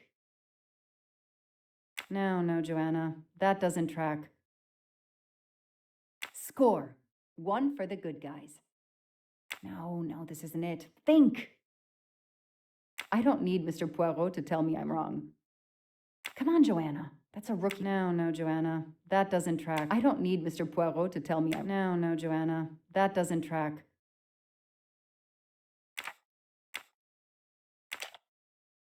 No, I did... Come on, Joanna. That's a... No, this isn't it. No, Joanna. I don't need Mr. Poirot to tell me I'm wrong. No, this isn't it. Think!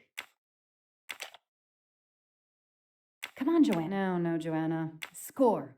1 for the good guys. Come on, Joanna. That's a rookie mistake. No, this isn't it. Think!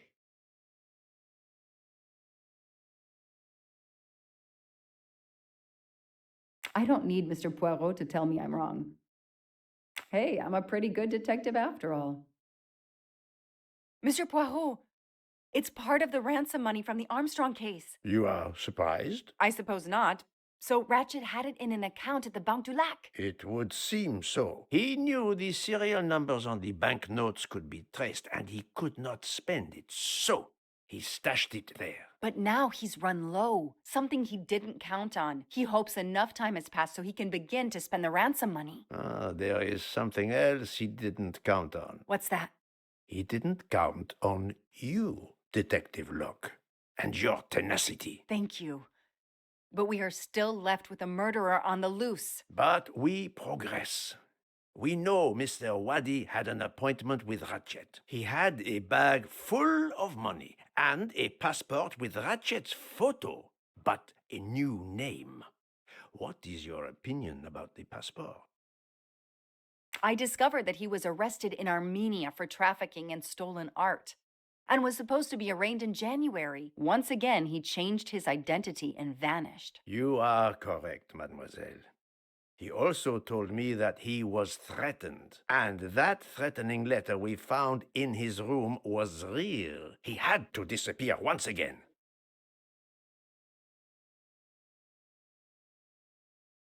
Maybe the killer didn't take the money because we interrupted him. Perhaps, but the bag is not very big. He could have easily escaped with it. I do not think he was interested in the money. If the motive isn't money, then what? It suggests a new motive altogether. Perhaps passion or revenge. I think it's a crime of passion. So, now we have a secret lover or some heated dispute? Quite the contrary. I think the murderer carefully followed Waddy from the fountain to the new meeting place, despite Waddy's precautions. That is cold and careful, the complete opposite of a crime of passion.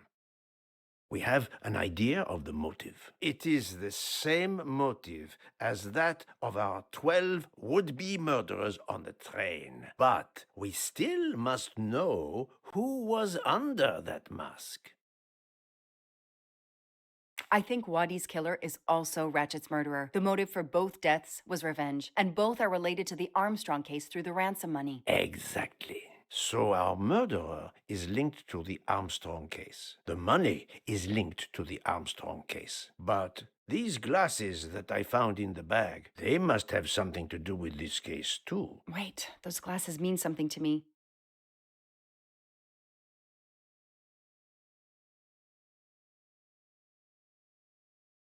Dr. Constantine? No, that's not it. They're the woman's glasses, and I think there's something about them. They're familiar to me somehow. Wait, I know. I've seen these. They belong to Suzanne Moreau, little Daisy's nurse. I remember seeing them in her bedroom, but they were gone the day she died. I remember the press saying that the nurse had committed suicide. I've always believed otherwise, and the glasses are proof that she was killed by Ratchet or his accomplice. He took those glasses. I always had a gut feeling, but now, Mr. Poirot, now I have proof Suzanne was innocent. Yes, you do. But the question I ask myself is this. Why did Ratchet keep these glasses? Ratchet used to leave fake evidence at the scene of his crimes to incriminate others. He did the same thing to frame Suzanne. Possibly. But keeping an object belonging to his victim as a souvenir of the murder, that is the behavior of a fetishist. Now that you mention it, in my investigation at the time, I had already found Daisy's hair clip in Ratchet's cabin, and now we find Suzanne's glasses in a bag for Ratchet. 2 objects from 2 victims of Ratchet. He is a trophy hunter. Okay, we managed to clear up some of the gray areas. What now? The bag only contained a fraction of the $1 million ransom of the Armstrong case. The rest must still be in a secure place. I will make a wager with you that it is the Banque du Lac in Geneva where Mr. Waddy worked. Waddy was also the keeper of Ratchet's secrets. They were killed by the same murderer. Agreed. Well, there is nothing more we can do here except wait for the police. Prepare yourself for a long evening with the police. We have a lot of explaining to do. And after that? A visit to Geneva, perhaps?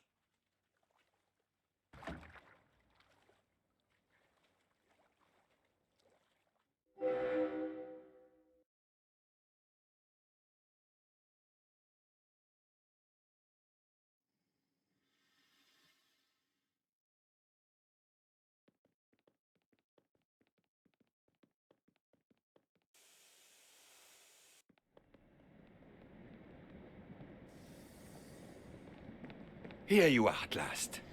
I was worried about you. We just left the police station. We had to explain to the Italian police that we were not murderers. What?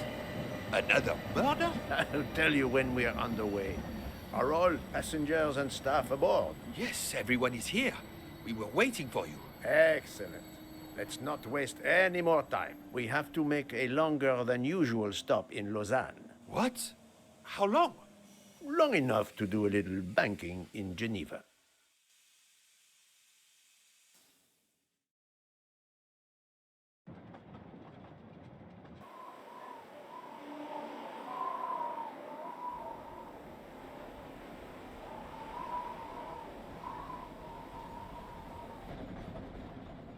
But this is madness. A 13th murderer of Ratchet? Mon ami, he was not well liked. But Monsieur Michel would have seen anyone enter Ratchet's compartment. And there were another 10 people milling about, taking their turn at stabbing him. How could they not notice an uninvited killer?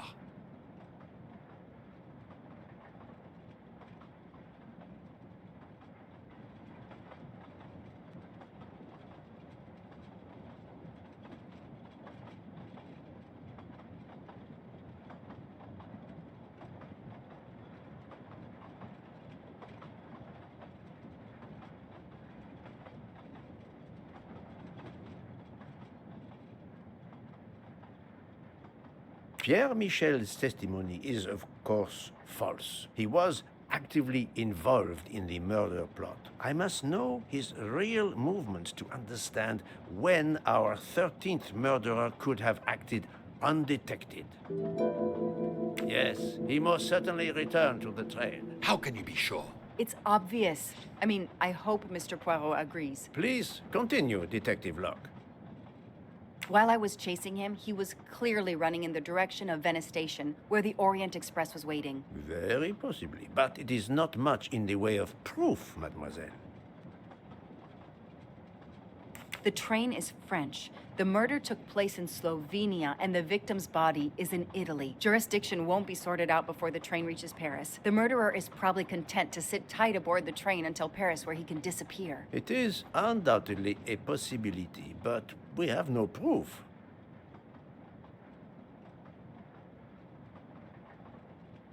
All the passengers and crew are still aboard. If the killer of Mr. Waddy had remained in Venice, we would have noticed right away that someone was missing, and we could have alerted the authorities. I promise you, I made certain everyone was aboard before we embarked. Book, calm yourself. Calm myself? But we're back where we started. There is still another murderer on my train. Wait a moment. Can I change my mind about my verdict? Can we turn everyone over to the police? Everyone? Including ourselves? What? No, no, no. Oh, it's a nightmare. Let us take it step by step, my friend. We can start by eliminating all of the members of the Ratchet jury.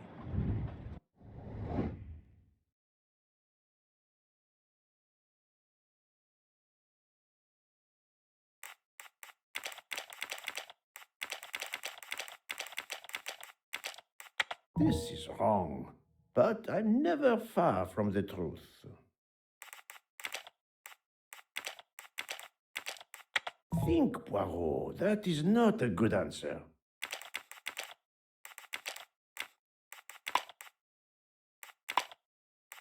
I must admit I'm not right this time.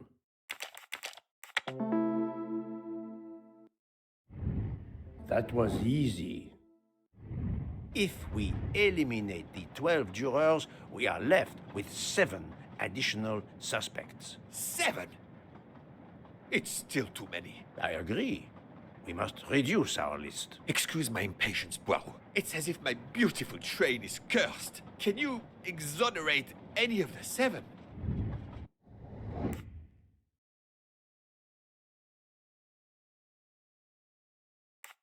This is wrong, but I'm never... Book knows me. Brilliant. Book worked hard to get me aboard the train. He is definitely not a suspect. Right. Mademoiselle Locke cannot be a suspect. She pursued Mr. Waddy's murderer. No, not good. It was brilliant. Dr. Constantine alerted me to the 13th stab wound.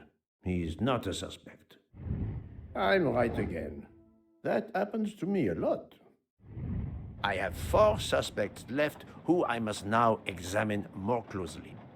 Miss Nielsen, Monsieur Maury, Monsieur Fauché, and Countess Andrény. One of my employees?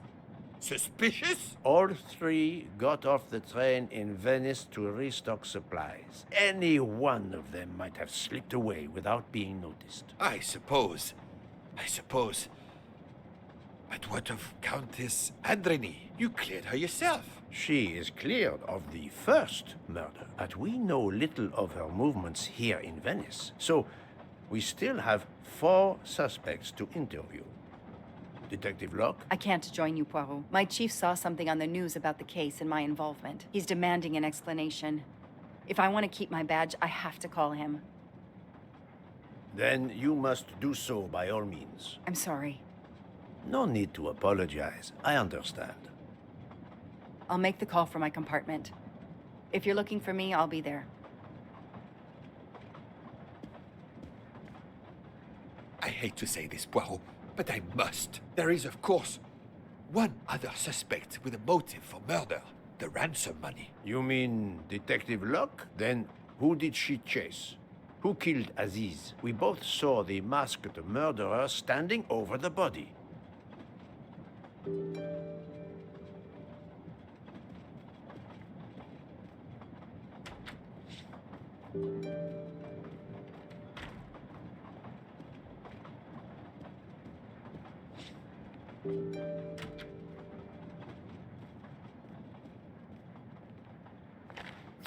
Another delightful trophy for my collection.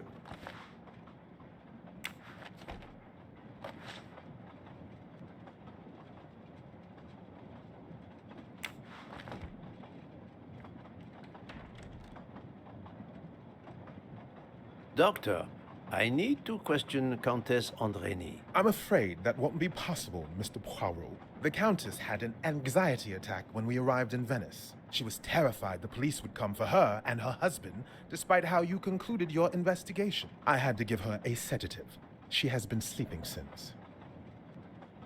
You have stayed with her all the time we were in Venice? Count Andrény begged me to watch over her. I have not left this room. You're the reason she's in this state. Book voted to absolve you all. I accepted his verdict. I told her. I tried to reason with her. What she has already suffered, the strain of these last few days, it was too much. I understand, Count. It's quite all right. I have the answers I came for.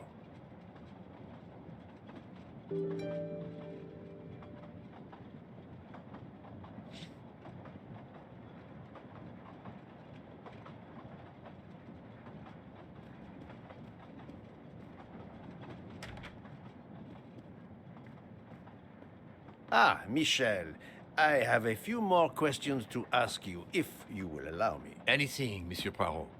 We are in your debt. Please tell me your movements when we were stopped at Venice Station. Once the compartments were cleaned and the linen refreshed, I stayed in my quarters. Did you notice anything special? Comings and goings? Monsieur Bouc had asked everyone to stay in their compartments. I would occasionally walk the train to ensure everyone was comfortable. Oh, I saw Monsieur Maury was all alone loading his crates of provisions. A great chef like that, reduced to petty labor, I would have helped him. But Monsieur Bouc had ordered me not to leave the train for any reason. So, Monsieur Maury was forced to labor alone.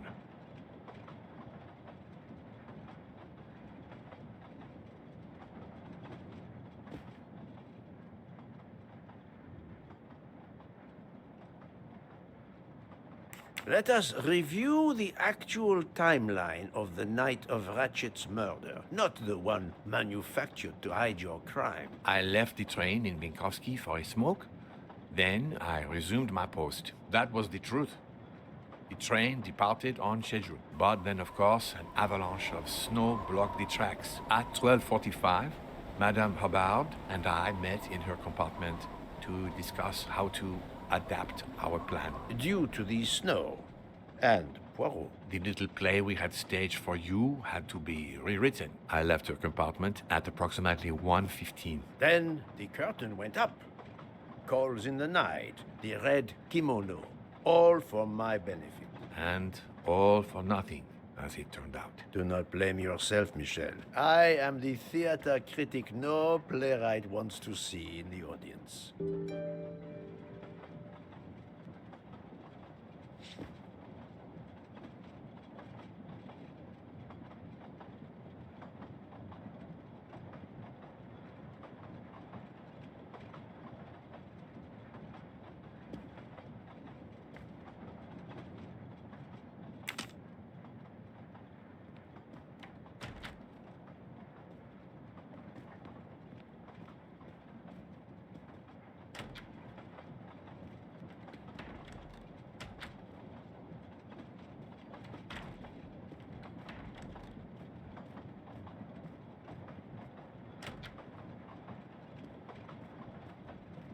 You play well. I didn't mean to interrupt you. Thank you. Many years of piano lessons thanks to my mother. I try to play in a few clubs in Paris when I get the chance, but as you can see, it hasn't made me rich. What can I do for you? Conversation only. May I see your knives? Of course. They are here. If you don't mind. Help yourself. They are under the bar counter.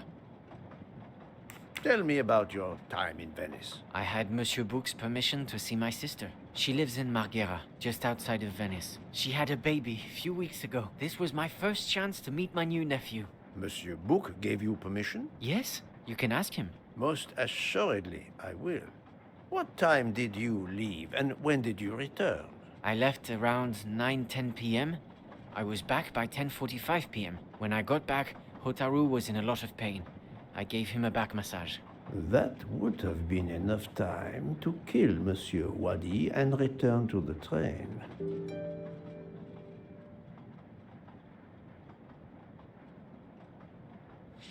Tell me again about your poker game the night of the murder. It's a regular game to help relax after a long day. Let's see, we started around 11 p.m. We took a short break in Winkowski, Hotaru, Pierre, and I. The game finished up around 2 a.m. We'd all had quite a bit to drink. Ah, yes, I left for about 10 minutes to refrigerate champagne for the next day. That must have been around 1 a.m.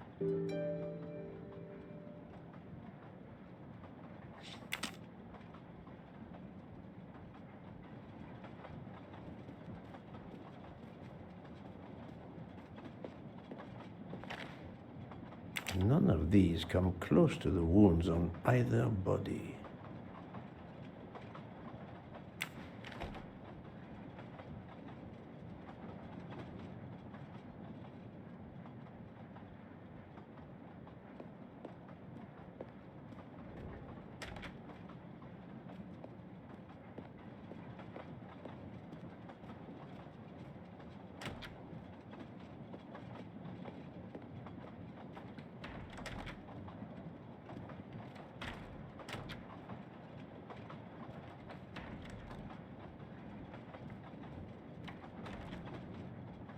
You told Fauché he could go into Venice? Marghera, actually. Not so far away. It was his only chance to see his sister. He's been working every train for weeks. There is never time to see the new baby. Enough, Book. Your heart does you credit, but your common sense, it... I know. But it's fine. Isn't it?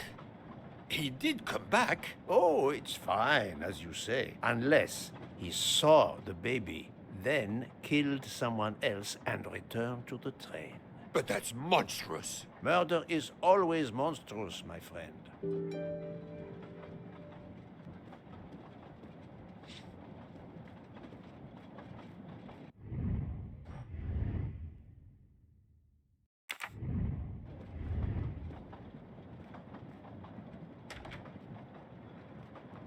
Good evening, Monsieur Maury. May I have a moment of your time? I have a few questions to ask you. Of course, as long as you don't mind if dinner is ruined.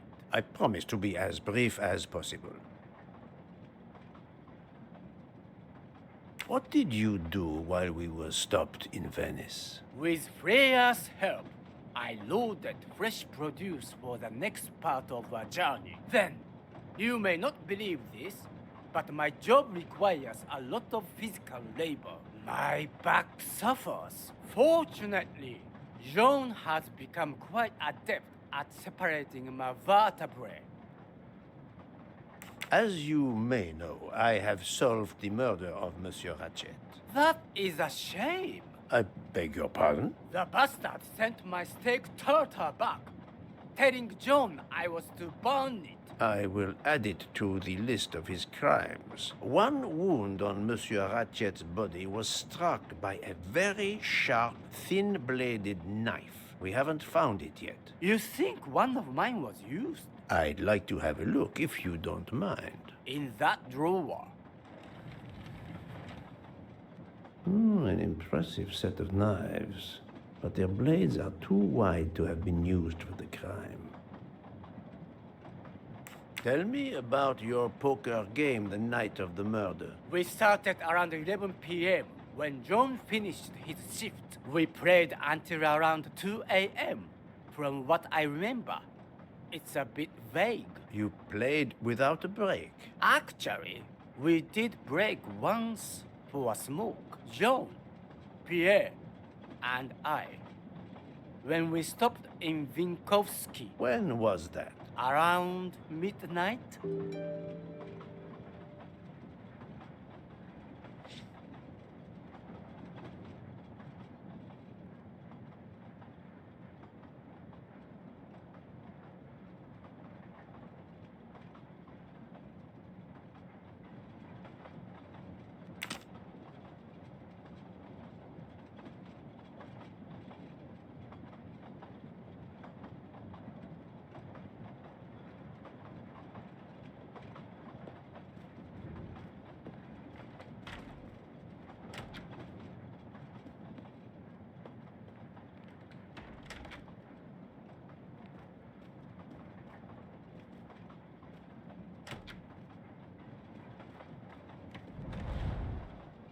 The box is secured by some sort of locking mechanism.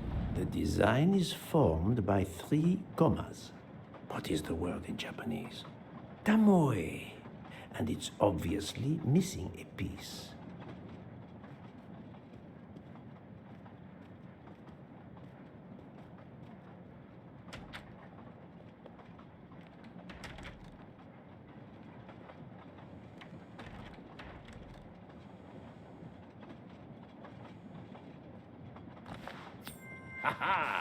golden mustache.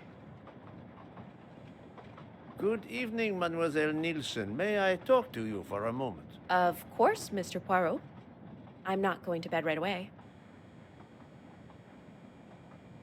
Can you tell me your movements while we were stopped in Venice? That'll be easy. I didn't move much at all. Let's see. I helped Hotaru load all of the food crates aboard the train. Hotaru had everything he needed, but I realized they forgot half of my order. I spent over an hour on the phone with the supplier without success. I had to change the dessert menu for tomorrow.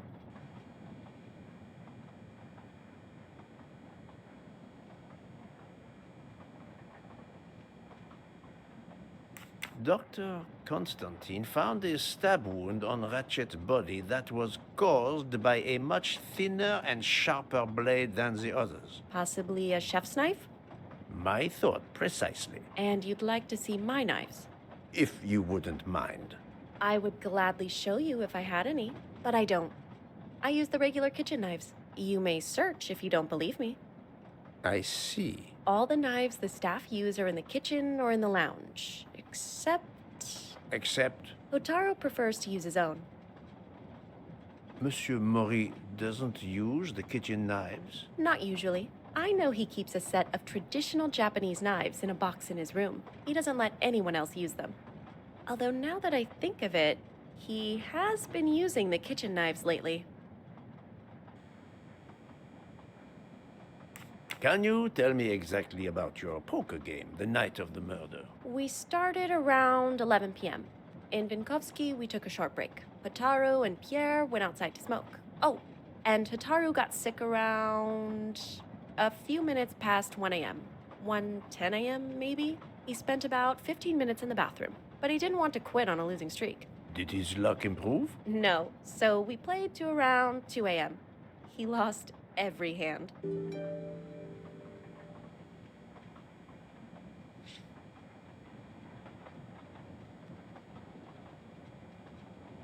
I've talked to everyone, but some elements of the testimonies do not seem to correspond. I need to recheck a few things.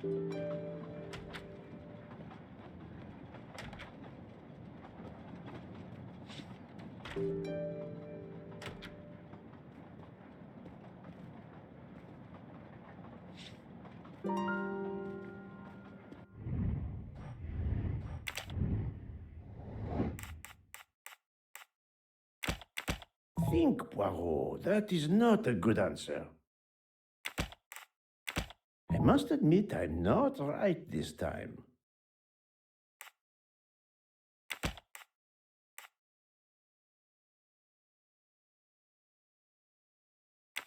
No, not good.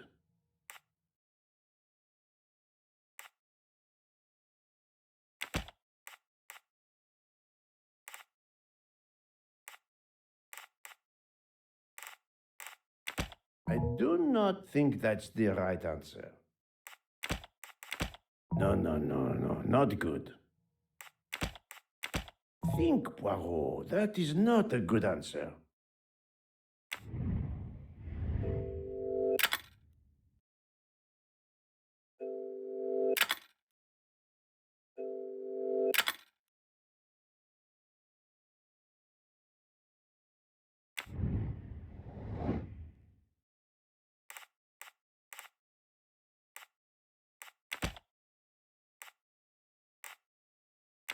This is wrong, but I'm never far from the truth.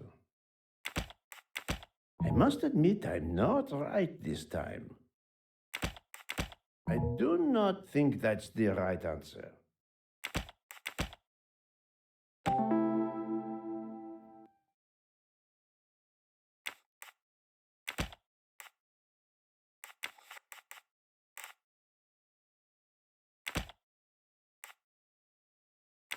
This is wrong, but I'm never far from the truth.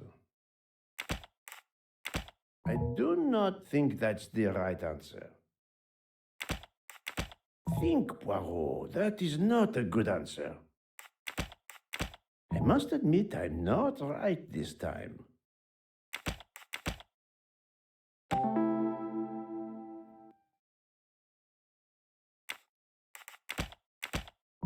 no, not good. This is wrong, but I'm never far from the truth.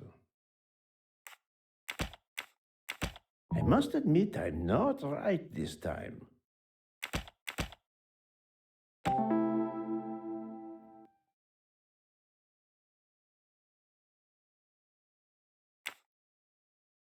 Any of the three staff members had the opportunity to kill Ratchet when Monsieur Michel wasn't watching the hallway. Et voilà.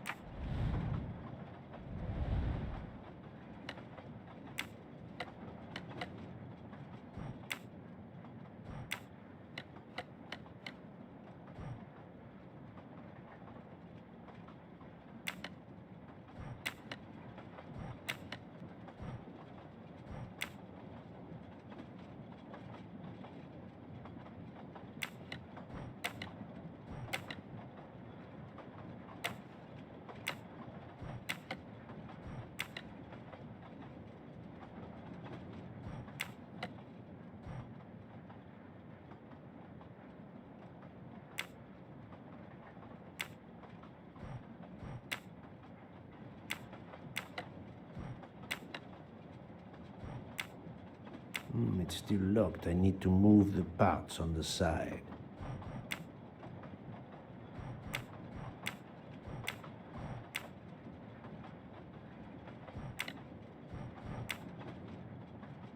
It's still locked. I need to move the parts on the side.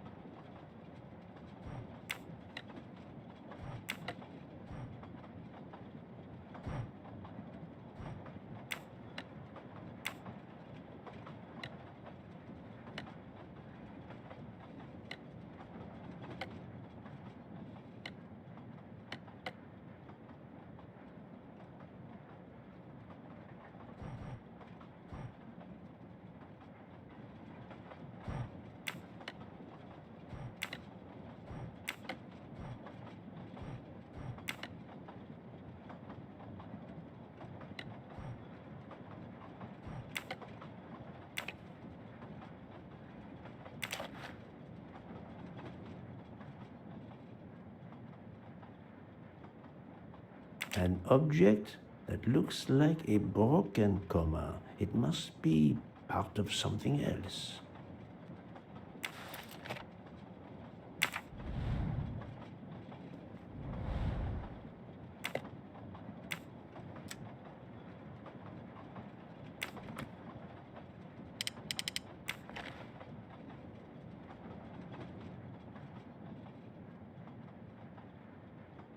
Colteria Venezia.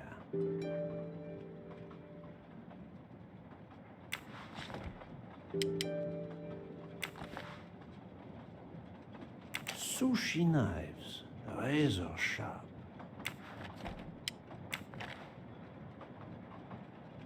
Sushi knives, razor sharp.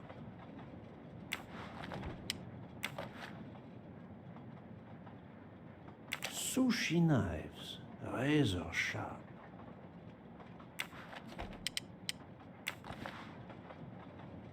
Sushi knives, razor sharp.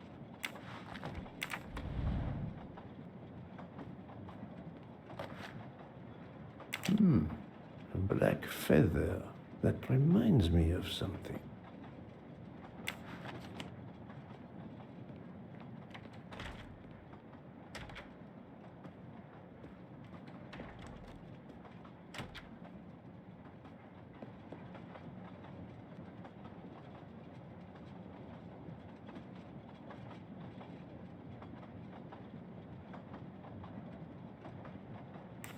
I'm sorry, Monsieur Mori, but haven't you forgotten something? You haven't told me about the knives hidden in your room. Ha! Yes, indeed. I forgot to tell you about those. They are my personal knives. I only use these knives. There are none better. I bought them all in Japan. No one is allowed to touch them except me.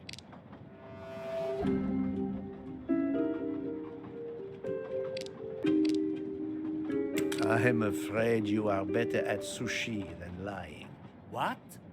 What do you mean?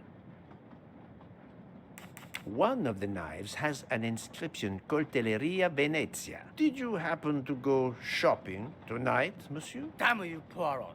Very well. One of my sushi knives has been missing since the night of the murder. I thought you were going to believe I killed Ratchet. He routinely sent back my dishes to be ruined.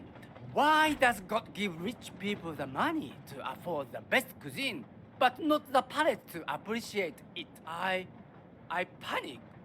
I know a very good store in Venice. I went to buy a knife to replace the one that had gone missing, so I wouldn't be accused. I assure you that I had nothing to do with any murders. I would have an easier time believing you, monsieur, if you put that knife down. Oh, yes, of course.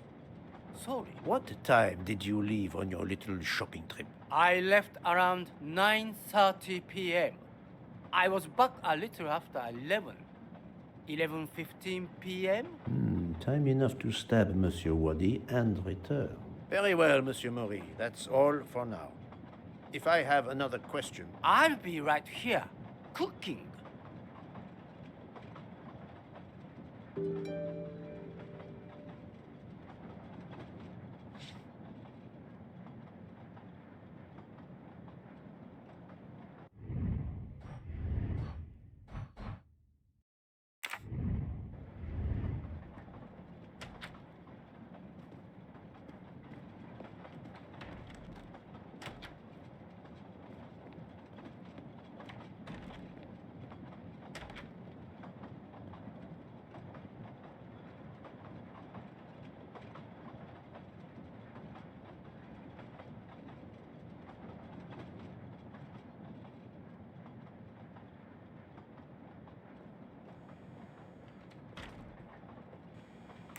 Remind me of what you did when the train stopped in Venice. No problem. I helped Hotaru load all of the food crates aboard the train. Hotaru had everything he needed, but I realized they forgot half of my order. I spent over an hour on the phone with the supplier, without success. I had to change the dessert menu for tomorrow.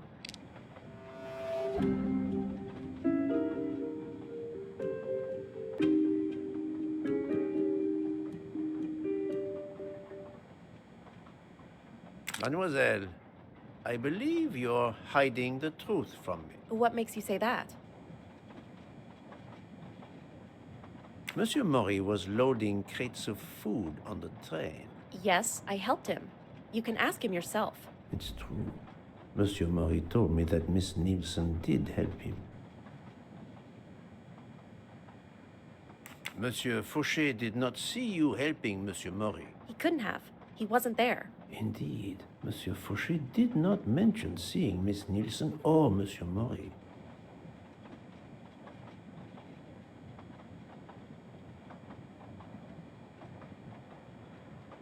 Michel saw Monsieur Maury carrying the crates of food alone. You weren't on the platform. I did help Hotaru.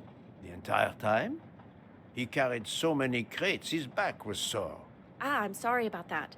Okay, I'm guilty. I did leave him before we were finished. But I had to. There was no saffron he needed for a recipe. I volunteered to go into Venice and get him some. The Rialto market would be open late because of the carnival. He gave me money. I knew we weren't supposed to leave the train, but I only wanted to help. Mr. Mori can confirm this. Ask him. I saved dinner.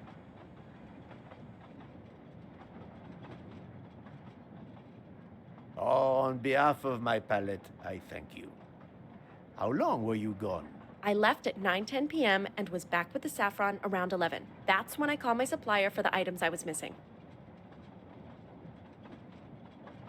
Miss Nielsen had almost 2 hours to buy the saffron, find a costume, kill Monsieur Wadi, elude Detective Locke, and make it back to the train for that phone call. Yes, it's possible that was enough time.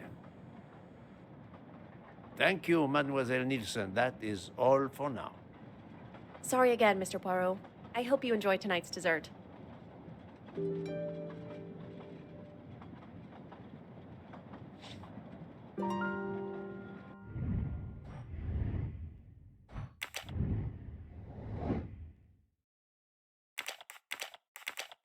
I do not think that's the right answer.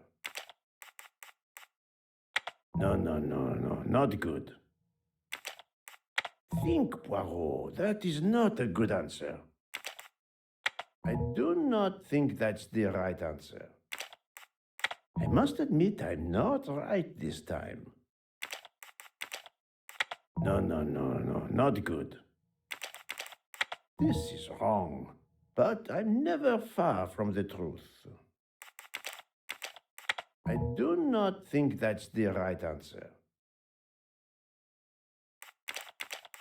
No, not good.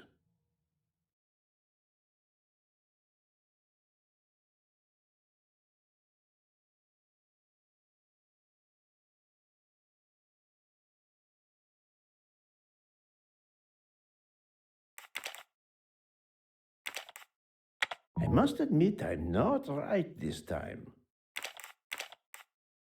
This is wrong, but I'm never far from the truth. Think, Poirot. That is not a good answer. No, not good. I do not think that's the right answer.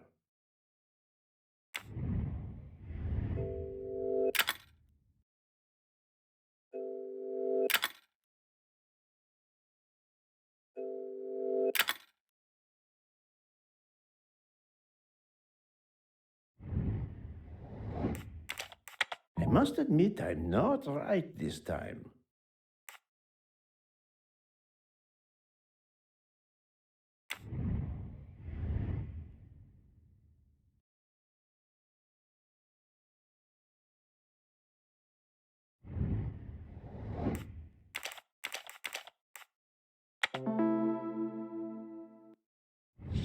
Et voilà.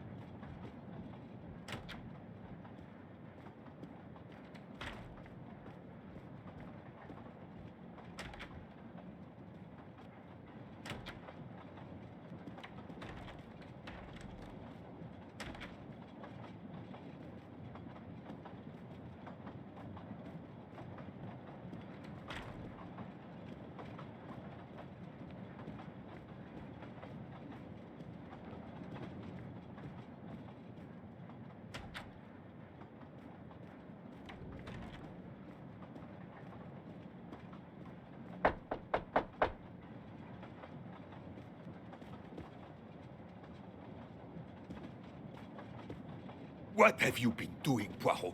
I am completely in the dark. I will shine some light on the situation, my friend. I have 3 new suspects who could have killed Ratchet and Monsieur Wadi. Miss Nielsen, Monsieur Fauché, and Monsieur Maury. They all had periods of time during both murders to commit the deed, and their alibis are weak.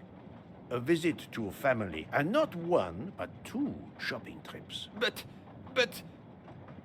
all are my employees. Alas, yes, my dear book. But we have no proof against any of them. None of the 3 appears to have any motive whatsoever. But this is a tragedy. Do not give up hope. We will catch this murderer. There is still one place that may hold the evidence we need. Geneva. Exact. Do not give up hope? Well, that's easy for you to say. But what if it's Freya? What becomes of dessert? If it's Hotaru, who will cook? Me? And the worst, if it's Jean, who will serve the drinks?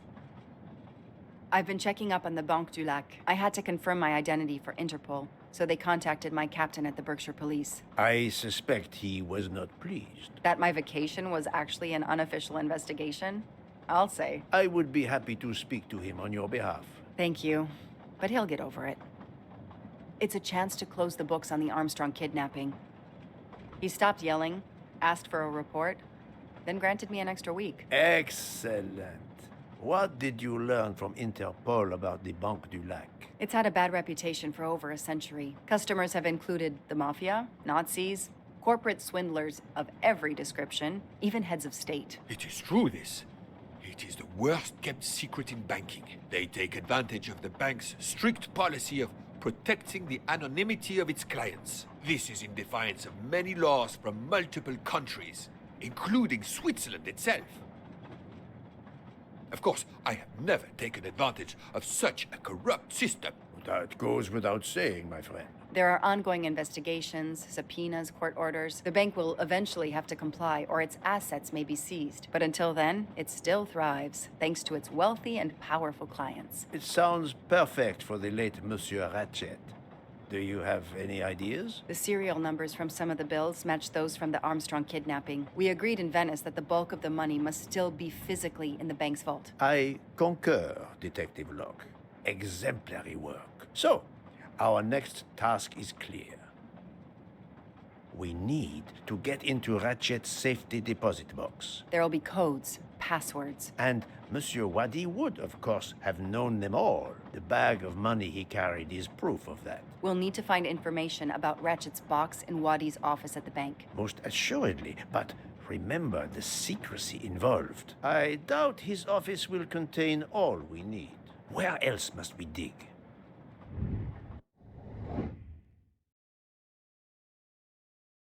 This is wrong, but I'm never far from the truth. Little I do not think that's the right answer. There was nothing. Et voilà.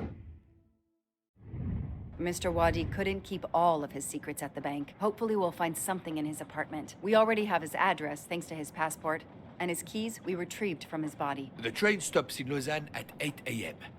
But that's far from Geneva. I can delay the departure until 11 a.m. No later. The police are expecting us in Paris by the end of the afternoon at the latest. They won't tolerate any delay. The bank doesn't open until 9. I can see only one way that gives us a chance to be on time. Ferries travel between Lausanne and Geneva, but it would take over 3 hours. We can't depend on finding a faster boat. Better to take a taxi and pray traffic is light. The best thing is to separate. One of us searches his apartment, the other searches his office. To access the safety deposit box, we need to find the key, the box number, and the passcode. Suppose you find all this. How do you plan to get into the vault? We are going to use the bank's anonymity policy to our advantage. And the quickest way is for you to impersonate Ratchet. I would rather impersonate Jack the Ripper, but in the interest of justice, I will do it. We need to find the account number. Along with everything else. I will say I want access to the vault. They don't ask for papers or even names. The vault information is enough. I'm not hearing any of this. I run a train company. I don't rob banks. Perfect. Let's recap the plan.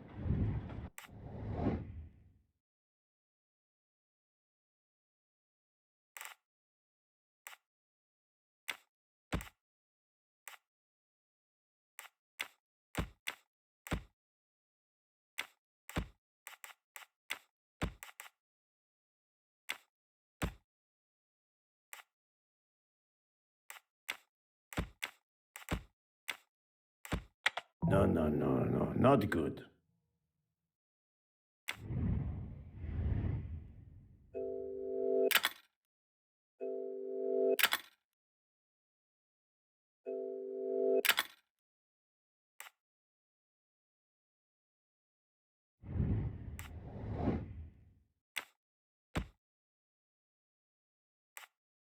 I must admit I'm not right this time.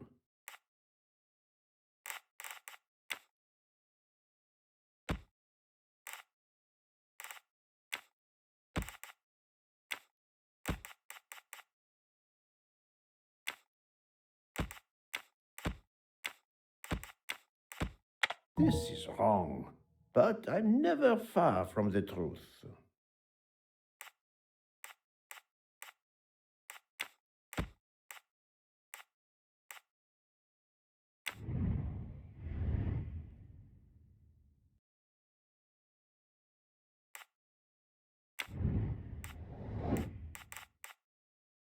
I must admit I'm not right this time.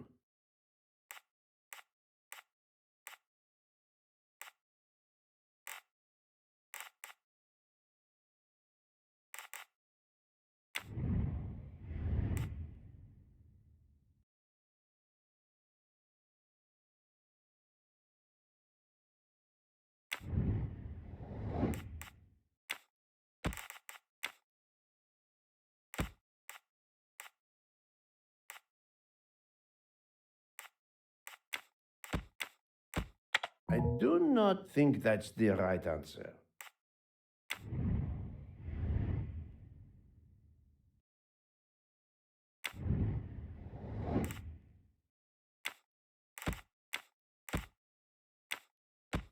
This is wrong, but I'm never far from the truth.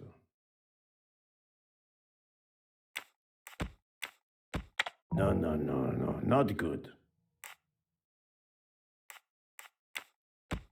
Think, Poirot. That is not a good answer.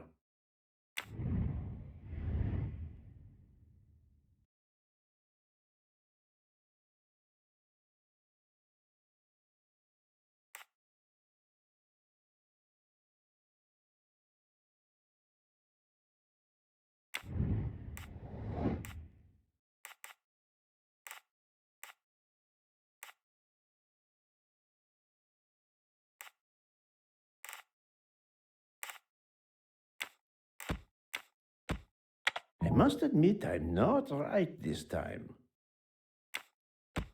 Think, Poirot. That is not a good answer.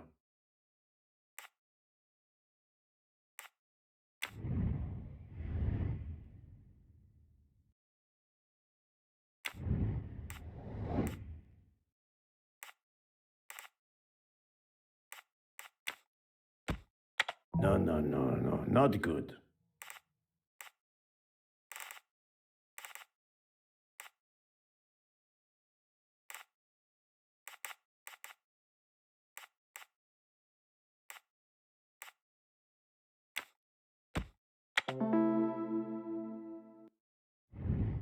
That was easy.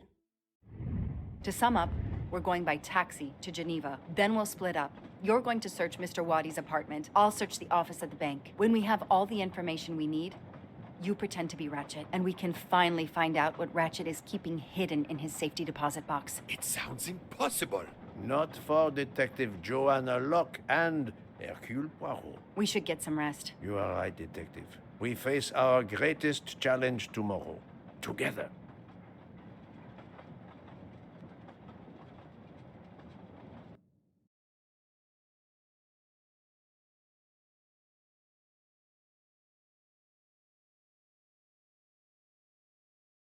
Nine o'clock.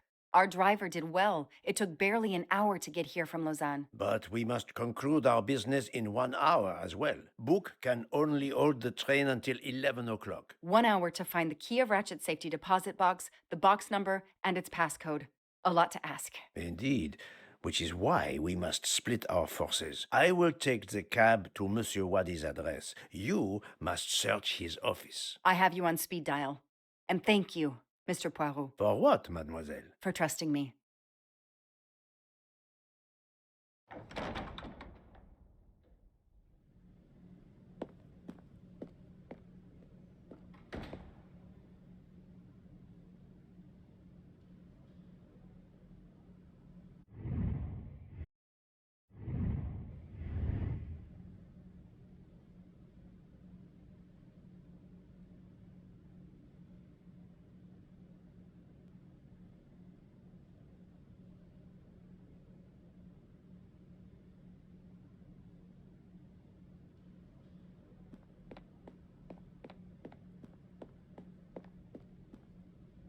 You there.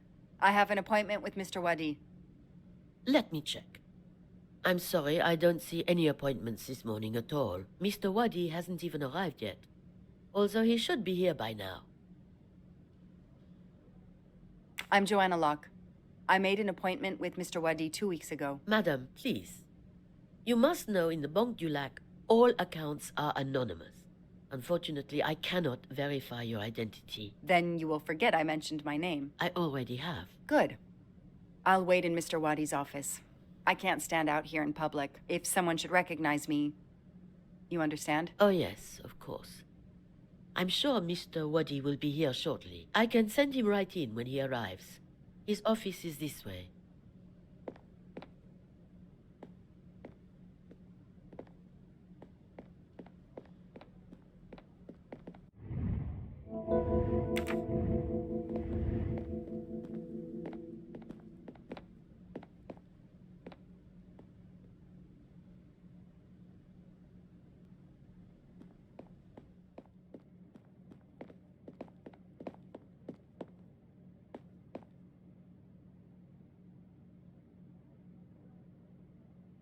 Please come in. I can't understand where Mr. Wadi might be. You're right. I don't have much time at all. Time is not on my side. It's closed. Alice in Wonderland. Again. Mr. Wadi seems to have really liked this book.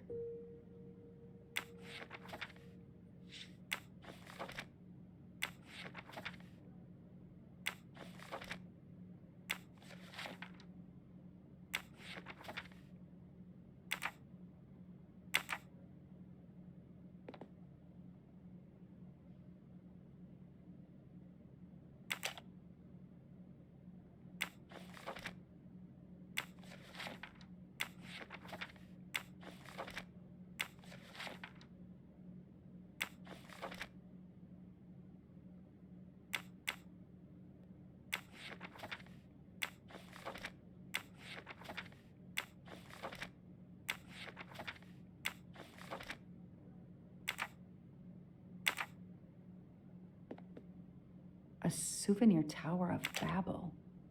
Makes sense. We know that Mr. Wadi is from Iraq, and the ancient tower is said to have been built there.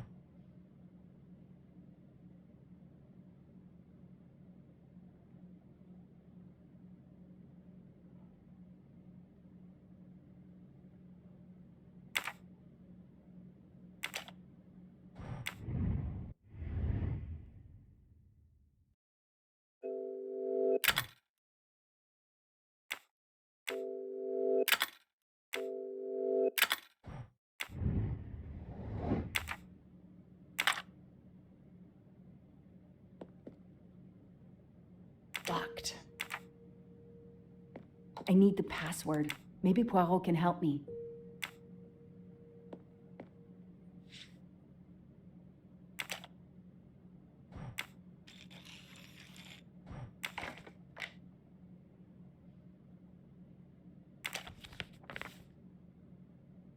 I'm taking a picture of it.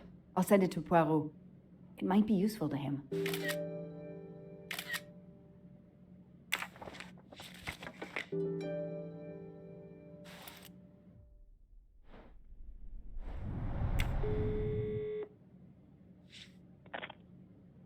I managed to get into Wadi's office. I did a quick preliminary search. Everything is locked, including his computer. All I could find was a photo with a date on it. I just sent it to you. Maybe you can use it. Thank you. That might help. I've just arrived at the apartment. I'll call you when I find something. As quick as you can. I can't stay here long.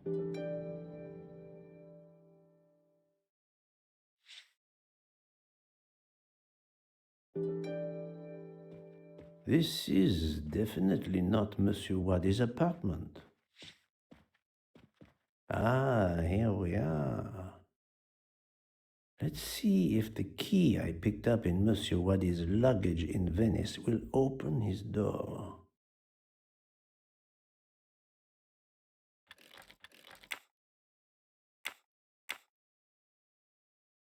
Great.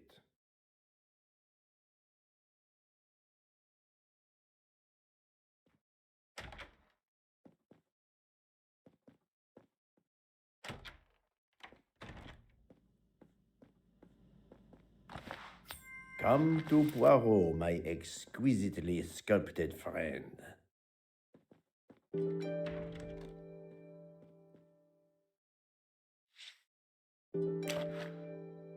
A dart. A familiar projectile found in any pub in England.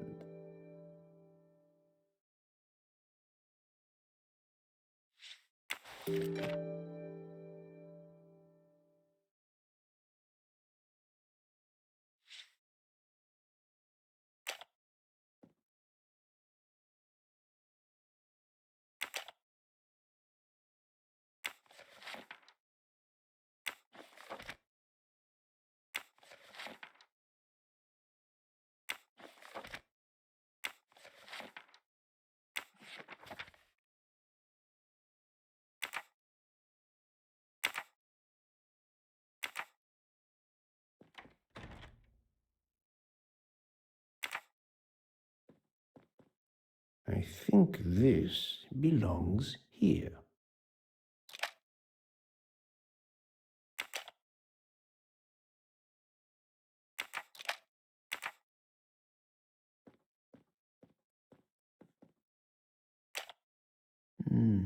This computer won't give up its secrets easily.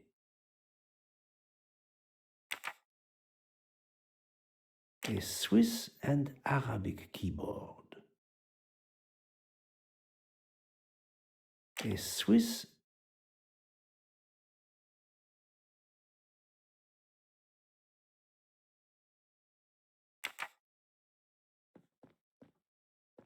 Staring at the clock won't help, Poirot.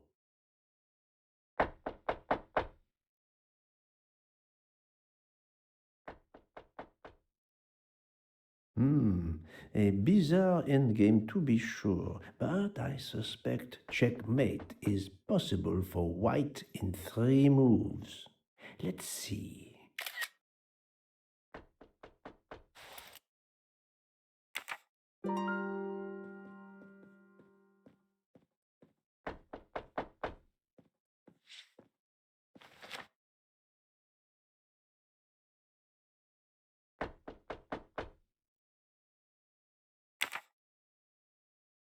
The key to the password is close. I can feel it.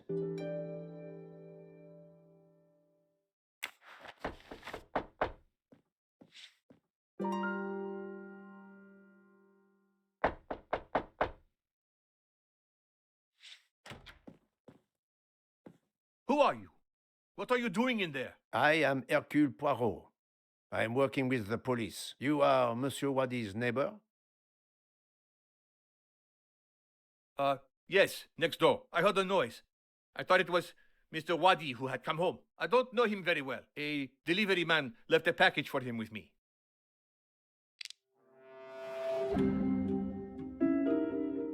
He is lying, and I will prove it. I have no way to prove he's lying.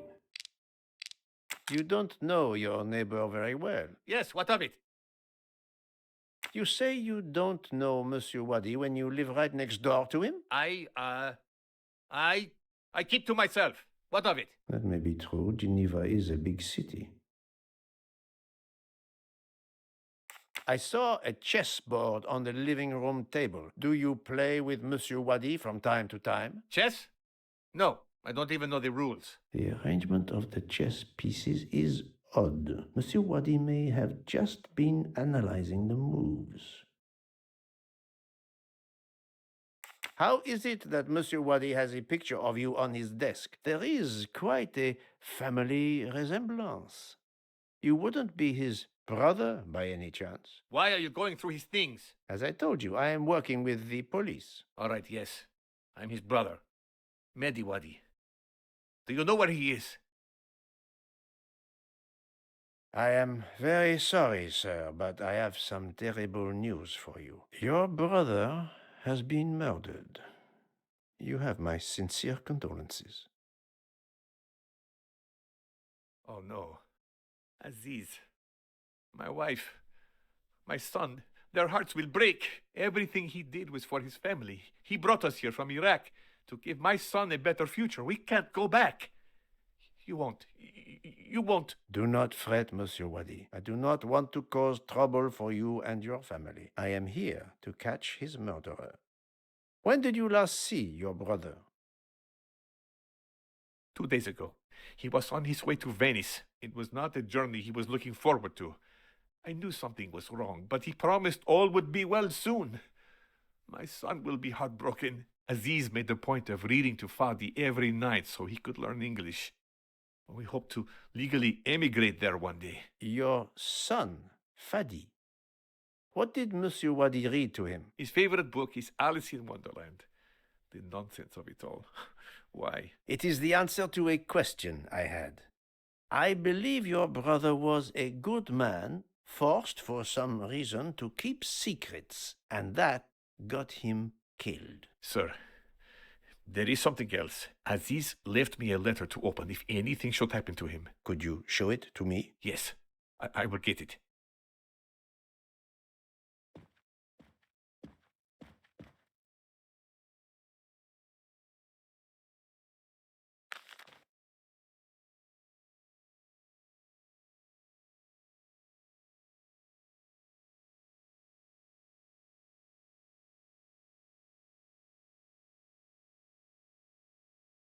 It all makes sense. It's horrific.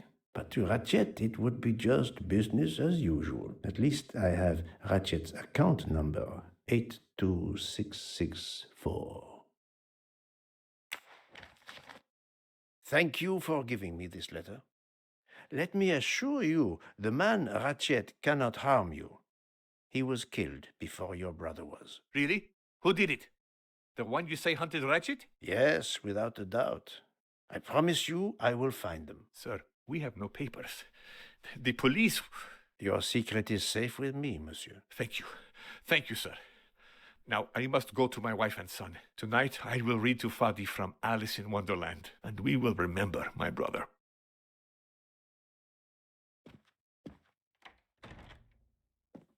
I need to notify Mademoiselle Locke that I have Ratchet's bank account number.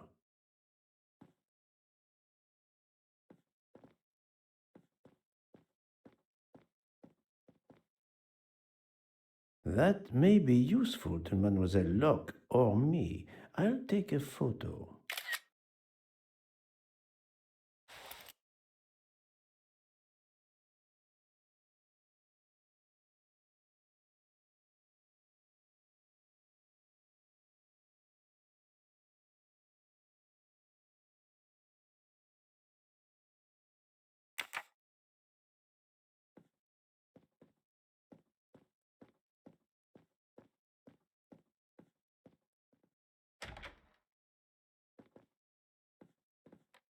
Staring at the clock won't help, Poirot.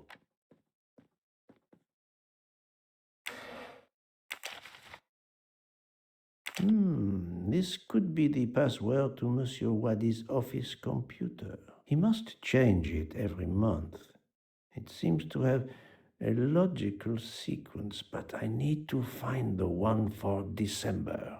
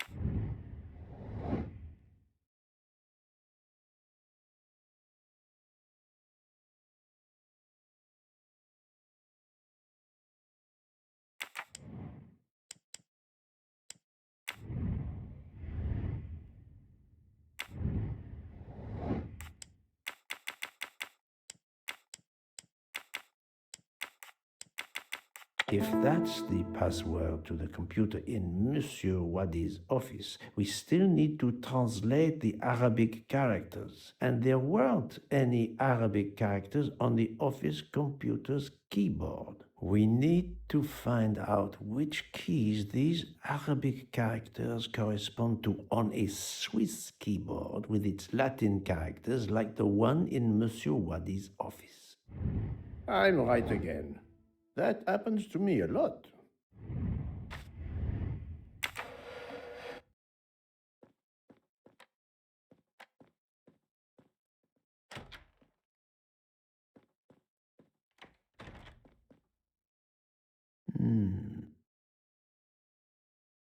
This keyboard should help me translate this code.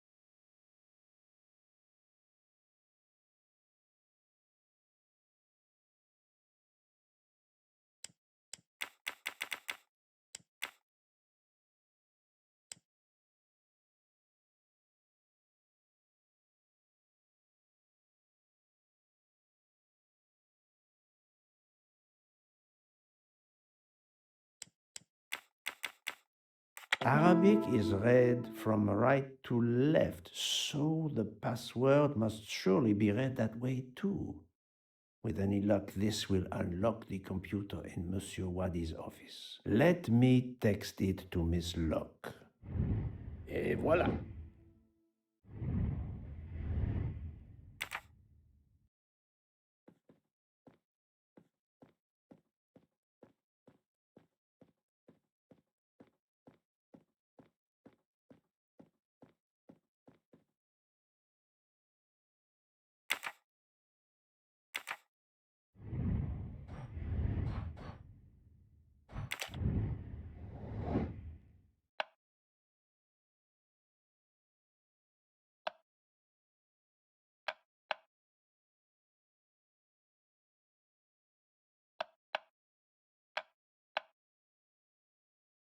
I do not think that's the right answer.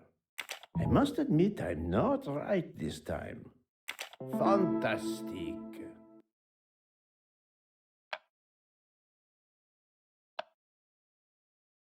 No, not good. Adequate.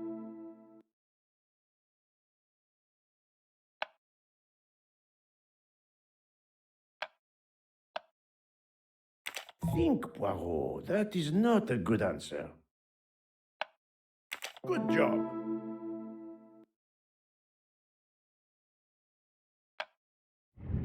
My little gray cells did not let me down.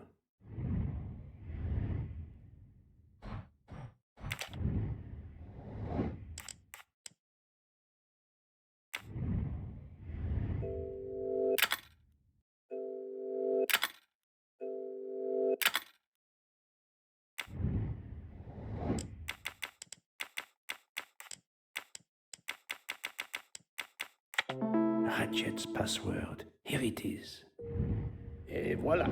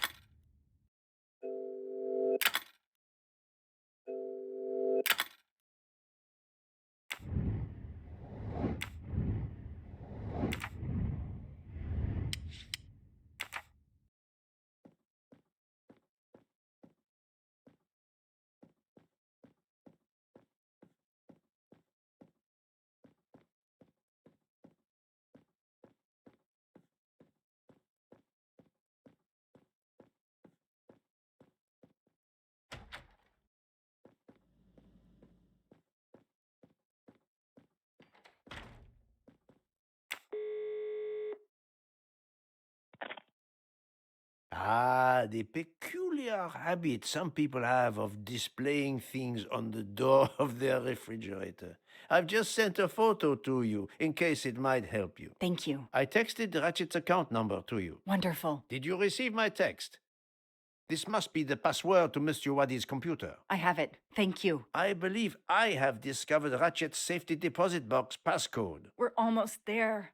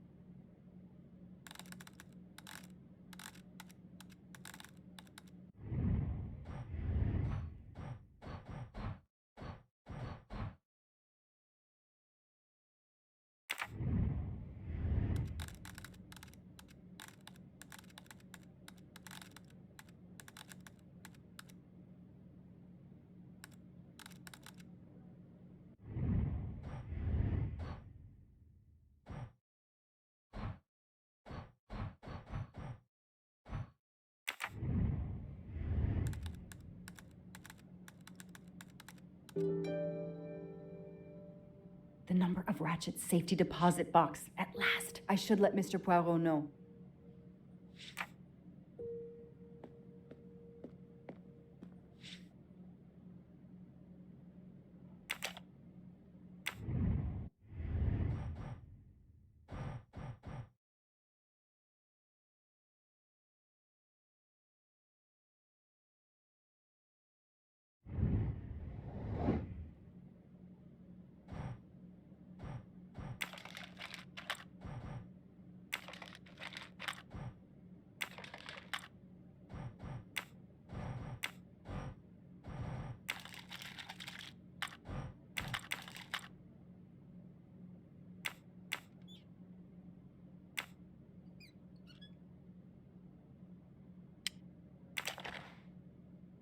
key. I wonder if it will fit the desk drawer.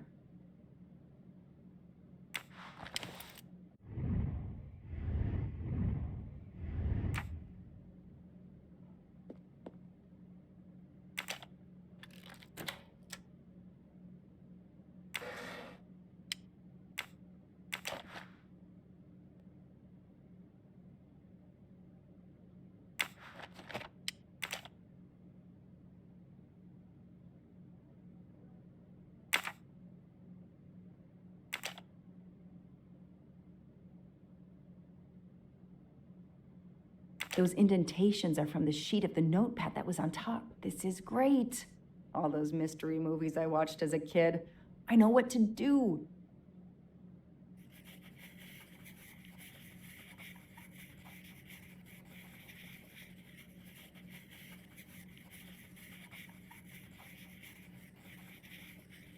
I'll send a picture of this to Poirot.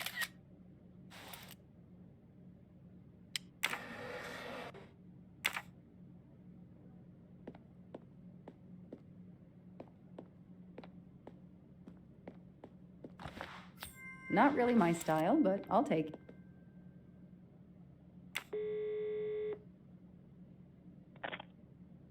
I sent you a photo of doodles I found on a notepad. I hope it can help you. I hope so as well. I was able to access Mr. Waddy's computer. I have Ratchet's safety deposit box number. Excellent.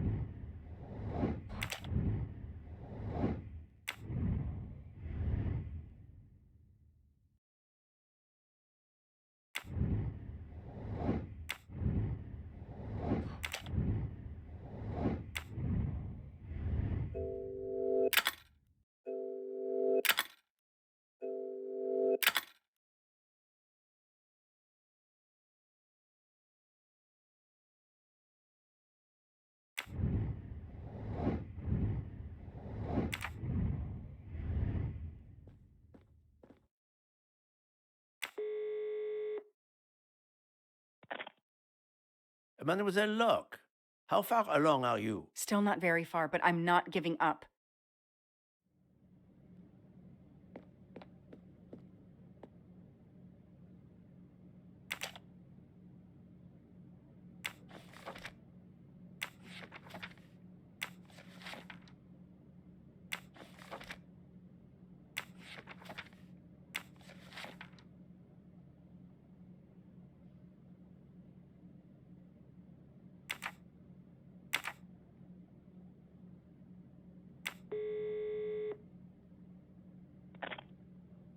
Mr. Poirot, how are you doing? I have little to report, but keep looking.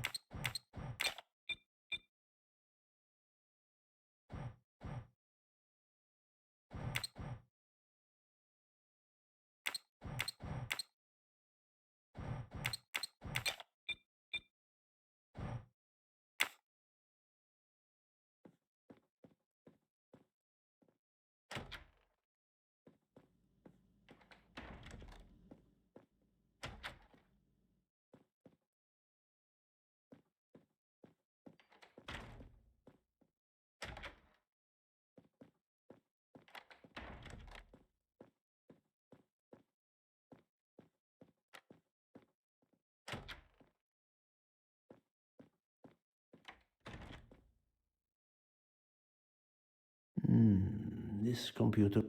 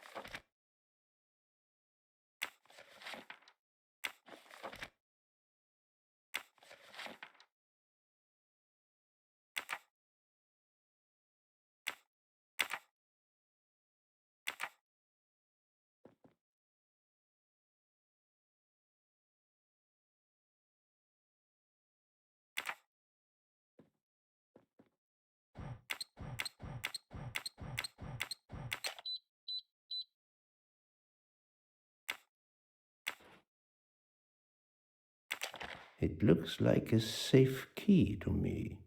We finally found it.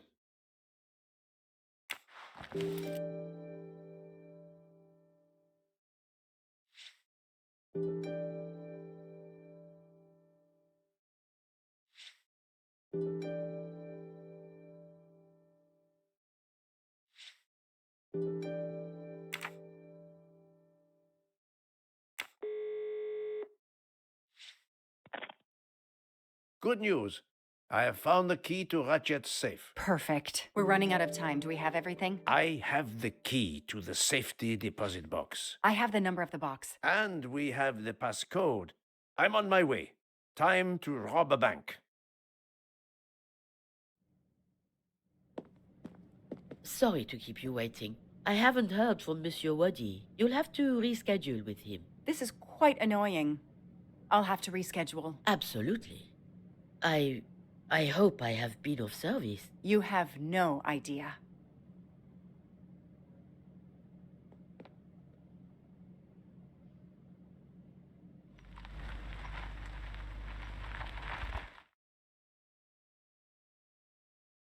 That was fast. We do this as planned? Yes, I am, Monsieur Ratchet. But with the bank's questionable policy, I do not expect anyone to ask. Right. Absolute secrecy regarding their clients. The last Swiss bank of its kind.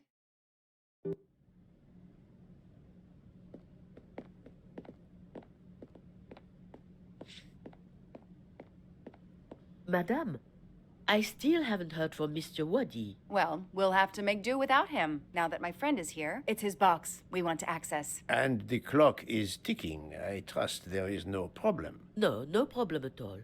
May I have your safety deposit box number? 4346.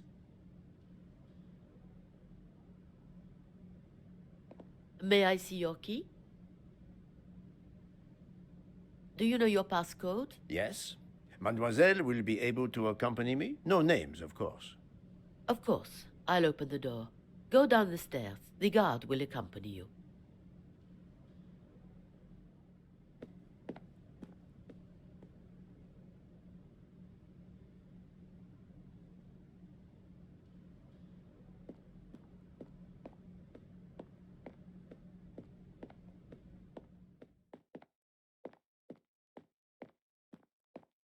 Please leave your personal belongings in this bin and then go through the portal.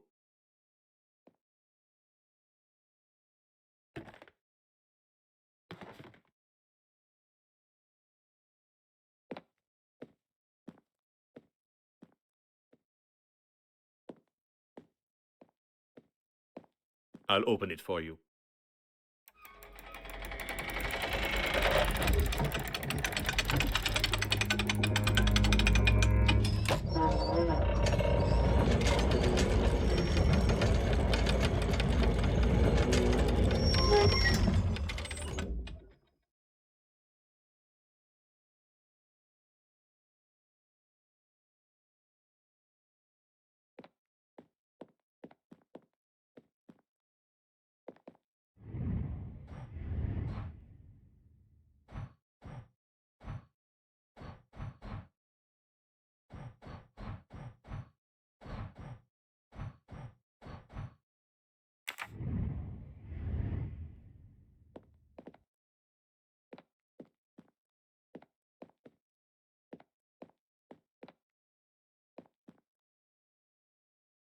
At last, we reach our goal.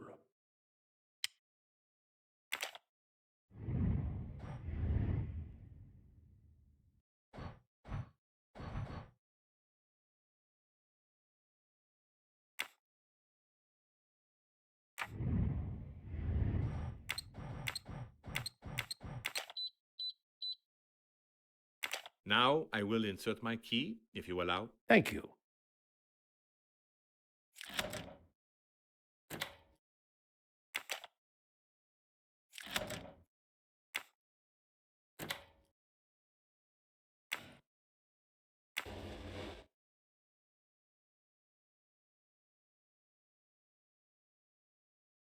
I'll be by the door should you need any assistance.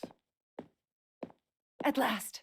I suspect the effort will be worth it. This collection of various personal items. Do you know what they are, Detective Locke? I do, Mr. Poirot. God help me, I do. Souvenirs. The trophies serial killers take from their victims to remind them of their kills. Ratchet wasn't just a kidnapper. No, indeed. He was a monster.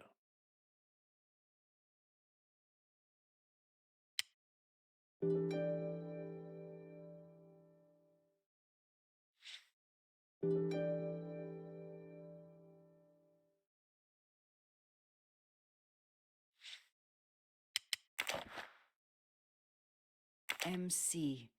The real journalist Michael Clark. Ratchet would have needed to kill him to assume his identity. He took this ring as his trophy. He knew the serial numbers on the banknotes could be traced. The rest of the Armstrong ransom money. The serial numbers match. The one on the left. Ratchet. Whoever he is with, their friendship seems over. The build. The hair. It could be Noah, his partner in Daisy's kidnapping. It appears they had a falling out.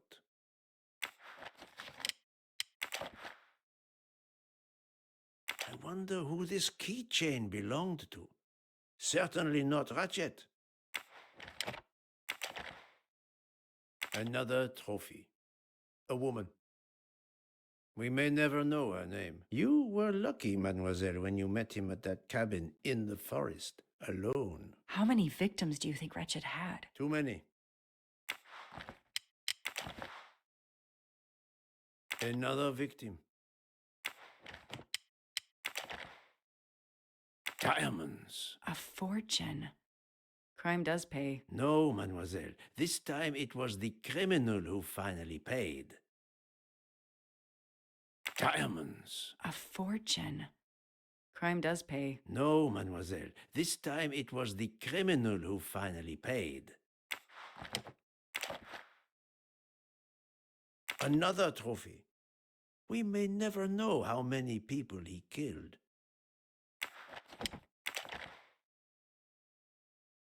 For every soul Ratchet claimed, even more are suffering.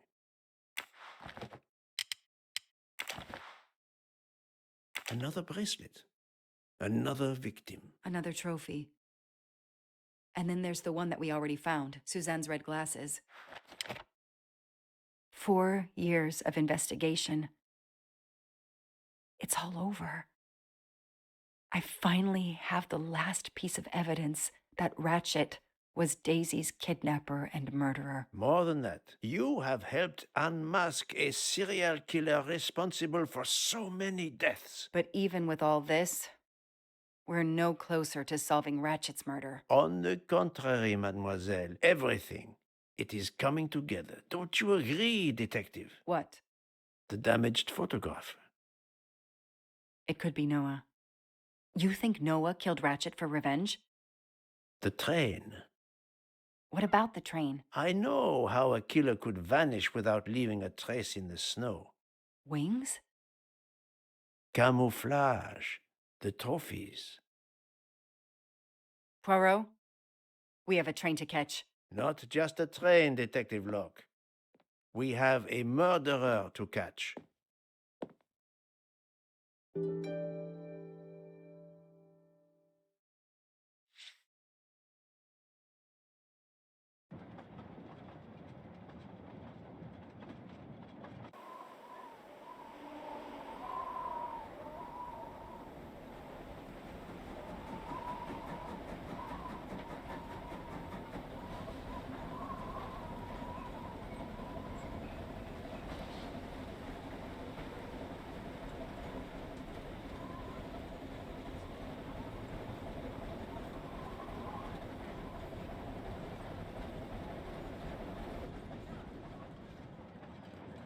Poirot, enough! You have kept us in suspense ever since we left Lausanne. Forgive me, my friend. Detective Locke and I needed the time to put the last pieces of the puzzle in their proper places. I'll fill in where I can, but this is Mr. Poirot's show. I confess I can't help, but I feel a certain déjà vu. You are correct, Doctor. We have been here before. However, without you, we wouldn't have been able to reach the true conclusion of this story.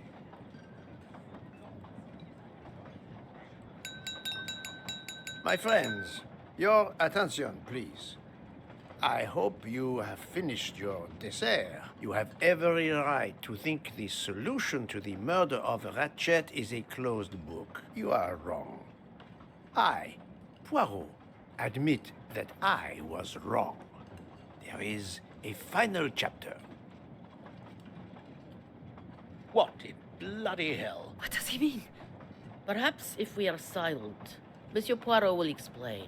Most of us naturally expect a journey by train to proceed in an orderly fashion from station to station. But this journey has gone off the rails. A comfortable journey, which should have been restful, turned out to be quite a challenge for my little gray cells. I beg your indulgence.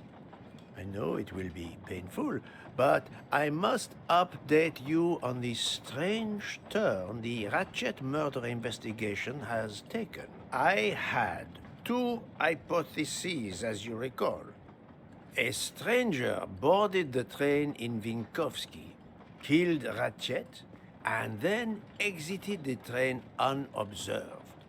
That was the first possibility. The second solution gave us 12 jurors who condemned Ratchet to death for the kidnapping and murder of Daisy Armstrong. My friend, Book, properly chose the first solution for the authorities. However, thanks to Dr. Constantine here, a 13th stab wound was discovered, throwing that solution into disarray. Moreover, the words of a witness called into question the chronology of the night of the murder upon which the first two solutions were based. Detective Locke?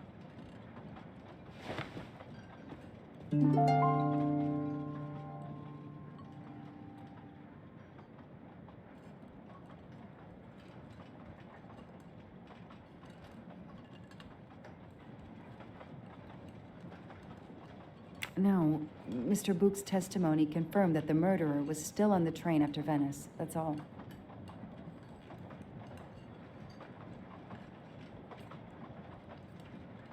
Michael admitted to having been absent several times during the night. His absence, therefore, gave multiple opportunities for a 13th murderer to slip into Ratchet's room before the other 12 jurors lined up to stab him. You are saying the man Ratchet was when we... Yes. You executed a man who was already dead. But there were other suspects that night. Other suspects? Who? They stand before you. Mr. Fauché, Mr. Maury, and Ms. Nielsen. And they all also had a hole in their stories about their movements that night. Mr. Poirot? Most of you don't know it, but there was a second murder in Venice. Mein Gott, another murder. The victim was a man named Aziz Wadi, a banker in Geneva who was on the payroll of Ratchet. He looked after the money Ratchet obtained from the Armstrong ransom. Ratchet needed money and arranged to meet Mr. Wadi in Venice. One of these three knew about that money. Now, each of them had an alibi, of a sort, but if any of their alibis was a lie, that person had time to murder Monsieur Wadi, Monsieur Fauché, Mademoiselle Nielsen, and Monsieur Maury. One of you murdered Ratchet and Monsieur Wadi. Are you kidding? I pour drinks for our guests. I don't murder them. It's nonsense. You are accusing me because of my knives? But why would one of my employees kill Ratchet?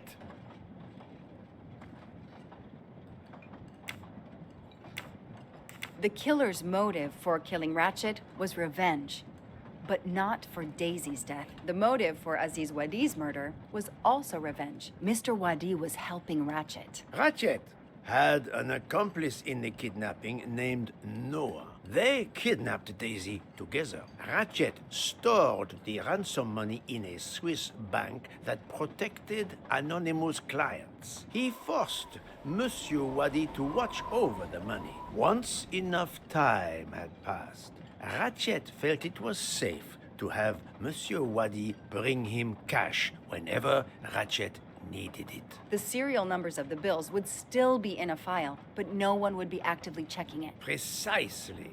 But Ratchet didn't just keep the ransom in his safety deposit box. There was something much worse.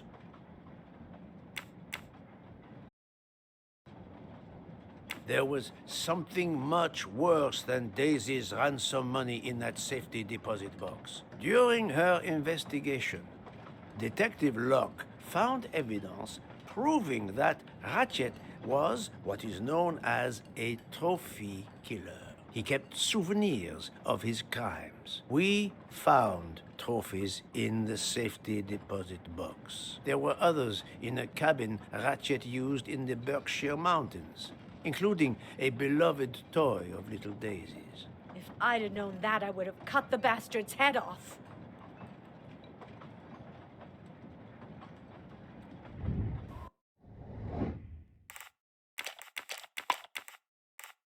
No, not good. This is wrong, but I'm never far from the truth. I do not think that's the right answer. No, no, no, no, not good. Et voilà. The bracelet found in the safety deposit box was also on Noah's wrist in a photograph. It's obvious Ratchet killed Noah. And therefore, at last, I can tell you with absolute certainty who the murderer of Ratchet and Monsieur Wadi is.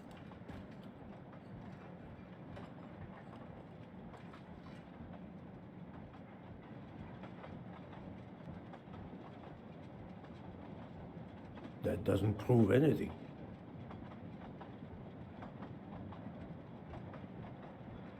No, this doesn't help. This isn't the right evidence.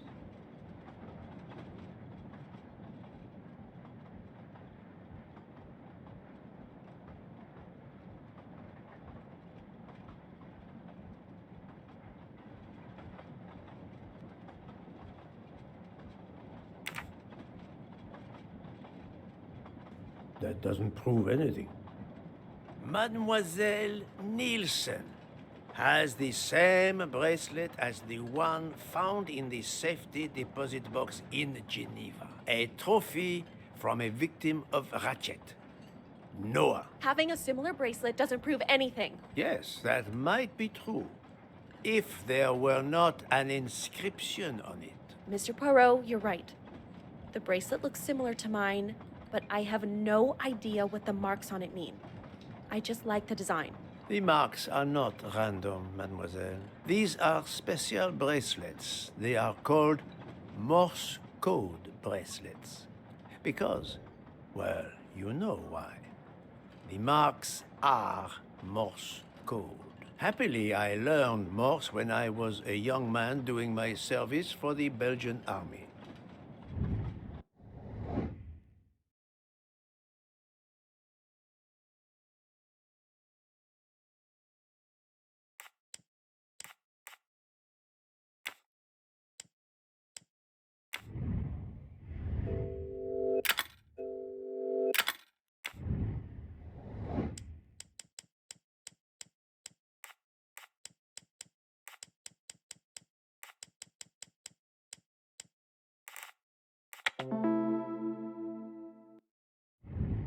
That was easy.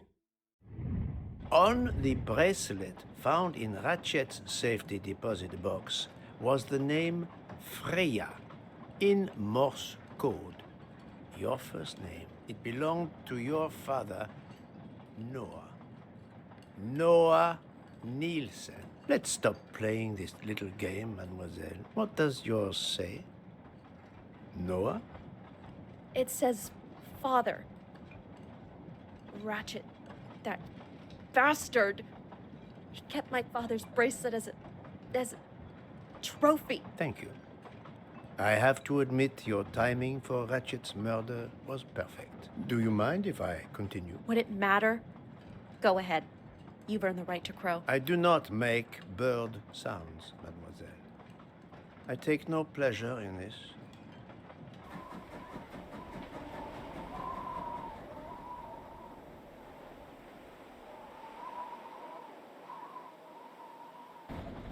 You drugged Ratchet's dessert to ensure he would be unconscious when you went to his room. You stole a knife from Monsieur Maury.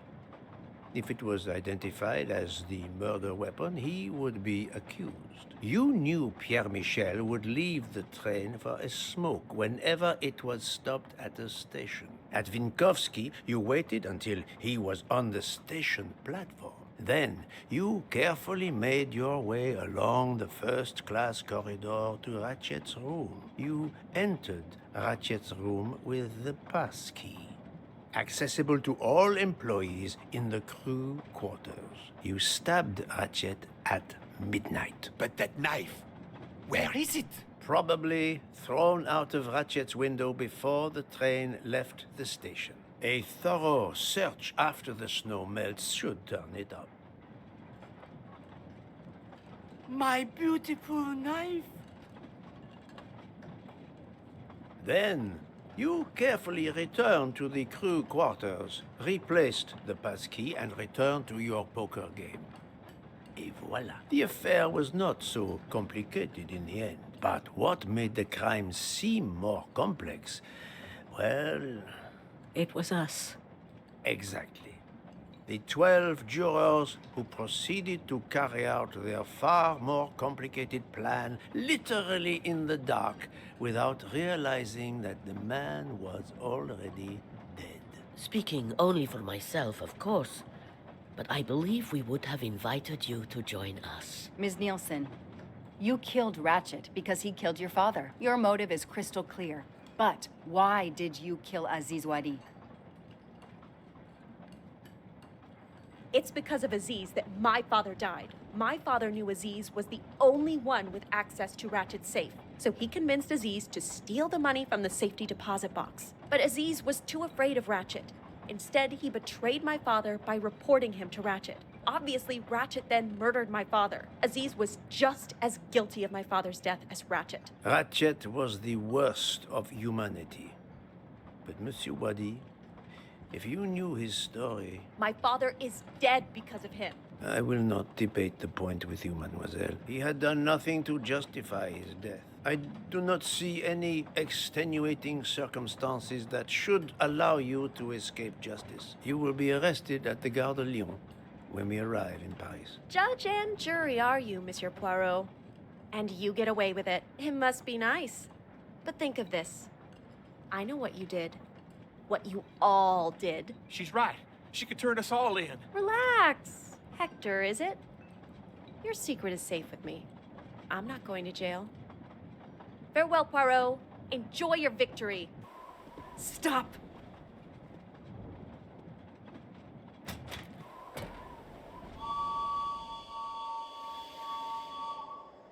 No, Freya, don't jump. You're going to die. I've made my choice. We'll let fate decide. No!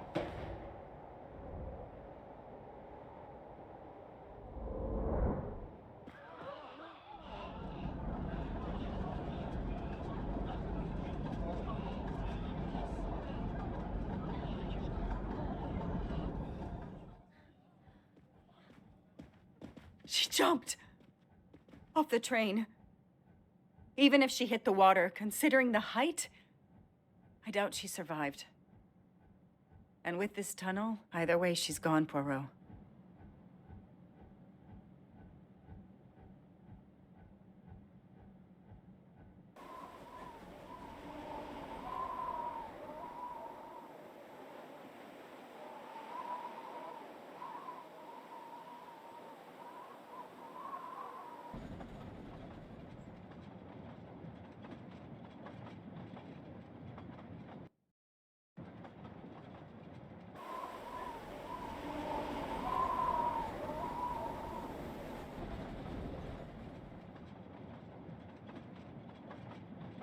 I still can't believe what happened. 13 people took revenge on the same person. This investigation is so incredible.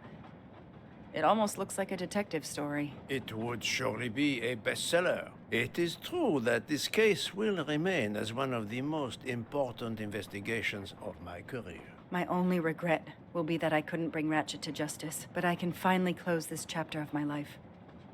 Your determination paid off. You can be proud of yourself. I think we'll be arriving in Paris soon. If you will pardon me, Detective Locke, I have to settle a few details with Monsieur Bouc before we arrive. Please, go ahead.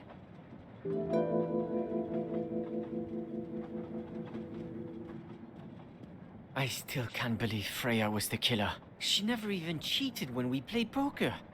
She used too much sugar. Nonsense! Her desserts were divine. Unfortunately, her actions were not so divine. There you are, my friend. Bouc, I have a favor to ask. Anything. When we arrive in Paris, will you speak to the police? I would rather keep a low profile. But why? Bouc, my first solution was incorrect. Nonsense. The nuttier the mystery became, the greater your brilliance. Please, Very well, if you insist. I want to thank you, gentlemen, for your service. The cuisine. Under difficult conditions, you surpass the reputation of the Orient Express. That is true. I look forward to seeing you again abroad, Monsieur Poirot. I promise, not all of our trips are this eventful. Princess Dragomirov would like a word with you, Monsieur Poirot. It is important. She is waiting for you in her compartment. When a princess summons me, how can I refuse?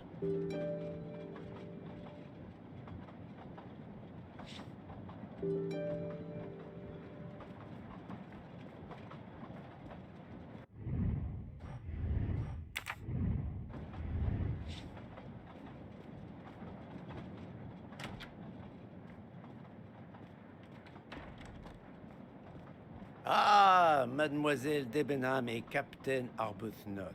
Allow me to congratulate you on your upcoming nuptials. I hope you won't be too disappointed if you're not invited. Archie, really? Thanks to Mr. Poirot, there will actually be a wedding. As you say, my darling. Sorry, old man, and thanks for everything, including finding my train ticket.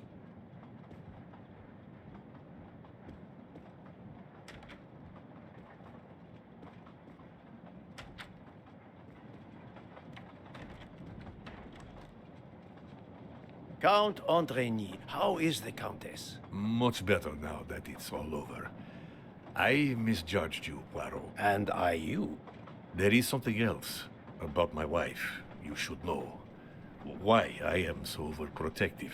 She is pregnant. You are quite the detective.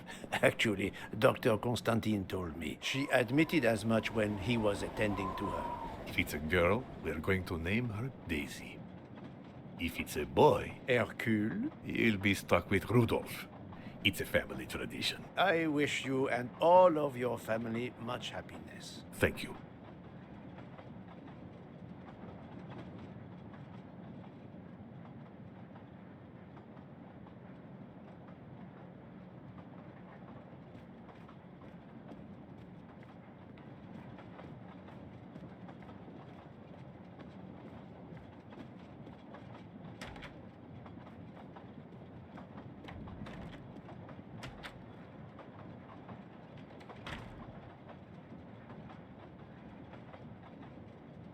My daughter, my great friend, and I wanted to talk to you one last time. I speak on behalf of the entire Armstrong family, as well as those close to us. You have shown compassion.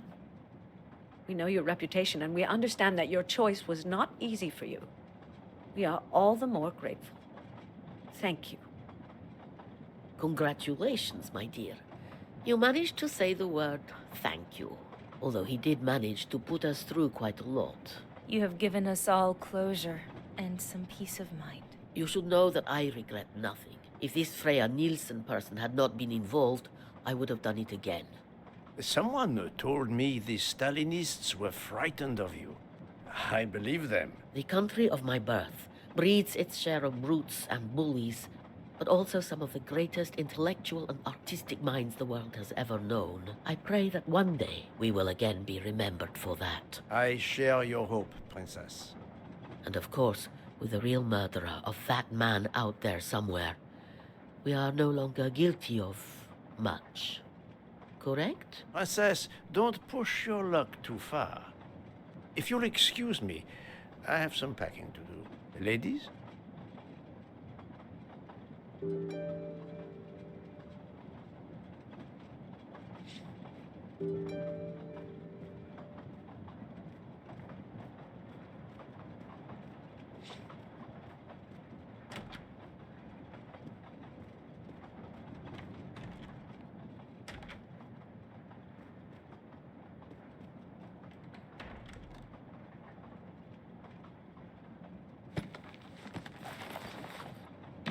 At the end of this investigation, I still have my doubts. Did I make the right choice with the 12 self-proclaimed jurors? Yes, it was the right thing to do.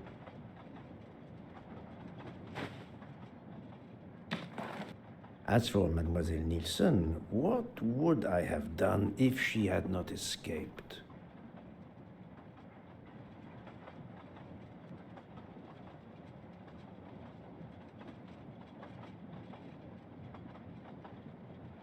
Is it justice to let the 12 go free but have Mademoiselle Nielsen arrested? A vast question indeed.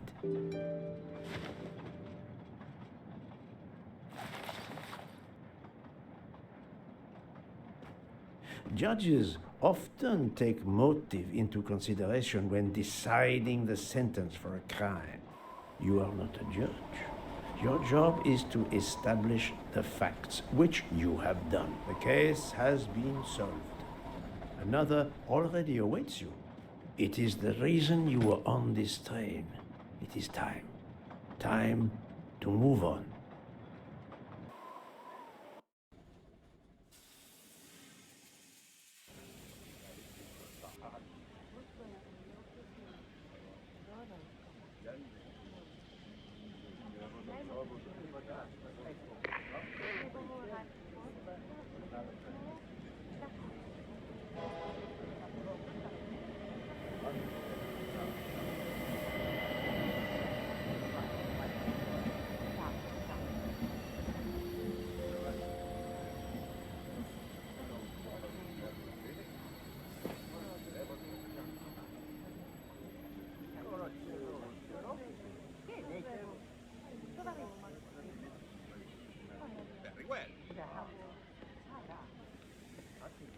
I hope you will travel with us again, Monsieur Poirot.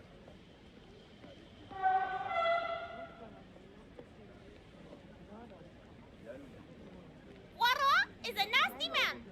Poirot is a... Have you lost something? May I help you? Oh, Mr. Poirot, you have done so much already. What is it you have lost? My friends, we are traveling to Poland to help with children. We were to meet at an information booth. But where do I get information on how to find an information booth? There is, I believe, an information booth just inside the main terminal. Oh, thank you, sir. You are a great detective. And you, madame, are a good soul. I will miss this train.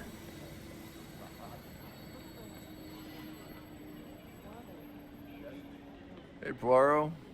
Say, have you seen a scruffy little guy in a green trench coat? I cannot say I have. Why? He's my next case. Another case? That was indeed fast. The detective's gotta eat. You know what I mean. I have some idea, yes. Suspected embezzler. Traveling east. Been out on the Orient Express. Say, you wouldn't be interested in teaming up, would you? Some good money in it. I have had enough of trains for a while, thank you. Okay, suit yourself.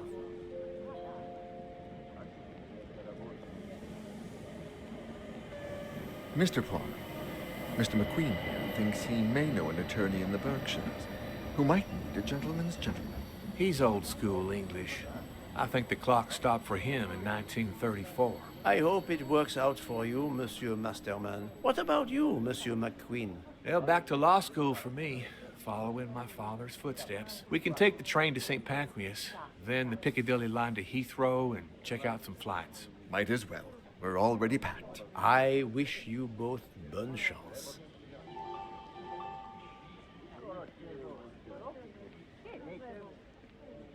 Ah, Poirot. Mission accomplished. I have reported to the police that Freya Nielsen killed Ratchet and that she escaped. They're issuing an international arrest warrant. There's a canal that runs alongside the tracks where she jumped from the train. But they say there's little chance she survived. The police have questioned all of the passengers and crew, so for now, they are free to leave. I gave them the results of my preliminary autopsy, and they have the report from the Venetian authorities. They were arguing about jurisdiction when I left. Thank you, Doctor. You have been of inestimable help. A fascinating case. I'm pleased I could assist you. Mr. Poirot, It seems our paths part here. It was an honor and a pleasure to work with you. And I am with you, Detective Locke. The case would have been impossible without your tenacity and dedication to finding the truth. You also proved to be an able con artist in Geneva. You too. Thank you for everything. I'll never forget you. And I shall always treasure our collaboration.